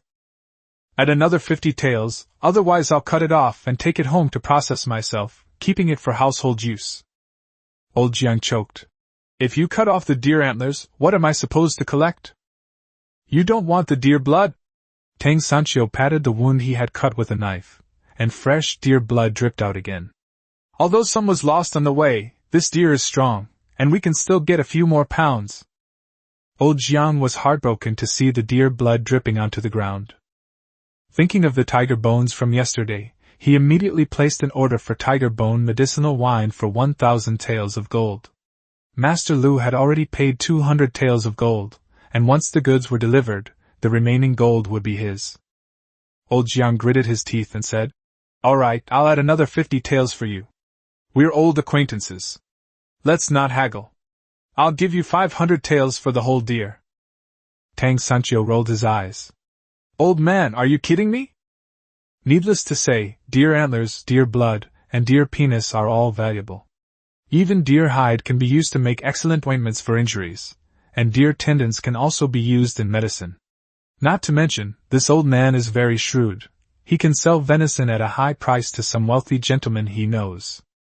The deer is still so strong today, the old man can easily make a net profit of at least 1,000 taels. Of course, his craftsmanship cannot be ignored. Tang Sancho believed in earning a living through his profession, and while he wasn't envious, he also didn't suffer losses. Old Jiang thought he had offered a high price, but he didn't expect this attitude. Hey, how did I trick you? If you put this deer in a restaurant, it would only sell for a little over 200 taels at most, but I offered you a high price of 500 taels. Tang Sancho looked at him coolly. Old Master Jiang was embarrassed by this, and finally added another 100 taels to settle the price. Tang Bao counted the silver coins with a smile, then happily took a rabbit out of the sack and handed it to Grandpa Jiang, saying, Grandpa Jiang, you're really something.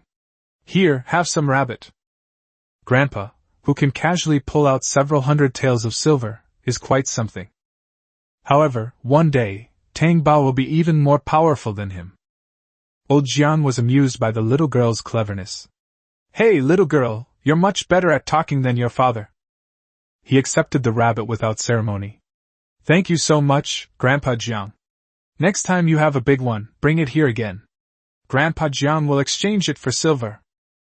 On both occasions they met, the little girl was laughing while counting silver, and old Jiang naturally realized that she was a little money grubber. Grandpa Jiang took out a piece of candy from his sleeve and handed it to Tang Bao, saying, Here, Grandpa Jiang is treating you to some candy. Tang Bao covered her mouth and waved her hand. The malt candy Tang Feng gave her yesterday almost knocked out her baby teeth, so she dared not eat it again. Thank you, Grandpa Jiang, but I don't want any more candy. I'm going home to eat meat. Goodbye. Tang Bao dragged his father to sell rabbits. The rabbits that Tiger Brother caught were all quite fat, each weighing 4 or 5 pounds. 10 rabbits weighed more than 40 pounds, and each pound cost 40 coins. When Tang Bao came out of the restaurant, he had an extra tael of silver and more than 800 coins in his hand. He burrowed into the sack and reached out for his father to carry him. Tang Sancho skillfully lifted the little one onto his back, teasing her. You've sold all the rabbits, what meat will you eat when you get home? The little guy is really serious about making money, even more so than when he wanted to get married. Tang Bao chuckled. You still want to eat rabbit meat? I had Tiger Brother hide it for me. I'll be able to find the rabbit when I get home. Actually, they're all in her online space. Tang Sancho hadn't expected her to have such a trick up her sleeve. He patted her back and said affectionately, You're such a clever little devil. Tang Bao nodded. I promise to treat father to meat, and Tang Bao will never go back on his word. My daughter is so good. Tang Sancho felt warm and tender inside, his heart filled with passion. He felt that he could do anything his daughter asked him to do right now. However, when his daughter arrived home and immediately instructed him to cut bamboo to prepare bamboo skewers and tubes for the evening, his enthusiasm instantly cooled. Feeling wronged and grumbling, he picked up his knife and went out again. Tang Sancho was completely dejected. Tang Bao covered her mouth and chuckled, ignoring her father's furious rage. Taking advantage of everyone's inattention, she took out the 3 big, fat wild rabbits from her spatial storage, rushed into the kitchen, and stuffed them in front of her grandmother. "Grandma, my dad killed a rabbit. Tang Bao wants to eat rabbit meat tonight, lots and lots of rabbit meat." Grandma Tang was initially delighted, then her eyelids twitched again. Because when Tang Bao says, "a lot," it means she wants Tang Bao to do everything. If she did all 3 of those fat rabbits, wouldn't her eyelids twitch? "Grandma, don't be sad. Eat it all up, and let Dad go up the mountain again tomorrow." Tang Bao blinked at the old lady. The old lady immediately understood and tapped her forehead, saying, "You little rascal, only you can order your father around." Tang Bao chuckled. Seeing her laughing so carefree, the old lady became a little worried. "Honey, you've been making your dad do a lot of work these past few days. Do you think he might suddenly rebel?" Tang Bao smiled and calmly assured her, "Grandma, no way. A comeback from a desperate situation? He'd need the strength to bounce back. Otherwise, they would all be absolutely suppressed by Tang Bao." She had her grandfather sharpen several handy bamboo sticks, all of which were hidden in her room. "Grandma, something terrible has happened. Grandma, something horrible has occurred." Tang Yu stumbled in from the outside, bursting through the door. The old lady was so frightened that her hand trembled, and she threw a large piece of coarse salt into the pot. "You brat, what are you yelling about?" Chapter 42, Catching the Black Sheep. "Grandma, Big Brother was sent back by the school teacher. The teacher came along too, and he's already at the village head's house." Tang Yu was out of breath. She had really run a lot. "What? What did you say? Your elder brother was sent back by the teacher?" The old lady was shocked, and a bunch of random thoughts flashed through her mind. She covered the pot, turned off the fire in the stove, wiped her hands haphazardly, and left the kitchen. "Dongya, I'm going to the village head's house." "Okay." Tang Xiaodong, who was changing clothes inside, also heard Tang Yu's voice and was anxious to see what had happened. But her 2 sisters-in-law hadn't returned yet, so she could only stay home and watch over them. "Sister Ye, you help Sister Yun kill the rabbits, I'll go with Grandma." After Tang Bao finished speaking, she chased after him, her little hand taking her grandmother's rough hand in hers.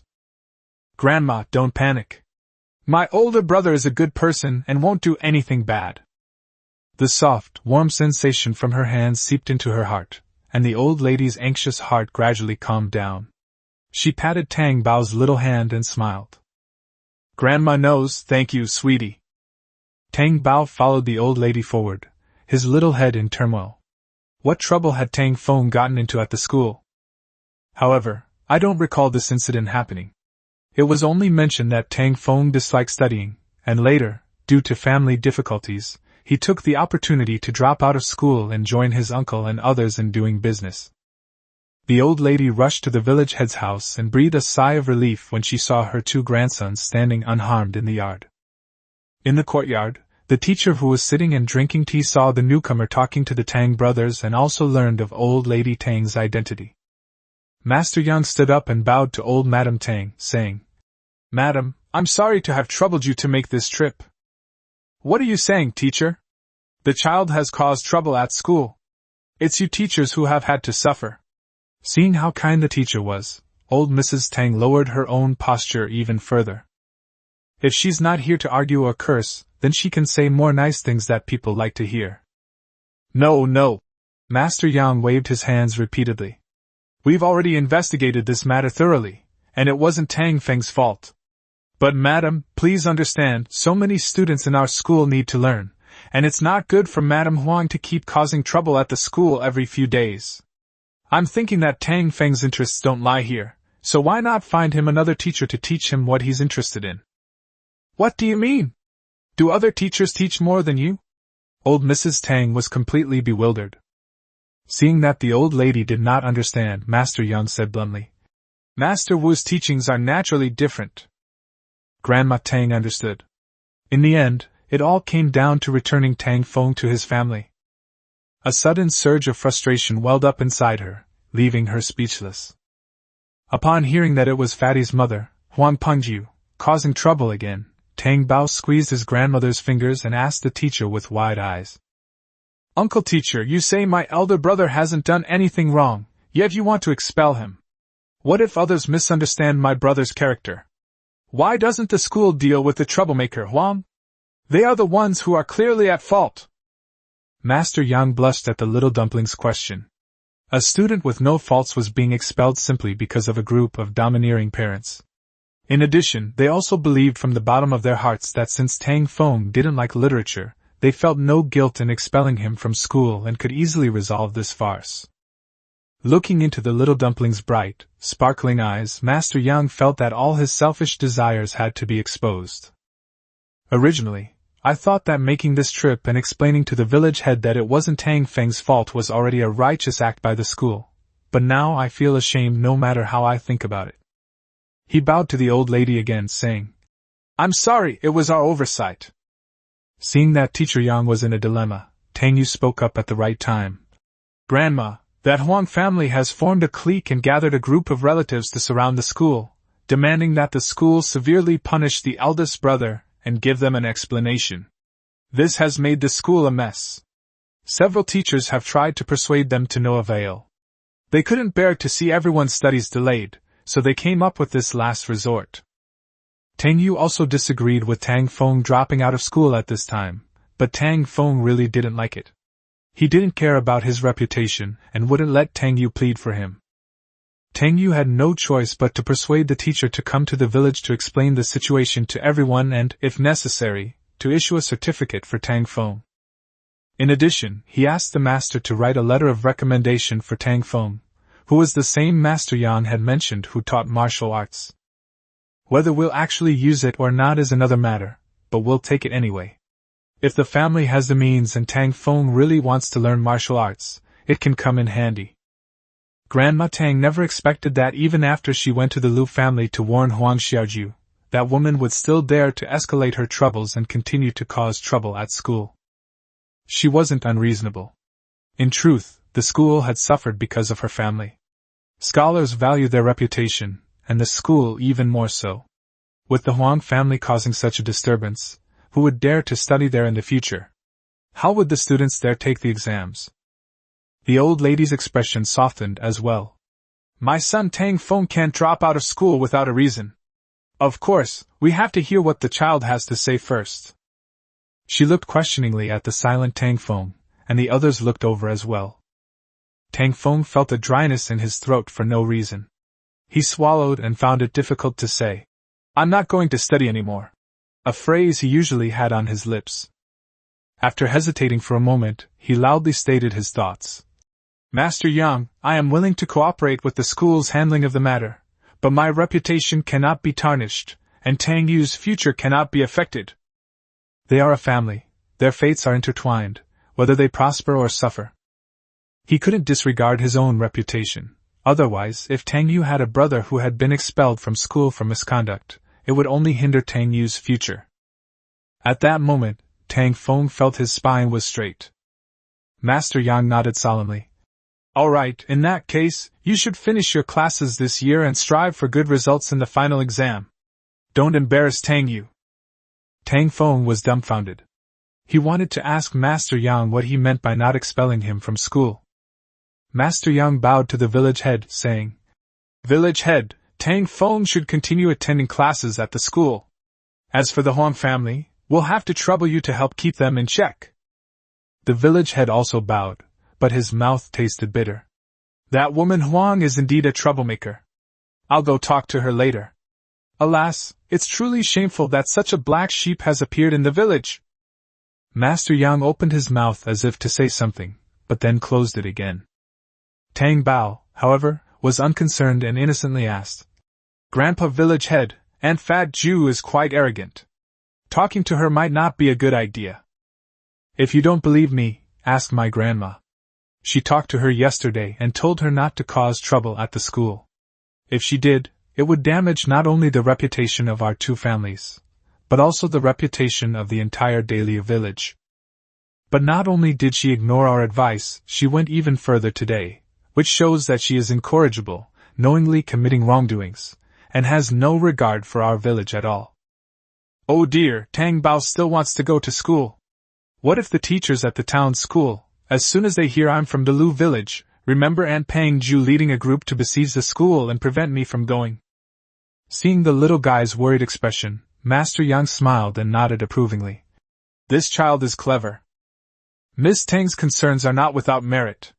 We share the same ancestry and origins, and our fortunes and misfortunes are intertwined. Since we are all of the same origin, there is no way that we can remain unaffected. Upon hearing this, the village head felt a jolt of fear. Alas, this has caused too much trouble, and it is truly affecting the future of all the young people in Dahlia village. His heart sank, and his mouth tasted even more bitter. This is not a good situation. Seeing the village head's troubled expression, Tang Bao had a sudden inspiration and offered a suggestion. Grandpa Village Head, a country has its laws, a family has its rules, and our village also has its clan rules, right? Can't we invoke them for such an important matter? Aside from Master Yang, everyone else present gasped inwardly. The clan rules? This little guy really dares to bring them up. The village head looked at Tang Bao, his eyes deep, as if he were deep in thought. At this moment, Tang Yu also spoke up. Grandpa Village Head, nothing can be accomplished without rules. If we want long-term development, we must have clear rewards and punishments, so that some people will not think that the cost of making mistakes is too low and then act recklessly according to their own whims, harming others and the clan. The village head was shocked again. The words, harming people and harming the clan, struck him like a thunderbolt. With a determined heart, he had his son take out a gong and go to the village entrance to beat it, gathering all the villagers together. Dong dong dong. The gong rang, and everyone ran out of their homes. The village headman invited Master Yang to move over, and as he passed Tang Feng, he patted him on the shoulder. The group arrived at the large open space at the village entrance, where many villagers had already gathered, discussing what had happened. Before the village head approached the crowd, he raised his hand and pressed down, and the crowd immediately quieted down. He cleared his throat and raised his voice, saying, The reason we've gathered everyone here at this time is because there have been some nasty troublemakers in our village. What kind of troublemakers are they? A villager asked curiously. The village head's stern gaze swept across the room. In our Dahlia village, some people have formed gangs and caused trouble at school, turning the school into a chaotic mess where teaching is impossible and students can't concentrate on their studies. Tell me, aren't they ruining the reputation of our Dahlia village and jeopardizing the future of our young people? Of course. That's right. If they cause trouble at school, how will the school dare to accept children from our Dahlia village in the future? How awful! Village head, who is so malicious? The village head's words, which ruined the future of the young people in Dahlia village, terrified and enraged everyone. Every family has children, and every family wants to send their children to school. Even if we can't afford it now, what about in the future? What if we get lucky someday and can go to school? If they ruin their reputation, which school will dare to accept children from Dahlia village in the future? Village head, who is this person? Let's go and arrest him, and take him to the ancestral hall to see the ancestors. Chapter 43, Clan Rules and Genealogy. Yes, he must be severely punished. Destroying someone's future is like killing their parents. He dares to ruin the future of all the children in our village. He is the enemy of our entire village. Some were radical, and with just a few words, they stirred up everyone's anger. The village headman called his son over. Qiming, take a few men to the Lu family and bring Huangshe here. Yes. Lu Qiming responded, then called out to a few burly men from the crowd, and also called a few eager-to-try older women to go together. 15 minutes later, Huang Pengju was brought over by those old women. Several burly men surrounded her, so even if she managed to break free, she couldn't escape. "Let me go! You old hags, let go of me! You old hag, you dare pinch me!" Huang Pengju twisted and turned, struggling desperately. Her aunt secretly pinched her a few times, making her look ridiculous in pain. Old Mrs. Tang glared fiercely at the damned woman. If it weren't for Mr. Yang, she would have gone over and given her a good beating. The village head felt embarrassed in front of Master Yang, saying, "I'm sorry to have made you laugh." Master Yang waved his hand, saying it was a long story. "This is nothing." When Huang led his men to besiege the school, what ugly faces did he not show? Huang's family members were numerous, numbering a dozen or 20 at the school gate, all with raspy voices, their foul language leaving the teacher speechless. When a scholar encounters a soldier, reason is useless. Huang Pengju was still struggling and cursing loudly. The village head, his face dark, roared, "Huang! You've brought your family to cause a scene at the school, tarnishing the reputation of our Dahlia village. What are you trying to do?" Everyone quieted down. Huang Pengju stopped struggling, glanced at the village head, then darted to Master Yang, and immediately understood that the school had come knocking. She was furious and spat out, "What do you mean? What do I intend to do? I want to ask, how can the person who hurt my son still be able to go to school? Shouldn't the school give me an explanation? What's wrong with me going to find out?" Master Yang angrily flung his sleeves. "Huang, you are making excuses. Your son has been influenced by your words and deeds. He has repeatedly spoken rudely, insulting and mocking his classmates, and even cursing their relatives. He has no regard for the feelings of fellow villagers or the friendship between classmates. It is simply unjust. As for his injury, it was an accident. Several students can testify to that. He provoked and caused trouble first. How can you say whatever you want?" Master Yang was truly furious, and his words became harsher, concluding that the chubby little boy from the Lu family was a vicious and unjust person. "You're talking nonsense. My son is good in every way, but it's clearly you who are biased and don't care about him at all." Huang Pengju was completely driven to madness by the teacher's scolding. The village head's eyelids twitched violently, and he shouted, "Huang, shut up!" Master Yang wasn't so fierce just now. He was only angered by that woman, Madame Huang. Sigh, they're all children from the village. If we ruin the reputation of any of them, it will have a negative impact on the younger generation of Dahlia village. After quickly weighing the pros and cons, the village headman immediately made up his mind. He bowed to Master Yang and said, "Master, please don't be angry. Women are crude and children can't distinguish right from wrong. The village elders will definitely help discipline them." Master Yang scoffed. "In 2 more years, they will be old enough to tie their hair up. How can they be considered childish?" The village head blushed. The chubby boy resembled his mother, short and stout. He couldn't believe that the child was already 12 or 13 years old. "Huang, even now, you still won't admit your mistake," Huang Pengju retorted, her neck stiff with anger. "I did nothing wrong. My son did nothing wrong either. Even if my son said something unpleasant, it was the truth. Why can't I say it?" The village head was trembling with anger. The point was, what did the child say? The point was, should the Huang family have called on everyone in the entire village to surround the school? "You idiot, you're such an idiot." Did she think that by ruining the reputation of the Tang family's 2 children, her son would benefit?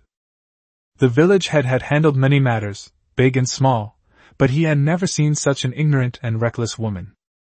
"Very well. In that case, let's hear the clan rules. Seize Huang and execute her on the spot. Uncle, please help me get the family genealogy.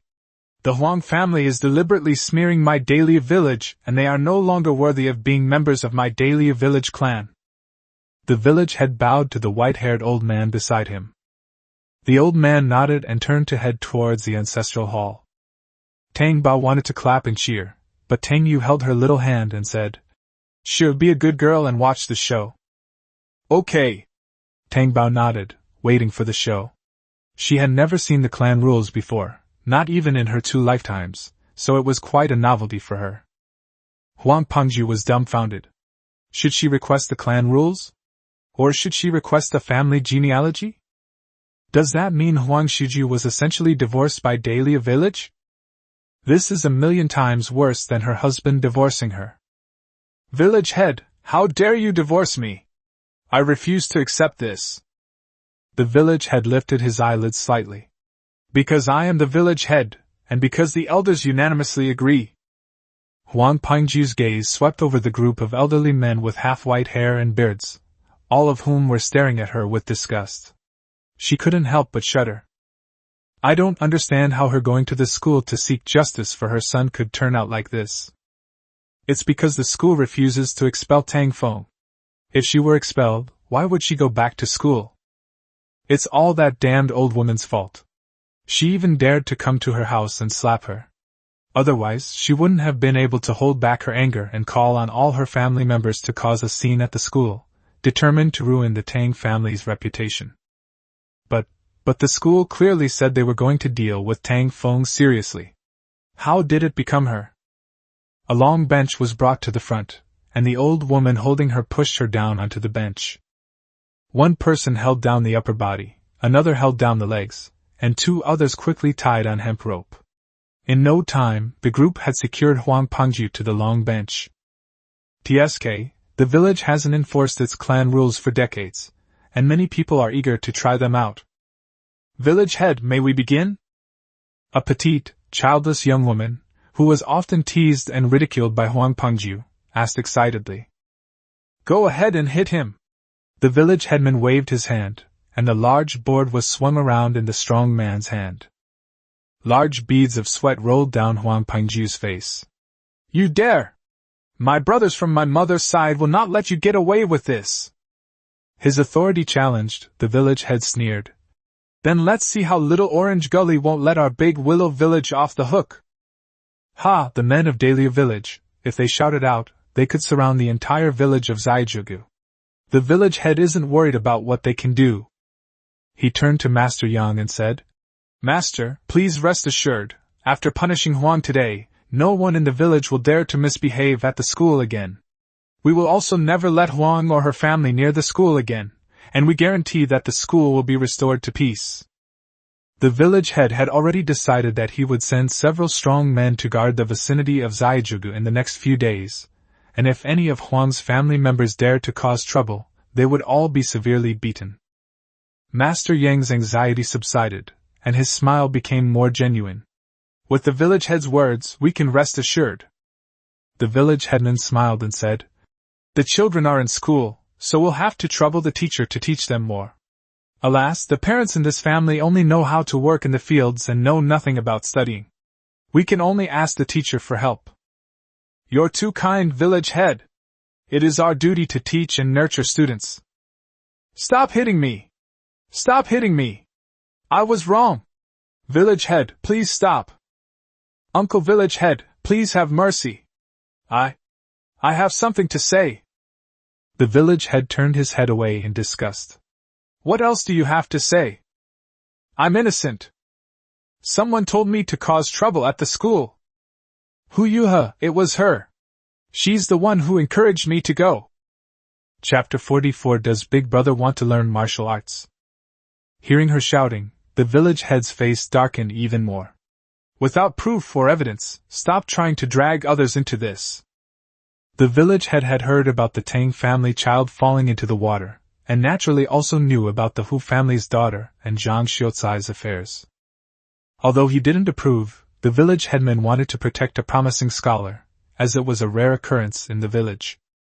If Huang were to drag the Hu family's daughter into this, and it accidentally implicates Zhang Xiaocai, with Master Yang still around, the reputation of the scholars of Dahlia Village would be truly ruined. But Huang Pengju couldn't bear the pain any longer. She screamed hysterically. I have evidence! I have evidence! She even gave me 10 taels of silver.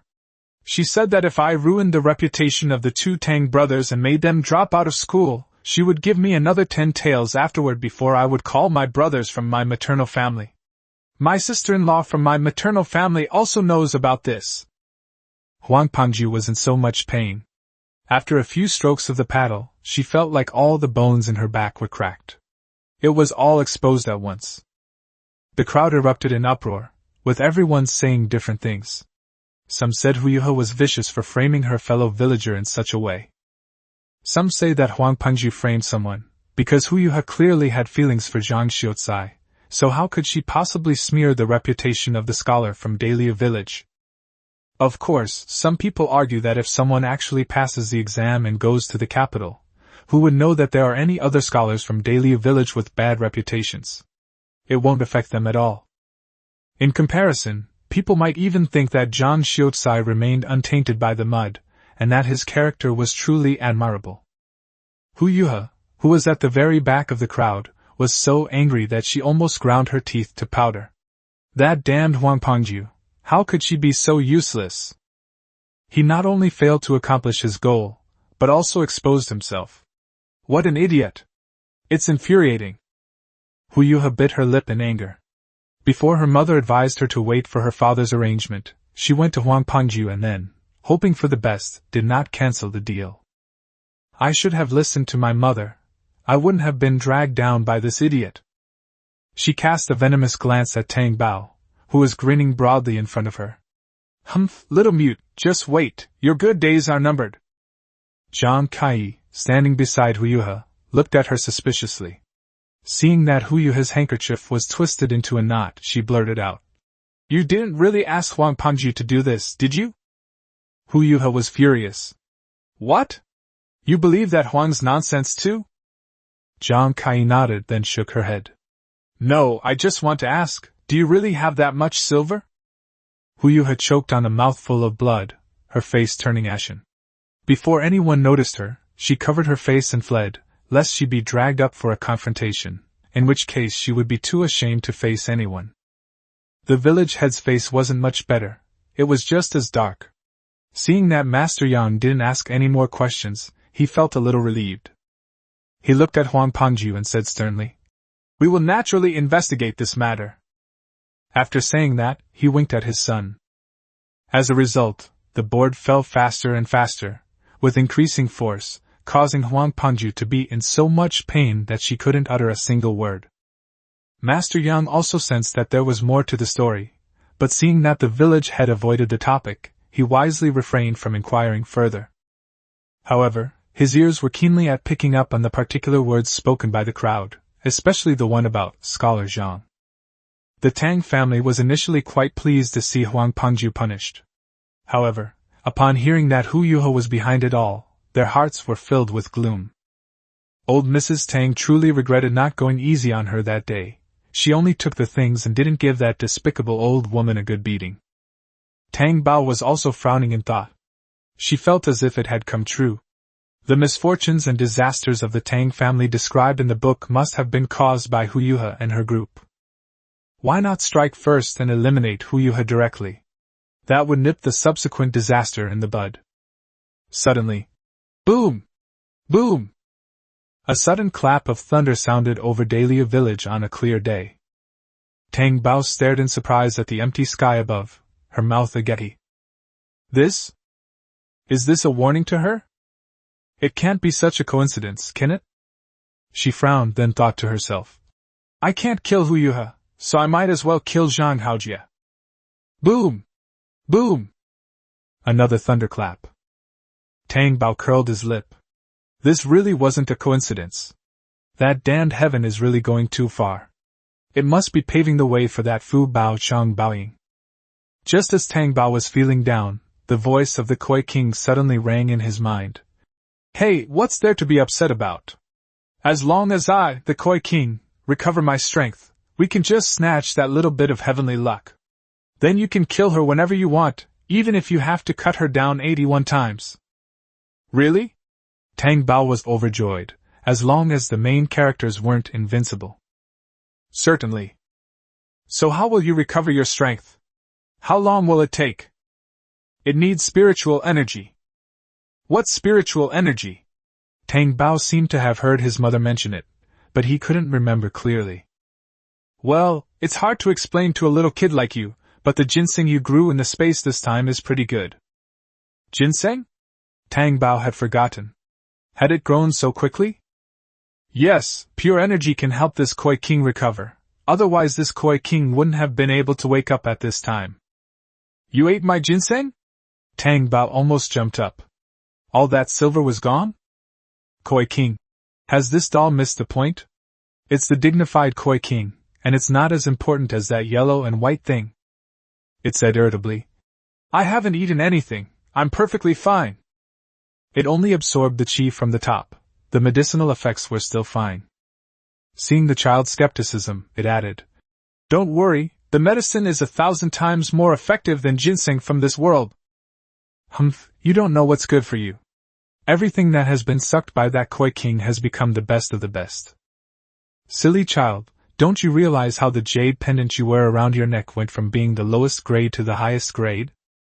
Tang Bao didn't have time to pay attention to it at the moment, because looking at the leaves in the space, she didn't know what the ginseng underground looked like.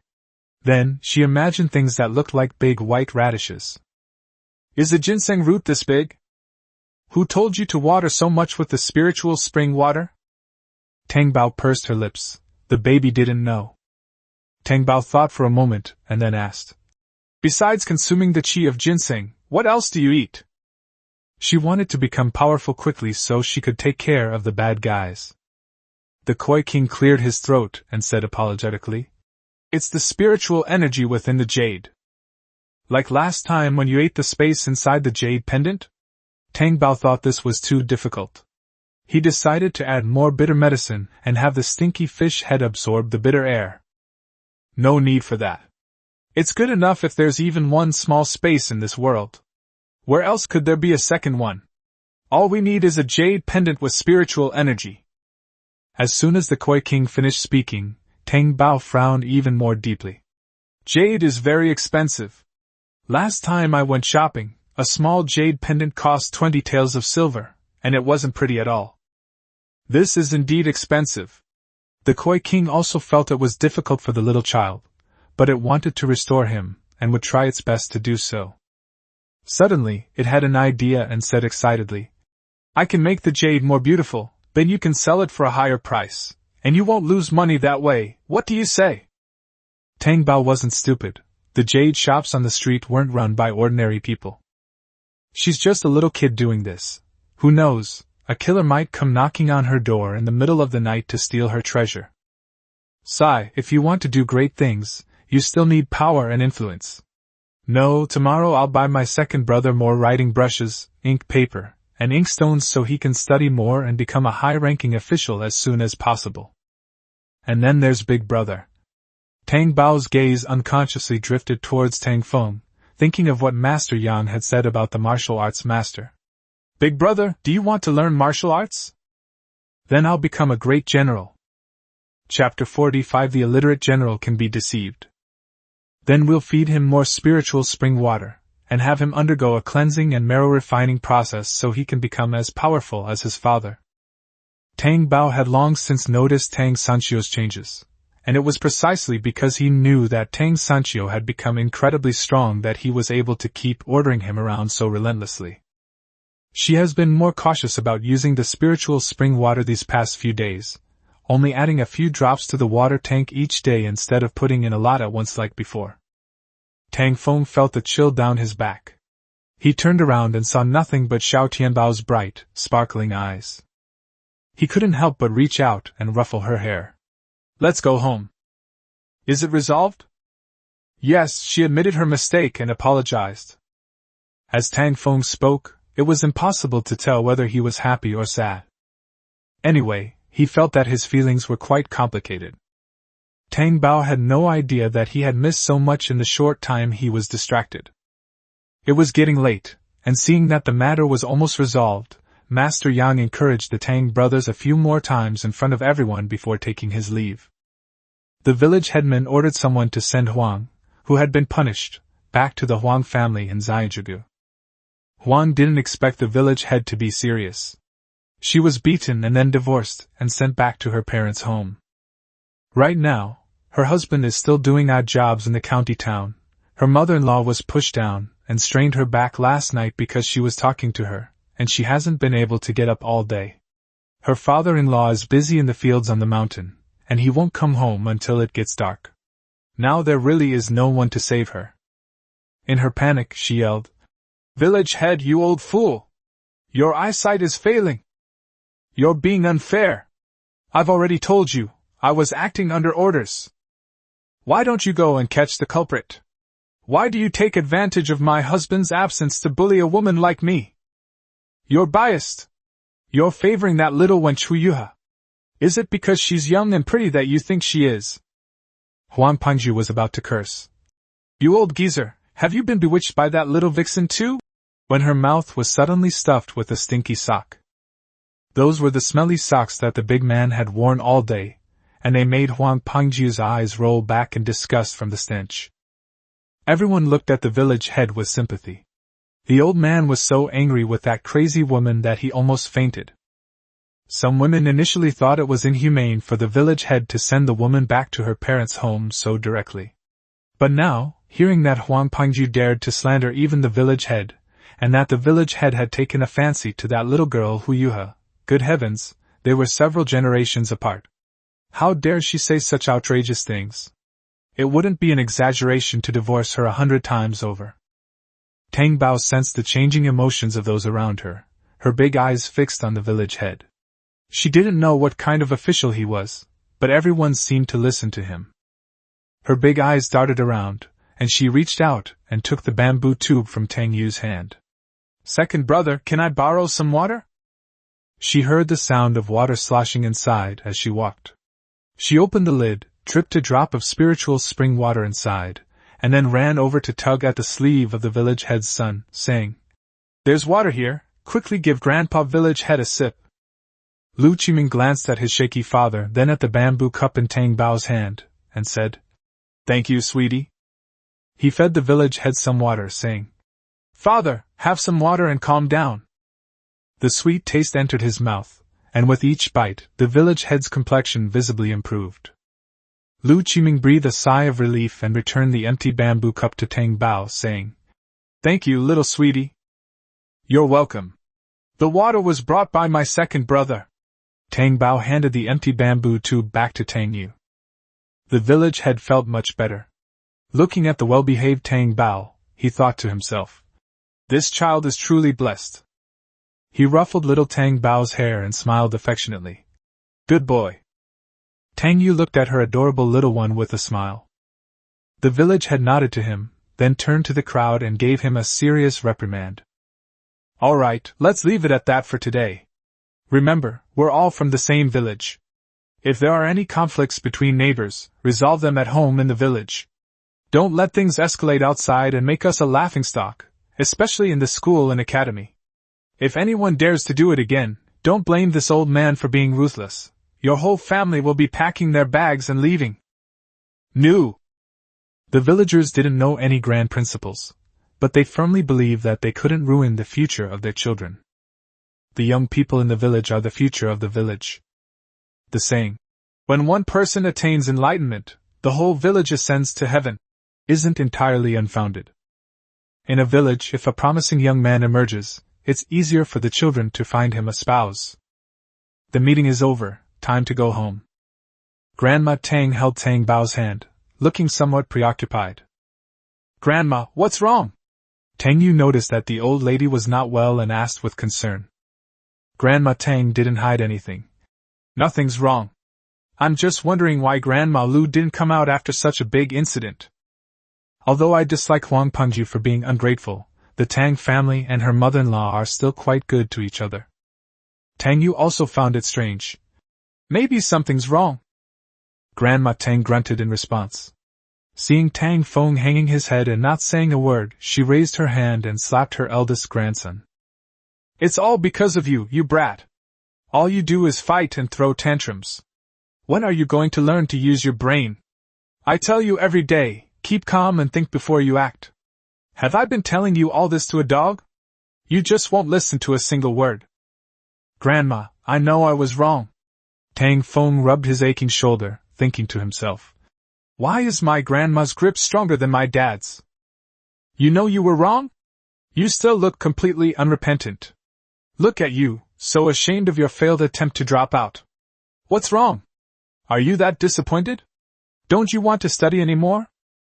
Grandma, I just don't like reading, Tang Feng said, feeling wrong but still stubborn. Old Mrs. Tang snorted coldly. Want to learn martial arts? Fine, but I'll consider letting you learn when you can concentrate on your studies. Otherwise, with your dog-like temper of always wanting to fight, I dare not let you wield swords and knives. This old woman wants to live a few more years. Tang Feng got anxious. Grandma, I don't have such a bad temper. They provoked me first, and that's why I couldn't stand it anymore. Tang Bao tugged at Tang Feng's hand. Big brother, do you want to become a great general after learning martial arts? Tang Feng paused for a moment, then shook his head blankly. I haven't thought about it. Then why don't you become a general and learn martial arts? Tang Feng. Seeing that her older brother was stumped by the question, Tang Yu smiled.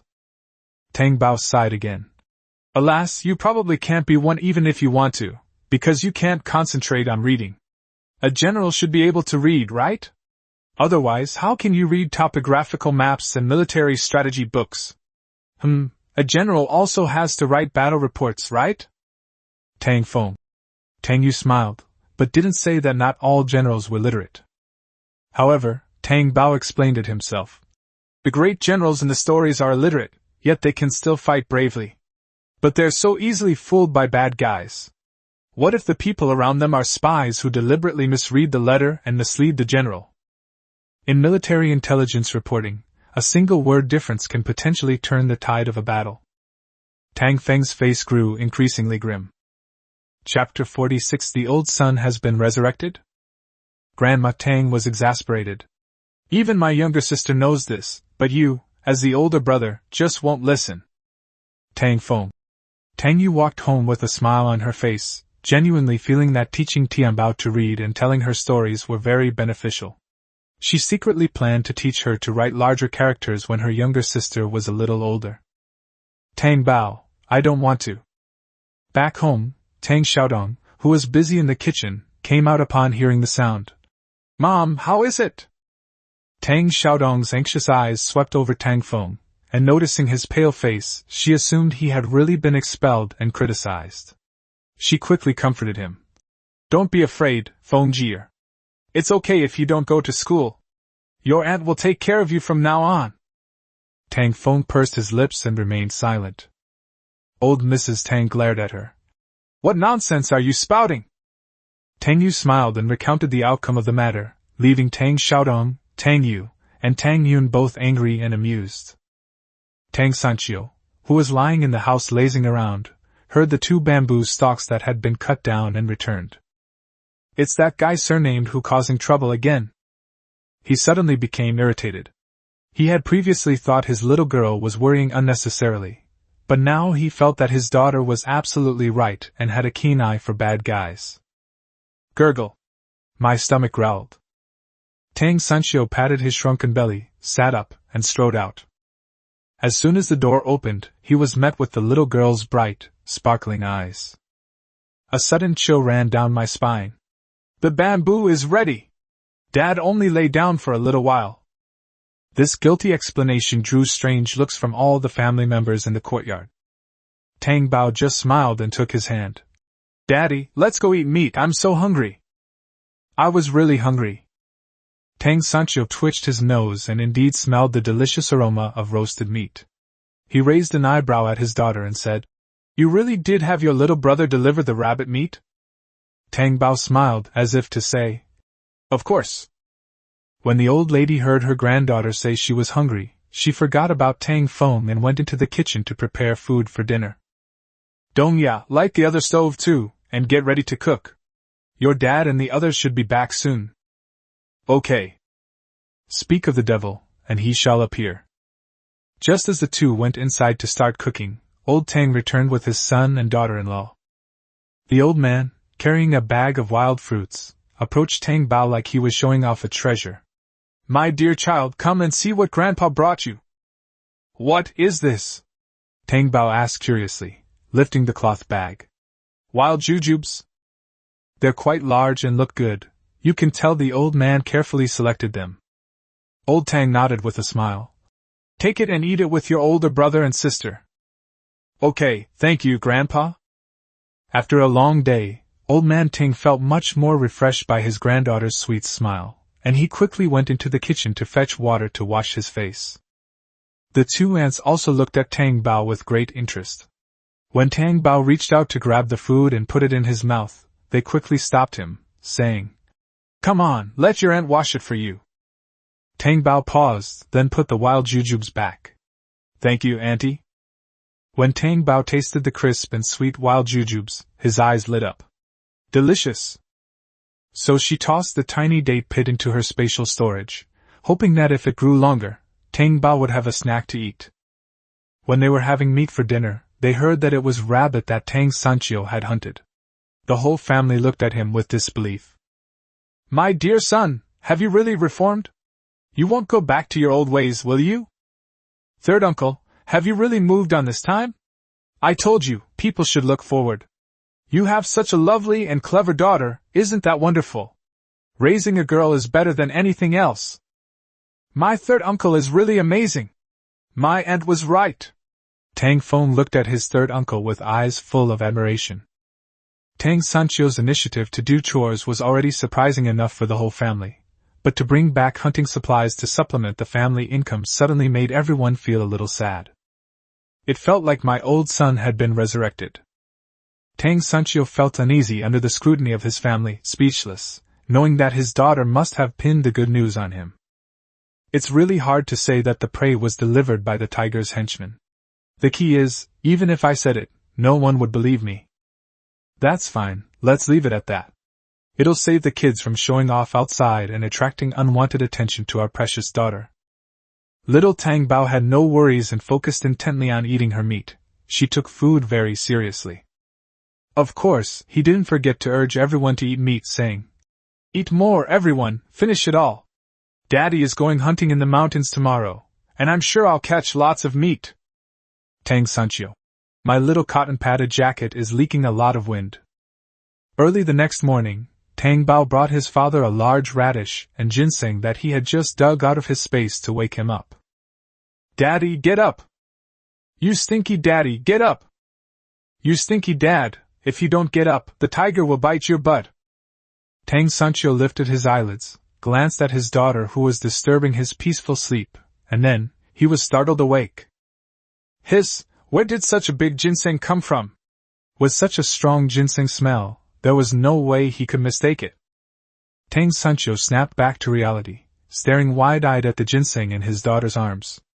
It's so big, could it be a spirit? Tang Bao's eyes darted around. No, it was delivered by little tiger. That tiger? Tang Sanchio was slightly taken aback. He had really made a fortune by taking in this little brother. Tang Bao nodded, making up his mind that from now on, all the good things in the space would be said to have been sent by Tiger Brother. Haha, this baby is so smart. Tang Sanchio recalled the rather intelligent tiger, and had no doubts. Tang Bao. Daddy, how much silver can this be sold for? A lot. Tang Sanchio blurted out, but then frowned. But we can't produce good items too frequently, or we might invite disaster, understand? Tang Bao's enthusiasm immediately cooled by half. Shall we go to another store? Tang Sanchio shook his head. Old man Jiang is the only one who's generous in the county town. As for the other shops, forget about them. Father, then we can just sell it to a rich family. Let me think about it. Tang Sanchio raised his hand and pressed down the ahog on Tang Bao's head. He was really curious about how this little brain was so clever, turning so smoothly. Seeing his daughter's bright, expectant eyes as if waiting for money to fall from the sky, Tang Sanchio's long-dormant mind was forced to start working again. After thinking it over, he decided he still had to go to the county town, and he told his daughter about his idea. Tang Bao's little tuft of hair got excited when he heard this. Chapter 47: The Great Ginseng Auction. The father and daughter pushed their cart to town as usual. After Tang Xiaodong set up the stall and started operating steadily, the father and daughter made an excuse and left. Having just dealt with those thugs yesterday, Tang Sanchio believed that the girl surnamed who wouldn't dare to act so blatantly again. The father and daughter went to a clothing store and bought 2 sets of clothes. After disguising themselves, they turned into an old man and his grandson. The 2 rented a horse-drawn carriage from a carriage shop and headed straight for the county town. The bumpy carriage almost split Tang Bao's bottom in 8 pieces. It hurt so much that Tang Bao vowed that next time he must ride in a luxury carriage, otherwise he would rather walk and have his father carry him. Tang Sanchio felt both heartache and exasperation. Upon arriving in the county town, Tang Sanchio first wandered around the pharmacy and asked a group of young beggars for information. "Hey kid, I need to ask you something." The little beggar watched them warily, but when he saw the big meat bun in the man's hand, his mouth watered uncontrollably. "Sir, please feel free to ask whatever you wish to know. Has any lord in town recently fallen seriously ill? Or is anyone inquiring about life-saving medicine?" "That's true. The old lady of the Liu family fell the other day and supposedly hit her head. She's not feeling well and the doctor is keeping her alive. The Liu family is spending a lot of money to get medicine. There's also Madame Zhao from the West District. Her eldest daughter-in-law is about to give birth and she's also asking for ginseng. She only wants ginseng. I only know these 2 families." After speaking, the little beggar stared longingly at the plump white meat bun, his mouth moving involuntarily. He really wanted to eat it. Tang Sanchio handed him the steamed buns. "Could you please send a message to these 2 families and tell them that they have top-quality ginseng? Anyone who wants some can meet at Huixinlu. I'll give you 10 more steamed buns later." "Yes, sir. I'll go right away." The little beggar took a bite of the big meat bun, feeling dazed by the aroma. "Don't worry, sir, I'll get it done quickly. These buns are so delicious." The little beggar's eyes were filled with those 10 meat buns, and he ran like the wind. Tang Sanchio turned the carriage around and headed towards Huixian Tower. Tang Bao lifted the small curtain and peeked out. "Daddy, did you invite both families here for an auction?" "They may not all come, but if they do, then the highest bidder wins." Tang Sanchio actually had a plan in mind. He didn't know anything about Madame Zhao, but Master Lu was a well-known filial son. With life-saving ginseng involved, he couldn't possibly ignore it. Even if his mother can't use it, he can keep it to prolong his life. Anyway, his family has money.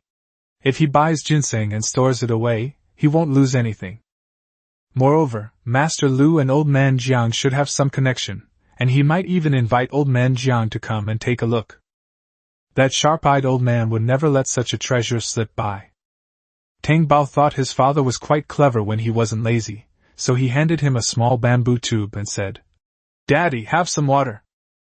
As soon as Tang Sanchio drank the sweet spring water, she felt refreshed, and her mind became even clearer. The second floor of Huixinlu. Tang Sanchio ordered a large table of delicious food, and he and his daughter enjoyed it immensely. When the door to the private room was knocked open, all that was left was a mess. Upon entering, Master Lu frowned. Where did this person come from? Why is he treating guests like this? As expected, old Jiang arrived, sniffing the so-called ginseng scent, but couldn't find it for a long time.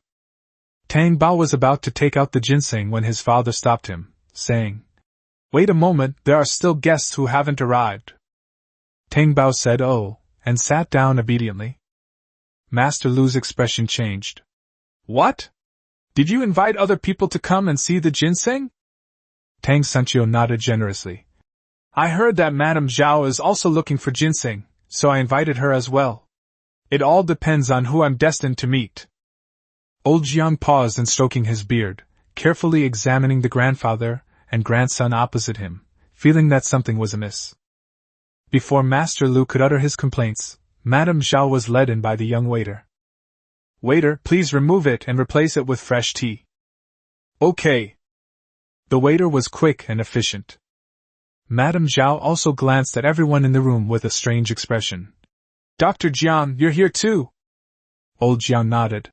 "I heard it's top-quality ginseng, so I came to broaden my horizons." Upon hearing this, Madame Zhao felt much more at ease. She had been worried that it was a scam, but with old Master Jiang around, at least the authenticity of the ginseng could be guaranteed. After the waiter left, she looked at Tang Sanchio with a puzzled expression. "Didn't you say there was ginseng?" Where is the best quality ginseng? Did you not bring it? Tang Sancho smiled and said, Of course I brought it. With a glance, Tang Bao pulled a large ginseng from his cloth bag, which he actually retrieved from his spatial storage. She specially carried a large cloth bag today, big enough to hold big white radishes. This is the finest ginseng king! In his excitement, old Jiang stood up, knocking over the chair he was sitting on. He rushed to Tang Bao's side and laid down on the table to examine the ginseng. The old man's face was full of changing expressions, sniffing and looking, and he kept exclaiming in amazement. This made both Master Lu and Madame Zhao very nervous. Seeing old Jiang's reaction, the two knew that this ginseng was definitely a treasure. But Mr. Jiang, couldn't you tone down your expression a bit? Wouldn't this just be giving the other party an easy way to make demands? Sure enough, Tang Sancho immediately said. All right, if you're interested, let's set a price. We have important business to attend to. I'll offer 1,000 taels, Old Man Jiang said without hesitation. Tang Sancho put down his cup. Then let's not talk about it. Bao, put it away, let's go. You old fool, you're playing us for a fool. Hey. Don't go. I meant 1,000 taels of gold. Old Man Jiang called out guiltily. In fact, he originally asked for 1,000 taels of silver, but that was just a test. Unexpectedly, this man from the mountains, who looked simple and unpretentious, remained unmoved by 1,000 taels of silver. He was clearly someone who knew the market price, so old Jiang immediately changed his mind. 1,000 taels of gold. Madame Zhao and Master Lu's expressions both changed. Old Jiang, are you going to rob it too? Hee, good stuff, of course I'm also envious. Tang Sancho. Then the highest bidder wins. You. Old Jiang was a little annoyed and made a fuss. Tang Sancho raised his chin. Otherwise, why do you think I invited you all here? Old Jiang was speechless. Observing people's expressions, Master Lu knew that if the item fell into Dr. Zhang's hands, it would cost even more to buy it back. He figured it would be better to keep it for himself, and then share some with Dr. Jiang later, thus maximizing his own profits. I'll offer 1,100 gold. Mr. Jiang, is this really that good? Madame Zhao's heart was pounding, and she hesitated to take a bite. Dr. Jiang didn't want more people to fight over the treasure, but he wouldn't stoop to lying out of medical ethics. It's more than good. For women in difficult labor, just half a ginseng root can save their lives. Upon hearing this, Madame Zhao slammed her hand on the table and declared, I'll offer 2,000 taels of gold. Dr. Jiang had shot himself in the foot. Oh dear, it hurt. 2,100 taels of gold. Master Lu was also going all out.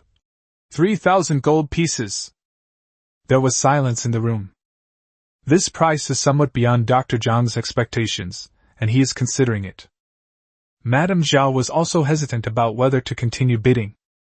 At this moment, Tang Sancho spoke up. Gentlemen, I only accept gold ingots. This. Chapter 48 is sold. Knock knock. The sudden knocking interrupted the enthusiasm of the people in the private room. Before the person inside could speak, the door was pushed open, and a young man dressed in a tight-fitting outfit walked in. Old Jiang. The man nodded to Elder Jiang, then turned directly to Tang Sancho. I want the ginseng. 5,000 taels of gold will be paid immediately. Tang Sancho glanced at the three people beside him. Even Elder Jiang stopped bidding, and the other two remained silent, keeping their eyes down. Tang Sancho, seeing that things were going well, said, All right. A thought suddenly struck him. 5,000 taels of gold, so many gold ingots, were actually less safe to carry than cash notes. But Tang Sancho realized he had miscalculated, as he had promised his daughter cash. Although he thought this in his heart, he remained calm and composed on the surface. Tang Bao had no idea about his father's worries and was happily counting the dozen or so plump white ginseng babies that had not yet been unearthed in the space. They settled the bill and got the carriage. 5 boxes of gold, each containing 1,000 taels of silver, were loaded onto the carriage. Tang Bao accepted the money and promptly handed over the ginseng. The boy got the ginseng he wanted and took Dr. Jiang back to make medicine. After thinking for a moment, Master Lu followed. Tang Sancho gazed thoughtfully at the boy's retreating figure. Madame Zhao hesitated for a moment, then came to their carriage and asked with a smile, "May I ask if you have any ginseng at home?" Remembering what Dr. Jiang had said, that just those roots could save lives, she added, "Smaller ones are fine too, just enough for the new mother and the family in case of emergency."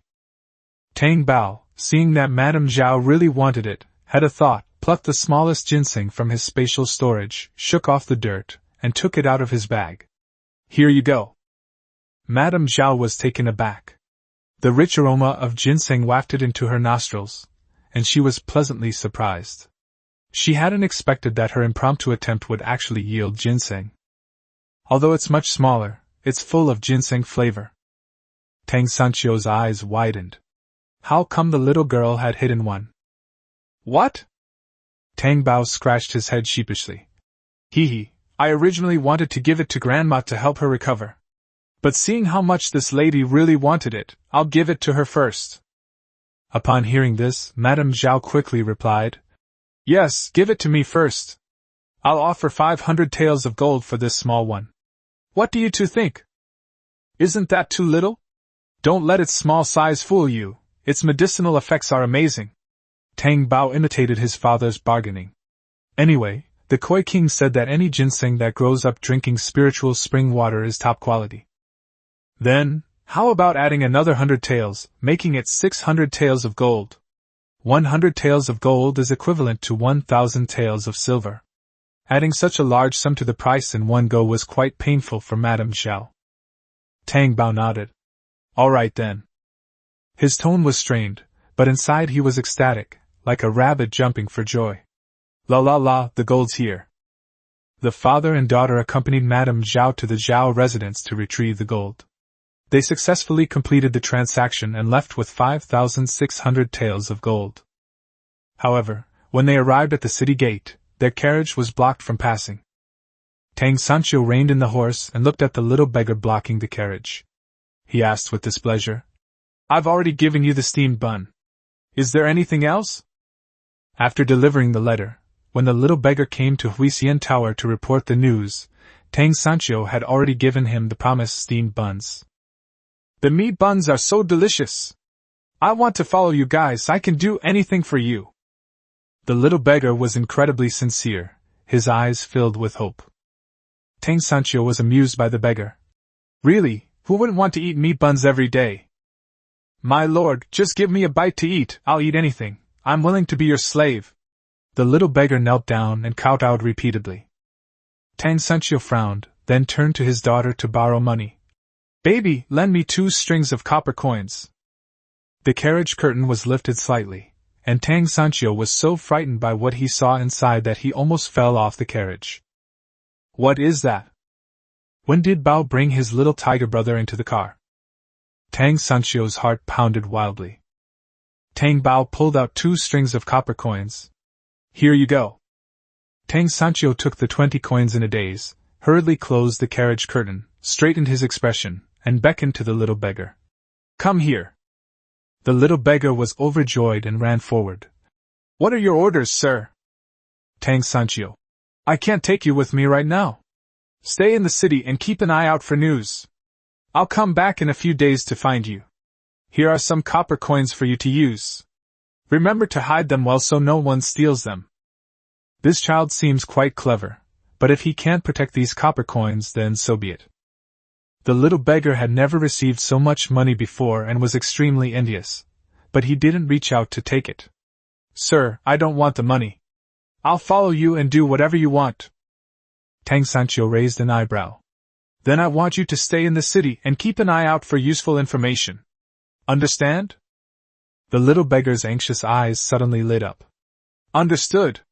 I promise to carry out your orders, sir. All right, let's go back. Yes. The little beggar stepped aside, then suddenly remembered something and stepped forward again. Sir, about the news you mentioned from the city, I recall that recently there seems to be a group of people in the county town who are secretly looking for someone. Looking for someone? Yeah, the other night they turned the whole dilapidated temple we were staying in upside down. I don't know who they're looking for. Tang Sancho racked his brains, but couldn't think of anyone looking for someone, and even went to the beggar's den. He waved his hand and drove the carriage quickly away from the city gate.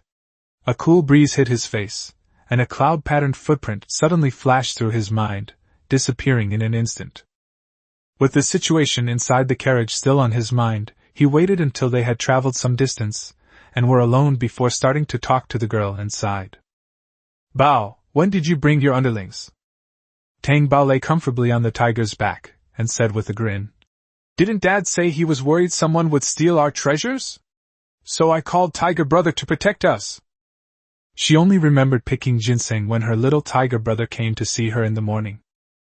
The tiger came to deliver prey to her, 12 pheasants and 2 wolves. Tang Bao noticed that it was injured, so she took it into her space to rest.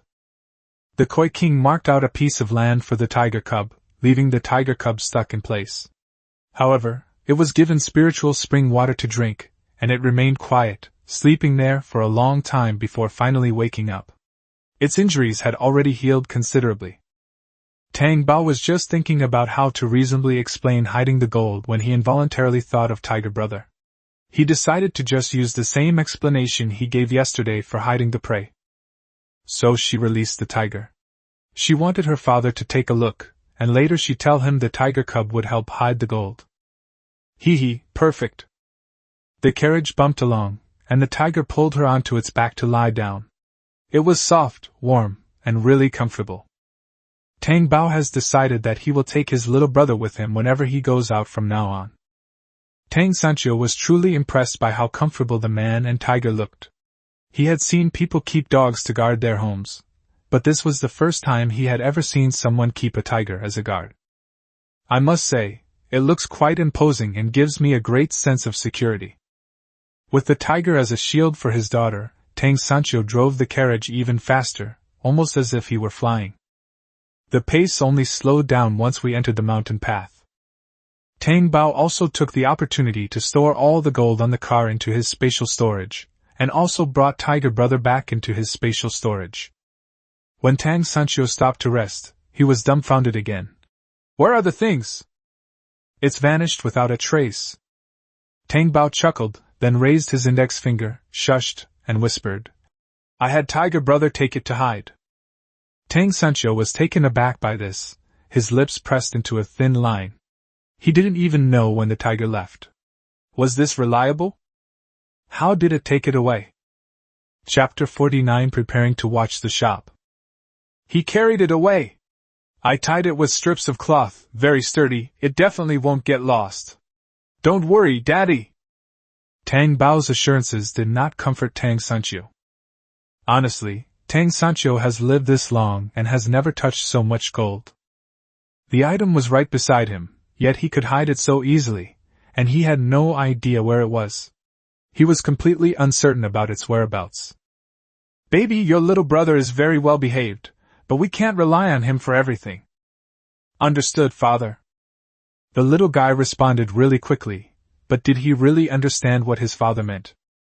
Tang Sancho sighed softly. Small in stature but big in mind. Tang Bao smiled as if she had secretly eaten honey. The two returned the carriage to town, got their deposit back, and returned the carriage. Finding a secluded corner, I removed my disguise and changed back into my original clothes. He swaggered back to the market entrance. However, the stall was completely empty. The father and daughter looked at each other blankly. Where is my aunt? Where is your aunt? Hey! You fish ball seller, Miss Tang is delivering goods to the Lu family. The person who answered them was an old lady selling tofu at the stall next door. You went to the Lu family again? The father and daughter exchanged another glance. Tang Sancho thanked the old woman, picked up his daughter, and headed towards the Lu family. The old woman watched the departing figure with envy. Hey, those brother and sister are lucky. Someone will cover everything they bring every day. The young man selling candied hawthorns nearby chimed in. That's because they're so skilled. Their soups and buns are absolutely amazing. You've eaten it? Of course. The young man proudly raised his chin. Not only was the stuff delicious, it also solved his problem of difficulty using the toilet, practically saving his life. He wasn't exaggerating, it's true, he was cured right after drinking it. When Tang Sanchio and his companion arrived at the Liu family's residence, they did not see their own cart. He went up to the doorman and asked, "Young man, has the girl who sells fish balls gone home yet?" "Not yet, they're still inside." The doorman looked the father and daughter up and down. He recognized them from yesterday. "You're Miss Tang's brother, right? She hasn't come out yet. Are you going to wait here for the two Miss Tangs to come out, or would you like someone to take you to the kitchen?" Not to mention that the pickiest young master in the family has taken a liking to these fish balls. The master and mistress also praised them highly. Even the old master, who had been ill for a long time and had difficulty swallowing, felt much better after drinking the fish ball soup and was able to drink a bowl of millet porridge yesterday. So the doorman spoke to them very politely. Without hesitation, Tang Sanchio said, "I'll go in and see if anyone needs help." "All right, I'll go and get someone to take you." The doorman turned and went to the back room to get someone. The two followed the servant to the kitchen. Before even entering, one could hear Tang Xiaodong talking to someone. Both father and daughter had excellent hearing, and with just a little attention, they understood that the Liu family was ordering fish ball soup. "Auntie, sister, yeah, we're here." Taking advantage of a break, Tang Bao called out. Seeing the old lady across from him looking at him, Tang Bao smiled politely. "My darling third brother, you're here!" Tang Xiaodong greeted them and immediately picked up Tang Bao. Tang Yu followed behind her, her forehead covered in sweat from her busy work. When she saw Tang Bao, she winked at her as a greeting. The arrangements with the Liu family had been finalized. Tang Xiaodong told the head housekeeper what she had done, and then took her leave. Tang Sanchio naturally packed his belongings, pushed them onto the cart, and left. After leaving the Liu family's house, Tang Xiaodong excitedly shared her day's gains with the two of them. "Do you know how much silver we made from fish balls today?" Tang Bao thought of the extra fish he caught yesterday afternoon and compared it with the previous catch, guessing the number. "They're all sold out, it should be about 15 taels. "Wow, Tang Bao is really amazing," he guessed quite accurately. "But it will cost an extra tael, making it a total of 16 taels of silver. This doesn't count as a meat bun. Your aunt and sister Yaya must be exhausted after selling so many portions, right?" Fortunately, many of the later ones were helped by servants from the Liu family, so it wasn't too tiring. Hearing this, Tang Bao nodded. "Auntie, now that we have money, let's rent a shop. That way we won't have to push so many things around every day." "I think it's a good idea. With a shop, customers will have a place to sit, and it will be convenient to eat and drink. There's no need to rush you, and you won't be tired," Tang Sanchio quickly chimed in. "Then they won't have to be forced to cut bamboo and make bamboo cups every night. Now that we have a shop, we can make more large wooden bowls or just buy porcelain bowls.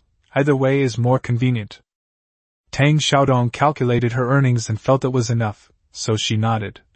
"Okay, let's go ask the boy and rent a room first." "No need to look for the boy, let's just ask Littlely." Tang Sanchio pushed the cart directly to the butcher shop. On the way, Tang Xiaodong mentioned, "Madame Lu specifically asked me to come today because she wanted to buy the recipe for fish ball soup." Tang Bao's eyes lit up. That's right, she could sell her son's property. But not now, the shop hadn't even opened yet, how could she give away the signboard first? "Let's wait until the shop becomes more popular before we talk about it. Then we can set a higher price." "Huh? You're really selling it?" In Tang Xiaodong's opinion, recipes are treasures that can be passed down through generations. "Don't worry, even if we give it to them, they can't make anything better than what we make at home." Tang Bao was absolutely confident about this. As soon as Li Tian saw them from afar, he shouted a greeting. "Third brother, you're here!" His third brother is getting more and more energetic. Li Tian touched his face and sighed. He was 3 years younger than his third brother, so why was he so much rougher? Tang Sanchio, unaware of what this man was thinking, immediately asked, "Littlely, we'd like to rent a shop. Do you know anyone here who can help us?" Rent a shop? Li Tian was surprised. His third brother's business had grown so fast? Yeah, setting up a stall and pushing so much stuff back and forth every day is such a hassle. Tang Sancho spoke as she picked out the meat. Li Tian pondered for a moment, then his eyes suddenly lit up. Uncle Ji's shop is being sold. His son wants to take him to the county town to enjoy a better life. He's talked to a few people recently, but none of them have worked out. Why not? Because Uncle Ge and his family went to the county town, they haven't been able to come back for a long time. If they want to rent a shop, they have to rent it for a year at a time. He doesn't rent short-term shops, preferring to leave them empty rather than travel back and forth. Other people rent every 6 months, but he rents a year at a time, so fewer people are willing to go through with the business. Do you know how much the rent is? Li Tian nodded. I know, I've been there. The shop isn't big. It has a small backyard with a shallow well that still has water, 2 small rooms that people can live in, and a storage room. The rent is 3 taels of silver a month. There is a well, which is convenient. Tang Sancho. Take us to see. Okay, but I have to sell all the meat first, or my wife will kill me, Li Tian said, pointing to the pork in front of him. Tang Sancho pouted. How pathetic! It looks like it weighs only about 20 pounds, right? I'll eat it all. No, please don't go to such lengths to help me solve this problem. Li Tian felt embarrassed. Tang Sancho rolled her eyes at him. You're overthinking it. I can sell fish, and I can sell pigs. What do you mean? You're going to slaughter a pig too? Li Tian asked, bewildered. Tang Bao understood what his father meant. His father wanted to make pork meatballs. Wow, this dad really knows how to apply what he's learned to other situations. Uncle Li, listen to my dad, let's hurry up and go check on the shop. Li Tian glanced at the sweet and adorable Tang Bao, then at his still rogue-like third brother, and without saying anything more, directly started weighing the items. The pile of pork weighed about 30 caddies, and Li Tian received 1 tael of silver.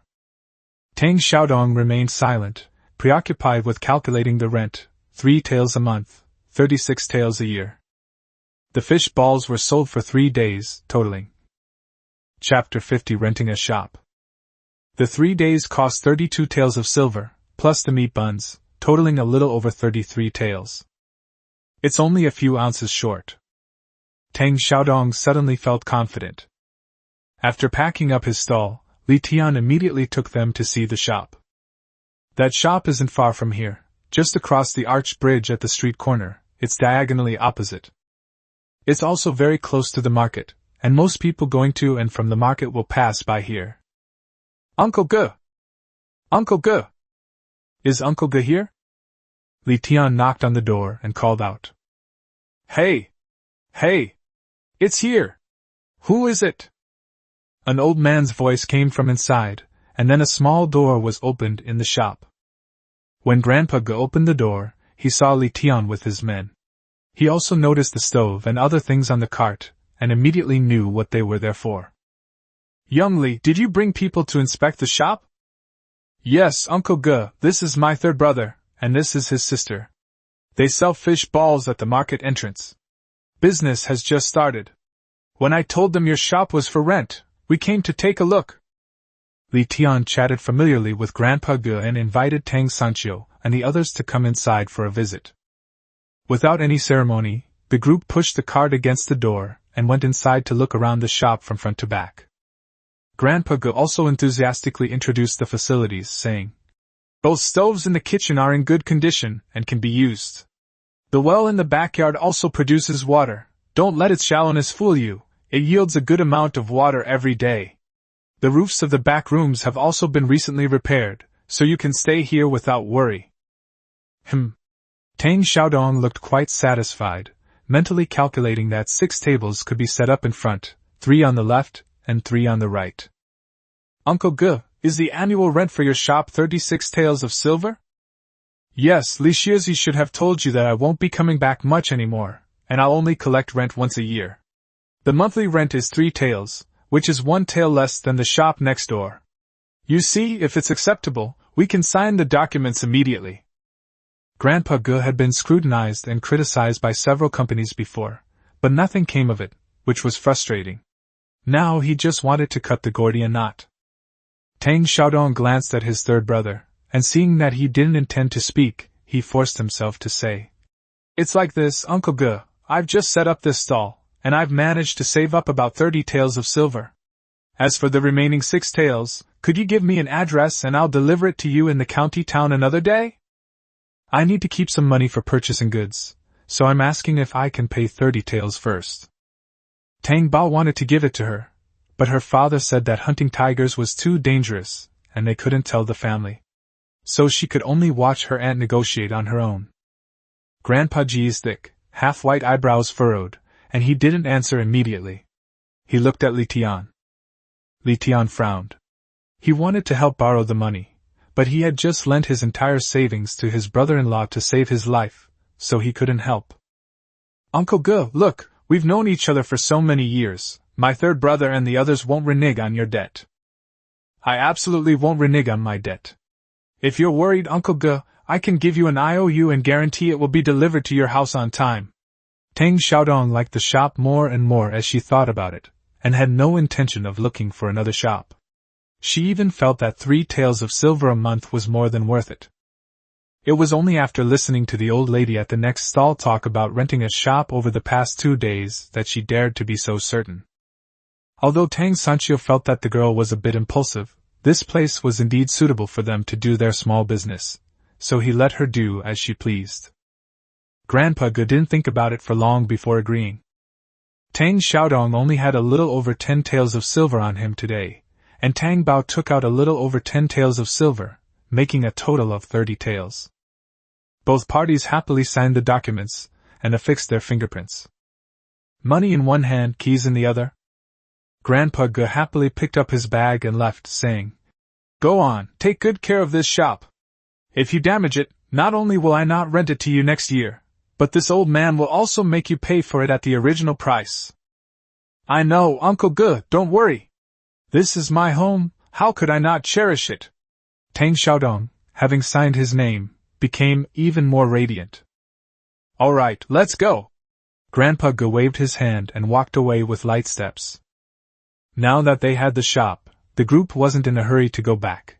They wanted to clean up the place first. Li Tian also stayed to help. Tang Bao was left to play by himself, while the 4 big ones worked busily for nearly 2 hours before they finished. Fortunately, Tang Sanchio took 20 meat buns with him when he left in the morning. The remaining few were shared among the group, which barely filled their stomachs. Otherwise, they would be too hungry to walk right now. Looking at the brand new shop, Tang Xiaodong felt as if she were in a dream. "Oh my, it feels so unreal!" Who would have thought that just a few days ago, Tang Xiaodong was just a village girl, but a few days later, she already had her own shop in town. This is absolutely incredible. It's all thanks to my son with Tang Bao. Tang Xiaodong picked up Tang Bao and kissed him on the left and right, leaving Tang Bao's face covered in drool. Tang Bao's face darkened. "Auntie! Hee, let me wipe your face for you." Tang Xiaodong took out a clean handkerchief and wiped her face. "I'm really happy. If it weren't for my little darling's idea, how could we have our own shop? Well, now that we're done having fun, shouldn't we go home?" Tang Bao had been looking forward to going home for a long time. She ate steamed buns for breakfast and lunch, and the dozen or so pheasants lying in her space were making her incredibly hungry. "Go back! Go back right away, or your grandma will be worried sick." Tang Xiaodong also wanted to fly home as soon as possible to share her joy with her mother. "Brotherly, thank you so much for today. Come over for dinner sometime tomorrow." "No problem. I'll definitely come when I have time." Li Tian was also happy. Seeing his third brother getting better and better made him genuinely happy. The group locked the door in a lively atmosphere and pushed the empty cart across the bridge. None of them noticed that a rosy-cheeked figure was hiding by the door of the shop next door, curiously looking at their newly rented shop. Could it be that Tang Xiaodong rented the shop? Hu Yuhe could hardly believe her eyes. How did that country bumpkin Tang Xiaodong break off her engagement, and become more and more beautiful, Even her business was going so smoothly. Thinking back to the last time Huang Pengju not only failed to accomplish anything, but also caused her to be suspected by others, and when she returned home she was scolded by her father, who had twisted the handkerchief in her hand into a pretzel. "Young lady, do you still want these pastries?" The shopkeeper looked at Hu curiously, and following her gaze he saw that there was no one on the bridge. He thought to himself, "Strange person." Hu snapped out of her daze and quickly nodded. "Yes, please pack them nicely. I'm giving these pastries away as gifts so they can't be crushed." "Don't worry, it's all wrapped up perfectly. Is this a gift for your sweetheart, young lady?" the proprietress joked. Hu didn't say anything, but paid the money with a shy expression, picked up her things and left. They also headed towards the arched bridge. The Tang family members were nowhere to be seen on the other end. She glared angrily at them. "Just you wait, Tang family. The real show is yet to come. We'll see if you can still laugh so heartily then." Chapter 51 Nightmare. Tang Xiaodong had no idea that someone was jealous of her, and was so angry that she almost bit her lip until it bled. She was as happy as a little bird, pushing the cart herself all the way, as if she had inexhaustible strength. Tang Yu could only sigh. "My aunt is so happy!" Tang Bao chuckled. "Sister Yaya will open one too, she'll be so happy." "Me too?" Tang Yu hadn't even considered it. "Yes," Tang Bao replied matter-of-factly. "You can open one too. If you want to do it, you can do it. If you don't want to, you can hire someone to do the work." Tang Yu was about to say that she didn't have her aunt's amazing skills, but then she realized that it was true. Aren't the owners of those big restaurants all hiring people to do the work? I've never seen the owners personally cooking for everyone. She shook her head. "That's not right. Hiring someone costs a lot of money, which I can't afford. There will be more in the future." Tang Bao didn't say much more, because she saw a familiar figure on the road ahead. She broke free from her father's embrace, slipped down like an eel, and ran towards the road ahead. "Grandmother." "Grandma, what brings you here?" The little one ran so fast that Tang Yu was astonished. "Third uncle, does Tianbao have superhuman speed? I can only see after-images of her." Tang Sancho himself was surprised, but he pretended. "You should practice more, and you can also run with after-images." "Tang Yu?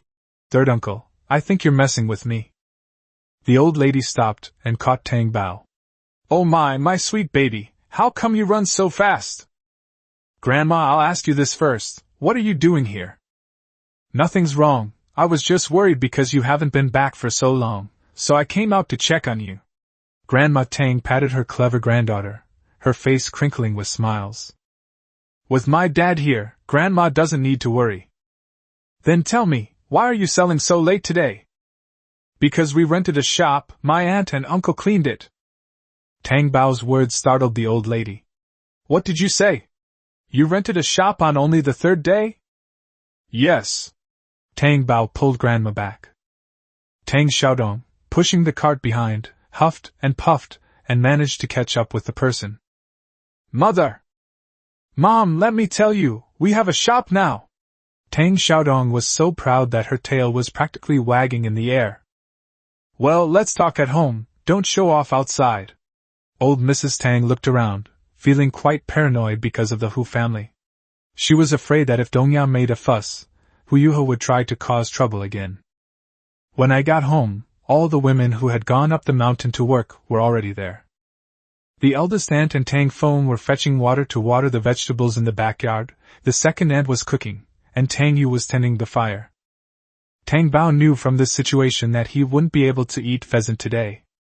Sigh, I should have taken it out for Grandma earlier this morning, but her father never gets up that early. Tang Bao glared resentfully at his father. Tang Sancho touched his nose, not knowing what was wrong with him. He handed a large bucket of pork to his mother, and then obediently went to pick up a basket to go fishing. Tang Bao wasn't idle either, he ran after them. The fish in the space have grown quite a bit, and many of them are ready to be taken out and eaten. Tang Bao went along and put some in as well. Fish raised in spring water must taste even better.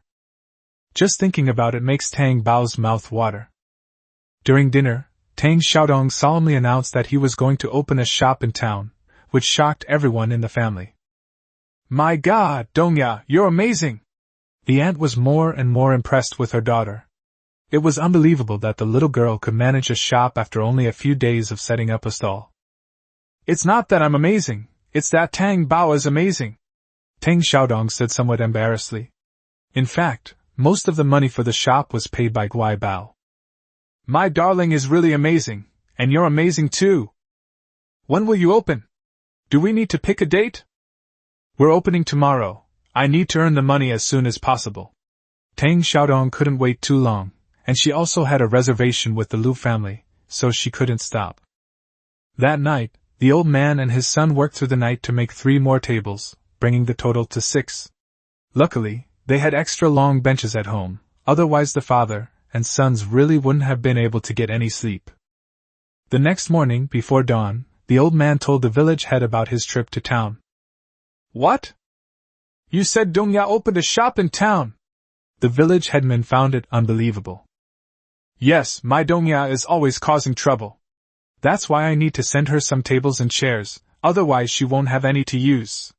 Old Master Tang said modestly, but his smile stretched all the way to his ears. The village head gave him a thumbs up. Great job, your Dongya's done well.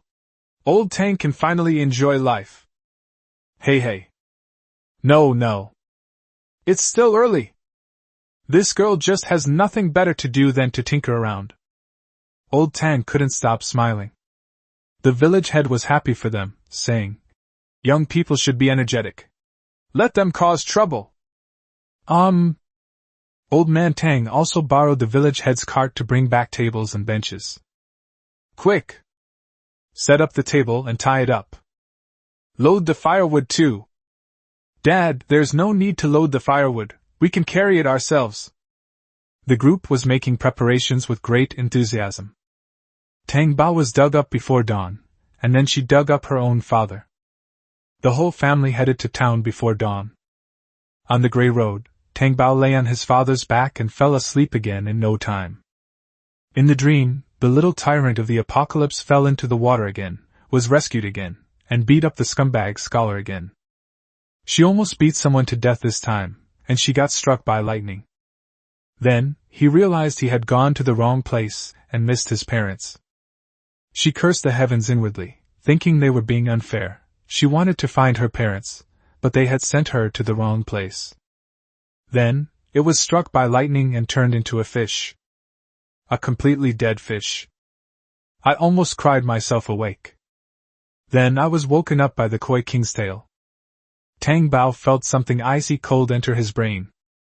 Idiot, you're having a nightmare. What? Tang Bao asked, bewildered. The Koi King swished its tail and said, Forget it, you wouldn't understand even if I told you. Tang Bao pouted. How am I supposed to understand if you don't explain it clearly? She had just finished her banter when she realized something was wrong with her eyes. Why do I see a white clump on the ginseng on the ground? That's the spiritual energy I was talking about, the Koi King said proudly. I just gave you a natal pearl, so from now on you can see through illusions, won't be misled, and will be able to see the energy contained in spiritual objects. That's incredible? Tang Bao was increasingly incredulous. Could it be a ghost encounter? Tang Bao had heard that ghosts were ugly, and he didn't want to ruin his eyesight. The Koi King flicked its tail speechlessly and said irritably, No. It's exhausting. Why can't this little one ever grasp the key points that I, the King of Koi, am saying?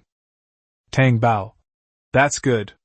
By the way, why did you give me my natal bead? I feel that your nightmare is caused by the will of heaven.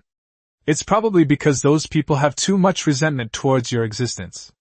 I'll give you your natal bead, and that will no longer affect you. Tang Bao felt that Xiao Yu's words were too profound, and after summarizing it himself, he said, It must be that Hu Yuha and Zhang Xiucai saw that we were living too well and were cursing us, which is why they did this. That's pretty much it. Your existence is hindering their development. The Koi King said in a low voice, not expecting that the world consciousness of a book could be so strong. Perhaps nourished by the power of the bead, Tang Bao felt energetic and not sleepy at all. There was also a warm current flowing through his body, making him feel warm and comfortable. She looked around curiously, but found that the surroundings were the same as she usually saw, so she lost interest. It seems that not everything contains air. Upon arriving in town, Tang Sancho parked the cart at the shop and took Tang Bao to the old carpenter's shop to retrieve the plaque. I ordered it yesterday before I went home. It's made of ordinary wooden planks and cost 80 coins. The simple plaque was finished by the old carpenter early yesterday morning. When he saw someone coming to pick up the goods, he quickly invited them into the shop. This is it, what do you guys think? Tang Family Snacks. Simple and straightforward. Chapter 52 Tang's Snacks, Grand Opening. Tang Sancho checked it over and, after confirming there were no problems, picked up the plaque. It's fine, thank you, boss. Seeing the customer's satisfaction, the old carpenter chuckled. It's my pleasure. I wish you booming business. Thanks. Come visit sometime, it's the one across from the arch bridge. Okay. Tang Bao waved goodbye to the old carpenter and skipped along behind his father. With the sign, Tang's Snacks, hanging up, the shop has officially opened for business. Inside the hall, the tables and benches were all polished to a shine, waiting for diners to arrive. The kitchen utensils were neatly arranged, and stacks of brand new wooden bowls were neatly arranged in 2 large baskets, all of which were collected by old man Tang in his spare time. As dawn broke, more and more people came and went from the market. Tang Sancho took out several strings of firecrackers and set them off. The crackling and popping created a lively scene, attracting passers-by to stop and watch. Wow, uncle, you even prepared this! Tang Yu loved excitement, and she clapped her hands repeatedly as the firecrackers went off. That's a must, Tang Sancho said, feigning nonchalance. Tang Bao knew that his father had bought it for self-defense when they disguised themselves and went to the county town, saying that it could be used to escape if there were many bad guys. However, in such a lively atmosphere, her thoughtful little darling would definitely not sabotage things. New store opening! Welcome everyone to come in and taste! Tang Xiaodong warmly greeted the onlookers. What kind of snacks are you selling, boss? Today, in addition to fish balls and soup, we also have pork balls. Paired with big meat buns, they're guaranteed to keep our guests energized all morning. The small stove brought from home was lit at the door, and at that moment, delicious fish balls and soup were bubbling inside the pot. As the soup was stirred, the delicious aroma wafted out on the breeze, making people's mouths water. Tang Bao's bright eyes were fixed on the fragrant soup pot. It contained fish from her spatial dimension, and the taste was indeed much more delicious. I want to eat it. Tang Xiaodong understood her best, so she made her a serving and placed it on the small table next to her. Here, sweetie, eat first. Okay, thank you, auntie. Tang Bao couldn't wait to sit down and start eating. Tang Yu and Tang Yun were also stuffed with 2 skewers of meatballs by their aunt, and they ate them with gusto, their mouths dripping with oil. The 3 of them ate with gusto, which made everyone else's mouths water. Boss, give me a bowl of fish ball soup, just like you said, with 2 big meat buns. How much is that? That's 21 in total.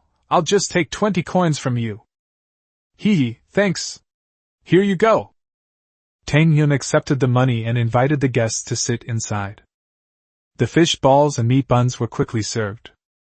The man sat near the door, and the people outside, seeing him enjoying his meal, knew it was delicious and began to pay in small amounts. Soon, the hall was filled with people. Among them were some regular customers from a few days ago, who were pleasantly surprised to see the shop. Oh my, you've opened a shop! That's great! Now we don't have to worry about you not setting up your stall anymore. That's right, ever since I ate this soup, I've been craving it every day. Several regular customers have experienced firsthand the health benefits of this soup. They can't explain why, but they just find it delicious. The owner knows how to cook fish, and his fish soup is nourishing. The rest of the Tang family were surprised by the large number of customers. They hadn't expected the business to be so booming. Not only did the soup sell out quickly, but the meat buns also sold out quickly today. Grandma Tang, along with her 2 daughters-in-law and 2 sons, were working tirelessly in the kitchen. The sons were kneading dough, and the daughters-in-law were making meat buns. The family worked together seamlessly. Tang Xiaodong prepared the meat filling, and with Grandma Tang there, the kneading was almost as good. Steamer after steamer of meat buns were being cooked, and old Tang, who was tending the fire, was constantly busy, his mouth never closing. We need to bring more firewood tomorrow. The cart will be a bit lighter tomorrow, so we can haul more firewood, Tang Erxia quickly replied. Tang Dachuan smiled and said, If business were this booming every day, we wouldn't need to go up the mountain to work. The old lady glared at her eldest son, who was daydreaming, and said, Business is booming, and your wife is there to help. It's not your turn. We can't let our crops go to waste.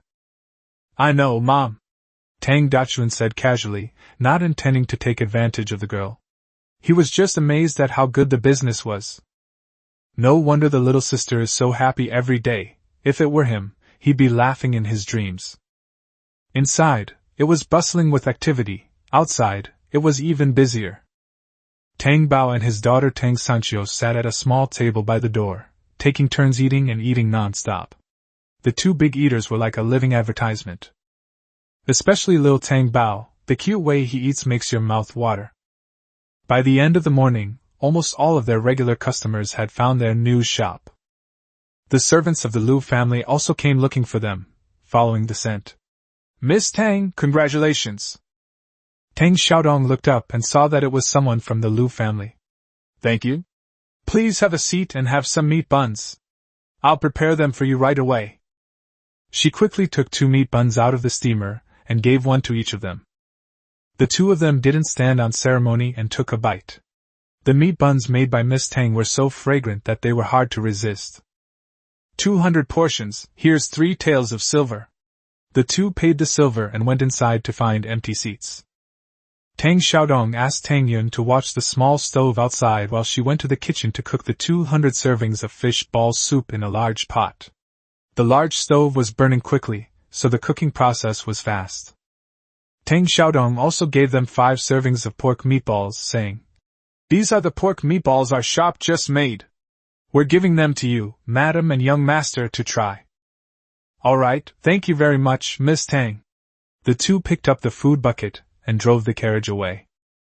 Even the Liu family members made a special trip to Tang's Snacks to buy fish balls soup, which aroused the curiosity of even more people. Luckily, Tang Sanchio prepared a lot of fish last night, otherwise we would be in a real bind today. Although some pork meatballs were prepared, most people came to try the fish balls instead of the pork meatballs, because a serving of the fish balls cost 20 coins, which was 5 coins more expensive. Many regular customers tried the pork meatballs, and they were still just as good. I don't know how Miss Tang did it, but even her green vegetables are more tender and delicious than other people's. Tang Bao, with a meatball in her mouth, rested her chin on her hand, watching people come and go, her little brows furrowed. What's wrong? Having been inseparable from her daughter for several days, Tang Sanchio knew the little one's little tricks perfectly well. Seeing her like this, she knew that she had something on her mind again. Chapter 53. Tell father to take action quickly. There are too many people, I'm constantly busy and tired, Tang Bao replied. Tang Sanchio chuckled at her words. You can still complain about how good business is? Tang Bao explained in a serious tone. Eating too much will make you feel sick of it. That's true. Tang Sanchio's mind started working too. Things are valued for their rarity. Tang Sanchio, who had thought she would be forced to kill more fish today, breathed a sigh of relief. It's so good to have a daughter with foresight. He laughed and said, Then we'll set a limit on everything from now on. Once we've sold out, your aunt can rest, just like running a stall. Okay. Tang Bao nodded. Now he'd have time to go up the mountain to find the big treasure. I released my little tiger into the mountains last night. I wonder what it will bring me today. Thinking that there were still 2 wolves in the space, although keeping them there would keep them fresh, it wouldn't be good to leave them bloodied. Let's take them out later when Dad isn't looking. On the arched bridge, a figure stared at Tang's Snacks from afar, eyes blazing with fury. Hu Yuha was surprised that Tang Xiaodong acted so quickly and actually opened the shop, and did it so well. Looking at the bustling scene across the street, compared to the gloomy atmosphere of her noodle shop, it was like heaven and earth. The family had lost money and their business was gone, and her parents were sighing all day long. She was so embarrassed that she didn't dare ask them for money anymore, so she could only do her best to embroider handkerchiefs to exchange for money at the embroidery shop and save up. Last night, she stayed up so late that her eyes were red. All of this is thanks to the Tang family. Hu Yuha practically gritted her teeth as she arrived at the embroidery tower. The embroidery building in the town is actually just a small shop. "Miss Hu, you've arrived!" The young waiter greeted her with a smile. "Yes, the pattern I brought last time is finished being embroidered." Hu Yuha opened the small bundle she was carrying and took out more than a dozen handkerchiefs for him. The young waiter carefully took it. "Okay, I'll show it to the manager right away." "Okay, thank you for your help." While waiting, Hu Yuha looked at the other embroidery patterns in the shop. As I watched, I heard someone hopping and skipping down from the second floor. She glanced back casually and immediately recognized one of the chubby little boys, Madame Zhu's youngest son. She didn't recognize the other child accompanying him. However, dressed in fine clothes, it was clear at a glance that the child was of noble birth. Sure enough, when Hu Yuha saw the steward leading Madame Zhu and another lady downstairs, she spotted the unfamiliar lady. She was dressed in brocade, which was elegant yet understated, noble yet not ostentatious, exuding a refined and gentle charm.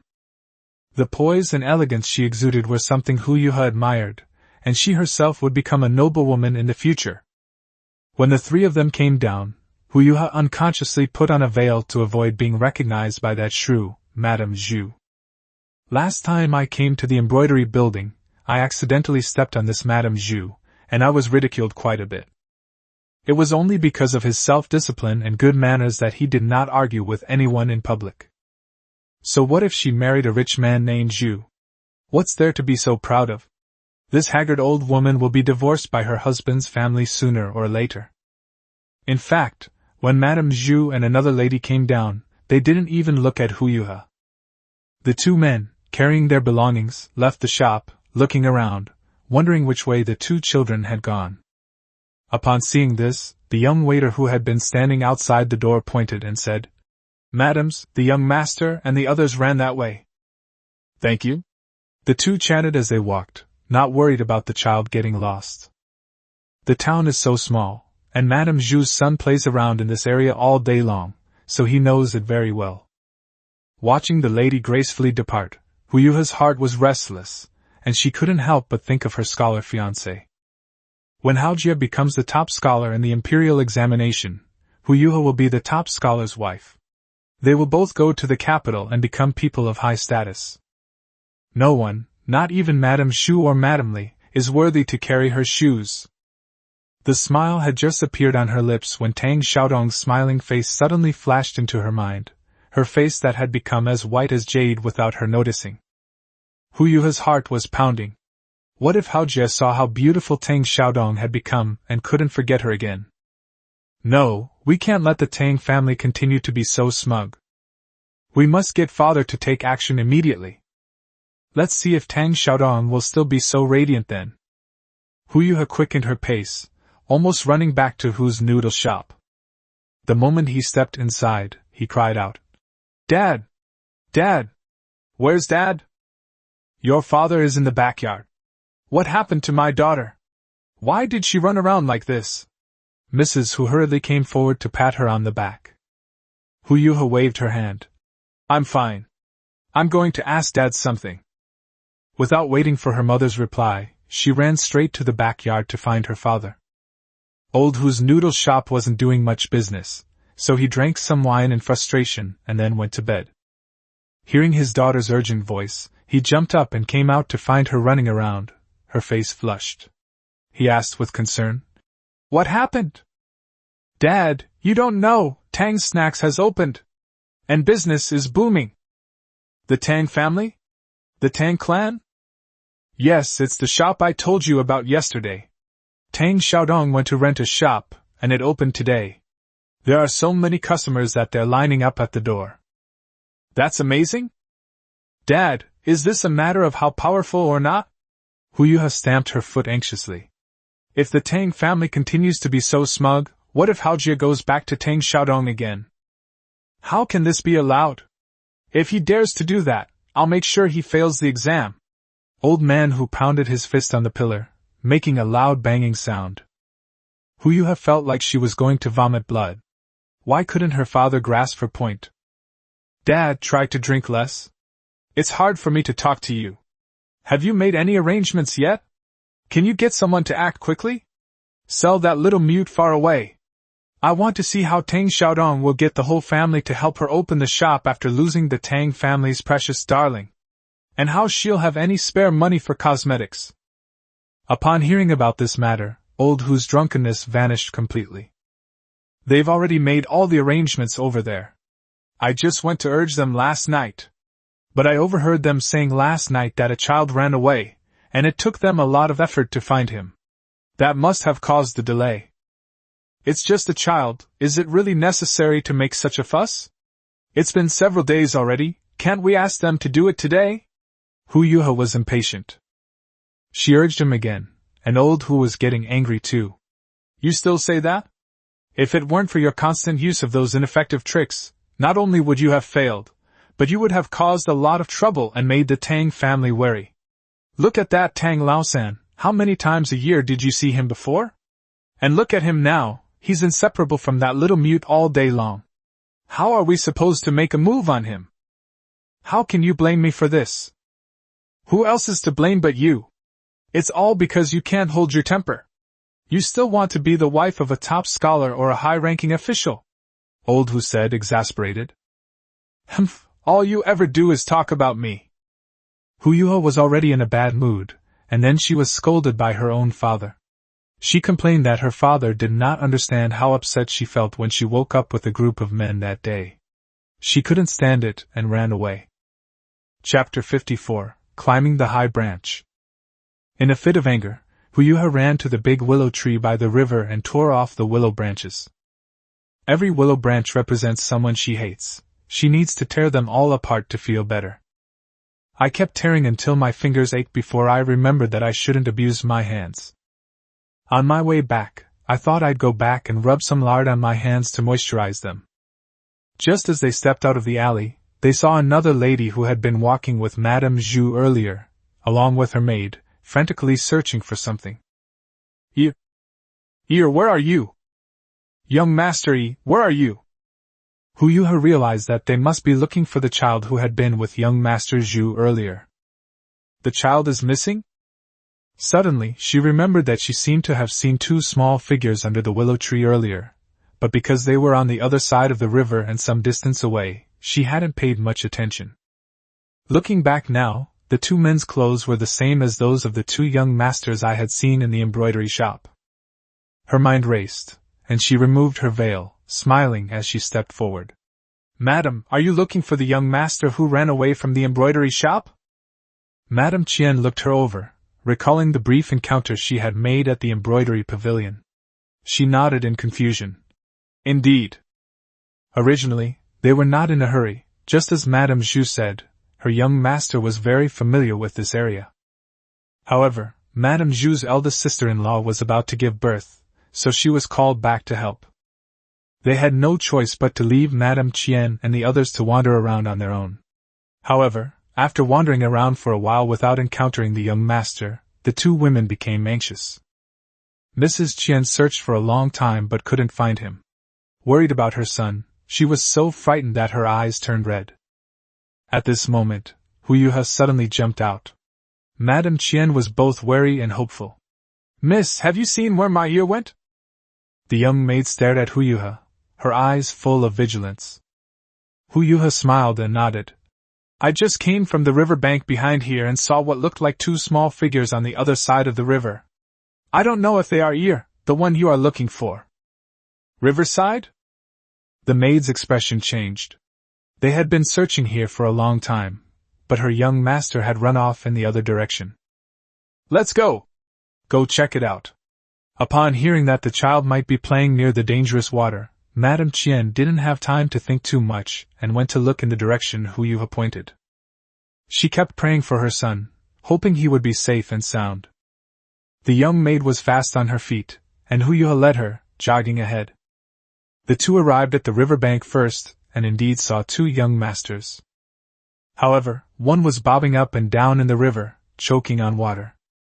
A child stretched out his short arms by the river, trying to pull someone up, but couldn't reach them no matter what he did, and started crying in distress. "Ah! Young master! How did you fall into the water?" The little maid was so frightened that she almost jumped out of her skin and quickly ran over. Hu Yuha hadn't expected that the child would fall into the water so soon after she left. The water here is not deep. When an adult stands upright, the water level is only slightly above waist height. However, none of them knew. Hu Yuha's eyes flickered. Wasn't this the perfect time to bestow favors? Thinking of this, she also started running, even faster than the little maid. Splash! She bravely jumped into the water and swam towards the young master of the Chien family, reaching out to pull him towards the riverbank. The maid who was originally going to jump into the river to save the person could only stand by and help. Young master! Young master, quickly give me your hand. Ear, how did you fall into the water? You're going to worry your mother to death. Madame Chien saw the scene from afar and wished she could sprout wings and fly over. Seeing her son's pale face and tightly closed eyes, her heart broke. Madam, don't panic. Lay the child flat first. Hu Yuha recalled that when the little mute boy fell into the water last time, those old women seemed to have taught Tang Xiaodong to press on the little mute boy's stomach to make him vomit water, which saved his life. She followed suit and pressed Qian Gongzi's hand several times, causing her tightly closed mouth to start spraying dirty water. It must be said that Hu Yuha was quite lucky. After spitting out a few mouthfuls of water, the child slowly woke up and called out, "Mom!" Although his voice was a little hoarse, thankfully he was all right. Madame Qian's worry turned to joy, and tears streamed down her face. "My ear, it's good that you're all right. It's good that you're all right." He turned to Hu Yuha beside him and thanked her. "Young lady, thank you so much for today. I am deeply grateful for your life-saving grace." "Madam, you flatter me. It was just a small favor," Hu Yuha said politely and modestly. Madame Chien had a good impression of her. She reached out and took off a bracelet from her wrist, then handed it to Hu Yuha, saying, "This is just a small token of my gratitude. Please accept it, young lady." Hu Yuha felt a weight in her hand. Looking at the thick silver bracelet, her expression froze for a moment. Although the bracelet was valuable, it was the least valuable item on this lady's hands. Little did she know that this silver bracelet was part of Madame Chien's dowry, and it held extraordinary significance. Seeing the bracelet was like seeing the person herself, and having it made things much easier in many shops in the prefectural city. Hu Yuha pushed the silver bracelet back, saying, "Madam, I'm only helping out to put my mind at ease. I absolutely cannot accept such a valuable item. Please take it back, madam." Madame Chien couldn't bring herself to push and shove people in the street, so seeing her composed demeanor, Madame Chien assumed she was truly noble and selfless, and couldn't help but think highly of her. "Miss Yuha is of noble character and integrity. Such a vulgar person is truly unworthy of you. In that case, let's be friends. When Miss Yuha has the opportunity to come to the prefectural city another day, you must visit my home." Seeing that his mistress had extended an invitation, the maidservant added at the opportune moment, "San Cha Yuan, Qian residence." "Yes, if I have the opportunity, I will definitely visit you, madam." Hu Yuha said this with a touch of playfulness, and the two smiled at each other. "Madam, why don't you take the young master to the pharmacy for a checkup first?" "Chinger," Madame Chien called out, and the little maid immediately understood, handing the cloak in her hand to Hu Yuha. "My young master's cloak is a little short, please make do with it, Mississippi." "Thank you." Hu Yuha really couldn't refuse. As a young woman, she definitely couldn't go back with her clothes soaked.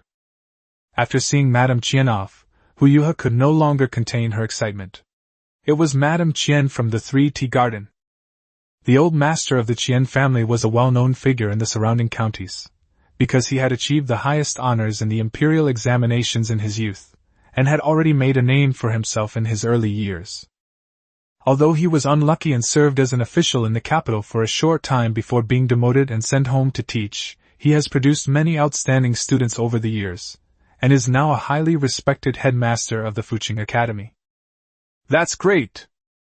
Thinking that she might be able to help Haojia a lot in the future through Madame Qian's connections, Hu Yuha was overjoyed, and the gloom of the past few days was swept away. They happily bought a bunch of things and headed towards Daliu village. She couldn't wait to share the good news with Zhang Haojia. Zhang Haojia, whom she was thinking about, was currently throwing a tantrum at home.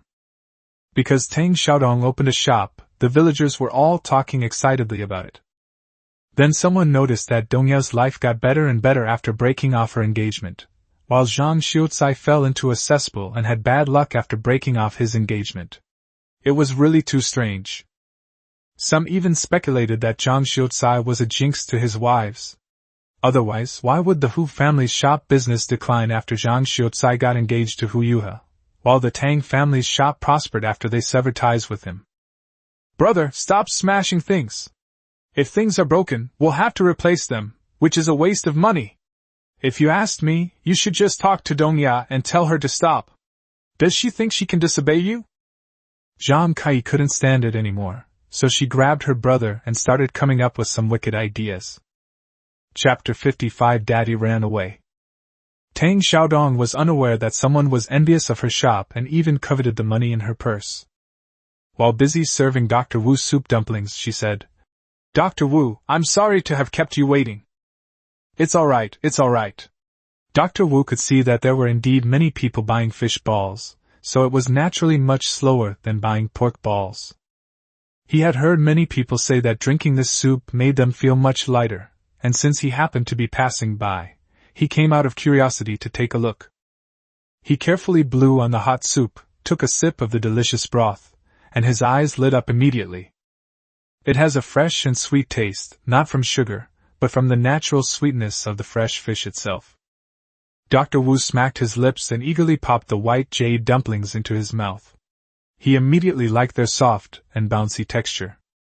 Fresh without being fishy, soft and chewy, you can't get enough of it. It's delicious, really delicious. I originally wanted to find out what made the fish balls special, but before I knew it, I had eaten them all, leaving not even a drop of soup in the bowl. The sweet and delicious taste lingered in his mouth, and Dr. Wu could taste several kinds of herbs, but he couldn't figure out the mystery for a while. However, he did feel comfortable. Dr. Wu, who usually doesn't crave good food, was all smiles at this moment, suddenly realizing that he had been wrong before. Delicious food is indeed the best medicine for a healthy body. He took out a handkerchief to wipe his mouth, carefully put it away, and came out carrying his medicine box.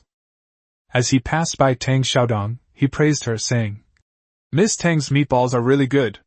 Give me another skewer so that Xiaotong can have a taste too. Okay. Tang Xiaodong smiled, her eyes sparkling, when someone praised her. It's no wonder that Dr. Wu only recognized Tang Xiaodong and the others after they had finished eating. The difference between her previous appearance, pale and thin, and her current fair and delicate appearance was too great. There's also the little boy with Down syndrome, who was previously unable to speak and was always quiet. Now he's lively and articulate, something Dr. Wu never expected. It was just a child who had just started speaking. No matter how much he thought about it, he could never have imagined that the child's speech could suddenly become so fluent and articulate. Even a normal 4 or 5-year-old child may not be able to talk to a stranger calmly. And this little guy, in just a short while, can do the accounting and cashier work, and also recommend delicious food to customers. Dr. Wu could only think silently. Great men are slow to speak, and great talents mature late. Here you go, Dr. Wu. Tang Xiaodong not only gave him a skewer of fish balls, but also helped him soak them in a long bamboo tube filled with soup. Dr. Wu nodded in satisfaction and took out his money to pay the bill. Tang Xiaodong refused, saying, Dr. Wu, you don't need to be so polite, this is for you. That won't do. How can we do business without taking money? Without saying much, Dr. Wu simply put the copper coin into the bucket, turned around, and left. They walked with incredibly light steps. Auntie, Dr. Wu is such a good person. Tang Yin sighed, watching the figure walk away quickly. Tang Xiaodong agreed. That's right. In the past, when Tang Bao wasn't feeling well, Dr. Wu would often give him medicine on credit. Although my mother always tries to find money to make up for it as soon as possible afterward, that's fine too, as it wouldn't work at other pharmacies. Tang Bao, who was playing with her fingers at the small table, listened to her aunt and looked at Dr. Wu, who was leaving.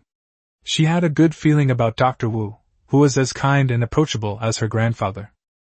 Thinking of this, Tang Bao's bottom started to get restless. Her grandparents had been busy since morning, and she hadn't even gone in to take a look yet. The little guy slipped away to the kitchen. Grandpa was tending the fire, Grandma was making buns, and his two aunts were also busy. Her uncle was fetching water. She had added a lot of spiritual spring water to the well when she came, so there was no need to put any more into the water tank. Uncle was squatting in the corner, putting mud on the wall. Tang Bao ran over curiously and asked, Uncle, what are you doing? Tang Erxia looked up at little Tang Bao and explained with a smile. Second uncle blocked this dog hole so that stray dogs outside wouldn't sneak in looking for food. Oh, I see. Tang Bao saw how fun he was at pasting and couldn't resist trying it himself. Tang Erxia didn't tell her not to get in the way and make things worse. Kids love mud, so he patiently let her fool him. It wasn't until 15 minutes later that Tang Bao remembered he had come in to visit his grandparents. However, as soon as she entered the kitchen, she was chased out to play by the others, who were worried that the child would get burned by the heat in the kitchen. The little guy went out to play again, all excited. Huh! Where's Dad? Third uncle was called away by Uncle Li Tian. He seemed to be in a hurry. It seems that someone was seriously injured. I heard them say they were going to chop off someone's hand. Tang Yun was busy and didn't pay much attention. Besides, the two of them had deliberately kept their voices down during their conversation. Chop off your hand? Is this a sign of amputation? Who is so badly injured? Are they Uncle Li's family? Thinking of how Uncle Li brought them meat every day, Tang Bao touched the small water bottle at his waist. What if his spiritual spring water could save someone's injury? Wouldn't that mean they wouldn't have to have their limb amputated? Sister Yun Yun, are they going to Uncle Li's shop? It goes that way, it should lead to the butcher shop. As soon as Tang Yun finished speaking, Tang Bao ran out. Sister Yun Yun, I'm going to find my dad, don't worry about me. The butcher shop was just across the arched bridge, not far away. If this were in the village, Tang Yun wouldn't be worried, but this was in the town. She was about to ask someone to leave Bao here when a customer stopped her. Seeing that her aunt and Yaya were too busy, she had no choice but to put the matter aside for now. Bao had been to the butcher's shop many times before, so it should be fine. Meanwhile, Tang Bao rushed to Li Tian's butcher shop, only to find the door tightly shut. Is nobody here? Tang Bao stepped forward and knocked on the door. Uncle Li! Dad! No one answered. Tang Bao listened intently, but there was indeed no one inside. What should we do? Where can we find someone? Tang Bao sighed. It's all that stupid daddy's fault. Why didn't he take invincible Tang Bao with him when he went out to rescue people? Tang Bao looked left and right, still unsure which way to look for them. Suddenly, a brilliant idea struck her. There's still the powerful Koi King. Koi King, when you need me, I'm a mighty Koi King. When you don't, I'm just a weak, stinky little fish. You're such a hypocrite. The little guy, unaware that the Koi King was secretly criticizing him, entered the space and excitedly called out to the fish. Little Koi, can you help me find my dad? Of course I can, but I'm not strong enough right now. If I go to find your father, I might fall into a deep sleep again. Huh! So useless. Tang Bao was clever enough not to say it out loud, but instead coaxed her earnestly. I'll help you buy jade, and it will help you regain your strength soon. Mentioning the Koi King made him somewhat disheartened. I'm afraid that won't work. I spent a lot of effort today, sensing everything within 100 miles, and there wasn't a single thing containing spiritual energy. I suppose that jade pendant was just something that heaven deliberately arranged for the female lead. You'd better just obediently farm. The things grown in this space do have spiritual energy. Alright, whatever you say, I'll do it. Hurry up and find out where my dad went. Tang Bao, with an attitude of, heaven is second to none, you are number one, coaxed the Koi King's scales into submission. Okay, go right, yes, turn right again at the street corner. Guided by the Koi King, Tang Bao arrived at a gambling den. Tang Bao's eyes widened, his little mouth agape, and he instinctively cried out to the Koi King. Stinky fish, you're saying that your stinky dad is gambling inside? However, only silent bubbles answered her. A small flame seemed to ignite in Tang Bao's eyes. Little did she know, someone was watching her from behind, their eyes shining. Chapter 56 Tang Bao is taken away. Inside the underground casino, the noise was deafening, but Tang Bao still managed to hear his father's voice. Tang Bao never expected that help, and chop off your hand, would be done in this way. It was such a waste of her good intentions. Sigh. Tang Bao sighed heavily. This generation of fathers is really hard to deal with. Once we find him, we'll give him a good beating. Tang Sanchio, who was sweeping all before him with the dice, suddenly sneezed. Tang Bao ran towards the door, but before he could go in, he was stopped by a pair of long legs. Little guy, this is not a place for you. The burly man had a burn scar on his face, which made him look somewhat frightening.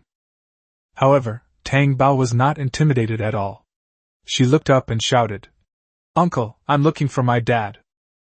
Go find your father at home, the big man said, his face still cold. Tang Bao explained, My dad is inside. I'm going in to find him. That won't do either. The big man disagreed. Too many people had used this trick to fool them. Did he really think he would fall for it again? Tang Bao tried everything to persuade him, but the big man stood like an iron tower, his face as cold as stone. She wanted to take the plunge, but the other person's legs were taller than hers, and she didn't want to bully the stronger one. When asked to call him, Dad, he said, Don't be silly, there's no dad here. Nothing I say makes sense. Fine, close the door, then I'll go find a window. Hee hee, as long as I can get in, that's fine. The little guy ran off. I ran around the gambling den for most of the time, but I couldn't find a single window, only a high wall. There weren't any trees nearby, so she couldn't climb one to get in.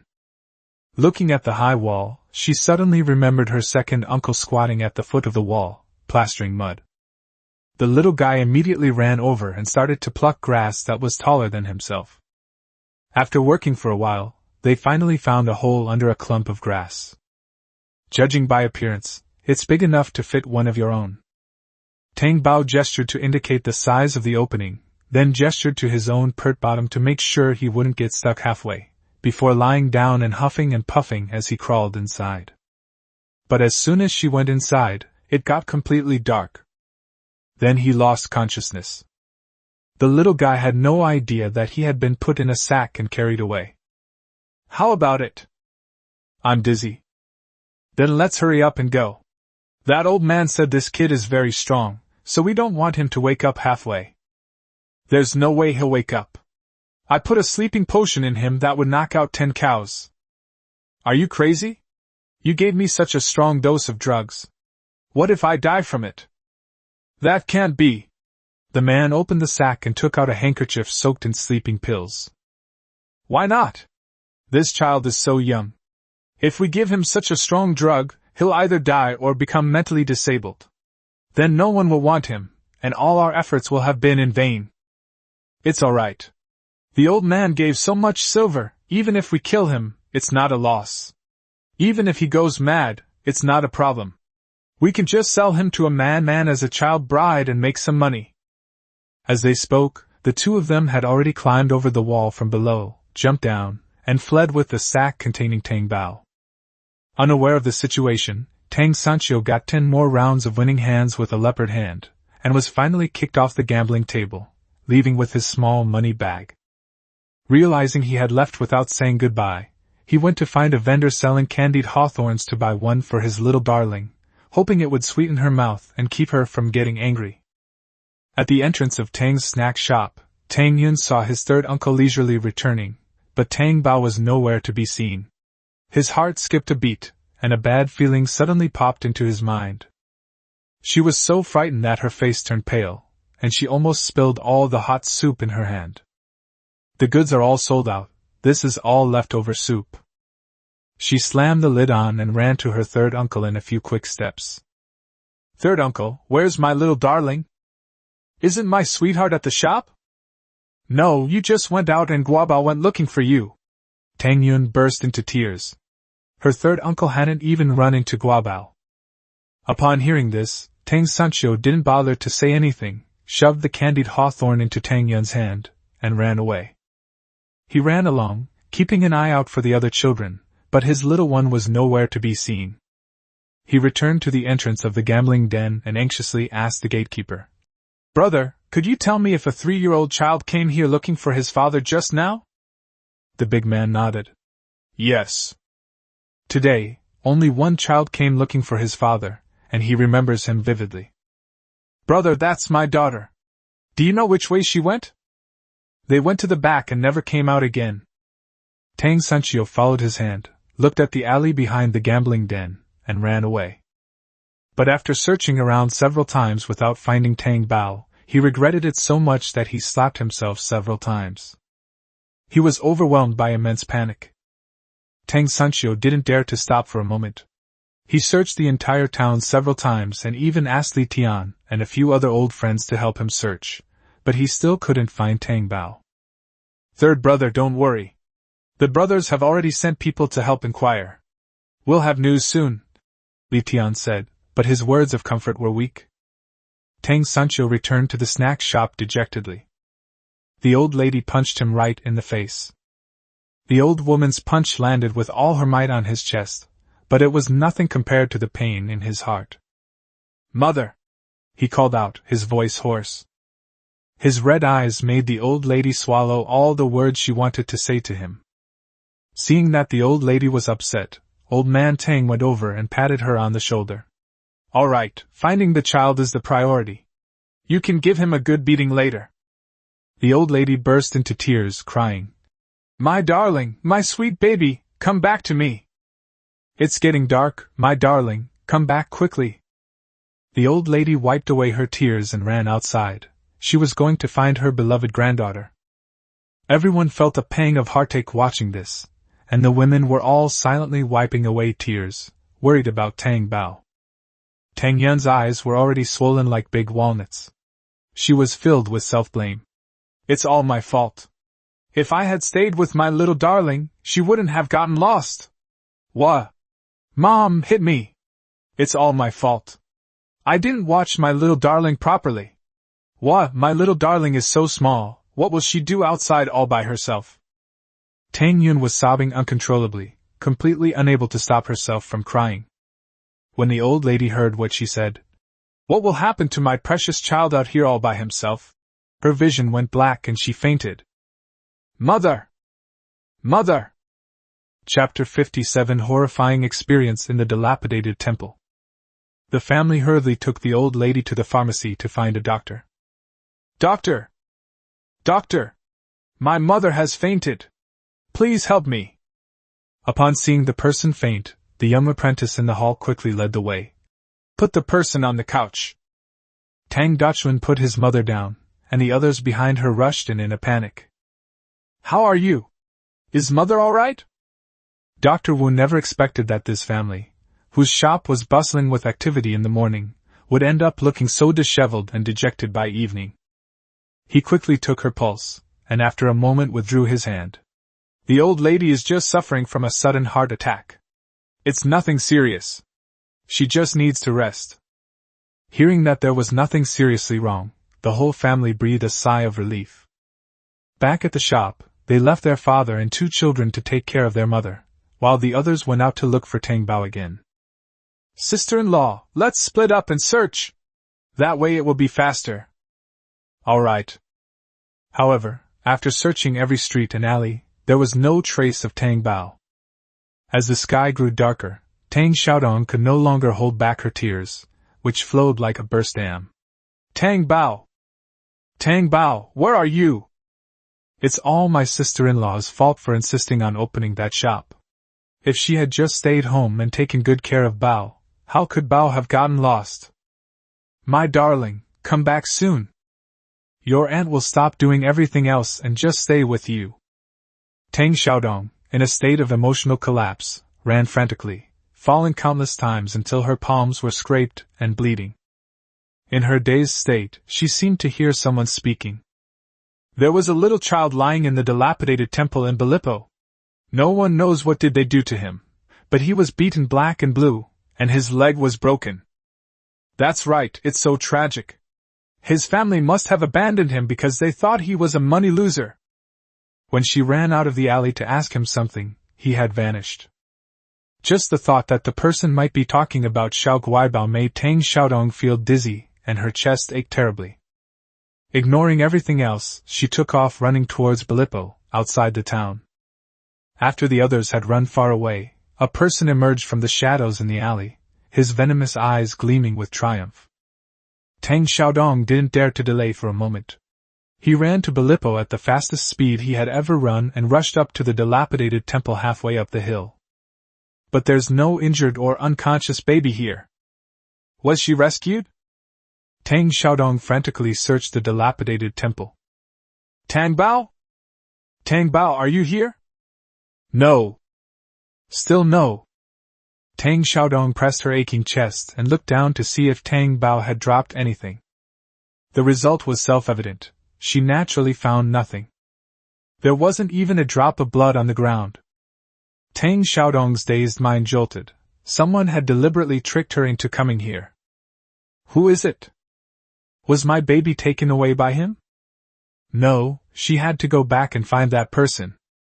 However, as she turned around, she was suddenly surrounded by a foul-smelling person. She was so frightened that she backed away repeatedly. When she saw what the other person looked like, she was so shocked that her eyes widened. How could the most notorious hooligan in Hujia village be here? It's you! You bald rascal, what are you doing? What do I want? I want to marry you, of course. The bald man slowly approached, grinning slyly. His grotesque face was utterly repulsive. Tang Xiaodong was so disgusted by him that she almost vomited. She angrily retorted, You're dreaming! Ha, you're someone who got dumped. What right do you have to stand here and nitpick? The fact that I'm taking you in is a blessing you've accumulated over 8 lifetimes. Get out! Tang Xiaodong suppressed his disgust and fear, backing away while secretly feeling around behind him with one hand, looking for something handy to knock down this old rogue so he could escape. Don't be so stubborn. I don't have that much patience. Hulaizi approached step by step, his sinister smile like that of a demon crawling out of hell. Bang! Tang Xiaodong somehow found a stick, raised it, and started hitting the bald man. Snap! Hulaizi never expected that Tang Xiaodong, who looked so thin and weak, would have such great strength, breaking the arm that was raised to block in one go. Tang Xiaodong was somewhat surprised by her own strength, but more than that, she felt fortunate. Taking advantage of Hulaizi's pain, she quickly turned and ran over. Just as she was about to escape the dilapidated temple, Hulaizi, who had caught up with her, grabbed her hair and dragged her back to the center of the temple. Tang Xiaodong tried to break free, but suddenly all her strength seemed to disappear, leaving her body limp and powerless. Seeing her reaction, Hulaizi laughed so hard that the vegetable leaves between his teeth fell out. He reached out and patted her fair and smooth cheek. Run! Run again and show me! How about that? Don't have the energy to run anymore? Let me go! Tang Xiaodong found that her words had become soft and meow-like, realizing that she had been drugged, and she was really scared. Seeing her like this, Hulaizi became even more excited and pushed her to the ground. You scoundrel, if you dare touch me, my third brother will definitely kill you. Kill me, and he'll die too. I, Hulaizi, will get a free night of pleasure. It's not a bad deal at all. This bald man is a lecherous glutton. He heard that Tang Xiaodong has become fairer and more delicate, even more alluring than the pampered young ladies in the city, and he's become incredibly lustful. He took a deep breath of the girl's fragrance. So fragrant. There's a saying, something like, to die under a peony is to be a romantic ghost. Tang Xiaodong, how could that scholar Zhang be so blind? He'd rather have an old viper than a girl as good as you?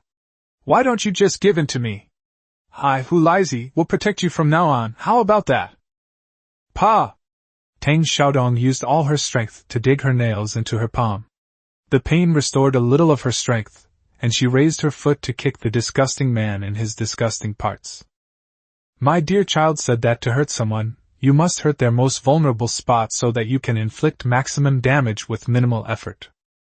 Sure enough, even though she couldn't exert much force, Hulizi still clutched his groin in pain, his face contorted like a chrysanthemum. However, he didn't let go of Tang Xiaodong. He slapped her again and tried to tear her clothes while cursing. Just then, an arrow flew in from outside the dilapidated temple. It pierced straight into the back of the bald man's heart. Fresh blood dripped down. Tang Xiaodong was so shocked that she was speechless. Seeing that Hulizi had collapsed to the side and was now lifeless, she quickly sat up, feeling a sense of relief at having survived a disaster. As soon as she relaxed, the effects of the drug surged through her body, overwhelming her reason. Two people entered through the door, a master and a servant. The master was in a wheelchair, but he was holding a bow and arrow in his hand. The arrow he had just shot was from his own hand. Chi Feng, go take a look. Yes. The sword-wielding youth stepped forward to check on Tang Xiaodong's condition, but was suddenly grabbed by the arm by the bewitched Tang Xiaodong. The woman's scent wafted over him, startling him so much that he picked up Tang Xiaodong and tossed her toward his master. Master, take a look at this young lady's condition. I'll go deal with this old beast. After saying that, he picked up the bald man and disappeared in a flash. It's so hot. Yunhe, who was suddenly embraced by Tang Xiaodong, said. This was the first time Yunhe had been so close to a woman, especially one who was burning hot and drugged. He was at a loss and his body stiffened. After thinking for a moment, he took off his cloak, wrapped it around the writhing woman, and tied it, finally putting this hot potato in place. The heat was a bit suffocating, making my mouth dry. Whether it was because the dirty medicine still lingered in the dilapidated temple or not, Yunhe suddenly felt hot and bothered. Seeing that Qin Feng had not returned for a long time, he took a deep breath, circulated his internal energy, and suppressed the toxins in his body. Then he got up, carried the person, and flew towards the town. When Qin Feng returned, he only saw the afterimage of his master flying away, and he was so anxious that cold sweat dripped down his forehead. Master, Dr. Jiang said you can no longer use your internal energy carelessly. Otherwise you'll really be crippled. What kind of mess is this? He should have just let that woman hug him. Qi Feng went inside, picked up his wheelchair, and sped off to chase after the person. Chapter 58. My name is Chu Yen, Yun Chu Yen. Gurgle, gurgle. Tang Bao, who was in a coma, was awakened by a sudden, intense feeling of hunger. The little guy opened his big, confused eyes. Where am I? Why is it still so dark? Her vision quickly adjusted to the darkness, and she could see clearly that it was a cave. How did she end up in the cave? Idiot! You've been kidnapped by human traffickers! The young master behind her had already been woken up by her strange stomach noises. He was really curious how a baby's stomach could rumble so loudly, something he couldn't even do when he was starving. Tang Bao heard the sound, turned around, and saw a handsome young man leaning against the mountain wall looking at him. Huh! My hands? Tang Bao belatedly realized that his hands were tied behind his back. The young master was speechless. This little dumpling was quite cute, but why was it a bit dim-witted? Tang Bao, try using the same amount of sleeping potion as 10 cows and see if you're still a fool. Tang Bao pulled hard and snapped the rope. Her little head was still a bit dizzy. She subconsciously reached for the bamboo tube to drink water, but found nothing. Gone? Fortunately, she still had the small cloth bag on her. She reached into the empty bag, took out a new bamboo cup from her spatial storage, and gulped down a cup of spiritual spring water. The sweet taste rolled into my stomach, and my dizzy head suddenly stopped hurting. The young master behind him was already dumbfounded. Wow, this little glutinous rice ball has superhuman strength. The young master of Mu Chang's eyes lit up, his arrogant face instantly turning into a fawning one. Little rice ball, you're so amazing! That sounded nice, and Tang Bao loved it. She smiled and showed her little white teeth. My name is Tang Bao, not Momi Tuan. The young master nodded, then quickly corrected himself. Little Tang Bao is really amazing. The effects of the medicine, which had been used on about 10 cows, had not yet been fully neutralized when little Tang Bao was chatting with someone. What's your name, young man? My name is Chu Yen. Chu? Isn't that the surname of a royal family? Chu Yen was stunned. He hadn't expected that the little dumpling he had just called stupid would even know the surname of a country. You know a lot, but my surname is Yun. His mother's surname is Yun, so there's nothing wrong with what he said. Tang Bao patted her chest. Yun Qian, thank goodness. I thought I had run into some prince or nobleman. My mom said that if you encounter someone of high status on the street, quickly stay away and never pick up their belongings. Otherwise, in the future, they will either be tortured or abused, so miserable that they will forget who they are. Chu Yun didn't know why the little guy was acting so strangely, but when he heard light footsteps outside the cave, he quickly shushed him and whispered, You'd better lie down and pretend to be asleep, otherwise the kidnappers will come in and hit you if they see you're awake. It'll hurt a lot. Using a combination of coaxing and scare tactics, Chu Yen coaxed the little dumpling to lie down, and then closed his eyes and pretended to be asleep. The traffickers came in, looked around, saw that all 6 children were sleeping peacefully, and then went back. You misheard, they're all asleep. Oh, maybe a child is talking in their sleep. Sai, why haven't those people left yet? We still have to support them. It'll be soon. It's been so many days, those people should be leaving by now. I'm going to take a nap. You two keep an eye on things. Good. The outside world returned to quiet. Little Tang Bao sat up abruptly from the ground. She was so hungry, she would starve to death if she didn't eat something soon. He reached into the small cloth bag, actually taking out a meat bun from his spatial storage, and started eating it. Young Master Chu Yen was dumbfounded again. Why do you still have something on you? Oh, they must have thought I was unconscious and forgot to check my bag, the little guy said, puffing out his cheeks and making up a story. Chu Yen, however, also thought it made sense. He nodded and licked his dry lips. Do you want some too? Tang Bao asked, sensing his craving for food. Do you have any money on you? Chu Yen shook his head. They took them all. Upon hearing that he had no money, the little guy fell silent. Chu Yen was speechless. Could it be that he had encountered a little guy who loved money even more than himself? Seeing her drinking and eating, Chu Yen's stomach started to ache with hunger. He licked his chapped lips again and tentatively asked, I have a jade pendant, can I trade it with you? Tang Bao looked at him warily. Didn't you say they were all taken away? It's hidden in a secluded place. They don't even know it. Oh, where?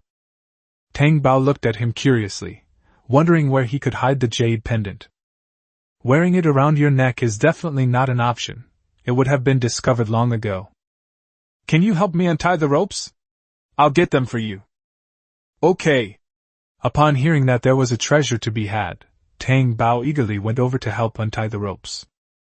The little guy quickly untied the rope, then stared longingly at Chu Yen, rummaged around in his inconspicuous belt, and pulled out a piece of white jade. Chu Yen took out the jade pendant, which brought out a silver note. He was a little stunned. His mother only said that she had hidden the jade pendant, but she didn't mention that she had also hidden the silver note. However, this is a good thing. Mother was right. Which one do you want? He looked up at the little guy. Tang Bao. I want both. Chu Yen. I've seen heartless people, but I've never seen anyone more heartless than him. He said irritably. A meat bun isn't worth that much. Then I'll give you 2. Tang Bao stretched out his two chubby little hands. Chu Yan. I'm truly defeated by you. I can't eat too. Huh? Tang Bao looked at him with a "you're so useless" expression and said, I can eat 3 of them. She could actually eat 7 or 8, but she was afraid of scaring him if she told him.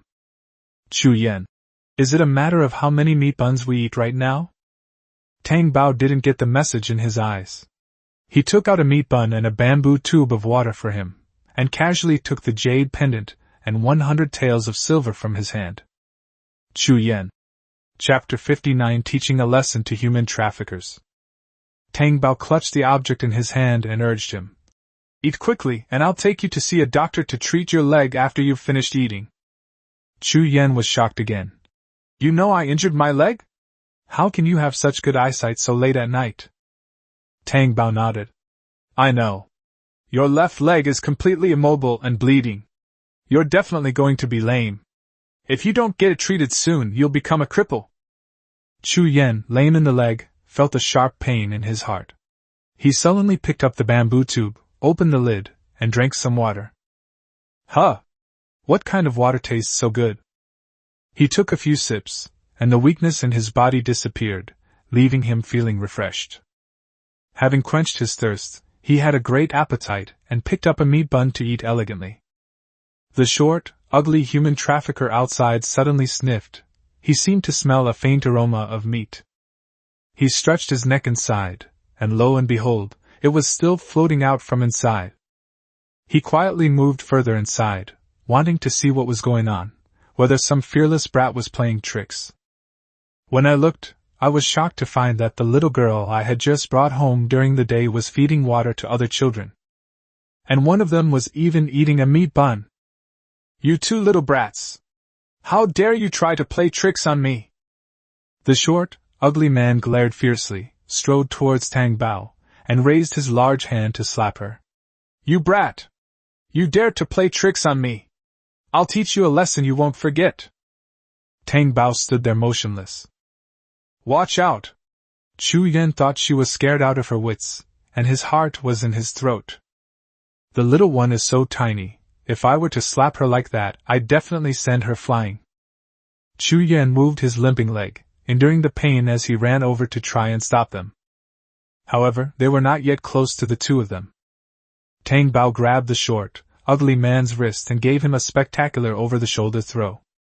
Bang, bang, bang. The short, scrawny man rolled on the ground several times, his bones breaking from the impact. His vision blurred, and he was in so much pain that he could barely speak properly. You, pfft! He spat out a mouthful of blood. Chu Yan opened his mouth. This is too tragic. The other children were fed the spiritual spring water, and when they slowly woke up, they saw this scene and were all dumbfounded. The 2 human traffickers outside were also startled by the commotion and rushed in. When they saw the short, disheveled man lying on the ground, they were both stunned. Xiao Wu, what happened to you? Who hurt you like this? The short, scrawny man pointed a trembling hand at Tang Bao. It's her. Don't let her get close. That brat is incredibly strong and evil. She almost broke my bones. The 2 gasped. Despite his short stature, he was incredibly strong, one of the strongest among them. Even he said the little girl was strong. Just how strong must she be? The 2 instinctively took a half-step back. Tang Bao. Am I some kind of monster? Tang Bao stepped forward defiantly, and both human traffickers were so frightened that they took 2 steps back. The people inside the cave were speechless. Something was amiss. What was going on? Tang Bao pursed her lips. Should they continue fighting or not? She needed to hurry home. It was already dark, and her family must be worried sick about her. Brother, let's gang up on her together, then we're not afraid of failing to take down this little brat. The 2 exchanged a glance, then ran to the haystack outside and pulled out 2 machetes. Each of them grabbed one and menacingly approached Tang Bao. To scare Tang Bao, the 2 men brandished their machetes in the air, shouting, Little girl! These machetes aren't afraid of you. If you don't want to lose your head, put the handkerchief in here over your face. The man who spoke pulled out a handkerchief soaked in sleeping pills from an oil paper package on his waistband. He wanted to repeat his old trick. Tang Bao felt utterly speechless. She was young, but not stupid. She raised her hand to cover her mouth and nose, and with all her might, kicked out with her little feet. The soft handkerchief was kicked back the way it came and ended up covering the man's face. Thump! The burly man fell to the ground, unconscious. Everyone was speechless again. Could this really work? How did the little guy kick the handkerchief away when he fell to the ground? The other trafficker was also stunned. He looked down at the handkerchief covering his companion's face, which looked like he was about to die and be feasted. Tang Bao was also quite curious. What kind of medicine was so effective? She wanted to get some too. You brat! How dare you play tricks on us brothers like this? I'll fight you to the death! The man was furious and brandished his wood-chopping knife at Tang Bao. Tang Bao dodged, the blade slicing past his face, the sound of it whistling in his ears. In the midst of her dodge, she subtly moved a pebble from her spatial storage into her palm. She swung her little arm and threw it at the trafficker's forehead. Bang! The enormous force pushed the trafficker backward to the ground. The machete flew out of his hand, spun a few times in the air, and then landed on his head with a thud. The human trafficker's eyes widened in terror, then rolled back and he fainted. Tang Bao clapped his hands, turned to look at the pairs of blank eyes, and said, All right, we can go home now. Chu Yan was in turmoil, but when he heard her say, Go home, he suddenly realized. Yes, we need to get out of here quickly. They have 2 accomplices, and both of them are skilled in martial arts.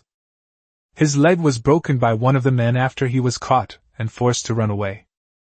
Thinking of this, Chu Yan clenched his fists. Once he got out, he would definitely send someone to capture that person and break his legs. After the children ran out of the cave, they were somewhat at a loss. The moonlight outside made it barely possible to see the mountain path. The night wind rustled the leaves in the forest, and there were occasional chirping of insects and birds. In the distance, a few wolf howls could be heard, which frightened a group of children so much that they wanted to cry but dared not. They were so pitiful. Tang Bao had walked quite a distance but still couldn't find his way home. He was getting anxious and thought he should call for Tiger Brother to lead the way. But they hadn't agreed on a signal, which was a mistake. Looking around, all I see are the same mountain paths. Which way should I go? Just then, Chu Yan, who was limping behind, slipped on something and tumbled down. The child next to him reached out to pull him down, but was also pulled down. And so, one after another, they all rolled down the slope. Tang Bao was stunned. She was all alone there. She sighed and went down the slope to look for someone. When he received the money, he promised to take him to see a doctor, and Tang Bao kept his word. When they went down to check, oh dear, the fragile young master had run into a rock and passed out. Tang Bao went over to wake people up, shouting, Wake up! Wake up! Seeing that Chu Yan was not moving. Get up quickly! The human traffickers are chasing us! Yun Chu Yan! The human traffickers are here! Tang Bao shouted into his ear. It turns out that when people are down on their luck, their jinxes really do come true. Chu Yan hadn't even woken up yet, but the human traffickers had already arrived. 2 tall, burly human traffickers, each carrying a large knife, leaped down from above. Seeing all the children there, a teasing glint appeared in his eyes. You little devils, you're pretty good at running. Why aren't you running anymore? Chapter 60 Tang Bao in Danger. As he spoke, he strode forward and reached out to grab Tang Bao. The other children huddled together in fear. This scarred man is truly capable of killing people. There was another child among those arrested, but he beat him to death. He slapped the mountain wall, sending brains flying. Tang Bao dodged backward, avoiding the scarred man's large hand. At that moment, another large hand came up from behind, and the 2 attacked from both sides. Tang Bao ducked and slipped away. The burly, dark-faced man was somewhat surprised by the child's speed. They're right, this kid is really slippery. The scarred man scoffed dismissively. You keep an eye on them, I'm going after her. Without waiting for a reply, he had already chased after them. "Little guy, surrender obediently, and I can find you a good place. This prospect is not bad. He can be sold for a lot of money." The scarred man also became more patient. Tang Bao ran away, originally only wanting to separate the two, otherwise being outnumbered would be too much of a loss. She threw a few pebbles at the scarred man, but he blocked them all with his broadsword. With a clang, the stones landed, and the scarred man's patience ran out. "You won't listen to reason, so you'll have to suffer the consequences." He pulled a bag of darts from his pocket and threw it straight at Tang Bao. In the moonlight, the dart gleamed coldly. Tang Bao took off running, quickly turned a corner, and disappeared into another mountain path. The dart missed its target, and the scarred man cursed before chasing after it again. Upon spotting the small figure, he pulled out darts and threw them one after another. 7 or 8 darts came right after Tang Bao's back. But at the end of the narrow passage was a cliff, and Tang Bao couldn't escape. The only option was to hide close to the wall. The space was already narrow, and when the tree root dart came flying at her, her arm inevitably got a small cut. "Oh no, they've drugged her again." Taking advantage of the fact that the scarred man's view was blocked by the bushes, Tang Bao ducked and slipped into the space. When the scarred man arrived quickly, the narrow passage was empty. He peered down into the cliff, but all he saw was darkness. "Damn it! I fell off a cliff!" Thinking of the child's cunning, his eyes darkened. He turned to a nearby tree, cut off a branch, returned to the edge of the cliff, and carefully tapped the tree with the branch. It really wasn't hidden underneath? After confirming that the child had indeed fallen off the cliff, the scarred man walked away cursing. Inside the space, a dizzy Tang Bao plunged headfirst into the private bathtub prepared for her by the Koi King. Its small body floated on the water's surface, and the wounds on its hands, under the influence of the spiritual spring water, oozed traces of black blood, while the pores of its body were also expelling black filth. The spring water gradually became murky. However, in the time it takes to drink a cup of tea, the spring water was completely renewed, becoming clear and transparent again. Tang Bao slept on the spring water all night, and when she woke up it was the next morning. She got up and changed into dry clothes. Luckily, she had the foresight to secretly hide a few sets of clothes in her spatial storage. After eating the remaining 2 meat buns, Tang Bao looked out into the narrow passage to make sure the scarred man wasn't there before slipping out of the space. I had only taken a few steps back when the ground began to shake. Looking up, she saw her little tiger brother riding the wind. "This is wonderful!" Tang Bao rushed forward and hugged tiger brother tightly. "Tang Bao, I miss you so much!" The little tiger's head rubbed against her face, making her giggle with ticklishness. After exchanging pleasantries, Tang Bao began to complain. "Brother Tiger, there are human traffickers on the mountain. They almost poisoned me to death last night. Could you call some of your men to help me get revenge? Look, I'm injured." Tang Bao raised his little arm, wanting to show the wound to Tiger Brother, but after soaking in the spiritual spring water all night, there was no wound left on his arm. The little guy blinked and said, "It's gone. I'm not lying to you, it really is hurt." Tiger Brother tapped his tiger brain. Of course he knew. He had come here by the scent of Tang Bao's blood. They only found traces of blood here, but didn't see anyone, so they went to look for her nearby.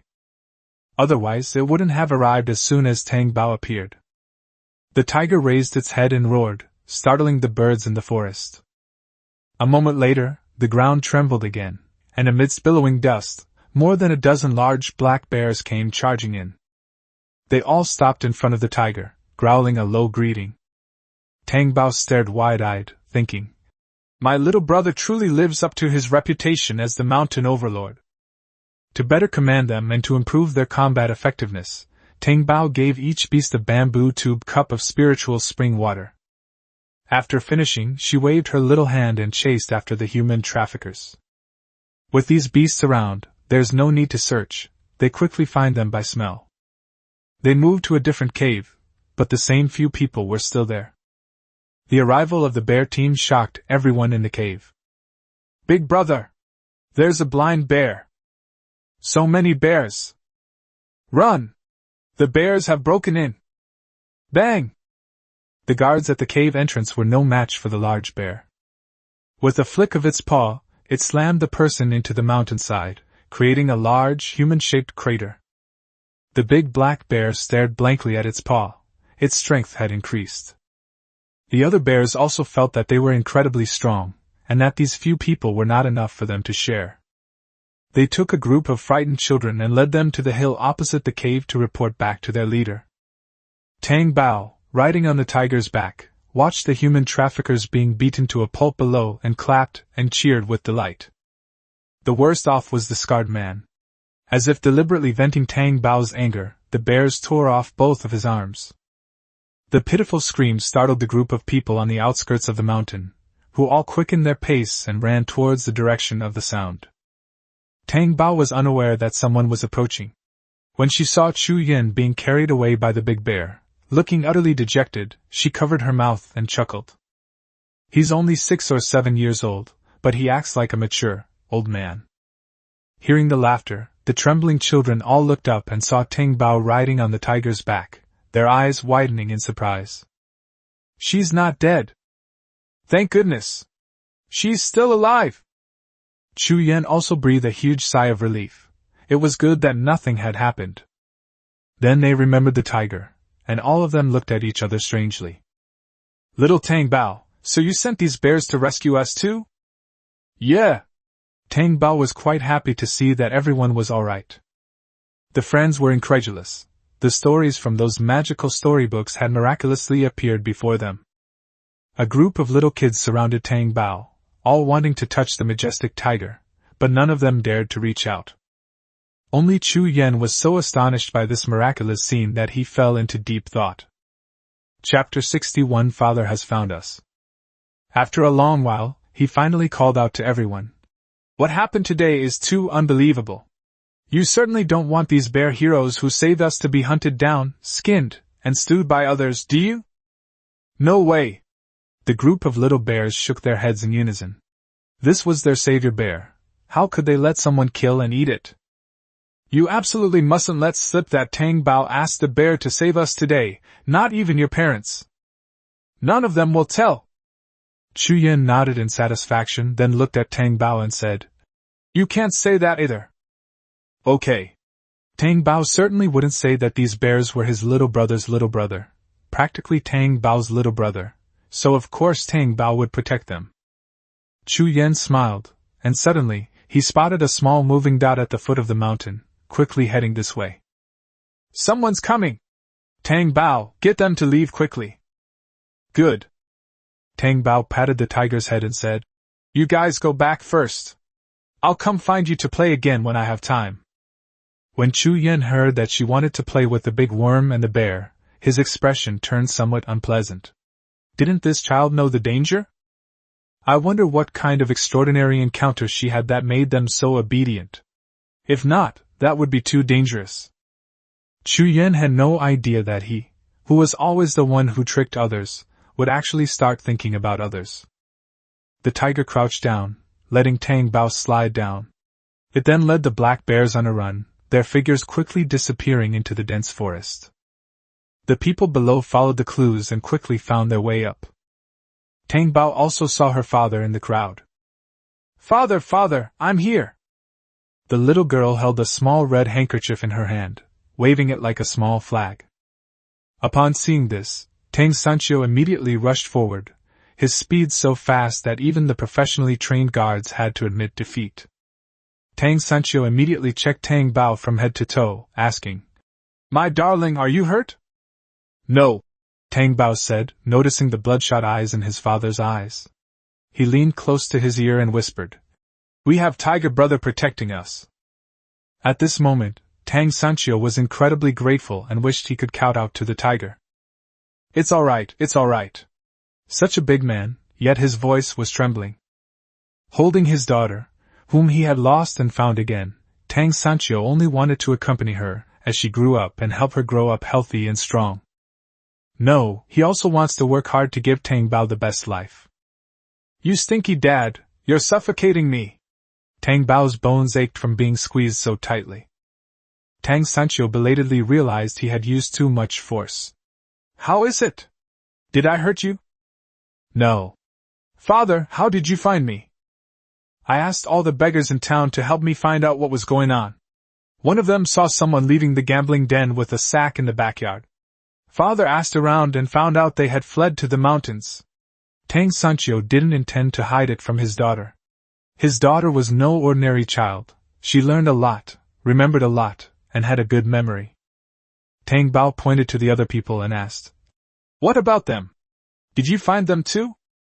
Some of them were tying up the human traffickers, some were treating Chu Yan's injuries, and others were helping several other children with their external injuries. Tang Sancho nodded. Dad was worried that the mountain was too big, and it would take too long for one person to search. I remember when we went to the city last time, didn't the little beggar say that someone was looking for someone?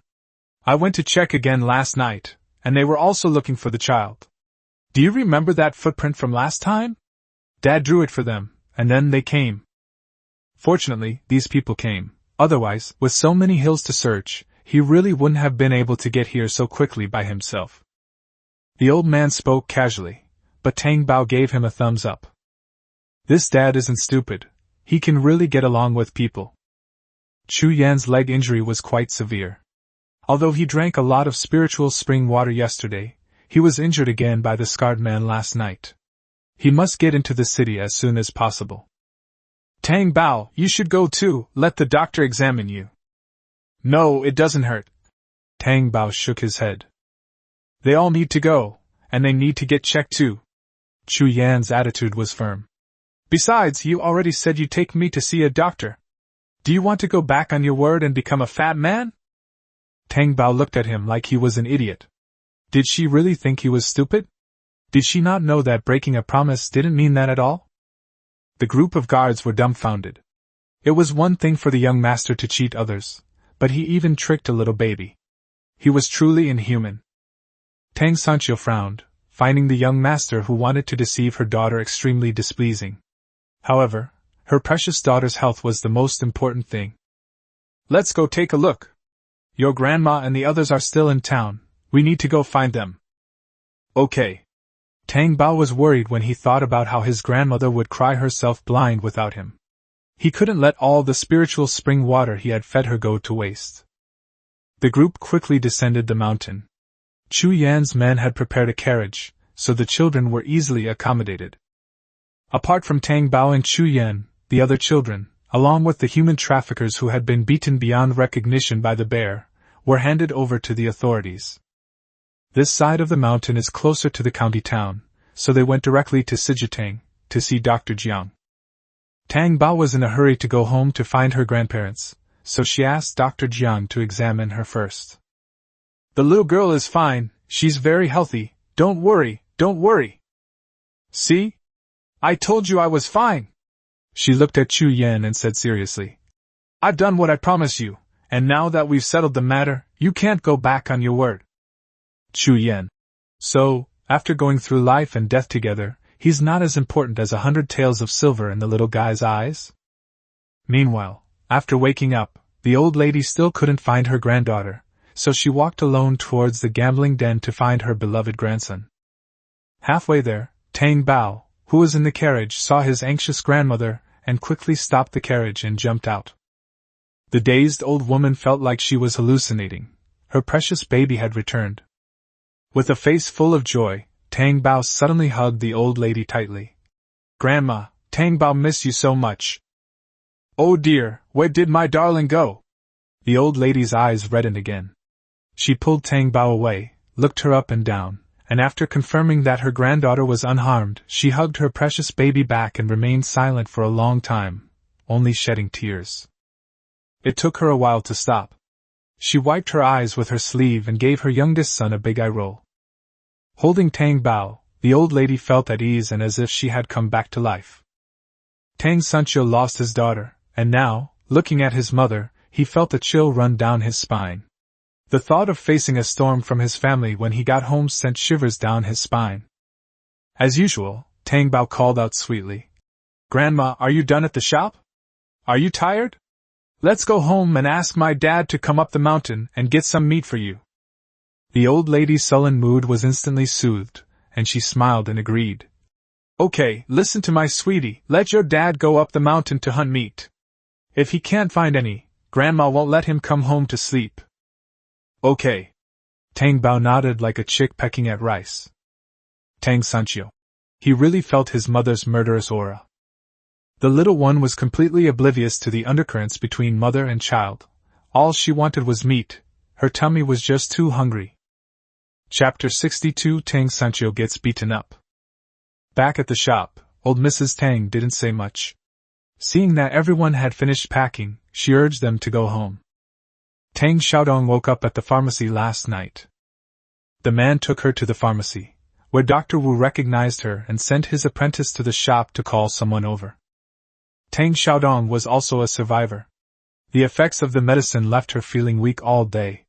She didn't even have the strength to go find Tang Bao and needed someone to take care of her. She was extremely anxious. Fortunately, Tang Sanchio sent a little beggar back with a message saying that he had asked someone to search for them, and that they had made progress. On the way back, Tang Bao was exhausted and fell into a deep sleep on his father's back. Tang Bao was dragged away from home. The old lady closed the courtyard gate, went to the woodshed, found the thickest and longest stick, and lashed it down at Tang Sanchio. Call. The sound of something cutting through the air startled Tang Sanchio. Mother! Are you trying to murder your own son? Humph, I'll beat you to death, you insolent bastard! Smack! Smack! The thick stick struck Tang Sanchio's pert buttocks repeatedly. The pain made him jump 3 feet high. Mom, you're my own mother, can't we talk this out properly? Smack! Speak properly? Do you think I have a right to talk to you? One scolding, one stick. Of course we can talk about it, why can't we? That makes sense. So tell me, what are you doing? Why did my baby get lost?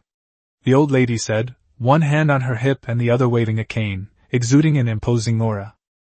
Mother, I was wrong. Tang Sanchio was truly remorseful. Even now, thinking about Tang Bao's disappearance, he still felt a wave of fear. You think I won't hit you just because you say that? No way! Old Mrs. Tang swung her stick again, the blow coming with tremendous force. Tang Sanchio didn't dodge, but took the hit head on. I didn't lie to you. I will definitely take good care of Tang Bao from now on, and I won't do those things again. Towards the end, he also became a little breathless. The old woman stopped talking and just kept whipping him. He wouldn't learn unless he was beaten. What if he forgot the pain after a few days? She had to beat him hard enough to make him never forget it. The old lady's beating was so severe that even Tang Sanchio, a grown man, turned pale. His mother really hit him hard, and she was incredibly strong. When she hit him, it hurt like hell. Tang Laosan, I'm warning you, if you dare to cause trouble for our precious baby again because of your reckless behavior, I will personally beat you to death, you incompetent father. Understood. Tang Sanchio knew that actions speak louder than words. When the old lady got tired of hitting him, she threw down the stick, picked up the drowsy Tang Bao, and sat him down on the stool. With an unprecedentedly serious expression, she looked at Tang Bao and said earnestly, My dear, you are not allowed to go to random places to look for your father anymore, and you are not allowed to run out alone, understand? You are still too young. If you want to do anything, you can call your aunt or your sister. Tang Bao rubbed his sleepy eyes and looked at his father. What's wrong? The old lady reached out and turned the little face to face. Don't look at that bastard of a father! Look at Grandma and say it, sweetie, got it? Tang Bao nodded. I'll remember.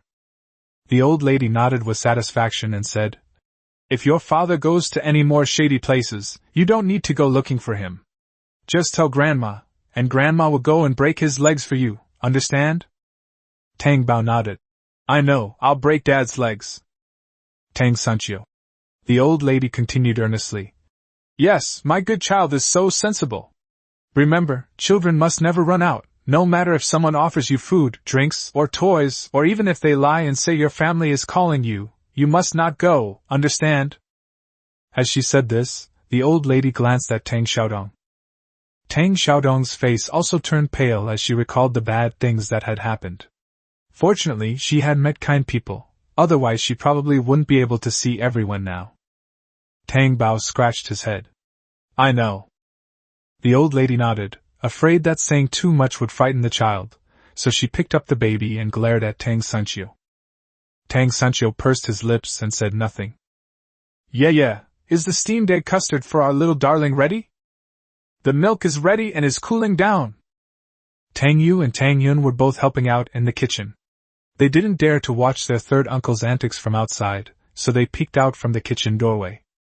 The old lady brought over the steamed egg custard and fed it to Tang Bao, saying, Come on, my good baby, eat more, grow up well, and go to school with your brothers in the future.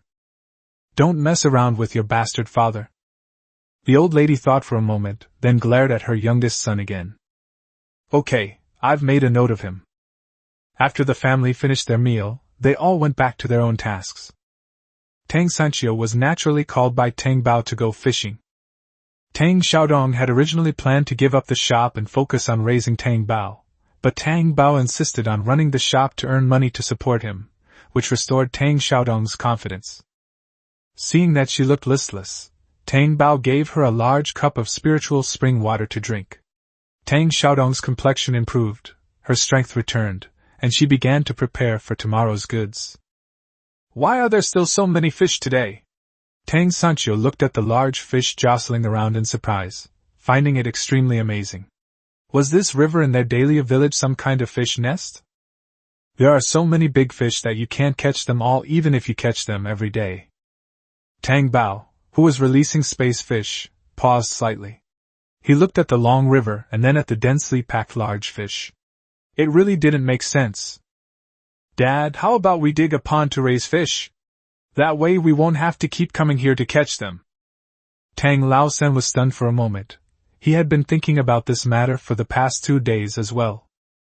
Once word got out that they had opened a shop, it would naturally spread that they made fish balls as well.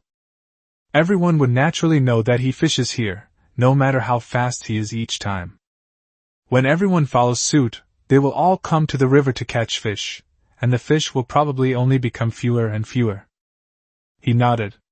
Since the family is going to do this business, it's safer to keep some of the supplies ourselves. Tang Bao clapped his hands and exclaimed, Great! Let's start digging tonight. Why dig at night? Because we're going hunting in the mountains this afternoon. Grandma said if you don't catch any meat, you won't be allowed to come home tonight, Tang Bao said with a grin. Tang Sanchio looked at his gloating daughter and felt a pang of jealousy. Humph, look at your grandma beating your dad, and you don't even stop her. Tang Bao. I'm still asleep, how can I stop him? Anyway, Daddy is strong, let him take a few hits and let Grandma vent her anger, so she won't get sick. Tang Sanchio. You really are your grandmother's granddaughter. Chapter 63 Encountering an Annoying Person While Digging for Wild Vegetables. After making fish balls for several days in a row, Tang Sanchio's skill level is now superb. In less than an hour, all the fish and meat needed for tomorrow were pounded and prepared. Seeing how easily he did it, Tang Dachuan, who had just returned from gathering firewood, also tried it out and chopped the pork he had bought that day.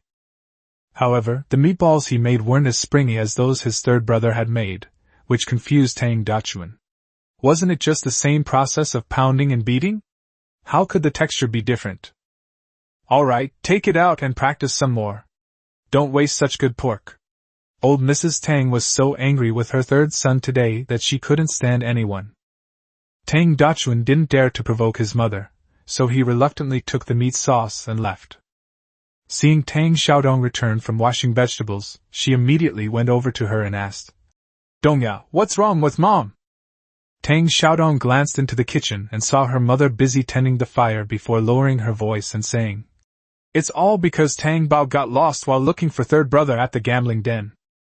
This is really ridiculous. It even put the girl in danger. Tang Dachuan, as the eldest brother, was very pleased to see his third brother come to his senses in time, but he never expected this incident to happen again. Why go to such a chaotic place of all places? Tang Dachuan's fist hardened. He also wanted to beat up the third son, and teach him a lesson about how to be a father. Ship! Tang Xiaodong glanced at his father out of the corner of his eye and gestured to his older brother to stop talking. She couldn't bear to let her father beat her again. She couldn't bear to see him cripple her. Tang Dachun followed the girl's gaze and immediately understood. His father really meant it when he disciplined someone, so he didn't say anything more. However, he still repeatedly instructed. Dongya, you must keep a close eye on Lao San and make sure he doesn't misbehave again. I know, big brother, I will definitely keep a close eye on my baby, Tang Xiaodong promised. She thought that before going to bed that night, she would talk to Tang Bao about the darkness and danger of the outside world and teach him to stay away from danger. If the old lady knew what she was thinking, she would definitely say to her with disdain, You two are about the same, equally matched. Tang Bao was unaware that her family was still worried about her being abducted. She was informing the old lady that she was going hunting in the mountains with her father. However, the old lady disagreed and refused firmly. No, let your father go by himself. My sweet baby stays at home, and Grandma will cook you something delicious. Tang Bao blinked. Why had her grandma become so difficult to talk to? After thinking for a moment, Tang Bao quickly remembered what his grandmother had said about not gambling. She quickly assured him in her sweet, soft voice. Grandma, we're going hunting in the mountains. We won't let Daddy gamble again. I swear, if he does it again, Grandma will spank him until his bottom is a bloody mess. Tang Sancho looked at his daughter earnestly raising her finger to swear, and he was so helpless that he wanted to spank her. She really was his own daughter. Even Grandma Tang's stern face almost broke down. Her granddaughter was so clever. However, she still firmly refused. That won't do. Hunting is too dangerous. Let your dad go up the mountain. Don't worry, my dear, your dad will definitely bring back some meat. If he doesn't, Grandma will definitely break his legs. My dear, just stay home. If you really want to go up the mountain to play, you can go with your aunt to pick wild vegetables in the back mountain later. Alright then. Tang Bao wasn't insistent on going up the mountain. As long as he had an excuse to eat meat, that was fine. She gets hungry if she doesn't eat meat for a day. She turned her head and waved to her father. Daddy, you go ahead, I'll wait for you to come back for dinner. Be sure to come back soon. Okay. Tang Sancho also wanted to hunt some pheasants to nourish his daughter, so he quickly left. Tang Xiaodong put the washed vegetables outside to dry, then came in and called to Tang Bao.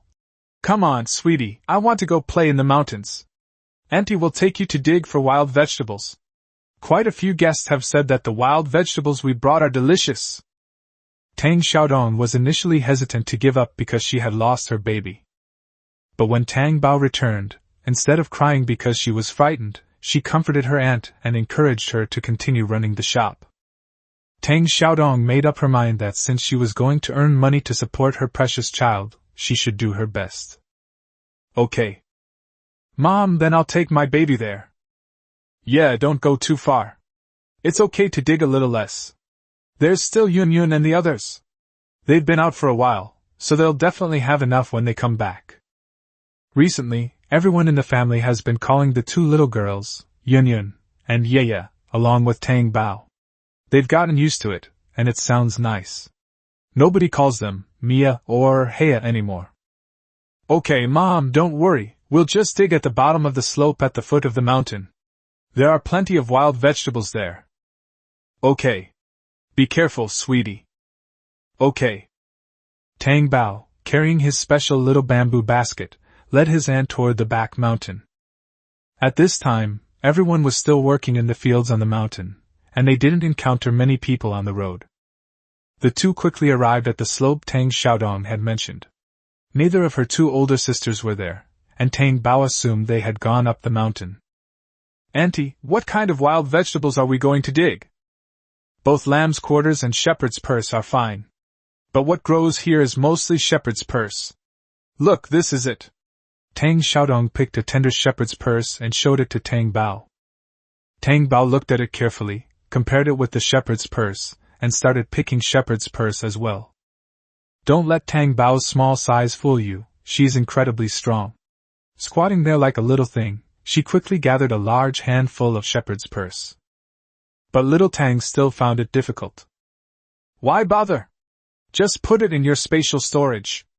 That way it won't be so much trouble. You can also grow it there, so you can have it whenever you want. The Koi King's sudden voice startled Tang Bao. Huh? Didn't you say you were going to sleep for a while?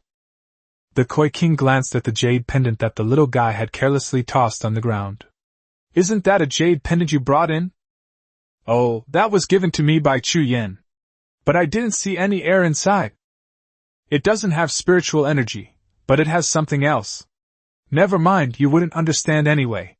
That's dragon energy, purple energy coming from the east, royal dragon energy. It's perfect for feeding the Koi King. However, considering the strange things in the little guy's head, if he knew that the person he rescued on the mountain was a royal child, he might not want to talk to him anymore. So the Koi King chose to keep quiet for now. Anyway, once it becomes powerful, it can sweat even 10 old emperors who want to bully little Tang Bao, let alone a royal child. Alright. Getting back to the point, put your hand on the wild vegetables, silently chant transfer, and you can run into the spatial soil. The Koi King, having absorbed the dragon's energy, was in a good mood. He was speechless when he saw the little brat digging wild vegetables for the family. With so much land in his space, why not just plant some directly? Why bother with all that work? Sigh, little kids really need to be taught properly. Tang Bao's eyes lit up when he heard that this was possible. You can do it like that? The little hand touched the shepherd's purse leaf and gathered it up. With a whoosh, the shepherd's purse in front of them entered the space. Wow, this is so convenient. Tang Bao got really excited. With a touch of her little hand, all the shepherd's purse rushed into her space. A small patch of shepherd's purse was quickly planted in the space, and the Koi King kindly watered it with spiritual spring water. The little guy was even happier to see this. The shepherd's purse watered with the spirit's spring water must taste even better. Dig, dig, dig. Little Tang Bao has started his wild vegetable planting business. Just as they were getting into the swing of things, an annoying voice suddenly rang out behind them. Dongya, I heard from the villagers that you opened a shop in town. Is that true? Chapter 64 Aunt, should we dig a hole and bury her? Tang Bao turned his head and saw that it really was that worthless scholar. Looking at her aunt again, she rolled her eyes with a look of disgust. None of your business. Scholar Zhang, you'd better stop asking about my family. The mocking tone made Zhang Haojie clench his fists and frown, saying, Dongya, how can you talk like that now? Tang Xiaodong scoffed. If you try to talk to a dog like a human, will the dog understand? You. Zhang Haojie almost lost his composure in anger, but remembering the purpose of his visit, he held back and said earnestly, Dongya, no matter what, we grew up in the same village, and we still have a bond as fellow villagers. I can't bear to see you continue like this. Before the scoundrel could finish speaking, Tang Xiaodong interrupted him. What have I done? You still can't bear it? Are you out of your mind? I don't need your help at all. Tang Xiaodong! Look at yourself now, do you still look like a proper young lady? If you continue like this, are you trying to ruin yourself? Look at you! You've given up your proper embroidery and now you're out in public all day, showing your face in public. What kind of behavior is this? Don't you care about your reputation as a young lady? Zhang Haojie's eloquent and rhythmic delivery left Tang Xiaodong speechless for a moment. Zhang Haojie thought she had listened, so he softened his tone and continued. Dongya, I'm only here for your own good. Listen to me, a young woman should care about her reputation. Don't go and open that snack shop again. Look at you, you've become so haggard in just a few days. It's clear that opening a shop isn't easy. Don't end up losing money and ruining your health. Wouldn't that be losing both your business and your health? The news of Tang Bao getting lost in town did not reach the village, so they simply assumed that Tang Xiaodong's poor complexion was due to the burden of running the shop. That's right, Dongya. You have that spare money. You might as well use it to help my brother prepare for the imperial examination. When my brother becomes the top scholar and a high-ranking official, he'll still remember you fondly. Seeing that her brother was missing the point, Zhang Kai couldn't wait to jump out and ask for money. She stared at Tang Xiaodong's face, so angry that she almost bit her lip until it bled. That brat, she must have used the money her brother gave her to buy the best rouge and powder to dress herself up. Otherwise, how could she have become so beautiful? Although her face looked a little haggard, her frail appearance only added to her beauty. How awful! Her face used to be yellower and rougher than hers, but now it's so smooth it's radiant and soft. If it weren't for her drab gray clothes, she would have thought she was a rich young lady from the city. Tang Xiaodong was truly annoyed by Zhang Kei's self-righteousness. Zhang Kei! How can you be so shameless? Our two families have no relation now, and you still want my family's money? You might as well go home, wash up, and go to sleep. You'll find money in your dreams faster. After saying that, he gave Zhang Haojia a disdainful look. What a shameless bastard. They've already broken off the engagement, and he still wants to swindle her money. They even used the excuse of doing it for her own good to trick her into closing the shop. Are they crazy? Tang Xiaodong, don't be ungrateful. Be good and listen to me. My brother might remember your past kindness and take you as his concubine. He can then enjoy wealth and luxury with you in the future. When Zhang Kei spoke, her chin was held high, and her face was full of a smug smile, as if she had truly lived a life of luxury and privilege. Zhang Haojia nodded seriously. Dongya, what my little sister said is right. I know you are a good person, and I will never forget your kindness when I go to high school. Tang Xiaodong felt like throwing up. What kind of bullshit affection was there between them? Zhang Haojia, did your brain get soaked in a cesspool? Have you forgotten so quickly how you caused my precious baby to fall into the water? Do you think such a deep grudge can be forgiven with just 30 taels of silver? You shamelessly want to go back? And you, Zhang Kai, are you in such a hurry to get that little bit of compensation money back because you want to send your brother to jail as soon as possible? So you can monopolize the Zhang family's assets? I didn't. Seeing her brother's face darken, Zhang Kai quickly retorted. Brother, I absolutely didn't think that. I was just anxious to get her to hand over the money because I saw you were worried about it, really. Tang Xiaodong laughed as soon as he said just one sentence, which made the two siblings' expressions change. Oh, so you're out of money. Zhang Kai, are you stupid? Have you forgotten that your rightful future sister-in-law is Hu Yuha? If your brother wants money, why doesn't he go to the Hu family? Why is he coming here? Am I some kind of stupid person?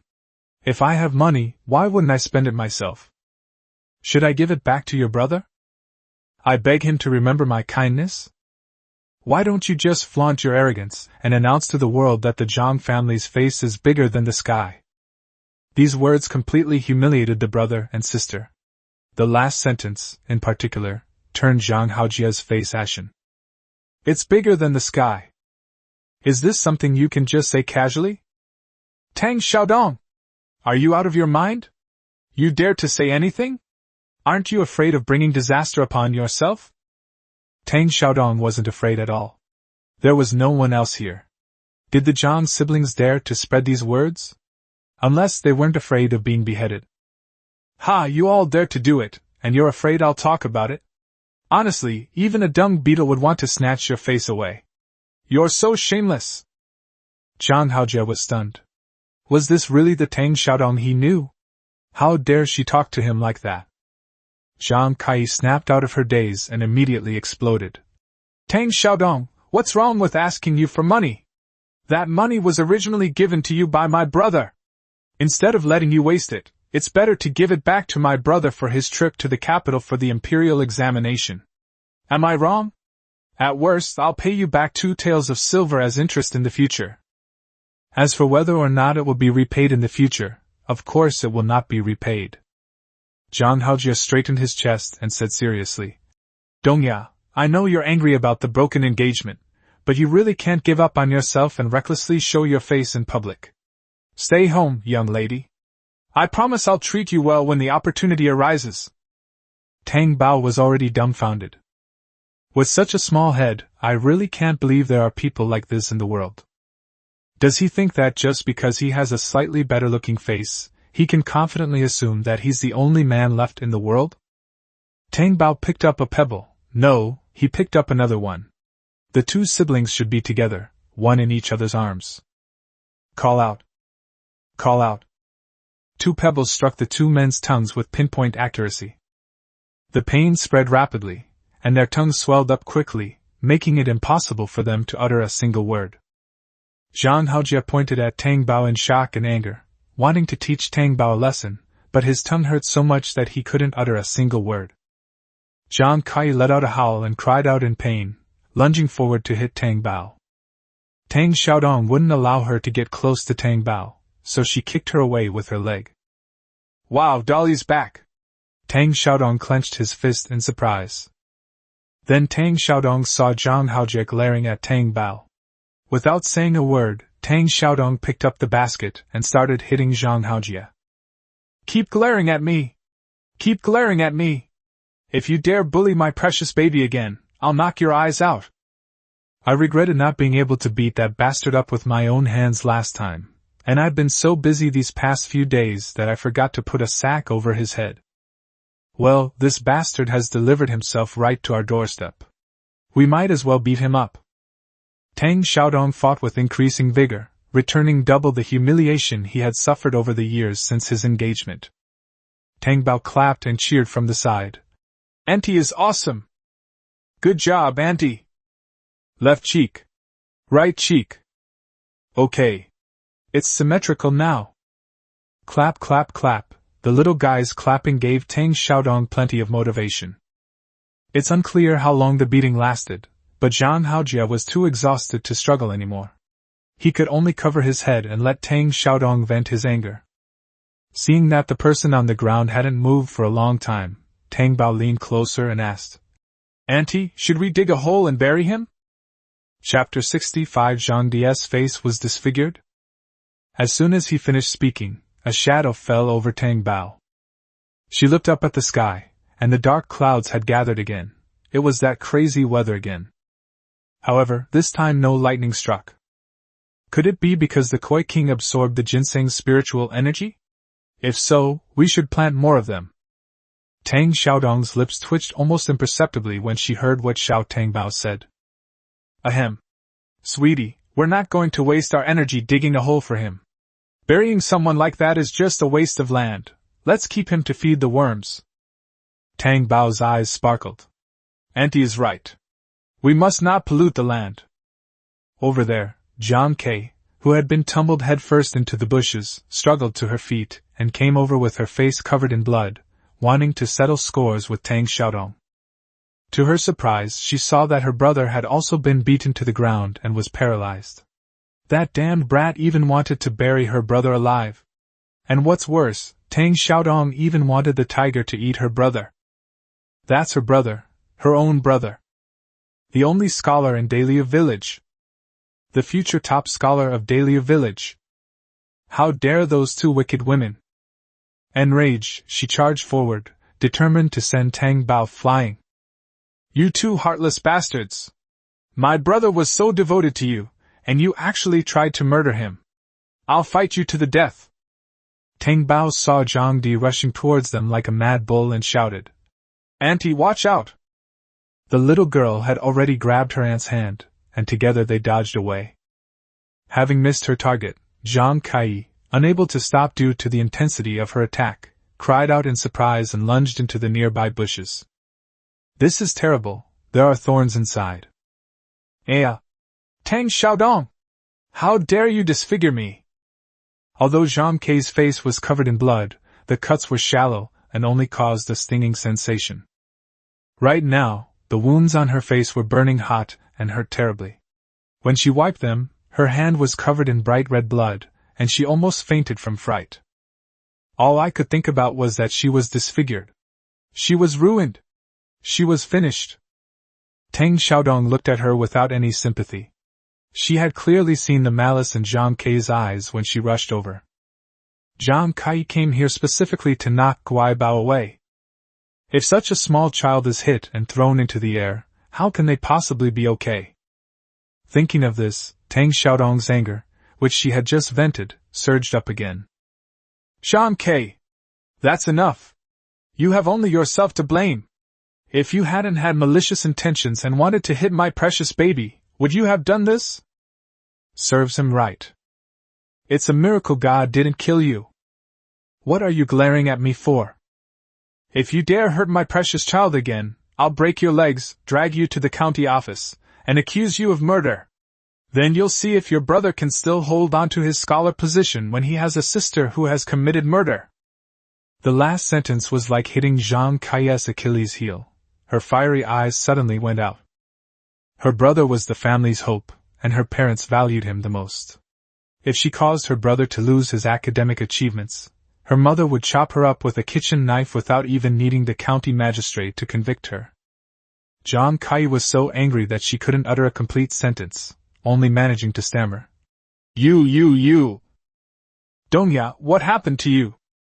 Zhang Haojie got up at some point, and didn't forget to quickly tidy up the weeds on his body. His tongue still hurt, but as Tang Xiaodong's words became more and more outrageous, he had no choice but to speak up and change her inappropriate thoughts. Why does she always go to court? Dongya used to be like that. She must have learned it from that bad kid. Zhang Haojie's unfriendly gaze fell on Tang Bao. Humph, that bastard Tang Sanchio, his child is a bad seed too. If she hadn't talked nonsense that day, Tang Xiaodong would still be the obedient Tang Xiaodong. Even if the engagement was called off, he was confident he could still control this country girl. It's all that troublesome little brat's fault. She falsely accused him of pushing her into the river, leaving him with no way to defend himself. Zhang Haojie was still feeling frustrated. Tang Xiaodong was too lazy to pay them any more attention. What I do is none of your business, Yizhang the scholar. A good dog doesn't block the way, get out of the way. She picked up Tang Bao and said, Come on, let's go home. What bad luck, even digging for wild vegetables we run into two sick people. Okay, let's go home for dinner. Auntie won't be angry. Tang Bao gently patted his aunt's shoulder, and gave his two siblings behind him a victorious smile. That provocative smile made Zhang Kai grit her teeth. She really wanted to go up and scratch that brat's face until it bled. Hiss! Zhang Kai gasped in pain as she pulled at the wound on her face. Brother, my face hurts so much. Can you take a look and see if I'm disfigured? Zhang Haojie withdrew his gloomy gaze from Tang Bao and instead looked at Zhang Kai's blood-stained face, his anger intensifying. Zhang Kai, you're a girl who's not even engaged yet. Why don't you know how to protect your reputation before doing anything? How was I supposed to know they could dodge? And they were so quick.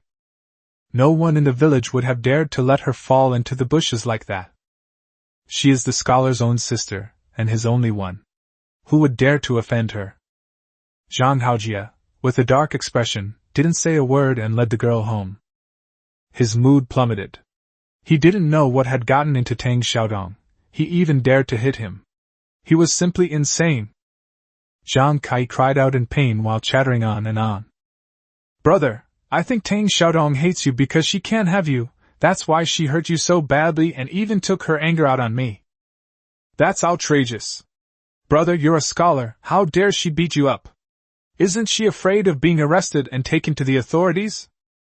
Zhang Haojie glanced at this troublesome girl and felt even more gloomy. Tang Xiaodong, of course, was not afraid of going to the authorities.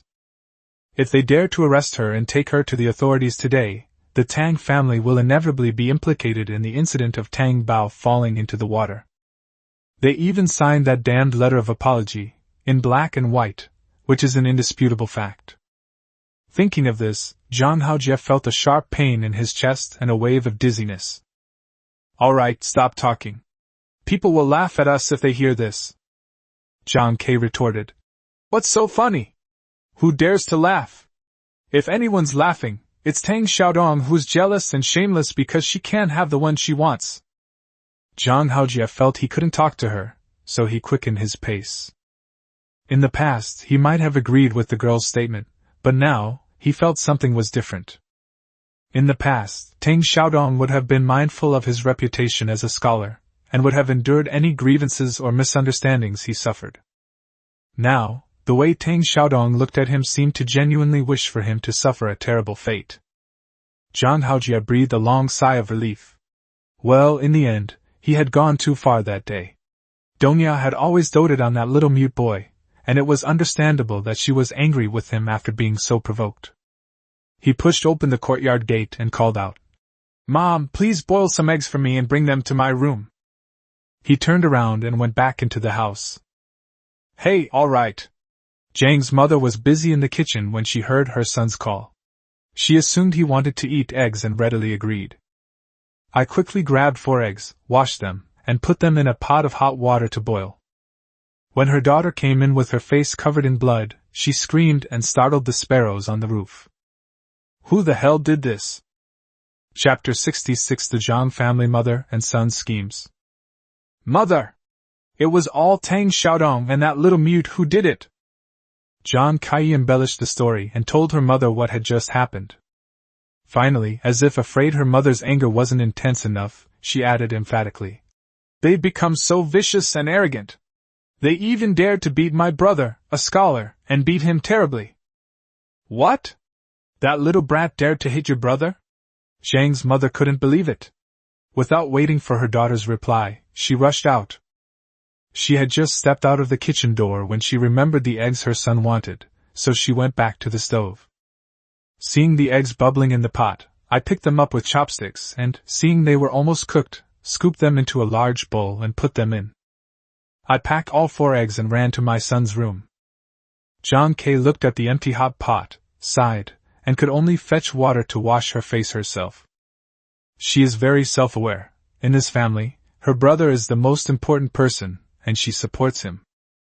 As long as her brother gets better, passes the imperial examination with top honors and becomes a high-ranking official, she will also live a good life, and her future husband's family will not dare to look down on her or bully her. How dare that damned little hussy beat you up like this? No way! I'm going to skin her alive! This is outrageous. A worthless woman who was rejected by her fiancé dares to hit a scholar. I'll make her pay. Even in the courtyard, Zhang's mother could be heard shouting and cursing. Neighbors could vaguely hear snippets of conversation and couldn't resist leaning against the wall to eavesdrop out of curiosity. If it were someone else's house, they wouldn't need to do this. They could just stand on the wall and watch. But the scholar's family was different. Last time, when they witnessed the scholar falling into the cesspool, Zhang's mother gave him a good scolding, and even threatened him. Now they're too embarrassed to openly laugh at the scholar's family anymore. Inside the house, Zhang Haojie pulled his mother along with a helpless expression. "Mom, could you please keep your voice down? Why should I speak softly? She dared to do such a heinous thing, and you're still protecting her? What's so special about a poor girl that's worth protecting?" Zhang's mother was so angry that her chest heaved. She wished she could rip Tang Xiaodong's hair right now and give her a good beating. She wanted revenge for her son, and also for herself. She still remembered the grudge she'd suffered at the hands of Tang Sanchio on the road last time.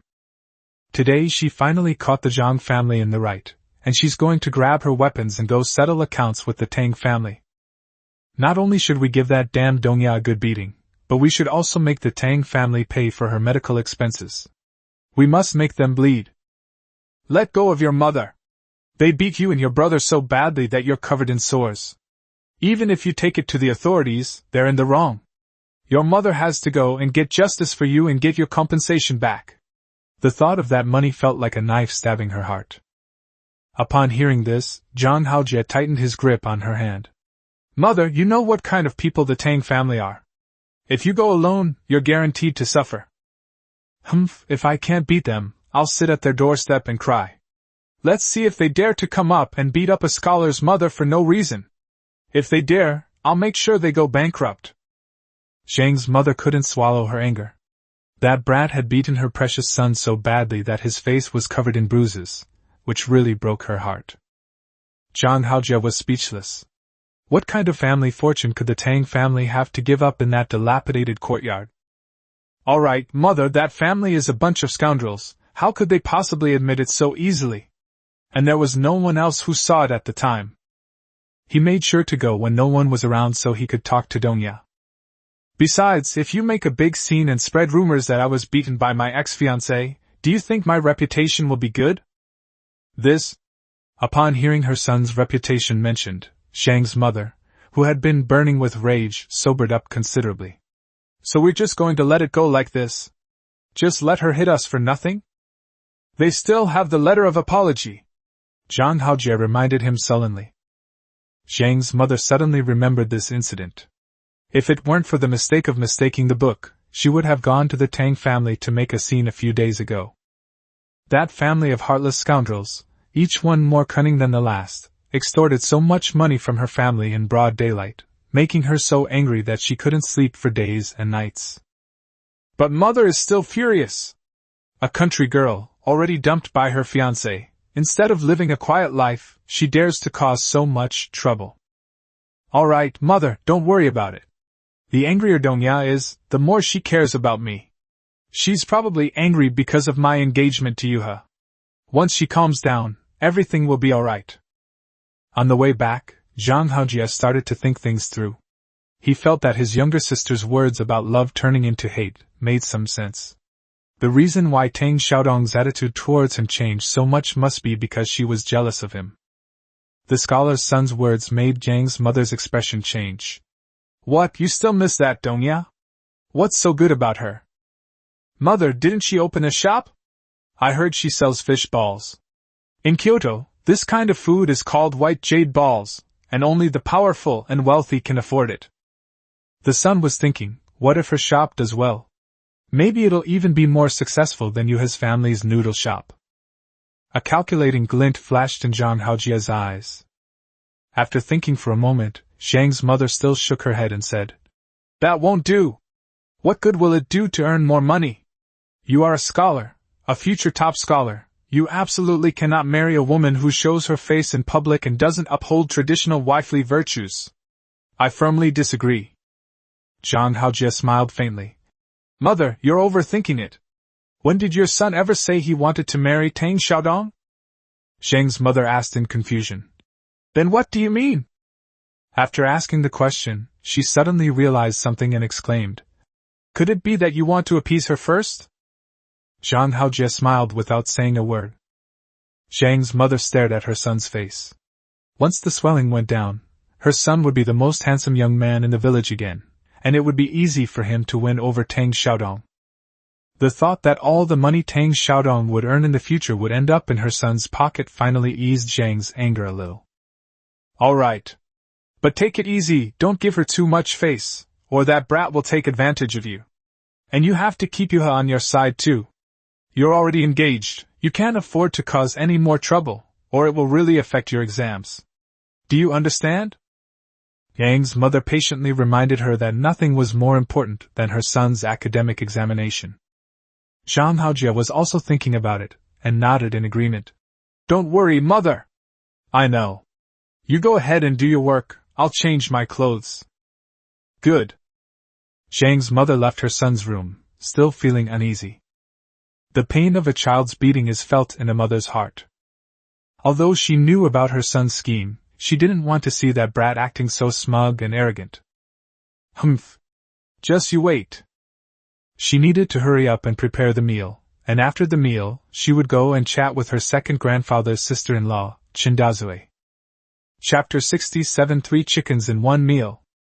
Meanwhile, Tang Xiaodong angrily carried Tang Bao home. Before they even got home, they ran into Tang Yun and Tang Yu, who were returning from their descent by the bamboo grove. Sister Yun, Sister Ya, you're back. The little guy's cheerful voice echoed through the bamboo forest. Hey, my little darling, your big sister brought you something good. The two sisters quickened their pace and ran over. Seeing that the two girls were carrying large baskets full of wild vegetables, Tang Xiaodong was worried that they might fall while running, so she quickly reminded them. Slow down, your little sister won't fly away. The two sisters chuckled and ran over, pulling out a handful of wild dates for Tang Bao. Auntie, why did you take your little darling to dig for wild vegetables too? Come out and take a look around after you've finished your chores at home. Let's go back quickly, it'll be dark soon. The two of them noticed something was wrong when they saw their aunt's expression. Auntie, what's wrong? What happened? You can call my parents for help if you need anything, I can help too.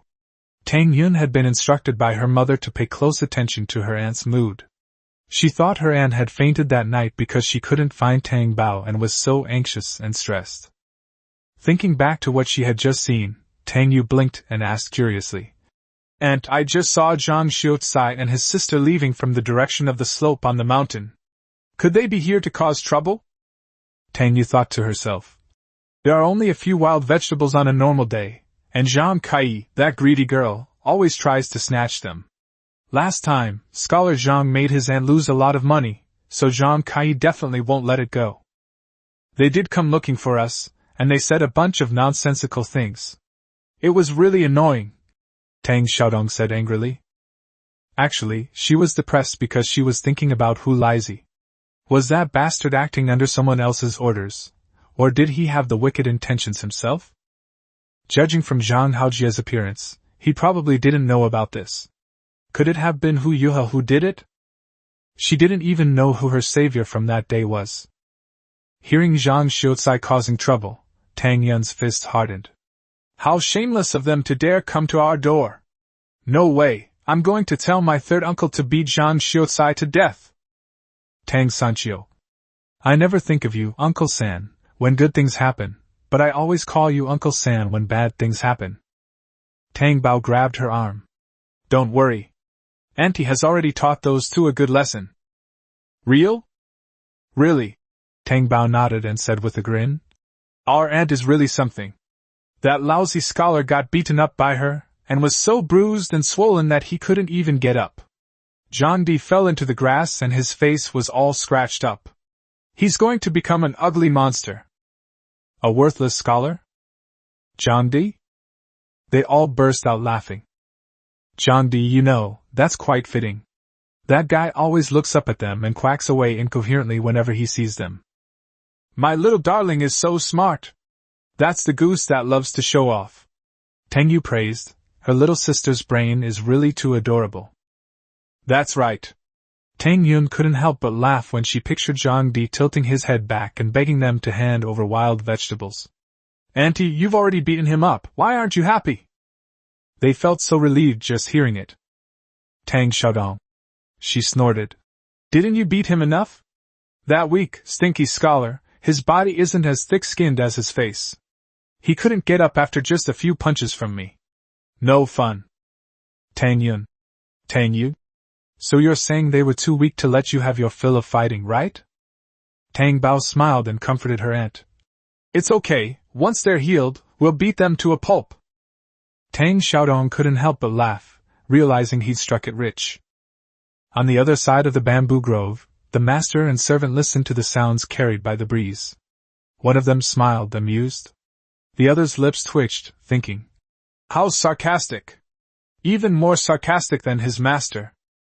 The aunt and nieces were unaware that their conversation had been overheard, and they arrived home amidst laughter and chatter. As soon as he got home, Tang Bao, who was thinking about eating meat, ran to look for his father, but couldn't find him. Little did the little girl know that her father was currently lying in a cave in the mountains, drinking and sleeping soundly. Tang Sancho had been anxious and upset these past 2 days because of losing his daughter. He was relieved to finally find her, but he also felt very guilty. In particular, he felt depressed whenever he thought of Jingyang. So, when he passed by his secret cave, he dug up the wine hidden underground, hoping to drown his sorrows. However, sake cannot dispel the longing and sorrow. The more wine enters the sorrowful heart, the more sorrowful it becomes. He drank too much and forgot why he came up the mountain in the first place. The alcohol took effect, and he fell asleep as soon as he lay down on the stone slab. The old lady sighed when she saw her granddaughter searching for her father inside and outside the house as soon as she got home. Sweetie, your dad isn't back yet. Come and have some sweet soup first. Tang Bao, who was inside the house, rolled his eyes and decided to simply put the prey in his space into his father's room. Anyway, either grandma nor dad knows. With a thought, the 2 wolves in the space appeared on the ground, and Tang Bao picked up 5 pheasants and ran out. Milk! Milk! There are pheasants in father's house, he should have come back, right? Grandma Tang's eyes widened. What did she see? 5 pheasants. She rubbed her eyes, there were still 5. She wasn't seeing things. Tang Bao pulled her grandmother closer, making her bend down, and whispered to her, "Grandma, there are wolves in my father's house." The old lady's expression changed drastically. She immediately pulled the baby over and shielded him behind her, asking, "What happened?" Tang Bao was slightly taken aback, then laughed. "Grandma, it's not alive. Go in and see for yourself." The old lady pushed open the door with a heavy heart, and when she saw two bloodied, fat wolves piled on the ground, her wrinkles on her face blossomed into a smile. "Oh dear, why didn't your dad tell me? He scared me to death." The old lady was overjoyed to receive so much meat, as it could all be exchanged for money. But she still stubbornly insisted. "Your father did do something decent." Tang Bao nodded and quickly made arrangements for the pheasants. "Grandma, cook 3 today and 2 tomorrow." "Hiss!" The old lady gasped, then playfully tapped Tang Bao's nose. "You little glutton, you really dare to say that?" "Grandma, Tang Bao hasn't eaten meat for 2 days and is starving. If there were a whole cow here, he could eat it all. How about we cook all 5? Grandpa and Grandma have worked hard and need to eat meat. Uncle and Aunt also need to eat more. Big brother and second brother need to eat meat to nourish their brains so they can study well. Sister Yun, Sister Yaya, and Aunt also need to eat more to grow." The little one really went to great lengths to eat more meat, which made the old lady both amused and exasperated. She tapped the little girl's nose again and said, "Grandma, you're the one who craves meat the most." In her heart, she cursed the human traffickers 1,000 times over. They were bastards who dared to starve her precious granddaughter. She wanted to burn money for the king of hell and have him throw all those human traffickers into a vat of boiling oil. She wanted to fry them 1,000 times a day. Tang Bao, unaware of her grandmother's inner turmoil, nodded honestly. "Tang Bao loves meat. Bao wants to eat more meat, grow tall, and earn lots of money for Grandma when she grows up. She also wants to build a big mansion for Grandma to live in and buy a luxurious carriage for Grandma to ride in." With her quick wit and charm, she managed to coax the old lady into having 3 large pheasants cooked. Tang Bao was worried that his grandmother would be reluctant to part with the chickens, but he was relieved after watching her put all 3 chickens into the pot. While her grandmother wasn't looking, she took a bowl, filled it with spring water, stepped onto a small stool, and poured the water into the pot. Mission accomplished. Looking forward to the delicious chicken soup. Chapter 68. Going up the mountain to find his father, he unexpectedly encounters someone buying ginseng. When it was time for dinner, Tang Bao still hadn't seen his father return, and he was somewhat speechless. Her father, that lazy wild horse, has broken free of his reins and doesn't even know how to come home. They promised to dig a big pond tonight, but there's no sign of them. What a big liar. Old Mrs. Tang was also peeking out from the yard. Thinking of the 2 big fat wolves inside the house, she was a little worried about her youngest son. Could it be that the 3rd brother is injured and too scared to come back? Otherwise, why wouldn't he show his face when he brings back the prey?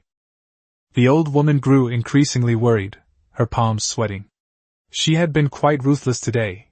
Her 3rd son was definitely injured, and she feared he might have encountered some wild animal. Tang Dachuan also learned about the 2 wolves and knew his mother was worried, so he said, "Mother, why don't I go out and look for my 3rd brother?" "Mom, I'm going too." Tang Erxia washed her face, wiped it off haphazardly, and came over. Tang Bao also came over. "Grandma, I want to go with Uncle and the others." The old lady saw that her son was holding a bamboo stick and her eyelids twitched. "Son, are you going to find your father, or are you going to whip him?" Tang Bao grinned, revealing his little white teeth. "Grandma, I'll see how it goes." "Everyone. You're still pretty honest." "No, it's getting dark, don't go. Let your uncle look for it down there. Your dad might be asleep in some haystack again, which has delayed us. Let's stay home and eat first. Grandma will give you a big chicken leg." The old lady was more worried about her granddaughter than her son. Besides, the 3rd brother has already hunted so much meat, he might not need to go a second time. Others thought so too. Only Tang Bao knew that her father had never returned. She was also worried that wild animals might come out of the mountains later, which would be unsafe. Grandma, I know where my dad went. Let me go find him. I'll be careful. Grandma, I'll go with you. I'll take Guabao with me and make sure she's not out of my sight. Tang Feng walked over, picked up Tang Bao, and went out the door. He was quite fast, and the old lady couldn't catch up even when she called out to him. Feng Jie, you unlucky brat! If you don't keep an eye on your sister, I'll skin you alive! Seeing this, the two adults quickly followed. The mountains are quite quiet at night. Tang Bao kept his eyes and ears open, trying to distinguish the sounds coming from the mountains. The three older ones all followed the directions she pointed out. However, even after reaching the mountaintop, they still couldn't find any trace of Tang Sanqiu. Tang Dachuan and Tang Erxia were getting anxious. Could something have really happened to their third son? Big brother, why don't we go down to the other side of the mountain and take a look? Tang Erxia suddenly remembered the cave at the bottom of the cliff on the other side of the mountain. Nobody goes there. What if the third brother is hiding there? Tang Dachuan looked down at the dark cliff. It's dangerous over there. It's dangerous. I'll only feel at ease if I go and take a look. Tang Erxia wiped the sweat from his forehead and glanced down the cliff. Tang Bao didn't dare to peek out because her older brother was holding her, and she was afraid he wouldn't be able to hold her securely. However, why did she feel there was a light at the bottom of the cliff? Could it be that Dad is really hiding down there playing? Tang Dachuan became worried after hearing what his second brother said, and immediately agreed to go down and take a look. The path down was a bit steep, so Tang Bao was carried away by his uncle, who was also worried that his son wouldn't be able to hold the baby securely. My second uncle led the way with a torch, and the group carefully made their way down the steep slope by the torchlight. After finally reaching the bottom of the cliff, the group discovered that there really was a cave with flames rising from it. There's a fire inside. Could Uncle 3 be inside? Come on, let's go over and see for ourselves. However, before they could get close, the people inside came out first. It wasn't the third son they were expecting, but a strange young man wielding a sword. Dressed in a smart outfit, he looked like a handsome young man of 17 or 18. Tang Bao recognized him at a glance. This was the man who had bought the ginseng last time. He blurted out instinctively, "It's you!" The man looked at Tang Bao with suspicion. "You recognize me?" Tang Bao realized that he had been disguised that day, so it seemed that this person had not recognized him. She quickly corrected herself. "No, I thought it was my father in this cave. I didn't expect it to be you." The soft, sweet voice immediately reminded Shi Feng of the child's voice he had heard in the bamboo forest. His guarded expression relaxed a little. "Your father isn't here." "Oh." Tang Bao was a little disappointed. He had finally come down, but he couldn't find anyone. Just as the group was about to turn and leave, a voice stopped them. "I might know where the person you're looking for is." Everyone looked toward the cave entrance, and saw a man coming out on crutches. Tang Bao's gaze involuntarily fell on his legs, his mouth slightly agape. This guy is badly injured. He can't even put any weight on his feet, and he still came to the mountains so late at night. Tang Dachuan and Tang Erxia, they are quite good-looking and have nice voices. It's a pity about their legs, otherwise they could be considered as potential brothers-in-law. "Do you know where my third uncle is?" Tang Feng was quite clear-headed. As of now, no one who was as capable or as good-looking as his third uncle was worthy of his attention. "I'm not sure. When we passed the waterfall, we vaguely heard snoring and smelled alcohol." "It must be the third brother," Tang Erxia answered without hesitation. His third brother had done this kind of thing many times before, but why did he hide at the waterfall this time? "Can you hide there?" The group followed the master and servant toward the small waterfall. The two brothers felt bad for helping him find his way, seeing that he had difficulty moving around. "Brother, it's inconvenient for you. Could you give us directions and we'll find our way there ourselves?" "It's all right, we'll be going down the mountain together soon anyway."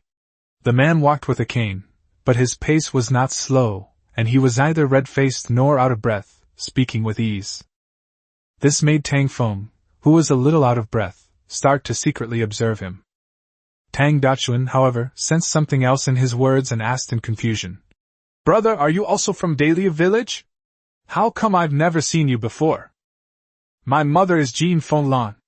Before she passed away, she entrusted me to my uncle, so I am also considered to be from Dahlia Village. It's just that I was busy with training in the army in my early years and had no time to come back. I see. Then why are you still up the mountain so late? Today I went up the mountain to look for some herbs, but I got lost and it's too late. There was only one family in Dahlia Village surnamed Jean, who was a hunter. Once he said that, the Tang family members all knew, and their guard was lowered, so their conversation became more casual. When I thought about his retirement due to injury, an injury he suffered while protecting his country, I couldn't help but feel a surge of respect, which inadvertently created a distance between us.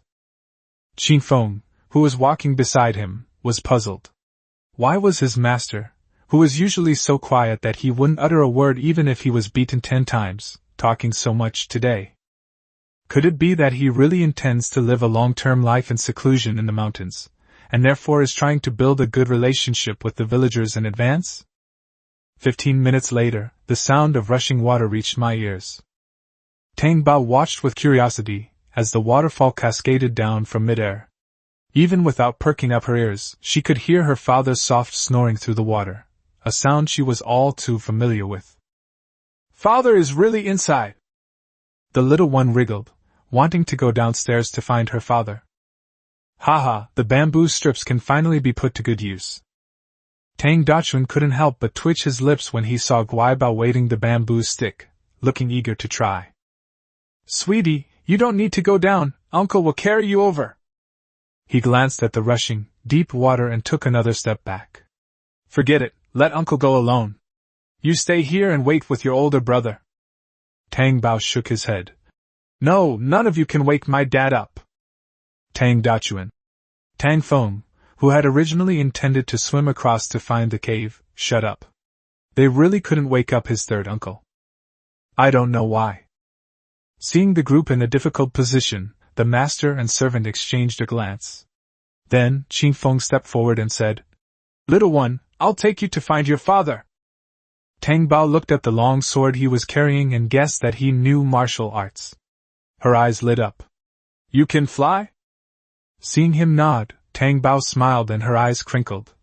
Then thank you, big brother. Brother Qin Feng was momentarily dazzled by her cuteness, then nimbly lifted her up and flew down to the bottom of the waterfall in a few swift movements.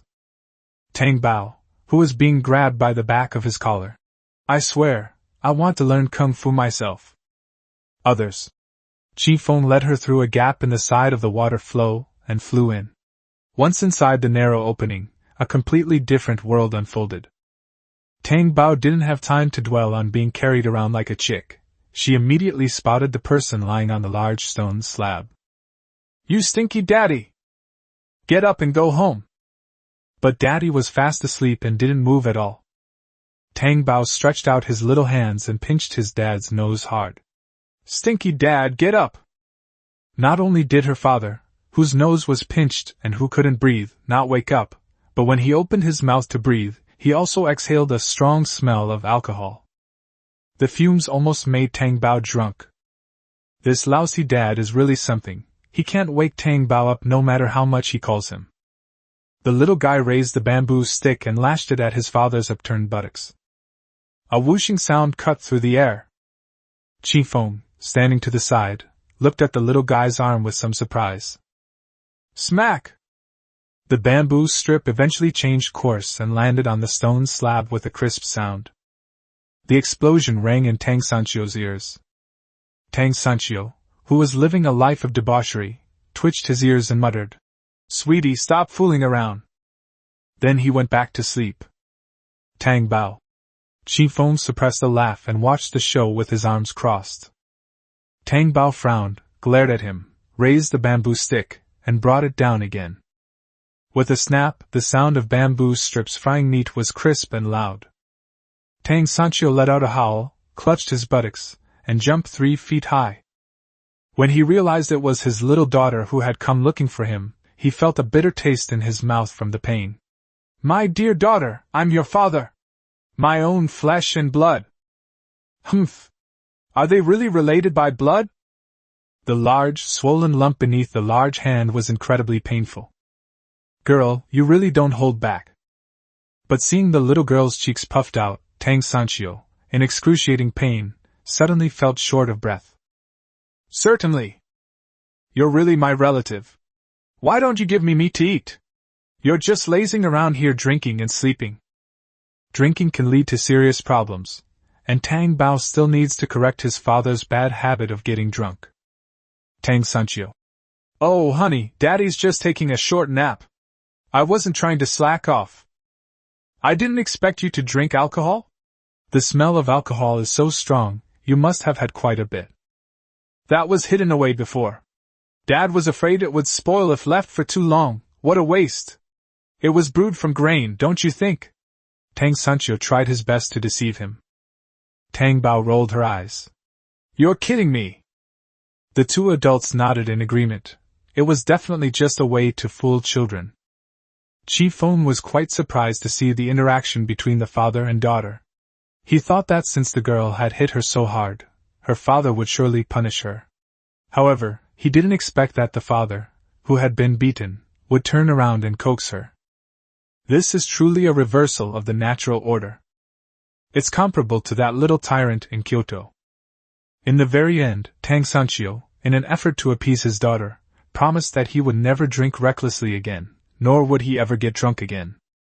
Tang Bao won a great victory and returned home satisfied.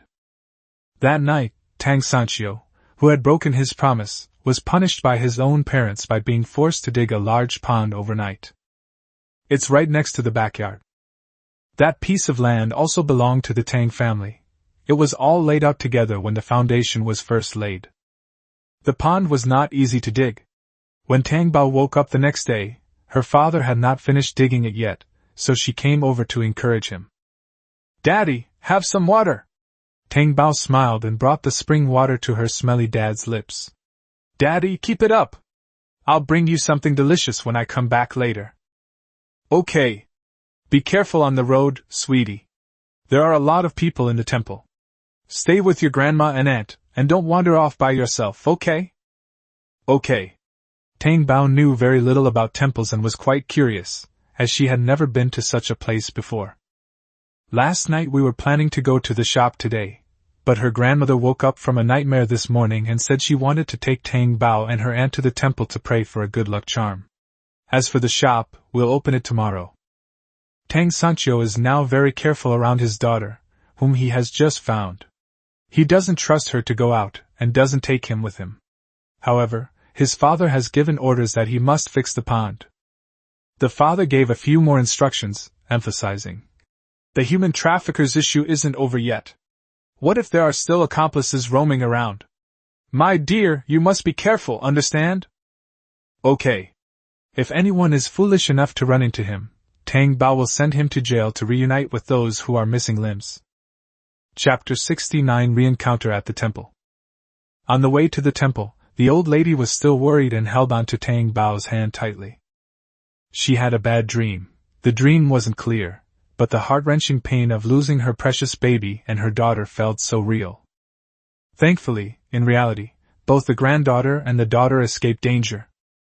But she still wanted to take the child to pray for peace, otherwise her elderly mother would feel uneasy.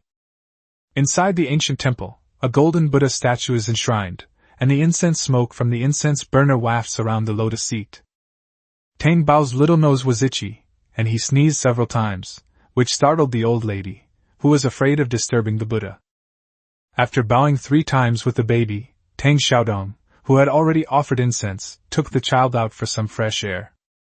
She added a generous amount of money to the incense offering and went to the old monk to pray for peace, saying, Master, please pray for the safety of these 2 children. The old monk looked at Tang Bao, who skipped and hopped out to pick up leaves under the ginkgo tree, and smiled. A clever and resourceful woman, she finds a way when she encounters a mountain and a boat when she encounters water. Madam, all your wishes have come true. After saying that, he quickly closed his eyes to avoid the dazzling light. Thank you, Master. The old lady felt relieved, accepted the 2 amulets, bowed sincerely, and left. Sure enough, dreams are the opposite of reality. The old lady's lips curled up. When I looked up at the ginkgo tree again, my granddaughter was nowhere to be seen. The old lady quickened her pace and asked the young monk sweeping the floor ahead for information. It turned out that Tang Bao had just been summoned to the meditation room in the backyard. That person was none other than Chu Yan's secret guard. Tang Bao thought Yun Chuyan had also come to burn incense and pray for peace, so she ran in eagerly to greet him. After all, he had given her 100 taels of silver, hadn't he? What if he wanted to eat her steamed buns later? When she saw Chu Yan lounging in a deck chair, comfortably basking in the sun, she was a little confused. Did this person live here? My aunt said that only monks live in temples, and those young monks are all orphans adopted by the old monks. She ran up to him and asked curiously, Chu Yan, have you become a monk too? Chu Yan was about to greet him when the words caught in his throat. Before he could explain, the little guy continued, Is it because you're lame that your parents abandoned you and the old monk picked you up to be their little monk? Chu Yan. So you can't get over the fact that he's lame? The bodyguard was speechless. He switched to a more overt guard and asked, Should we report this to our superiors? Tang Xiaodong sighed, blaming herself for not explaining things clearly to her son, Guaibao, who also mentioned that some pilgrims would occasionally stay there temporarily. Chu Yan coughed, and the young man who had transformed from darkness to light immediately received his master's message. Miss Tang, please sit here for a while and have some snacks. Tang Xiaodong glanced at the small round table, which wasn't far from Tang Bao and the others. She also knew that they had helped escort the human traffickers to the authorities last time, so she wasn't too worried. Chu Yan looked at the curious little boy who seemed to want to shave his head, and was somewhat speechless. He said irritably, I don't want to be a monk. I'm recuperating here. Old Jiang has been searching for medicine on this mountain recently, so staying here will make it convenient for him to receive treatment. Tang Bao looked away. I see. Chu Yan. You sound a little regretful. What's wrong? Then why did you call me here? By the way, were all those human traffickers beheaded last time? Not yet, some things are still under investigation. I called you here to ask if your family has offended anyone. Based on the evidence we have so far, Tang Bao, you may have been under surveillance for a while. Tang Bao's eyes widened. Really? Chu Yan was speechless at her excited expression. Normally, shouldn't one be scared when they hear they're being targeted by bad guys? Isn't this little one's reaction a bit outrageous? Tang Bao pressed on. If the mastermind is found out, can they be convicted? What crime? Can they be beheaded? Chu Yan was truly defeated by her this time, so that was her plan all along. Yuni, who was listening intently to the side, was also impressed. No wonder the young master could get along so well with this little girl.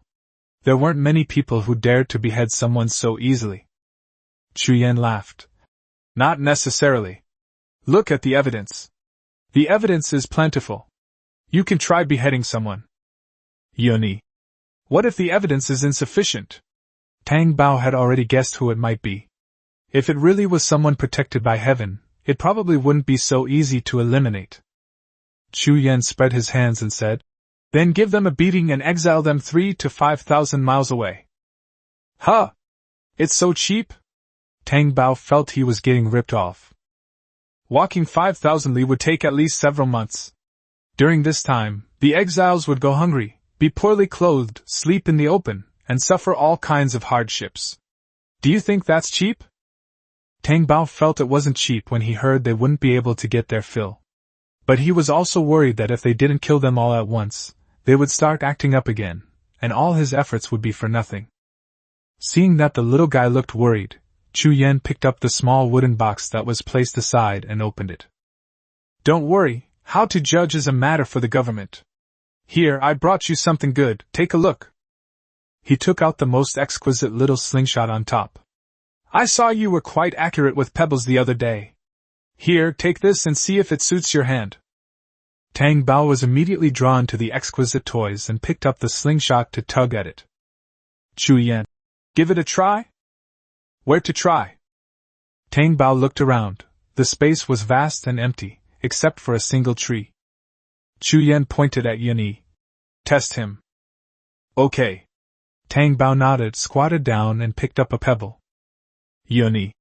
The little guy held up his slingshot, sometimes aiming up, sometimes aiming down. Yuni, though expressionless, was inwardly seething with excitement. A pebble was past the top of his head, and 2 strands of hair drifted down in front of his eyes. Yun was shocked. Tang Bao had already stopped what he was doing and was now enthusiastically fiddling with the new gadget in his hand. Is this a gift for me? Chu Yan nodded. Yes, thank you for saving my life. Tang Bao was taken aback. Could it still be considered a life-saving grace? She thought about it, and realized that the money she had given earlier was for buying steamed buns, so it didn't count as saving her life. So, the little calculator immediately started calculating.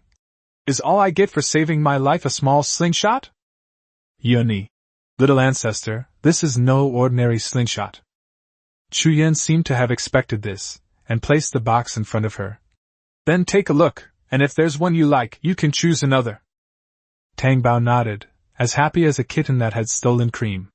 He peeked his head into the box and immediately spotted an inkstone. There seems to be a faint purple aura. When she tried to see clearly again, there was nothing there. It was as if it had all been an illusion. Although the unknown purple aura had disappeared, Tang Bao knew it was a good thing and picked it up without thinking. I want this and this too. Oh, there's a storybook. The little guy had an inkstone in his hand, a gemstone dagger tucked under his arm, and was rummaging through the bottom of a notebook with his other hand. The veins on Yunyi's forehead throbbed. These were all his master's most beloved treasures. The Legend of the Cloud General? Upon seeing that it was a story about a general, Tang Bao thought of his older brother and became curious. Is it exciting? Of course it's wonderful, otherwise why would I keep it? Then I'll take it. I'll take it back and show it to my older brother. Who knows, the next legendary general might just be Tang Bao's brother, hee. Yuni thought her master was going to get angry, but to her surprise, he not only didn't get angry, but also promised the little girl that he would patronize her family's snack shop. This is not right. When has little tyrant ever let someone else suffer such a big loss? Master, didn't you say you would exchange something for that jade pendant? Yuni reminded him. You gave away the item, but you didn't mention the jade pendant at all. Chu Yan gave him a cold look. Who asked you to say that? Yun broke out in a cold sweat. That jade pendant was a token that could mobilize half of the manor's secret guards. How could his subordinate not say a word?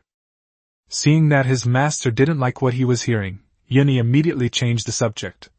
Master, not all the human traffickers have been caught yet. Should we send someone to secretly protect Miss Tang? Upon hearing this, Chu Yan's expression grew even colder. No need. You have no need to interfere.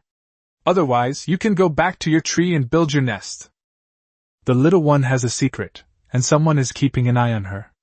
What if she's not careful and reveals it? Wouldn't that be even more dangerous?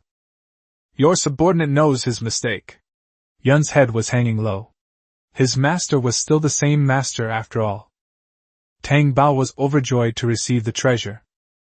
After going home with Grandma and the others, he played with his new toys and forgot about his own father in the backyard.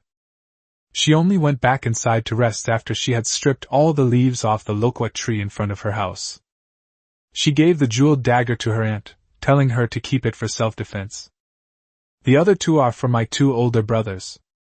It's a pity that Chu Yan only collects strange and unusual things, none of which are suitable for Sister Yun and Sister Ye. Otherwise she would have picked out a couple more items. Auntie, what do you think Yun and Ye like? Tang Xiaodong didn't think for long before saying. I think Yun really likes cooking. Yue is more like her second sister-in-law, she likes needlework. Tang Bao nodded, his little head starting to work again. As night fell, little Tang Bao, who had almost become a stone statue waiting for his brothers, finally saw his 2 older brothers returning from school. He immediately dashed out like a little firecracker, shouting, Big brother, second brother, you're back! Tang Bao brought you some good stuff today. What good stuff is it? Tang Feng reached out to help little Tang Bao, who was running towards him, squatted down, and tugged at her little tuft of hair. What good stuff did my little darling prepare for her brother? Tang Yu was also curious about what the little guy had prepared for them. A leaf? Or an ant? Follow me!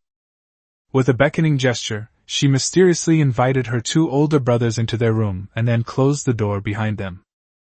What is this? It's so mysterious! Tang Feng's curiosity was piqued by the little guy. Tang Bao didn't say anything, but walked excitedly to the table, picked up The Legend of the Cloud General from the book, and handed it to Tang Feng, saying, Here, for Big Brother. Give me a storybook? Tang Feng's face immediately fell. He didn't like books, and he didn't like storybooks either. Big Brother, this isn't your average storybook, Tang Bao said with a mysterious smile. Tang Feng glanced down at the cover. The Legend of Yun Jiang?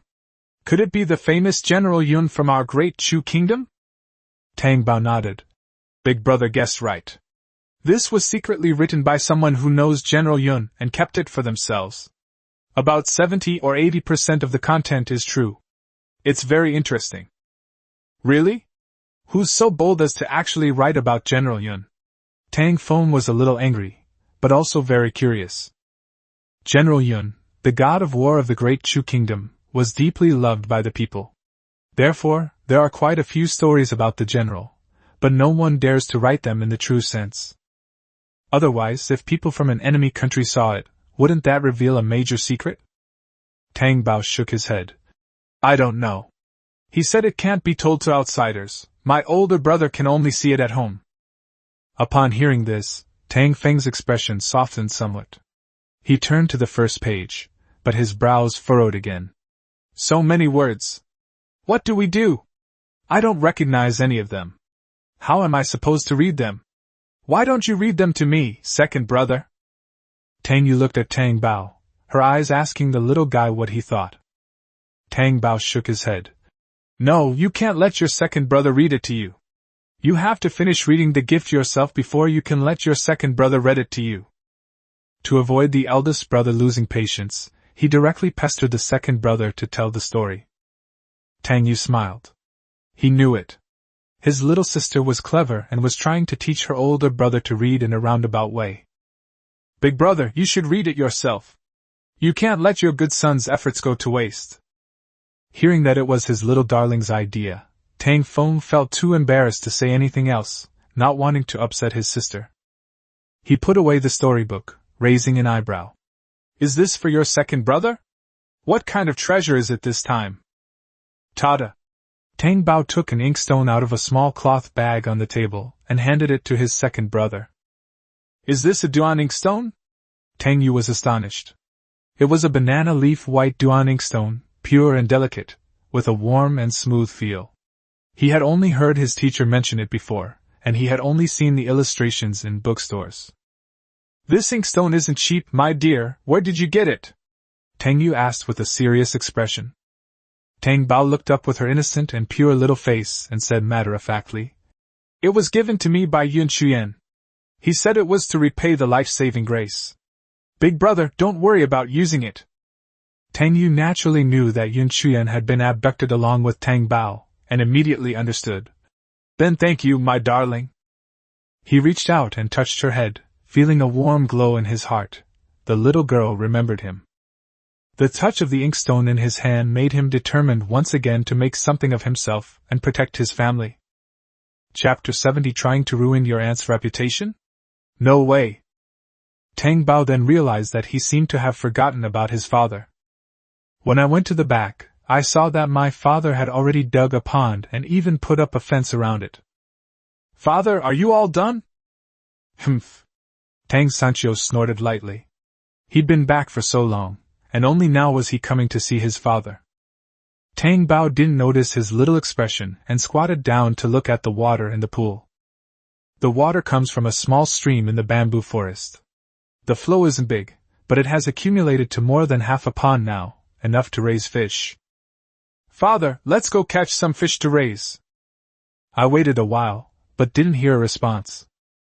Tang Bao looked up and saw his father's droopy lips. He blinked his big eyes. Could it be that he forgot to bring his father something delicious and his father was angry?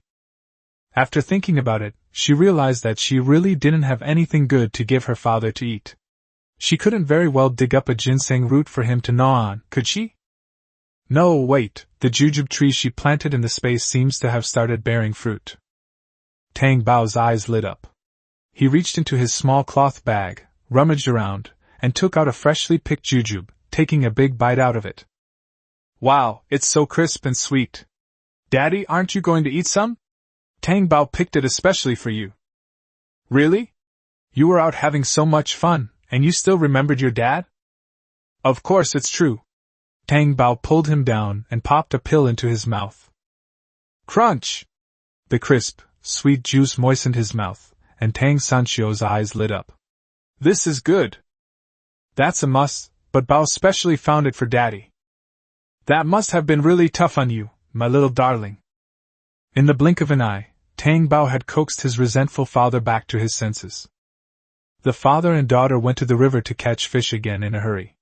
They killed the big fish and kept the small fish as pets. Tang Bao took the opportunity to smuggle a lot of fish out of the space. Fish raised in the spring water grow really fast. Every day, small fish get fat and fish eggs hatch into fry. The father and daughter were making quite a fuss today, attracting many villagers who had come down from the mountain to take a detour and watch. Hey, Tan Lao-san, you've even started raising fish! Tang Sanchio. Yes, the shop needs it. Everyone was amazed. They all knew the Tang family sold fish balls, but no one knew how many fish they used or what kind of balls they made.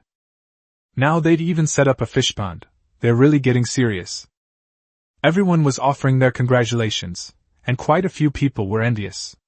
But when it comes to business, since it involves secret recipes, no one dared to ask for a share. Only the thick-skinned one patted Tang Sanchio on the shoulder and said, Third brother, you and your siblings have made something of yourselves. Keep up the good work, and when the business grows bigger, remember to treat everyone to soup together. Tang Sanchio chuckled sheepishly, accepting all the kind and pleasantries. Definitely. Definitely. Naturally, there were also some sarcastic remarks. For example, Dong Xing's wife couldn't help but feel resentful when she saw that Tang Xiaodong, another girl who had broken off her engagement, was not only unaffected by the loss of her reputation but was also becoming more and more successful. You guys are really just stirring up trouble. Dongya is an unmarried girl who has already been rejected by her fiancé, so her reputation is already bad. Now you're making her show her face in public all day long. How will she ever get married in the future? Once someone starts something, others follow suit. That's right, a young lady should stay at home and wait to get married. That's the proper thing to do. Of course. Yo Dongya doesn't mean she's planning to never get married, does she? She's even trying to be like those married women, setting up a stall and smiling at those stinky men all day long. What kind of image is that? A group of old women can talk endlessly about womanly virtues and morality. If Yang's mother were here, she would definitely burst into laughter 3 times. It was truly worth the night she and Chindazue had wasted their breath talking. Look at these big mouths who are familiar with Chindazue. How eloquent they are. Splash! Tang Bao splashed a handful of water over, drenching the faces of the people who were talking. The old ladies didn't wash their mouths properly, they really stink. You! The little guy put one hand on his hip and pointed at the first woman who jumped out to criticize his aunt. Are you just bored and have nothing better to do with your life? Whether my aunt gets married or not is none of your business. Does she eat your rice or drink your water? Is it any of your concern? Tang Sanchio put down his hoe and stood up for Tang Bao and his little sister, saying, That's right, it's none of your business. My sister can marry if she wants, or stay at home and be a little girl for the rest of her life. We brothers will take care of her. Who are you to say anything? Dongxing's wife was speechless and couldn't believe that the Tang family would actually support a daughter who had been rejected by her fiancé for the rest of her life. Humph, I bet you're only after Dongya's cooking skills, hoping she'll earn money for you for the rest of your lives. You talk a good game about supporting her, but who's really going to make all the money is another story. Thinking she had revealed the truth, she raised her chin and snorted lightly through her nostrils. Unexpectedly, Tang Bao not only did not deny it, but also made a face at her arrogantly.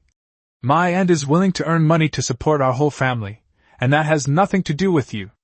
It's no use being jealous. You! Dong Xing's wife was furious.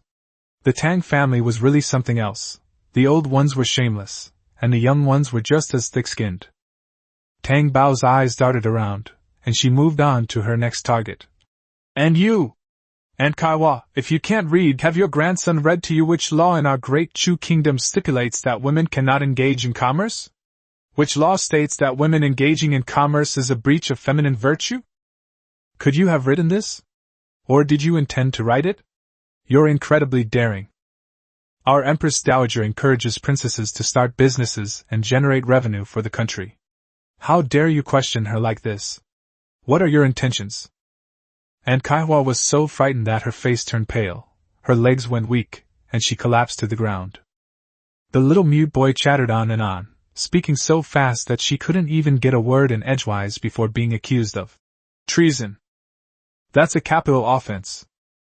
Her lips trembled, and she couldn't utter a single word in defense. Tang Bao stopped looking at her and pointed her little finger at the gossipy women. And you, are you all in cahoots with Aunt Kaiwa? No, we didn't. We only heard it from Chindazue. She said Dongya had to smile at so many men in the shop every day.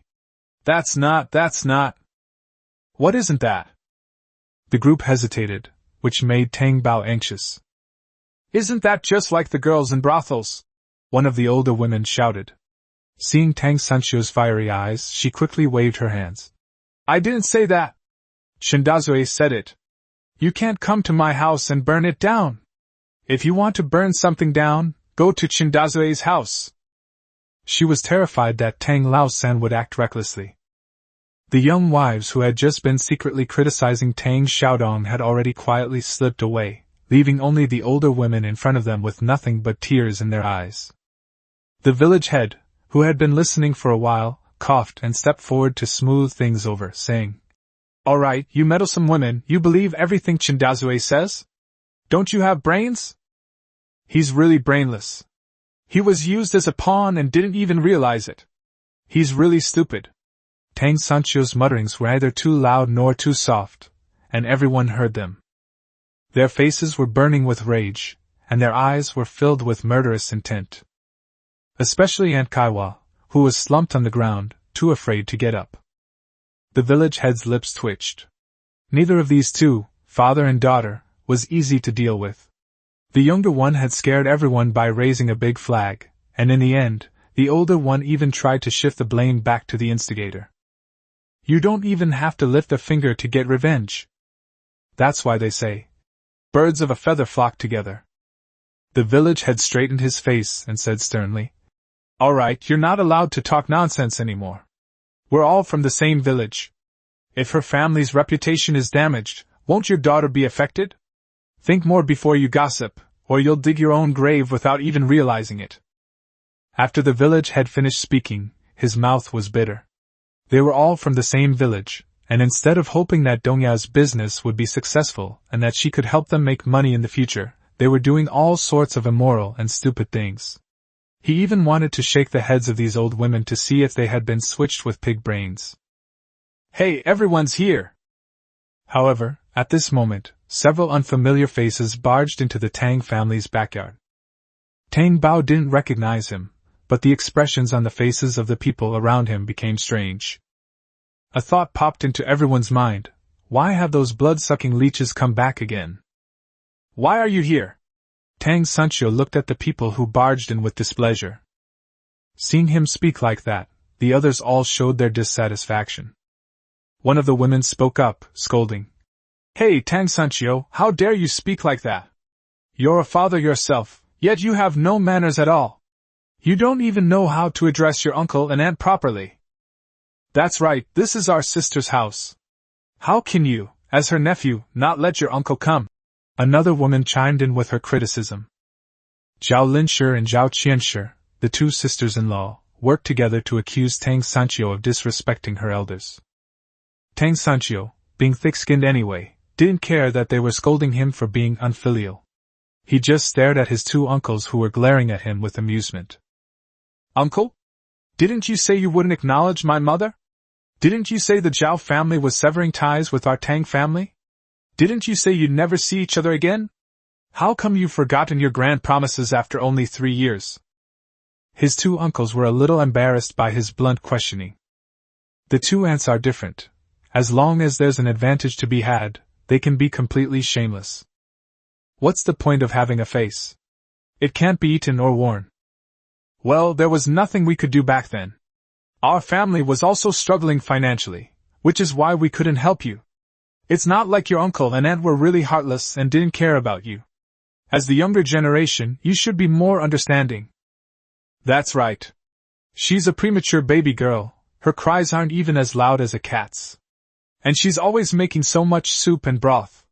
What she's drinking isn't just money, it's the hard work of your whole family. Your aunt is worried about you, afraid you'll be a burden. Look at you, so young, beautiful, and strong. Find a young, healthy girl, have a few healthy boys to carry on the family line, and your mother won't have to work so hard. Isn't that great? My second maternal aunt, Zhao Qianshi, even convinced herself of what she said. Look how far-sighted and considerate she is of the Tang family. Tang Sancho was so angry he laughed. What a considerate aunt she is. They stood by and watched her die, and she even learned a lesson from it. Tang Bao, who was still a bit clueless, seemed to have grasped something. They disliked her because she was premature and looked down on her for not having a penis. Tang Bao first wrote down that despicable old feudalist in his little notebook. The eldest aunt pulled the second aunt, who was talking enthusiastically, aside and said, "All right, sister-in-law, let's not get off topic. Are you blind? Didn't you see the murderous look in Sancho's eyes?" Aunt Zhao Linshi forced a smile and tried to smooth things over, saying, all right, it's all in the past. Why bring up those old, trivial matters? It'll only bring bad luck to the child. Look at your daughter, she's doing just fine now.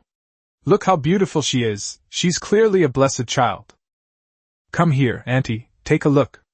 Oh my, what a well-behaved little girl. The other day we heard that you, little one, fell into the water, and it scared us all. We didn't want our child, whom we raised with so much care, to suffer again. That's why your great-uncle is rushing over to see you. Come on, tell your great-aunt, where else do you feel unwell? With an innocent smile, Tang Bao looked up at her and asked, Are you really my aunt and uncle? That's right.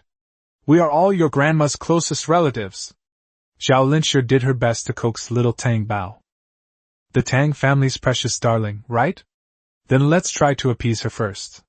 Once we've made her happy, I don't believe my sister-in-law can drive them away. The villagers watching couldn't bear to watch her coax Tang Bao like that. Zhao family, don't say that, it's hilarious. When the child was almost dead, did you forget what you said? Throw him into the mountains to feed the wolves. Don't even mention how angry old lady Tang would be if she heard this. Even I, a complete stranger, would remember you, you heartless woman, for the rest of my life. Aunt Pang pulled Tang Bao into her arms protectively. Little sweetie, don't be fooled by that bad guy. She's not your great-aunt. She's the big bad guy who bullied your grandma. Tang Bao blinked and whispered in Aunt Pang's ear. Don't worry, Grandma, I won't fall for it. The plump auntie was slightly taken aback, then gently patted Tang Bao. You little rascal! Just when Zhao Linshi was about to get on good terms with the little girl, a fat old woman ruined everything, making her so angry that she almost spat out her saliva. Hey Granny Pan, you already said you're a nobody, why are you still meddling? We're still blood relatives of my sister. What business is it of yours? Do you think you can sever our blood ties? You're such a busybody. Clap, clap, clap, clap. As soon as Zhao Linshi finished speaking, she was slapped several times across the face. The person who hit her was none other than old lady Tang, who had just returned from the vegetable garden on the mountain. Zhao Qianshi was startled. When she came to her senses, she angrily pointed at old lady Tang and cursed. Zhao Danny, have you gone mad? You even dared to hit your sister-in-law. You ungrateful wretch. Old Mrs. Tang was not afraid at all. Have you forgotten what I said when you kicked me out of the Zhao family? I said that if we met again, I would repay you double. Zhao Linshur has paid back what she owed, now it's your turn, isn't it? The old lady grabbed Zhao Qianshur's collar and slapped her face repeatedly, leaving the onlookers stunned. Aunt Pang was the first to react, and quickly tried to smooth things over for her old friend. She slapped her thigh and cried out in heartache. "Oh dear, I wondered why you were in such a sorry state that day." So it was those two heartless sisters-in-law who did it. How heartless! Every time you Zhao family members come to the Tang family, you bring your whole family and take everything you want, even more extravagant than those who prey on wealthy families. When his own sister needs something, he'll beat her until her face is swollen and broken, knock out her front teeth, and swallow the blood. What kind of sister-in-law would dare beat her own sister like that? Doesn't she fear her parents would crawl out of their graves and bite them to death? Grandma Tang. My dear sister, you're too kind. My front teeth are growing in just fine. After being rebuked by Aunt Pang, Zhao Daong and Zhao Huzi, who had originally wanted to scold old lady Tang for disrespecting her brother and sister-in-law, both lost their temper. Thinking of the important person's request, the two brothers suppressed their urge to punch. All right, Danny, you've hit her and yelled at her, shouldn't you be calm now? Your sister-in-law was wrong before, but that's all in the past. We all came from the same mother, how can we stay estranged forever? Zhao Daong spoke in a tone befitting an elder, which made the old lady frown. Zhao Huzi followed up on his elder brother's words. That's right, Danai, your sister-in-law was just saying that in anger. Why are you so temperamental? How could you bear not to go back to your parents' home for 3 years? Chapter 71 Tang Bao deals with his wicked uncle and aunt. Old Mrs. Tang sneered. Ha, are you just saying that out of anger? Didn't you take my Zhao surname back? I'm not a member of your Zhao family anymore. Don't try to downplay it for me. I'm almost in my grave, do you think I'm still a young girl who's easy to fool? Then what do you want? Do you want to beat up your two sisters-in-law again? Zhao Huzi was getting anxious. Then Nicole used to listen to him the most. I think I should beat you up first, you spineless coward. You always push your wife to take the blame whenever something happens. Does your wife have a bigger face than you? Or have you given her your face too? Old Mrs. Tang's words made Zhao Huzi's face turn pale and then red. You still want to hit your brother? You've gone too far. Zhao Daong's face darkened, and he stopped Zhao Huzi. He then looked at old Mrs. Tang. Sister, we are connected by blood, it's not something that can be severed so easily. Besides, there are scholars in this family. If our two families fall out, it won't be good for the children's reputation, right? That's right, she's supposed to be a scholar's grandmother, yet she dares to hit her own sister-in-law and doesn't even recognize her own brother. Zhao Qianshur complained, her mouth agape. It has to be said that these people really got the old lady's weakness right away. She was so angry she couldn't speak. These shameless people were actually using her child's future to blackmail her. Old Tang, who had just arrived home, heard the commotion and came over to see what was going on. He never expected to hear his brother-in-law say such a thing. He patted the old lady on the shoulder. Okay, don't be angry anymore. The village head was also worried that the Zhao family might act recklessly and ruin the reputation of the village's young scholars. He quickly reminded them. All right, if there's any misunderstanding, go home and talk it out behind closed doors. Don't make a fool of yourselves outside and embarrass the children. Old Tang nodded in agreement, thinking to himself that the Zhao family hadn't come to visit for many years, probably just because they saw that the Zhao family was doing well and wanted to take advantage of them again. It's just a matter of a few pounds of grain. Compared to the child's reputation, it's nothing. It's just really annoying, but he doesn't have a good way to stop them from causing trouble for the time being. The old man's brows furrowed deeply. All right, old woman, go cook first. The children are hungry. The old lady flicked her sleeves, turned around, and left, not wanting to look at these filthy-eyed dogs. Upon seeing this, the two sisters-in-law immediately followed, calling out to their granddaughters. Panna lady, Xiao Mei. Hurry up and go help your great-aunt. Oh, I don't need it. Old Mrs. Tang didn't need it. But the three girls still followed closely behind. Grandma Tang wanted to yell at them, but when she looked back at the three little girls, who were pale and thin, covered in patches, and whose cloth shoes were so worn that their toes were showing, she stopped talking. After thinking for a moment, she turned her anger towards the two sisters-in-law of the Zhao family. You Zhao family are truly despicable. How can your daughters be treated like animals? Your sons are raised like pigs, practically dripping with oil.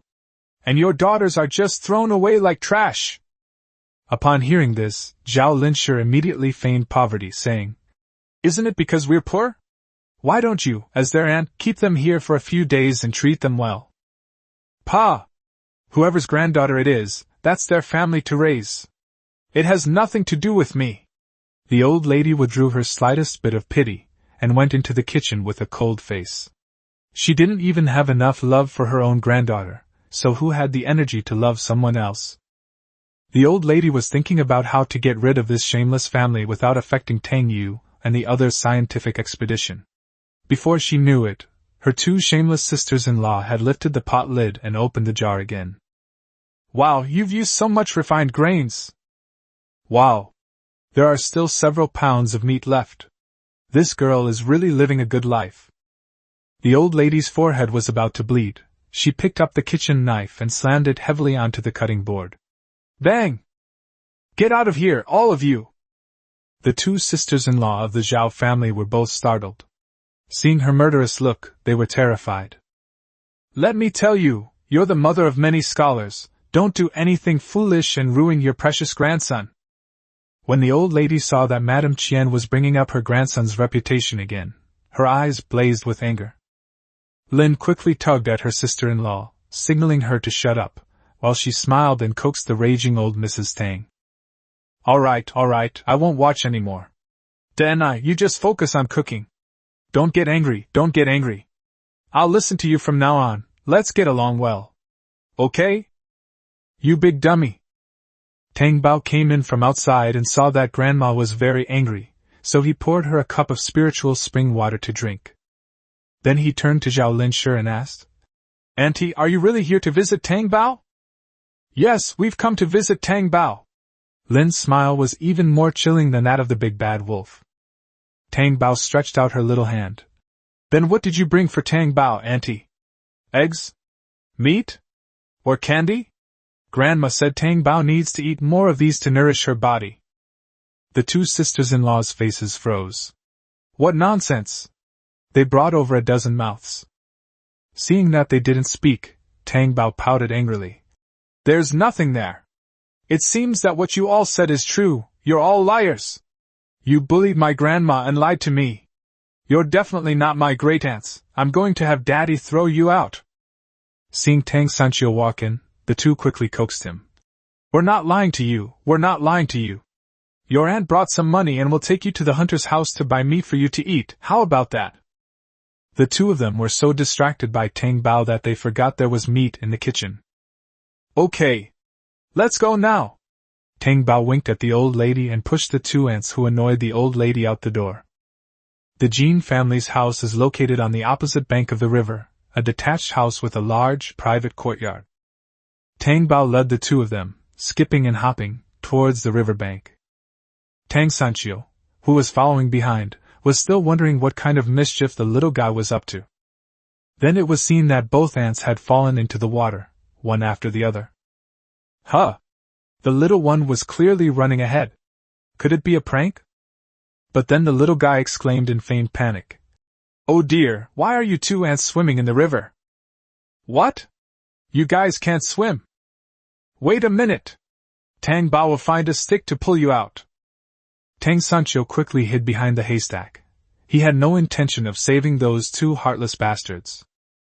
The little guy excitedly found a long stick, but he couldn't hit the two old women who were rising and falling, and instead hit their heads several times.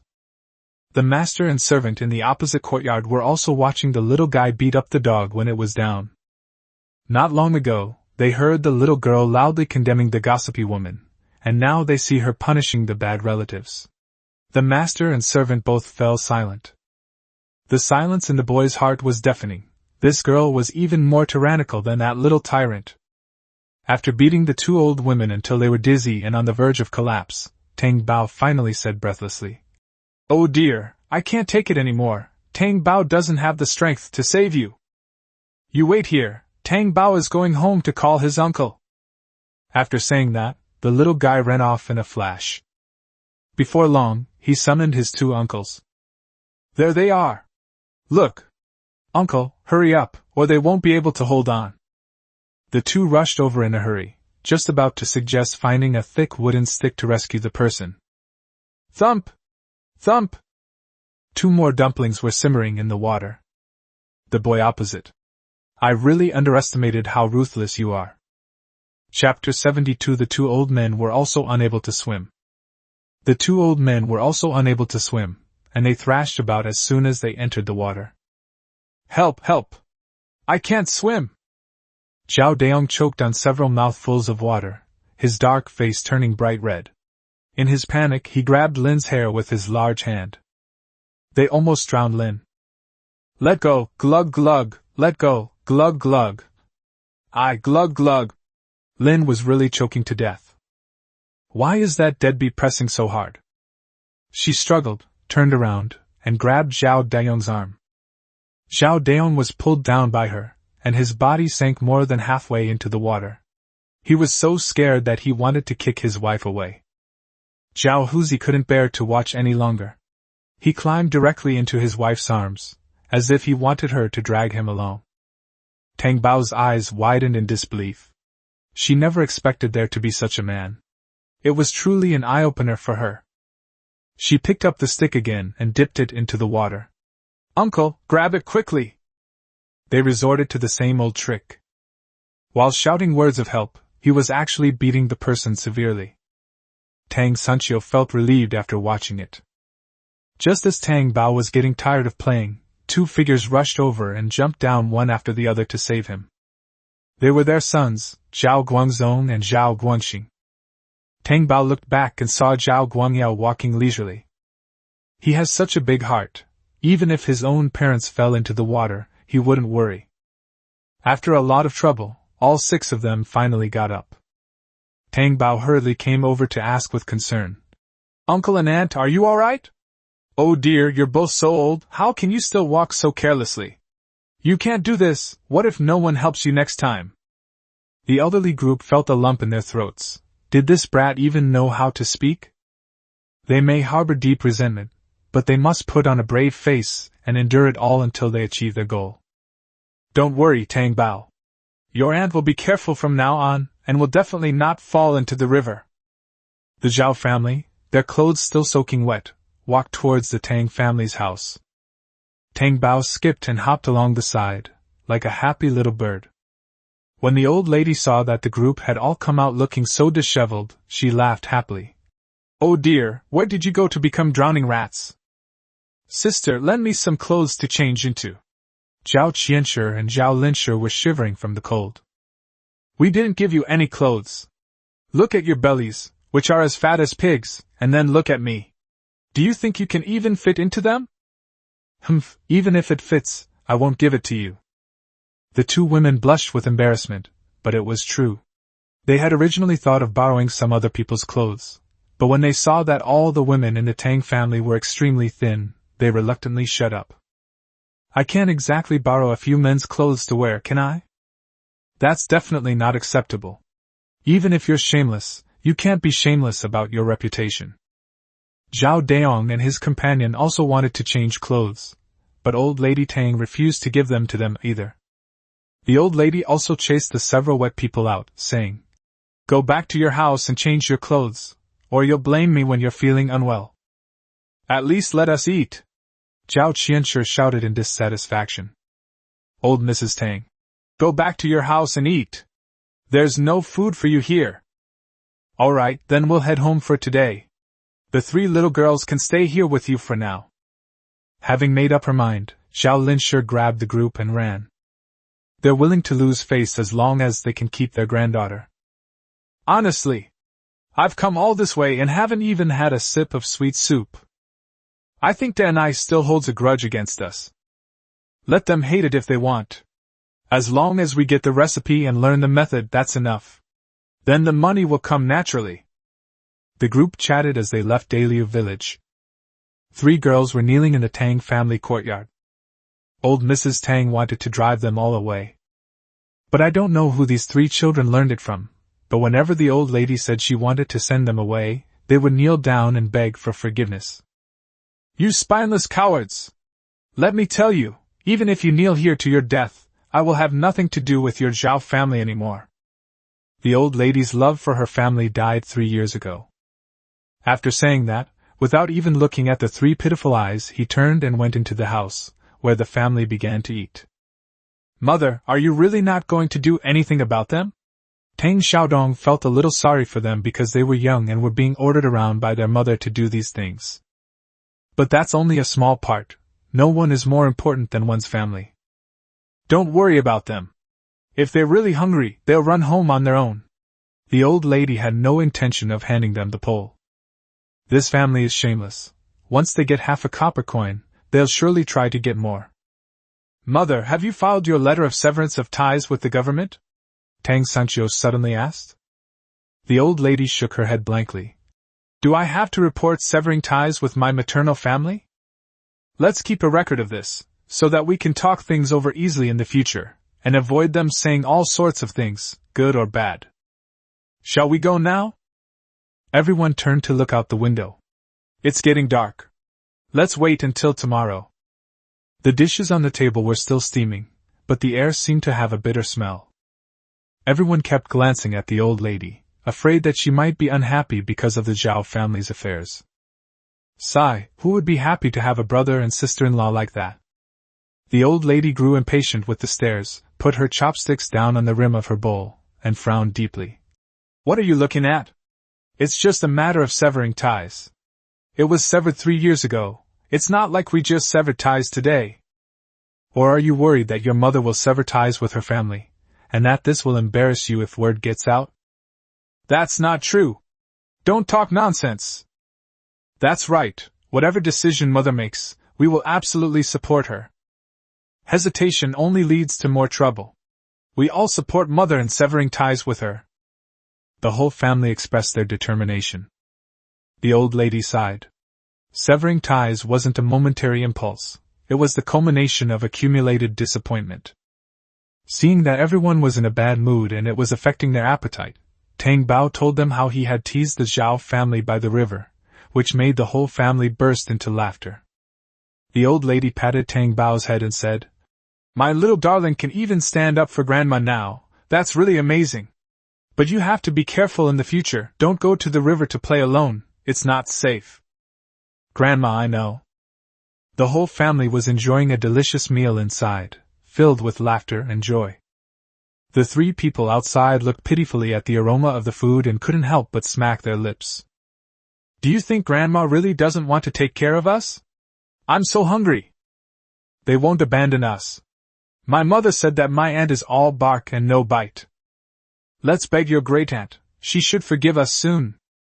The 3 sisters whispered among themselves, and the leaves behind them rustled as if in response to their words. Unfortunately, not a single member of the Tang family came out to care about them. Chapter 73 Stealing the Secret Formula. Auntie, those 3 people in the yard keep staring at you. Do you think they might be after our prescription? Tang Bao noticed that the 3 people's eyes were not clear and kept darting around. Tang Xiaodong was startled, and then suddenly realized. No wonder the Zhao family was so easy to talk to today. When we told them to leave, they really left. Humph, trying to steal our family recipe? No way. Tang Bao's eyes lit up. Auntie, let's make something else delicious today. What is it? Tang Xiaodong asked curiously. Did the little guy have some new and interesting idea this time?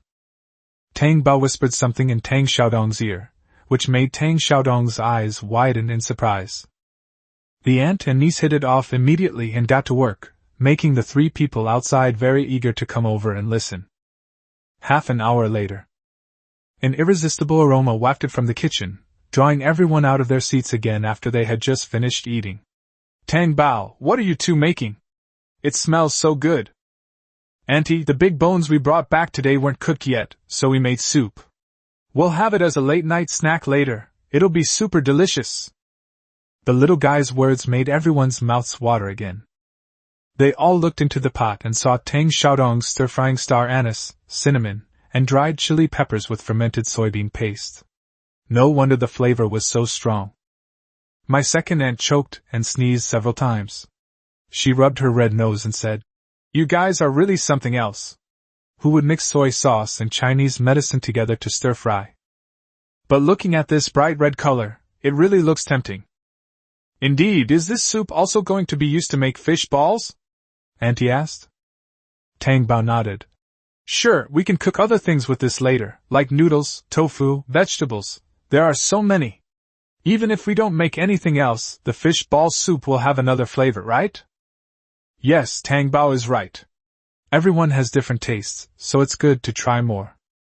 Then the whole family started brainstorming and discussing what delicious dishes they could cook. They are all experienced, and they are much more capable than Tang Bao, who only talks the talk. Tang Bao got off to a good start, and now he's just waiting for the delicious food. Actually, when Tang Bao was making this soup base that night, she also thought that she could make some seasoning sauces in the future, preferably using the ingredients she grew in her space, which would definitely be especially fragrant. With the space sauce, even if the Tang family's food isn't made by themselves, it will definitely taste much better. She glanced at the cultivated fields already developed in the space. There weren't many. She'd plant more when she had time. For tonight's late-night snack, Tang Xiaodong added noodles and fish balls to the soup.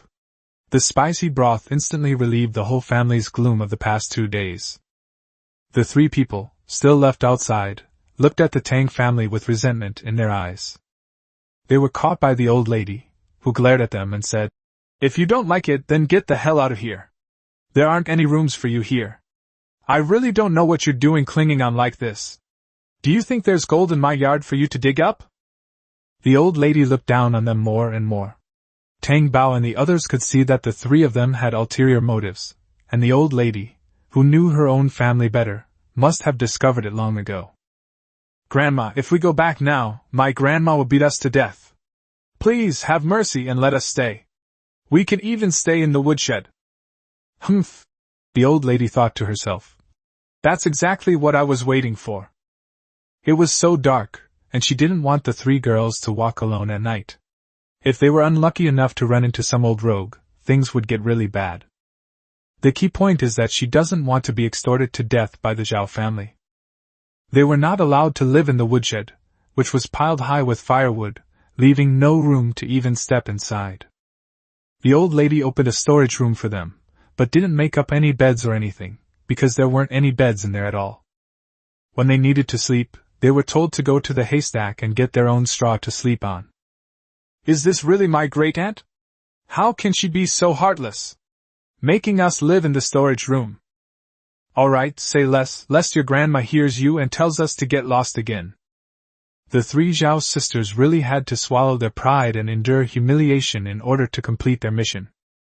In the dead of night, the door to the storage room opened, and a furtive figure emerged and crept into Tang Xiaodong's room. When she found Tang Bao's little cloth bag, she couldn't help but laugh. "We're rich! We're rich!" Then, holding the 2 prescriptions, he happily went back. The 3 of them couldn't sleep in the storage room. They hadn't expected things to go so smoothly, and they were all overjoyed. It was definitely worth spending a night in this dilapidated house. They're even severing ties with them? Heh, they won't even care if the Tang family wants to be related to them in the future. The next day at daybreak, the family got up again to go to town to open their shop. The 3 Zhao sisters wisely went home. When the old lady saw that the person who had been crying so bitterly yesterday had left without any hesitation today, her heart sank. "Oh no, is something missing from our house?" The old lady looked at Tang Bao and Tang Xiaodong questioningly, her biggest fear being that the secret recipe would be stolen. Tang Bao smiled slyly. "Grandma, don't worry. There'll be a good show to watch." Something unusual must be going on. Don't the 3 Zhao sisters think that the secret recipe could be taken away so easily? The old lady was somewhat relieved to know that the child was well behaved. She just hoped that her actions wouldn't harm her family. The old lady took the letter of severance of kinship, which the Zhao family had asked an elder in the clan to witness 3 years ago, and went to the government office to report it. The third brother is right. Regardless of whether it works or not, it's always a good thing to report it first. When the old lady saw the official seal affixed to the document severing ties, her anxiety subsided.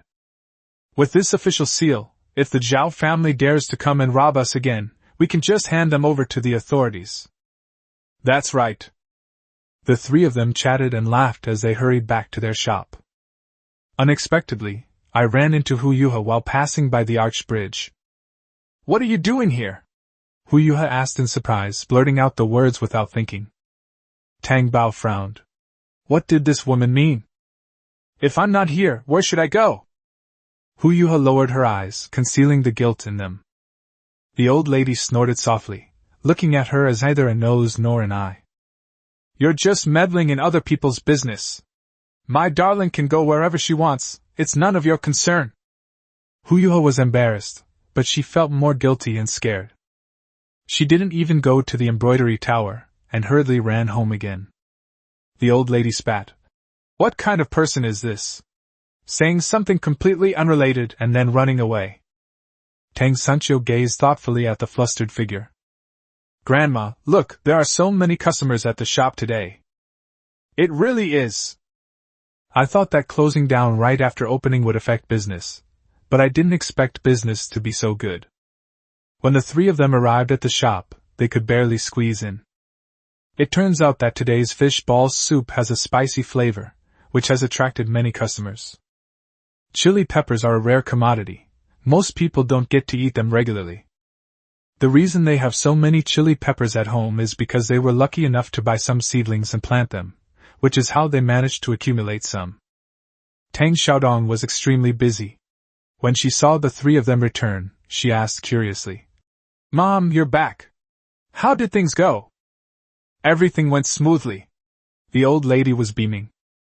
Chapter 74. The Zhao family offers a secret recipe. In stark contrast to their smooth sailing, the Zhao family's situation was truly dire. The three Zhao sisters thought they had obtained the secret recipe given to them by their grandparents, and they rushed home early in the morning. The whole family was overjoyed and rushed to the county town to find a benefactor to report to, in exchange for the 100 taels of silver they had been promised. However, they never expected that handing the recipe to the noble lady would not only fail to earn them a reward, but would also result in a severe scolding.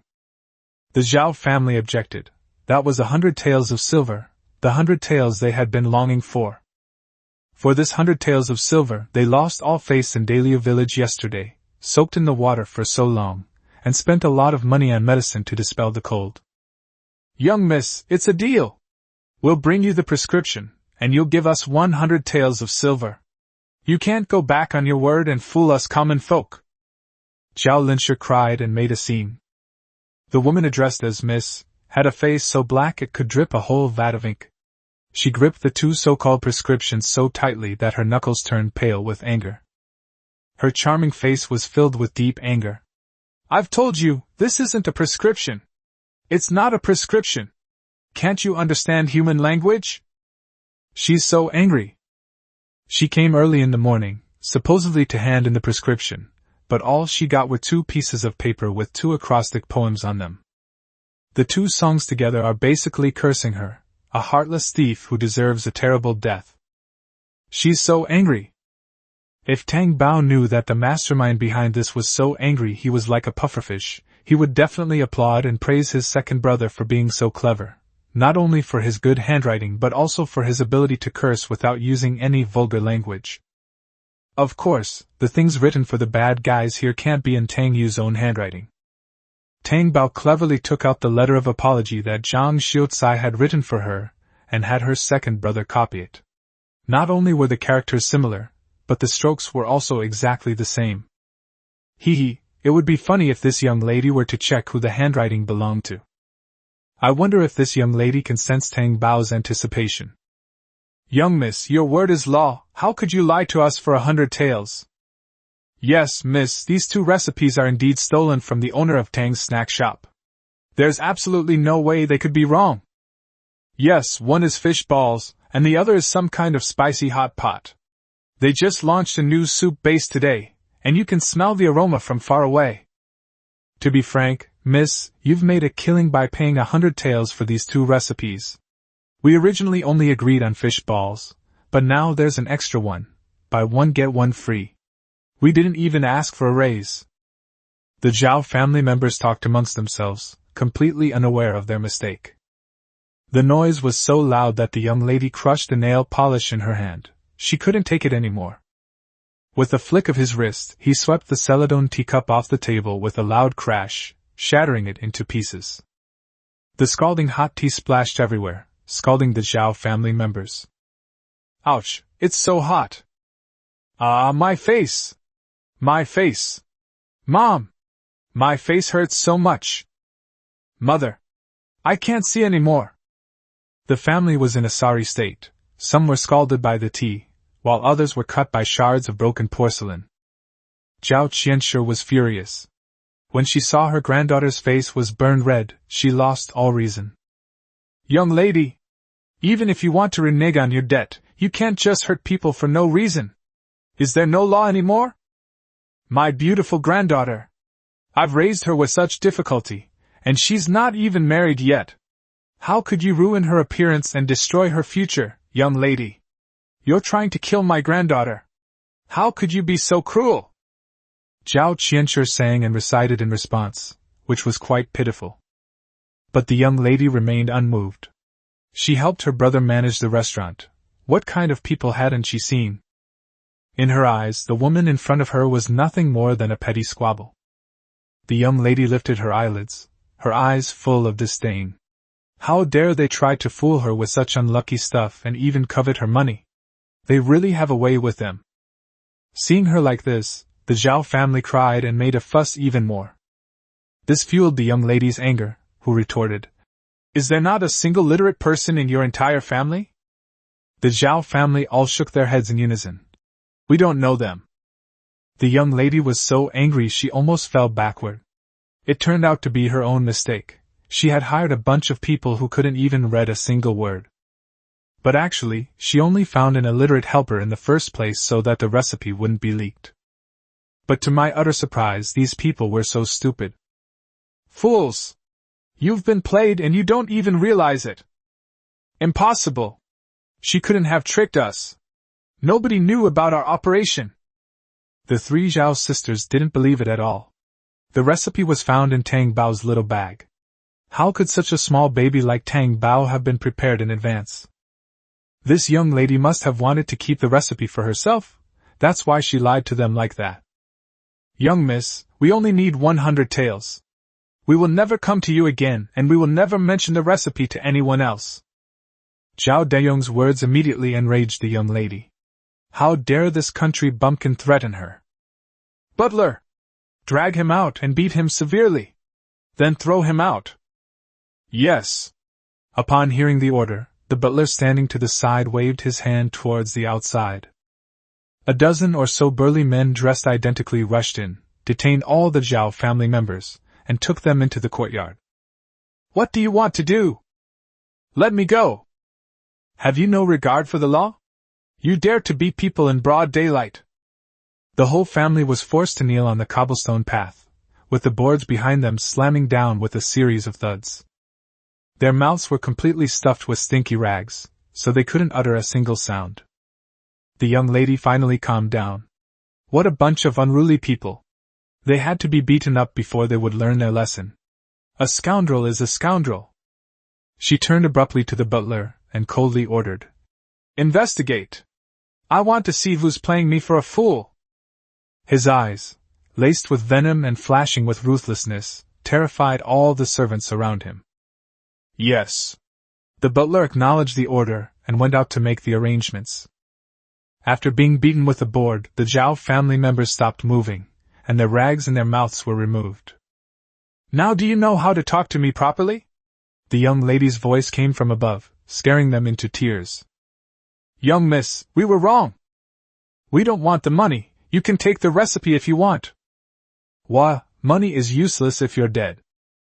Wah, I should have kept the recipe and opened my own little snack shop. Now look what happened, he got nothing and ended up with a lot of injuries. The Zhao family members huddled together in fear, silently shedding tears. When the young lady saw that they were still stubborn and convinced that she had taken the prescription, she was so angry that she almost vomited blood. Thinking that keeping them might still be useful, after all, their injuries were due to Tang's snack shop, and given the greedy nature of the Zhao family, how could they do nothing? So she waved her hand, and had them thrown out. Chapter 75. Young Master Lu comes scented by the fragrance. On the other side, a handsome young man arrived at the entrance of Tang's snack shop.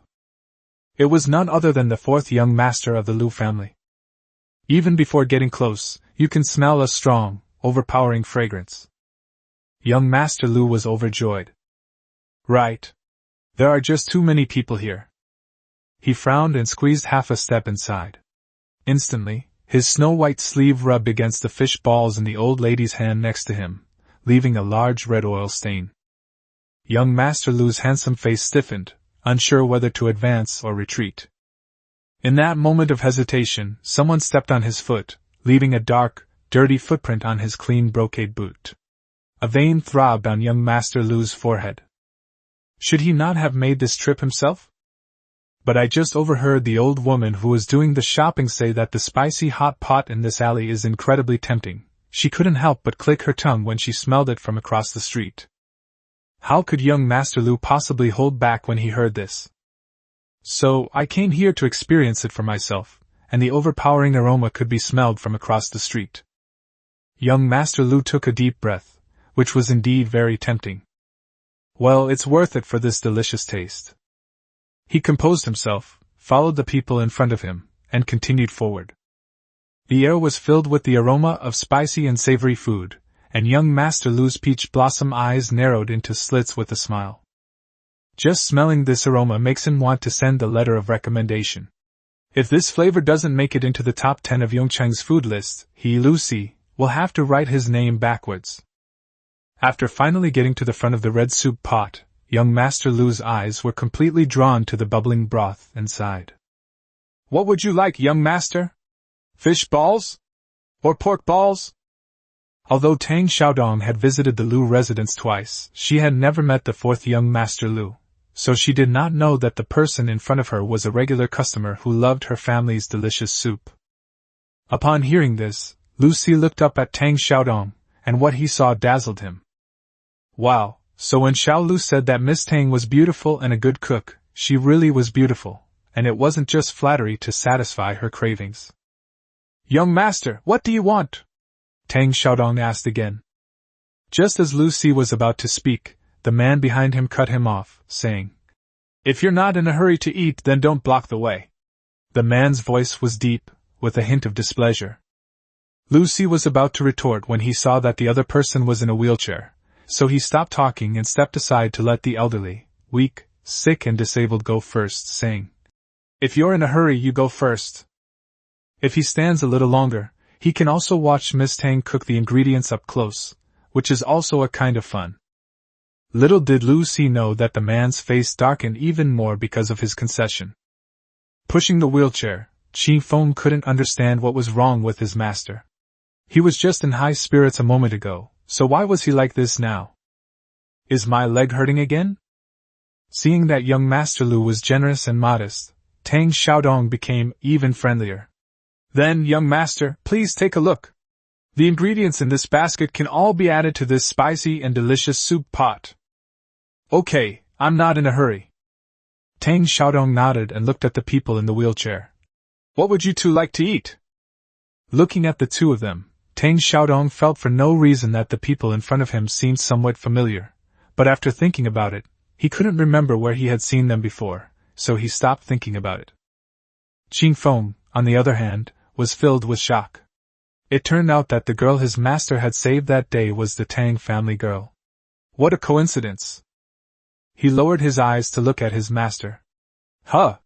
His master didn't seem surprised at all. Did he already know? Yunhe did no long ago. He recognized Tang Xiaodong when he heard her voice in the bamboo forest that day. Seeing that his master didn't speak, Qin Feng directly ordered 2 portions. 1 spicy and 1 non-spicy. Add fish balls, tofu, and vegetables, and that will be fine. Okay. Please come in and have a seat, it will be ready soon. Tang Xiaodong took the ingredients prepared by Tang Yu and put them directly into the pot. They set out the bowls and picked up the dishes, working together seamlessly. When Tang Bao came out of the kitchen, she saw Qing Feng, the older brother who had grabbed her by the collar. She puffed out her cheeks and went up to him sweetly to greet him. Handsome uncle, big brother, are you here to try our freshly made spicy delight? The word handsome uncle made both the master and servant change their expressions. Qing Feng's jawline tightened, and the long sword in his hand moved slightly. Were their identities discovered as soon as they arrived in Dahlia village? Little Tang Bao was unaware that her casual remark of handsome had caused a completely different misunderstanding between the master and servant in ancient times, before the word handsome even existed. She just thought the two of them were really strange. Yunhe first composed himself and smiled gently at her. Yes, I could smell the aroma from far away, so I came over to try it. Okay, then you must eat more. Her gaze swept over the legs in the wheelchair, and she added in a muttered voice. Drink more soup, the soup here is the best. After all, this person had helped him find his father, so Tang Bao reminded him to drink more soup with spiritual spring water added, which was a way of repaying him. After the little girl finished speaking, she went out. Seeing that everyone was busy, she came to collect the money. This is something Tang Baoding loves to do. Counting the silver coins and stringing together the copper coins, the greedy little fellow's big eyes were practically squinting into crescents. Looking at the innocent child, the master and servant instantly dispelled their doubts. As Qing Feng watched Tang Bao count his money, the image of the child who bought the top-grade ginseng involuntarily came to mind. The two little children looked exactly alike, each with their own money-grubbing ways. Despite this, he did not consider that the two children were actually the same person. That day, Tang Sanchio not only put 2 extra pairs of thick insoles on Tang Bao's shoes, but also made her wear more clothes, which made her figure appear wider.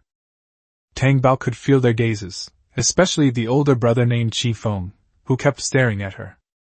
Tang Baodu suspected that this person might have already discovered that she was the child who sold ginseng. But so what if we find it? We'll just say it was dug up from the mountain. They can't help but believe it. It couldn't have just appeared out of thin air, could it? Happily counting his coins, Tang Bao quickly forgot about selling ginseng. Oh! Fourth young master, you really came here all by yourself? The servant asked breathlessly. Lucy nodded without saying anything, focusing on the ingredients in the pot. Tang Xiaodong was a little surprised to see that it was the familiar Xiao Lu. Wasn't this her old customer? So it's the fourth young master. My apologies for my disrespect. Lucy waved his hand dismissively. It's all right. It's normal that Miss Tang didn't recognize me since she's never seen me before. Tang Xiaodong said politely for a moment, then continued to work. Just then, a long string of blood-soaked, human-shaped gourds suddenly appeared at the door. Wah, Dongya! Tang Xiaodong looked up and saw a group of people even more ragged than refugees. She exclaimed in surprise. Who are these people? I'm your aunt. How can you not recognize me? Zhao Qianshe was so angry she was about to cry again. They finally managed to hitch a ride back to the town from the county seat in an ox cart. The bumpy ride was so painful that their bones felt like they were about to fall apart, and their wounds were throbbing with pain. After getting medicine from the pharmacy, they had spent all the money they had. The whole family was starving, so they thought of Tang's snacks, and here they are. Unexpectedly, Tang Xiaodong pretended not to know them. Tang Xiaodong, haha, I really didn't see that coming. Tang Bao was also stunned. Had his whole family been tortured? Wow, the mastermind behind this is pretty ruthless, but Tang Bao likes it. Chapter 76 Trying to get something for nothing by just staring blankly. What a shameless bastard.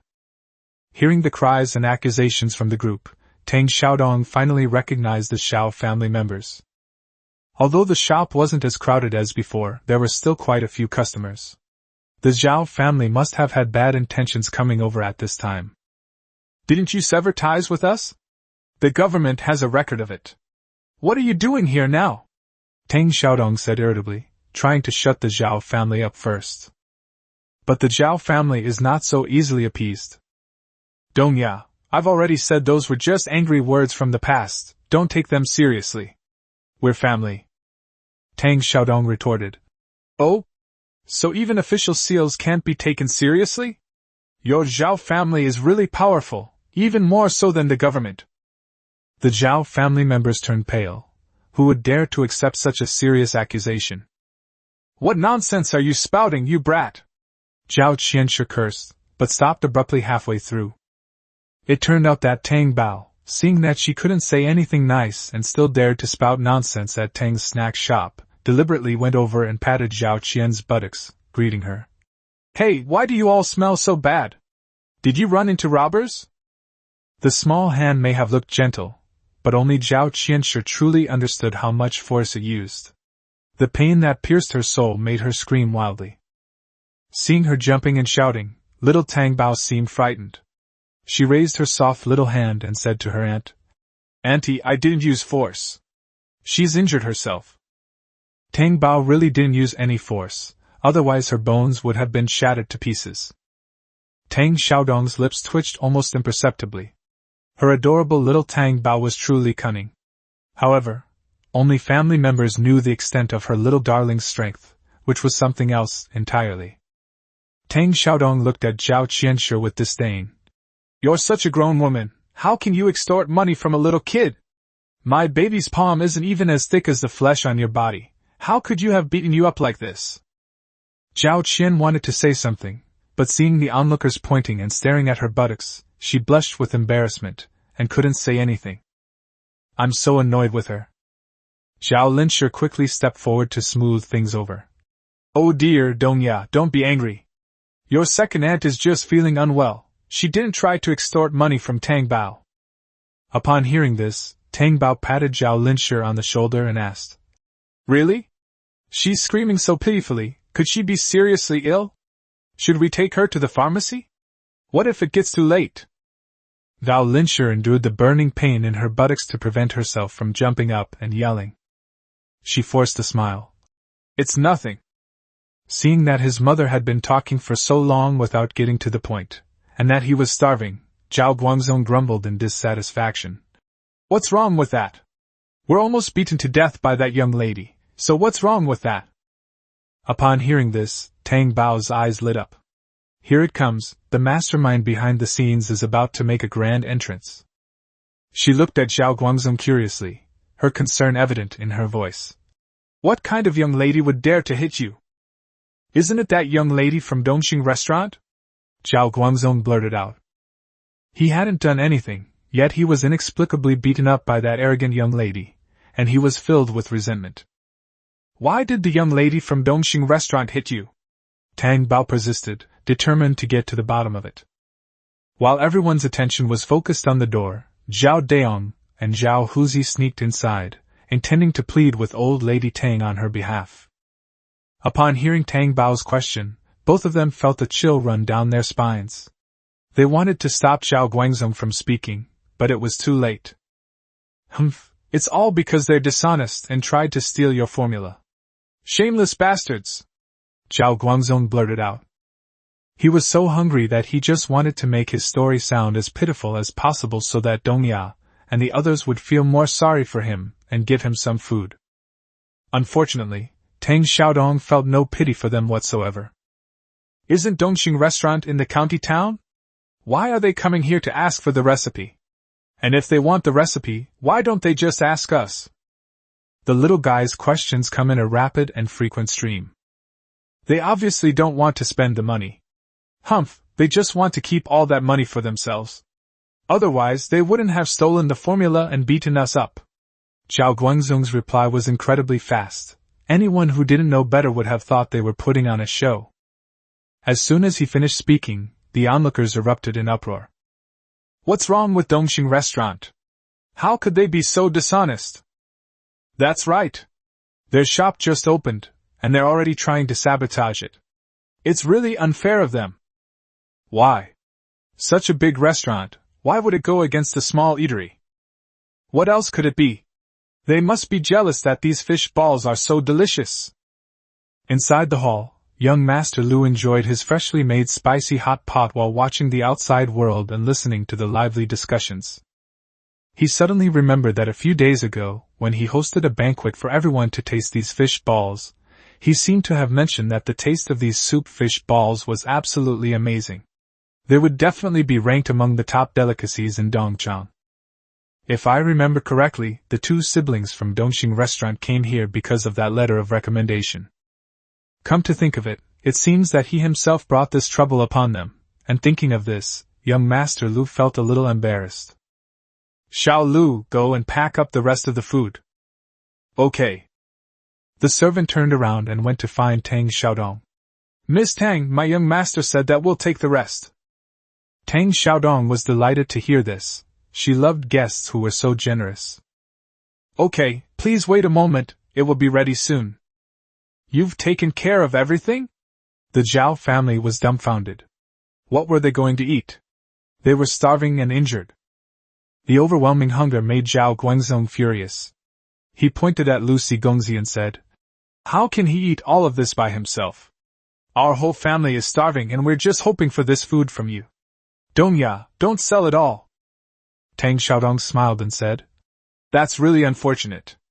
We're about to sell everything and close up shop to go home.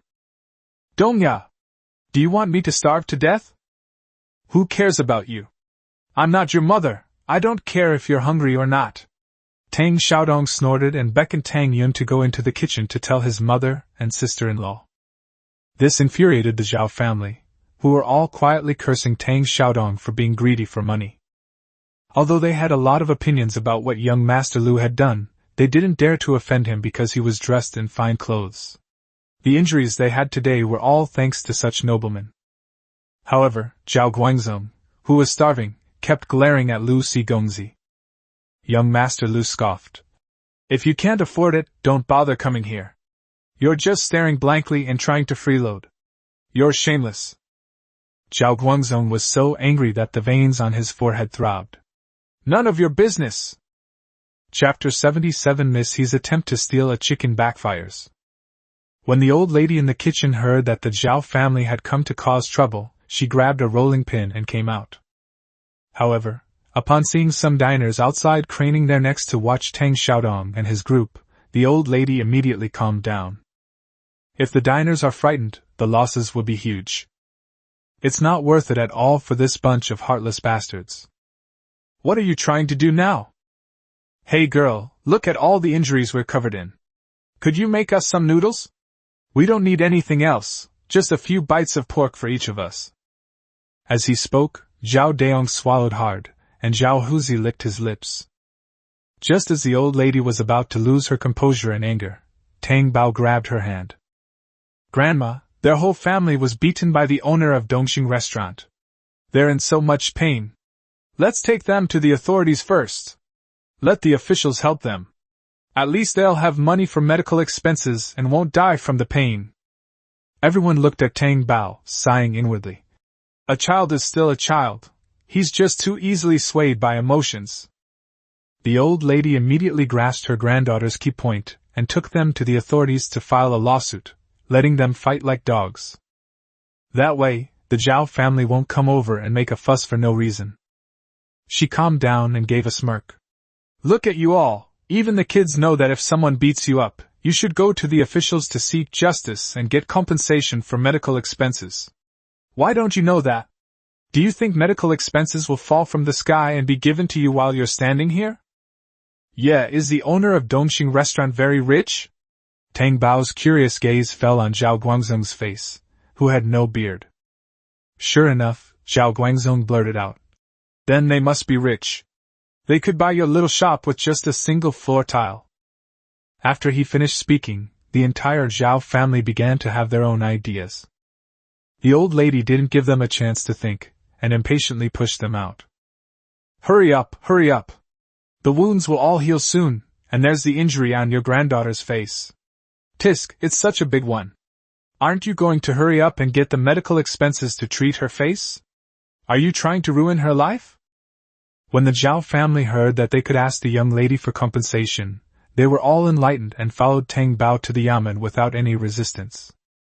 The Zhao family beat the drum to appeal their grievances and filed a complaint with the owner of the Dongxing restaurant. He, wanting the young lady from the other side, never imagined that a family of peasants would dare to file a lawsuit against the government. Enraged, she secretly vowed never to let this family get away with it. She gracefully entered the courtroom, saying, "This humble woman greets your honor." He wanting, right? The people in the hall accuse you of beating their entire family without cause. Is that true? This humble woman. Just as he wanting was about to defend herself, she heard Lord Tian say again, "Miss He, think carefully before you speak. If your statement does not match the facts provided by the witness, then you will also be charged with contempt of court." He wanting. Why was Lord Tian's reaction different from what she had imagined? This humble woman dares not. He wanting looked at the witnesses, kneeling on the ground, wondering where the Zhao family had found so many people. She took a deep breath before saying, "My lord, I did have a conflict with the Zhao family today, but it was because they went too far and came to my house to provoke me early this morning." "Oh? How did the Zhao family provoke us?" "Your Excellency, the Zhao family brought 2 acrostic poems, claiming they were a secret recipe, and they insisted on extorting 100 taels of silver before they would stop. I had no choice but to teach them a lesson to keep them in line." "Where's the evidence?" "I burned the woman." "Humph. I bet you secretly hid that prescription, and now you're saying you burned it? You can say whatever you want with your mouth." Zhao Guangzhong was so hungry he was almost sobbing. It was all this wretched woman's fault for lying about the prescription and then hitting him. He wanting almost spat out a mouthful of blood. How could this family of idiots be so convinced that she had taken the prescription? It was infuriating. After a dispute, he wanting agreed to compensate for medical expenses and give 30 taels of silver, which made the Zhao family all agree to accept the mediation. Seeing that the matter was resolved so easily, Tang Xiaodong was somewhat unwilling. This so-called young lady from Dongxing restaurant, they don't even know them, yet she set such a trap for them. "Don't be angry, little ant. Just watch Tang Bao's performance." As he spoke, Tang Bao pulled his father forward, saying, "Greetings, Your Honor. We are also victims." "Oh?" Lord Tian was amused by the child's expression. He nodded.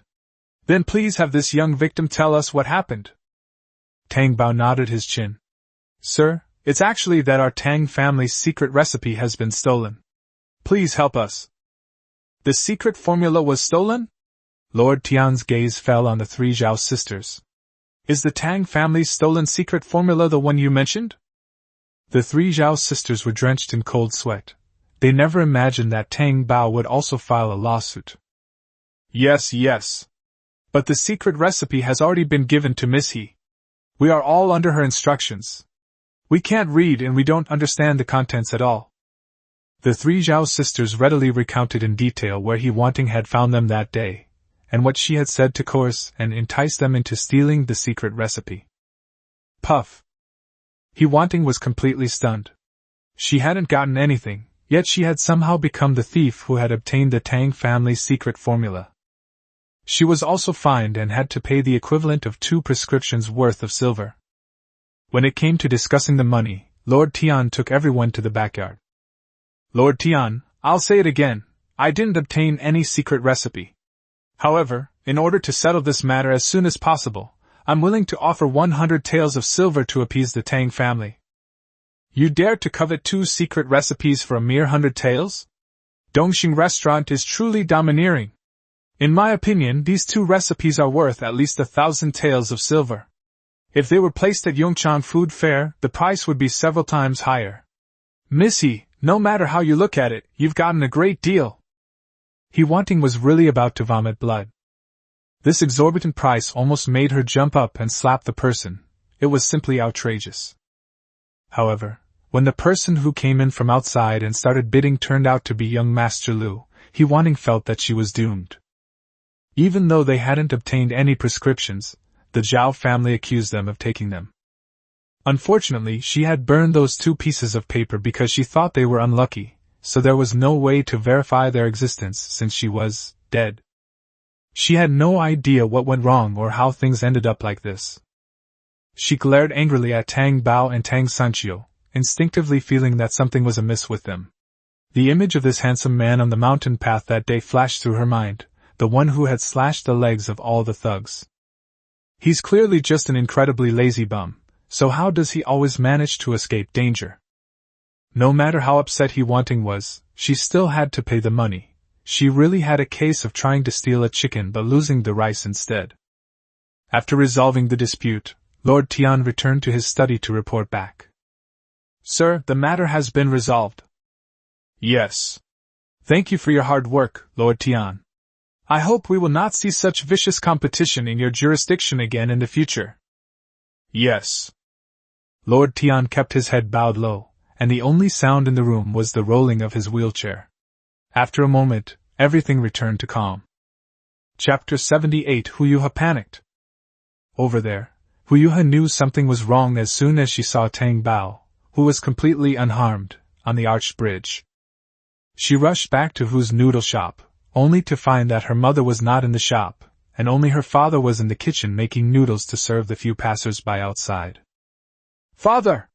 Something terrible has happened! What terrible thing has happened? Ever since old Hu learned that the group had succeeded, the entire Tang family had been anxious and worried, and that old hag was so anxious that she almost collapsed. But old Hu felt completely relaxed and even had a lot of energy when pulling noodles. He didn't take it seriously when he heard his daughter in such a hurry. These past few days, those annoying little beggars haven't been singing around anymore, and more passers-by have been coming in to eat noodles. Old Hu couldn't be happier. He thought the business here was doomed, but unexpectedly, things took a dramatic turn for the better. He almost felt that the little mute girl was his family's nemesis. If she got sick, his family would be fine. Seeing that her father didn't take her anxiety to heart at all, Huyuha stamped her foot in frustration. Dad, can't you be serious? As she spoke, she simply stood on tiptoe and whispered in her father's ear. Dad, I just ran into that little mute. What? Old Hu exclaimed in surprise. Those people haven't taken her away yet? No, what I saw was her with the Tang family, and she looked perfectly fine. Not at all like she had been tortured, Huyuha said through gritted teeth. If someone is kidnapped, they can't come back looking like she's plump and unaffected. Before leaving, she made a special trip to Tang's snack shop to check on Tang Xiaodong, and to her surprise, Tang Xiaodong was also fine. She took advantage of the chaos in the Tang family to specifically hire a disgusting thug to deal with Tang Xiaodong. Huyuha felt extremely flustered, and instinctively felt that something was wrong. Father, the little mute girl was indeed kidnapped, but the Tang family did find her. So, what about those people?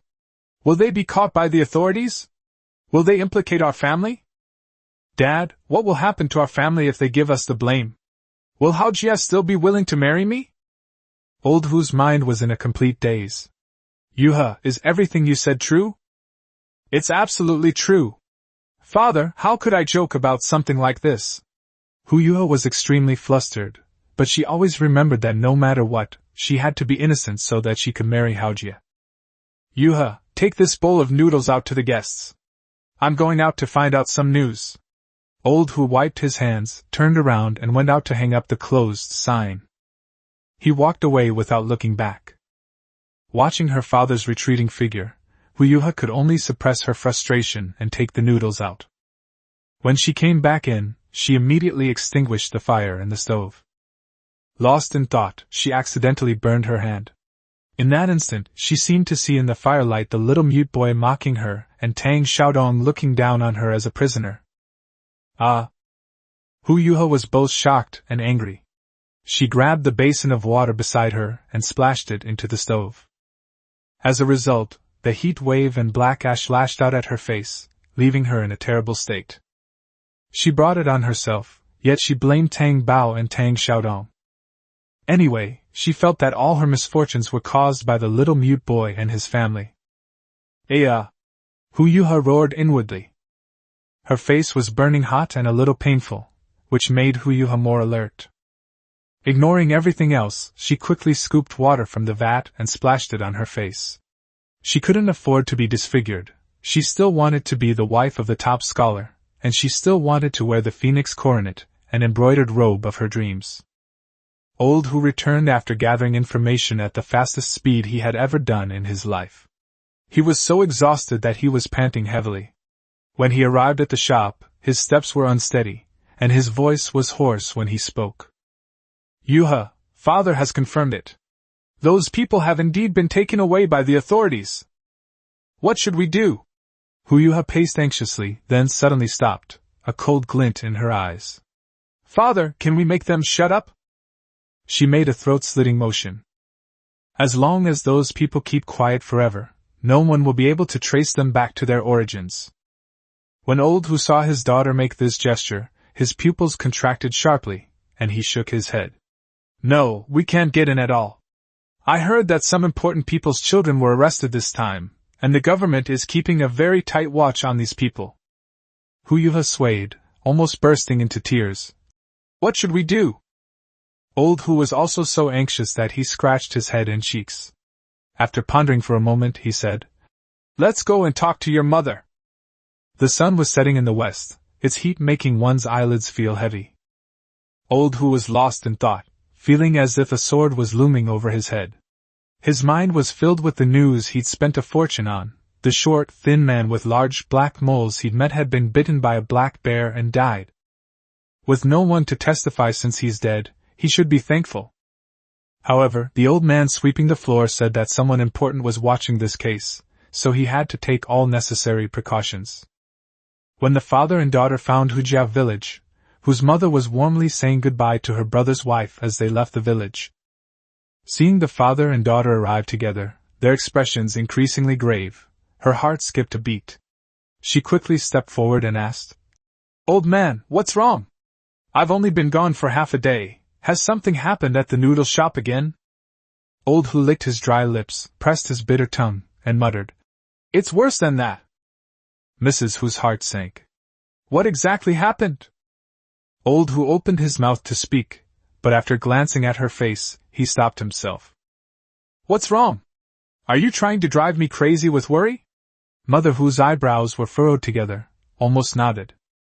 Seeing that her father couldn't speak, Yuha took over the conversation. Mother, the Tang family found that little mute boy and took him back. What? How is this possible? The old man had contacted her brother to find out about this group of human traffickers. Her brother-in-law was a businessman in Kyoto, and had a lot of inside information. It was also mentioned that this group of people are extremely ruthless. No matter how young a child is, if they offend someone, they will beat them without hesitation and show no mercy. How did someone manage to find it again? What on earth happened? Seeing his wife's obvious anxiety, Old Hu finally spoke, his heart heavy. I went to investigate, and the human traffickers were indeed caught by the authorities.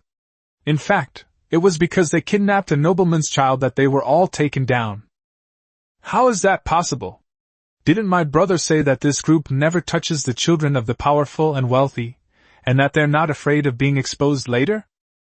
For ordinary families, if their children are sold, they're sold. Nobody has the resources to investigate and hold anyone accountable. But it's different with high-ranking officials and wealthy people. If those children touch them, they'll be exposed one day. The risk is too great. She only dared to let the old man do this after confirming several times that she wouldn't be affected. Old Hu was also frustrated. But things just happened so unpredictably.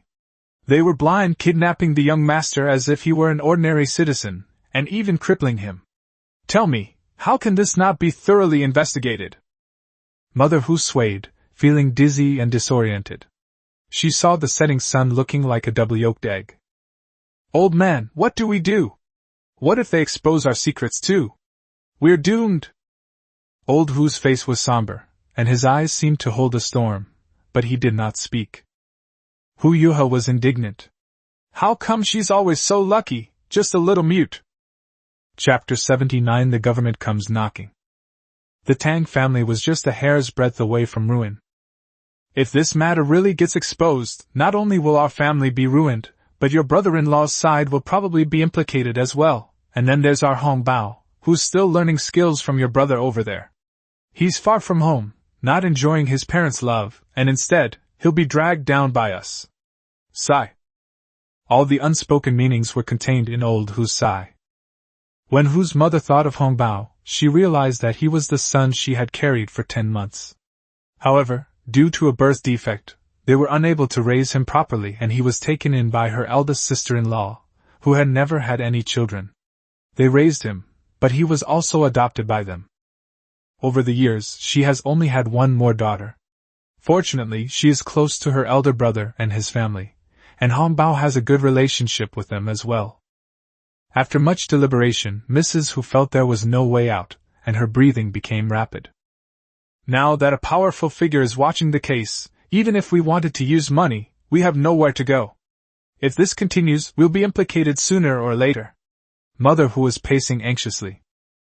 She kept pressing for a solution, but old Hu remained silent.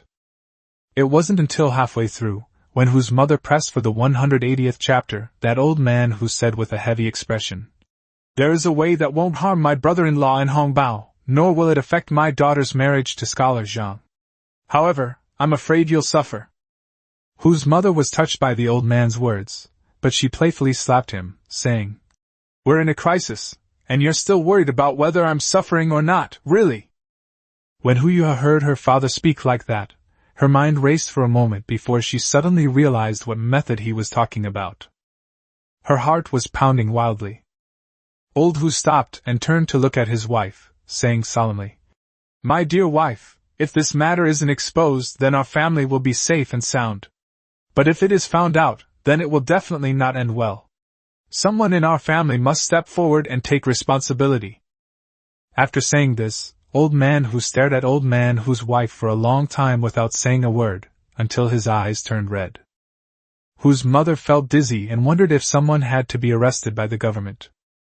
She cursed the human traffickers in her heart, wishing they would just die. On the one hand, they felt saddened by what was about to happen to their family. Hu Yuha stared blankly at her mother, feeling that something was off about her mother's calm demeanor. Suddenly it occurred to her. Could it be that mother thought father was going to take the blame himself? Looking back on all these years, and how meticulously my father has cared for my mother, it's not surprising that she thinks this way. But how could that be? If Dad goes to jail, even if he divorces Mom, it will still affect Hongbao and her. But it's much easier if the mother takes the blame. All she needs is a letter of divorce, and everything will be fine. Mother, who had obviously thought of this as well. Her heart, which had just been so moved, shattered into pieces. The color drained from her face. You want me to take the blame?" Old Hu's silence was deafening. Hu's mother was shocked and furious. "What kind of place is that prison? How could you send me there? What else do you suggest? If I go to jail, even if we get a divorce, you're a divorced widow with a daughter, your reputation is already bad, and you have a father in jail. Do you think Scholar Zhang would still be willing to marry our daughter?" Old Hu's face was full of pain. Mrs. Hu opened her mouth, but couldn't refute it. However, she was still indignant on her own behalf. "So, in order to marry your daughter to a scholar, you're pushing your wife, who has been with you for most of your life, into a pit of fire?" As he spoke, he raised his hand and slapped Old Man Hu. Old Hu gripped her hands tightly. "My dear wife, calm down. Think about it, once Yuha marries the scholar, and he passes the imperial examination, the rumors about this matter will have died down, and then the top scholar's son-in-law can get you out of trouble." "Really?" Mrs. Hu asked, somewhat skeptical. "Child trafficking is punishable by caning and exile. Do you think I'll live to see that day? Even if you're exiled, you won't have to go immediately. Besides, I'm here. I won't let you suffer alone. Trust me," Old Hu said, appealing to his emotions. But Mrs. Hu was hesitant to believe it. Seeing her hesitation, Old Man Hu added fuel to the fire. "Can you really bear to see our daughter ruin her reputation, lose her chance to marry a scholar, and regret it for the rest of her life?" Mother Hu looked at her daughter. Although her daughter didn't say anything, her pleading eyes made it impossible for Mother Hu to look directly at her. Thinking of how the mother and daughter had been discussing making a wedding dress in the house the night before, Hu's mother couldn't help but burst into tears. Hu Yuha took her mother's hand and said, Mother, you will always be my mother! Her daughter's words completely broke Hu's mother. Along the way, Old Man Hu said all he could, good and bad, but Old Man Hu remained silent, lost in his own thoughts. It wasn't until they arrived at the noodle shop that she came to her senses and stopped resisting taking the blame. If I am really exiled, the old man can't abandon me.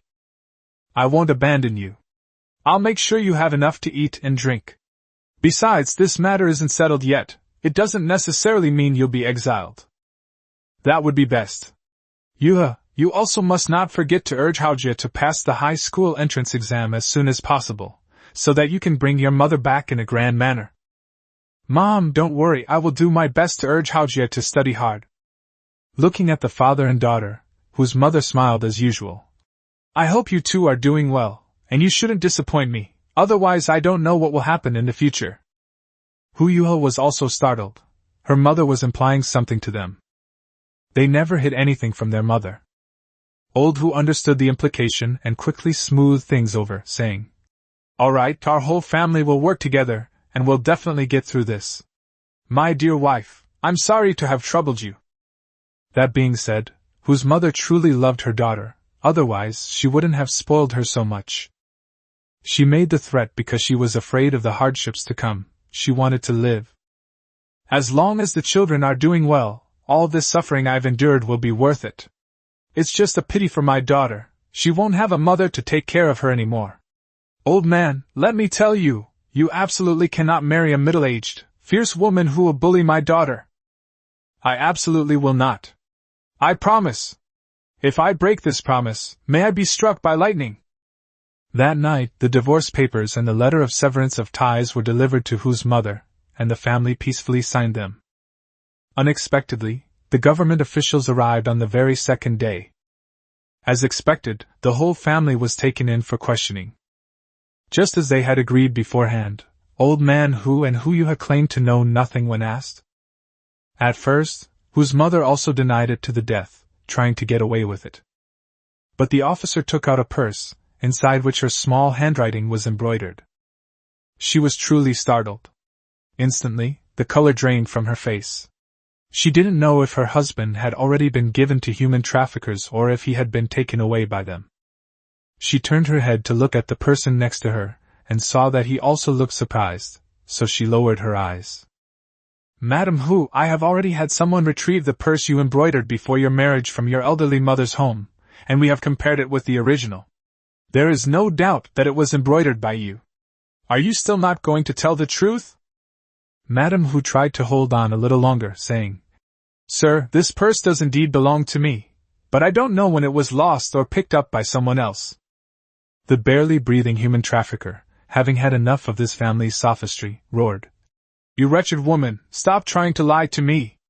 This purse is what you used to pay the skinny guy. And don't think that just because the skinny guy is dead you can't prove anything and try to pin all the blame on us. Let me tell you, no way. I personally followed you back to Hu's noodle shop. No one noticed old Hu, whose head was hanging low and whose back was covered in cold sweat. He had no idea that he had been followed by other accomplices of the human traffickers. Fortunately, he always covered himself up well when he went out, and he spoke in a low voice when talking to his contact.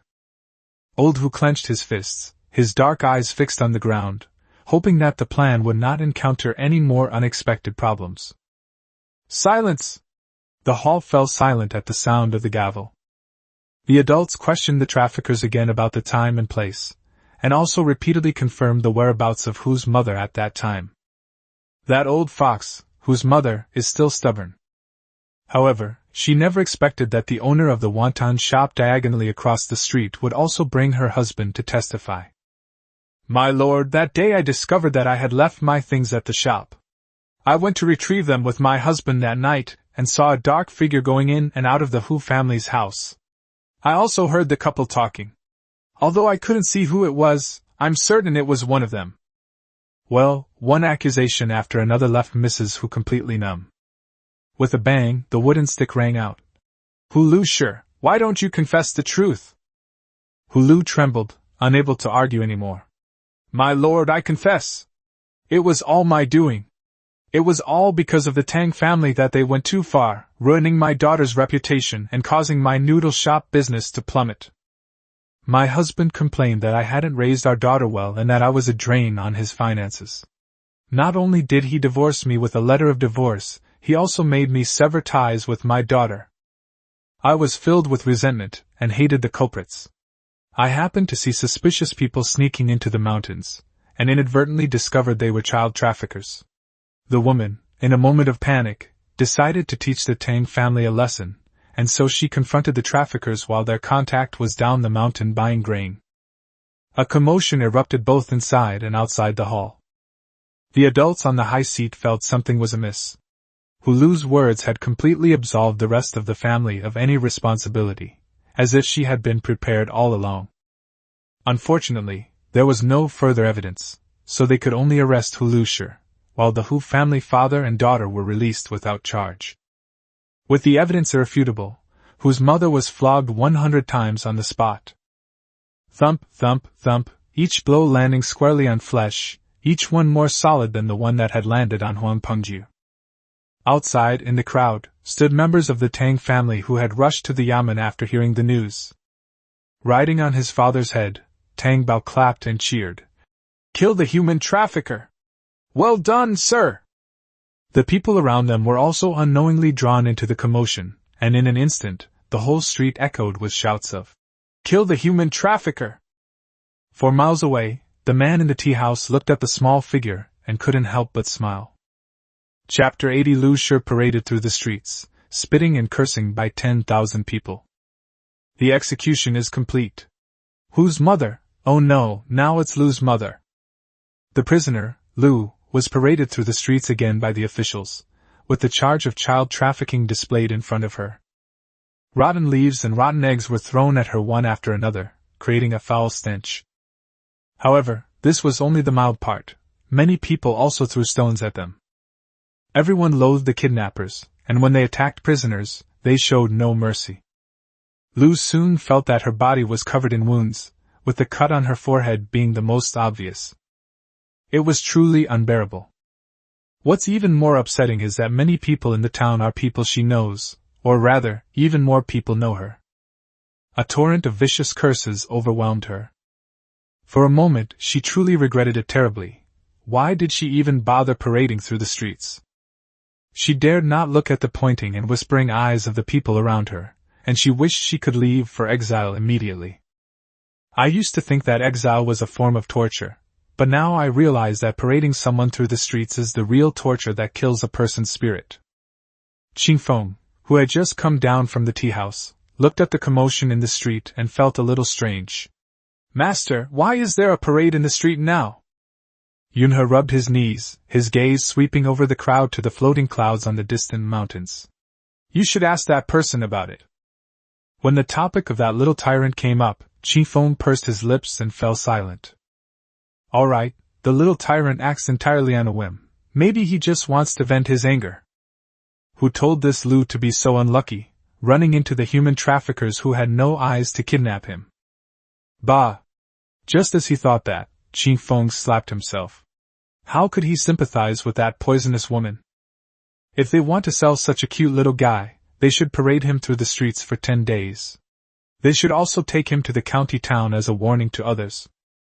Master, if you think about it this way, it seems that Lu has done more than just this one bad thing, hasn't she? Last time, Miss Tang was led to that dilapidated temple while looking for little Tang Bao. Perhaps it was Lu who arranged it. Alas, it's all because you acted quickly, Master, otherwise that bastard would have confessed. Shut your mouth. Oh. Qing Feng wondered why his master was angry again. Sigh, wounded men are so unpredictable. If you're bored, go and help find out who sent someone to assassinate that kid. I'm not going. Qing Feng refused without even thinking.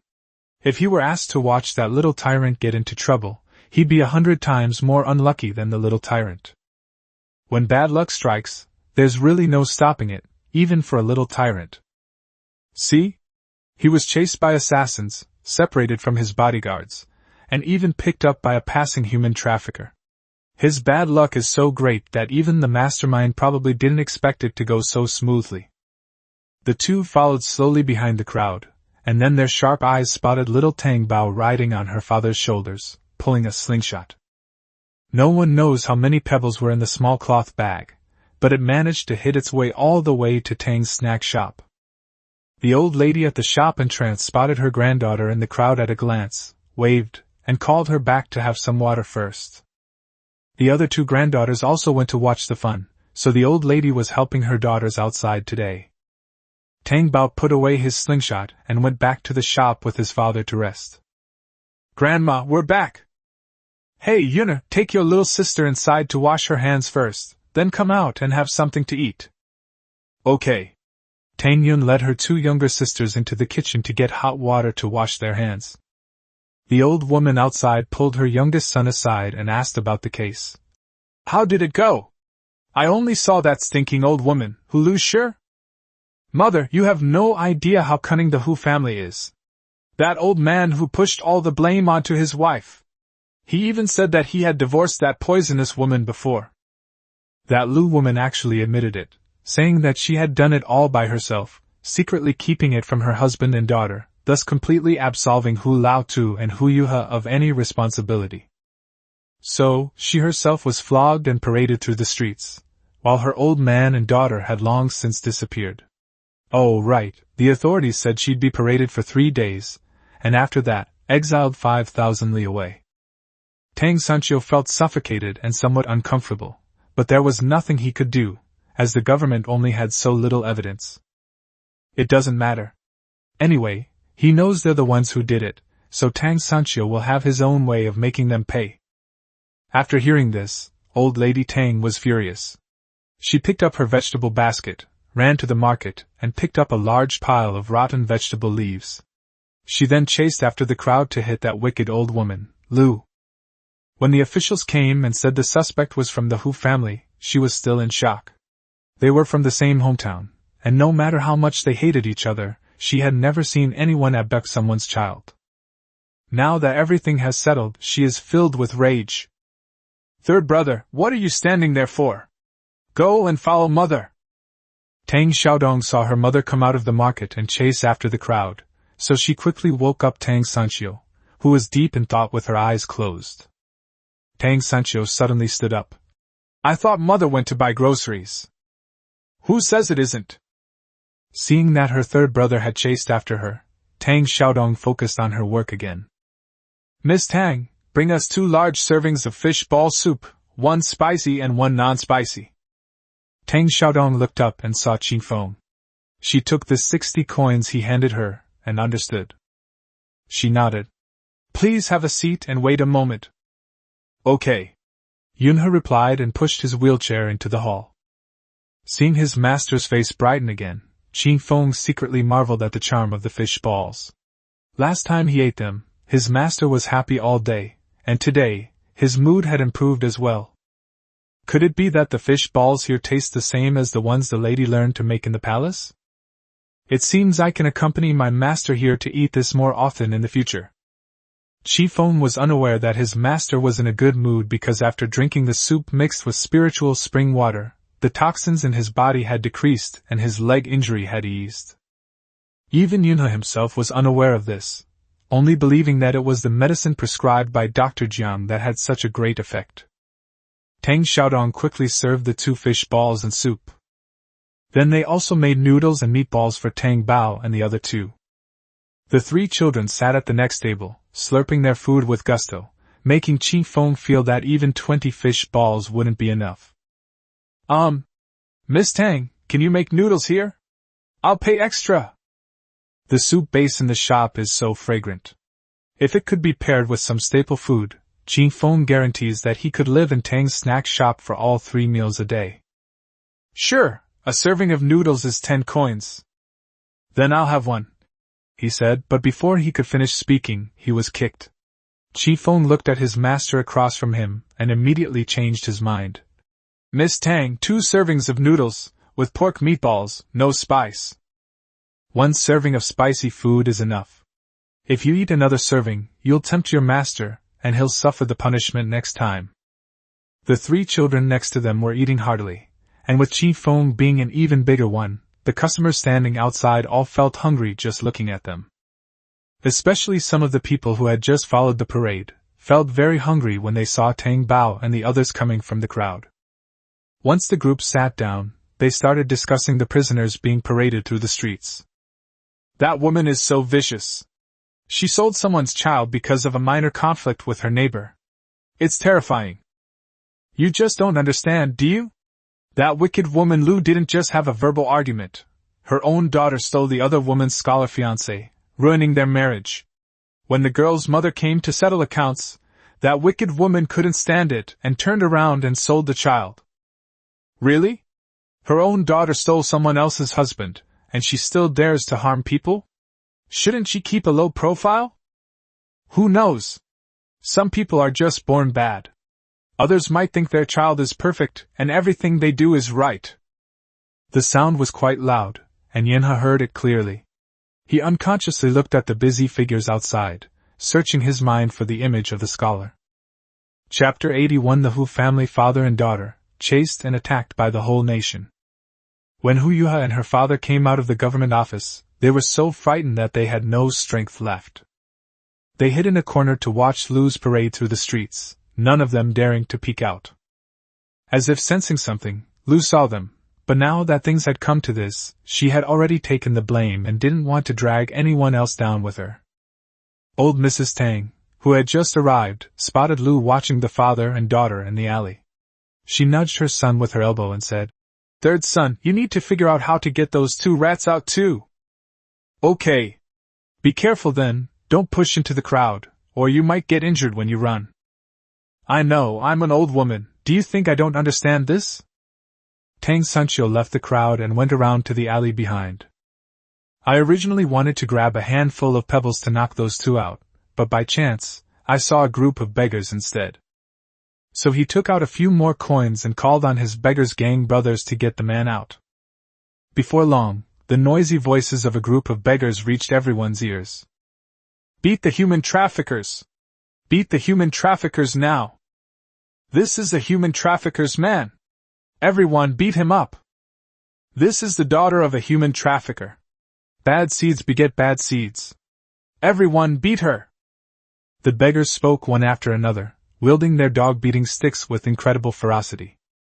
The Hu father and daughter fled in a disheveled state, shouting that they knew nothing and hadn't done anything. But no one here would listen. The two of them were made to look just as disheveled as Lu. Having finally escaped from the noisy crowd, Hu Yuha couldn't help but cry. Her father waited for her to finish crying, his face dark. "All right, now is not the time to cry. We need to leave here quickly, otherwise Zhang Haojie will definitely despise you when he finds out." Old Hu never imagined that his wife, after being convicted, would be paraded through the streets, and not only that, for 3 days. This is practically going to destroy the Hu family. Hu Yuha raised her tearful eyes, somewhat confused. "Dad, but now that things have gotten so big, Haojie will definitely hear about it too. What others say is just what others say. As long as you don't let him witness the parade, it won't be so hard to accept. Besides, didn't you say you've befriended that Qian Shanong family? Tell him about it. He's been studying hard for years, pursuing fame and fortune. I don't believe he'd give up this opportunity to climb the social ladder." Old Hu felt that as long as he left this place and went to the prefectural city, everything could start anew. Hu Yuha immediately understood her father's meaning. "Father, I understand. I'll go to Dahlia village to find Haojie right away." "Yes, rent a carriage and pick up Zhang Haojie. Tell him we're taking him to the prefectural city to get his hand treated. There are many famous doctors there, and the medicine is better, so he'll definitely be treated better. We can also make more friends with scholars."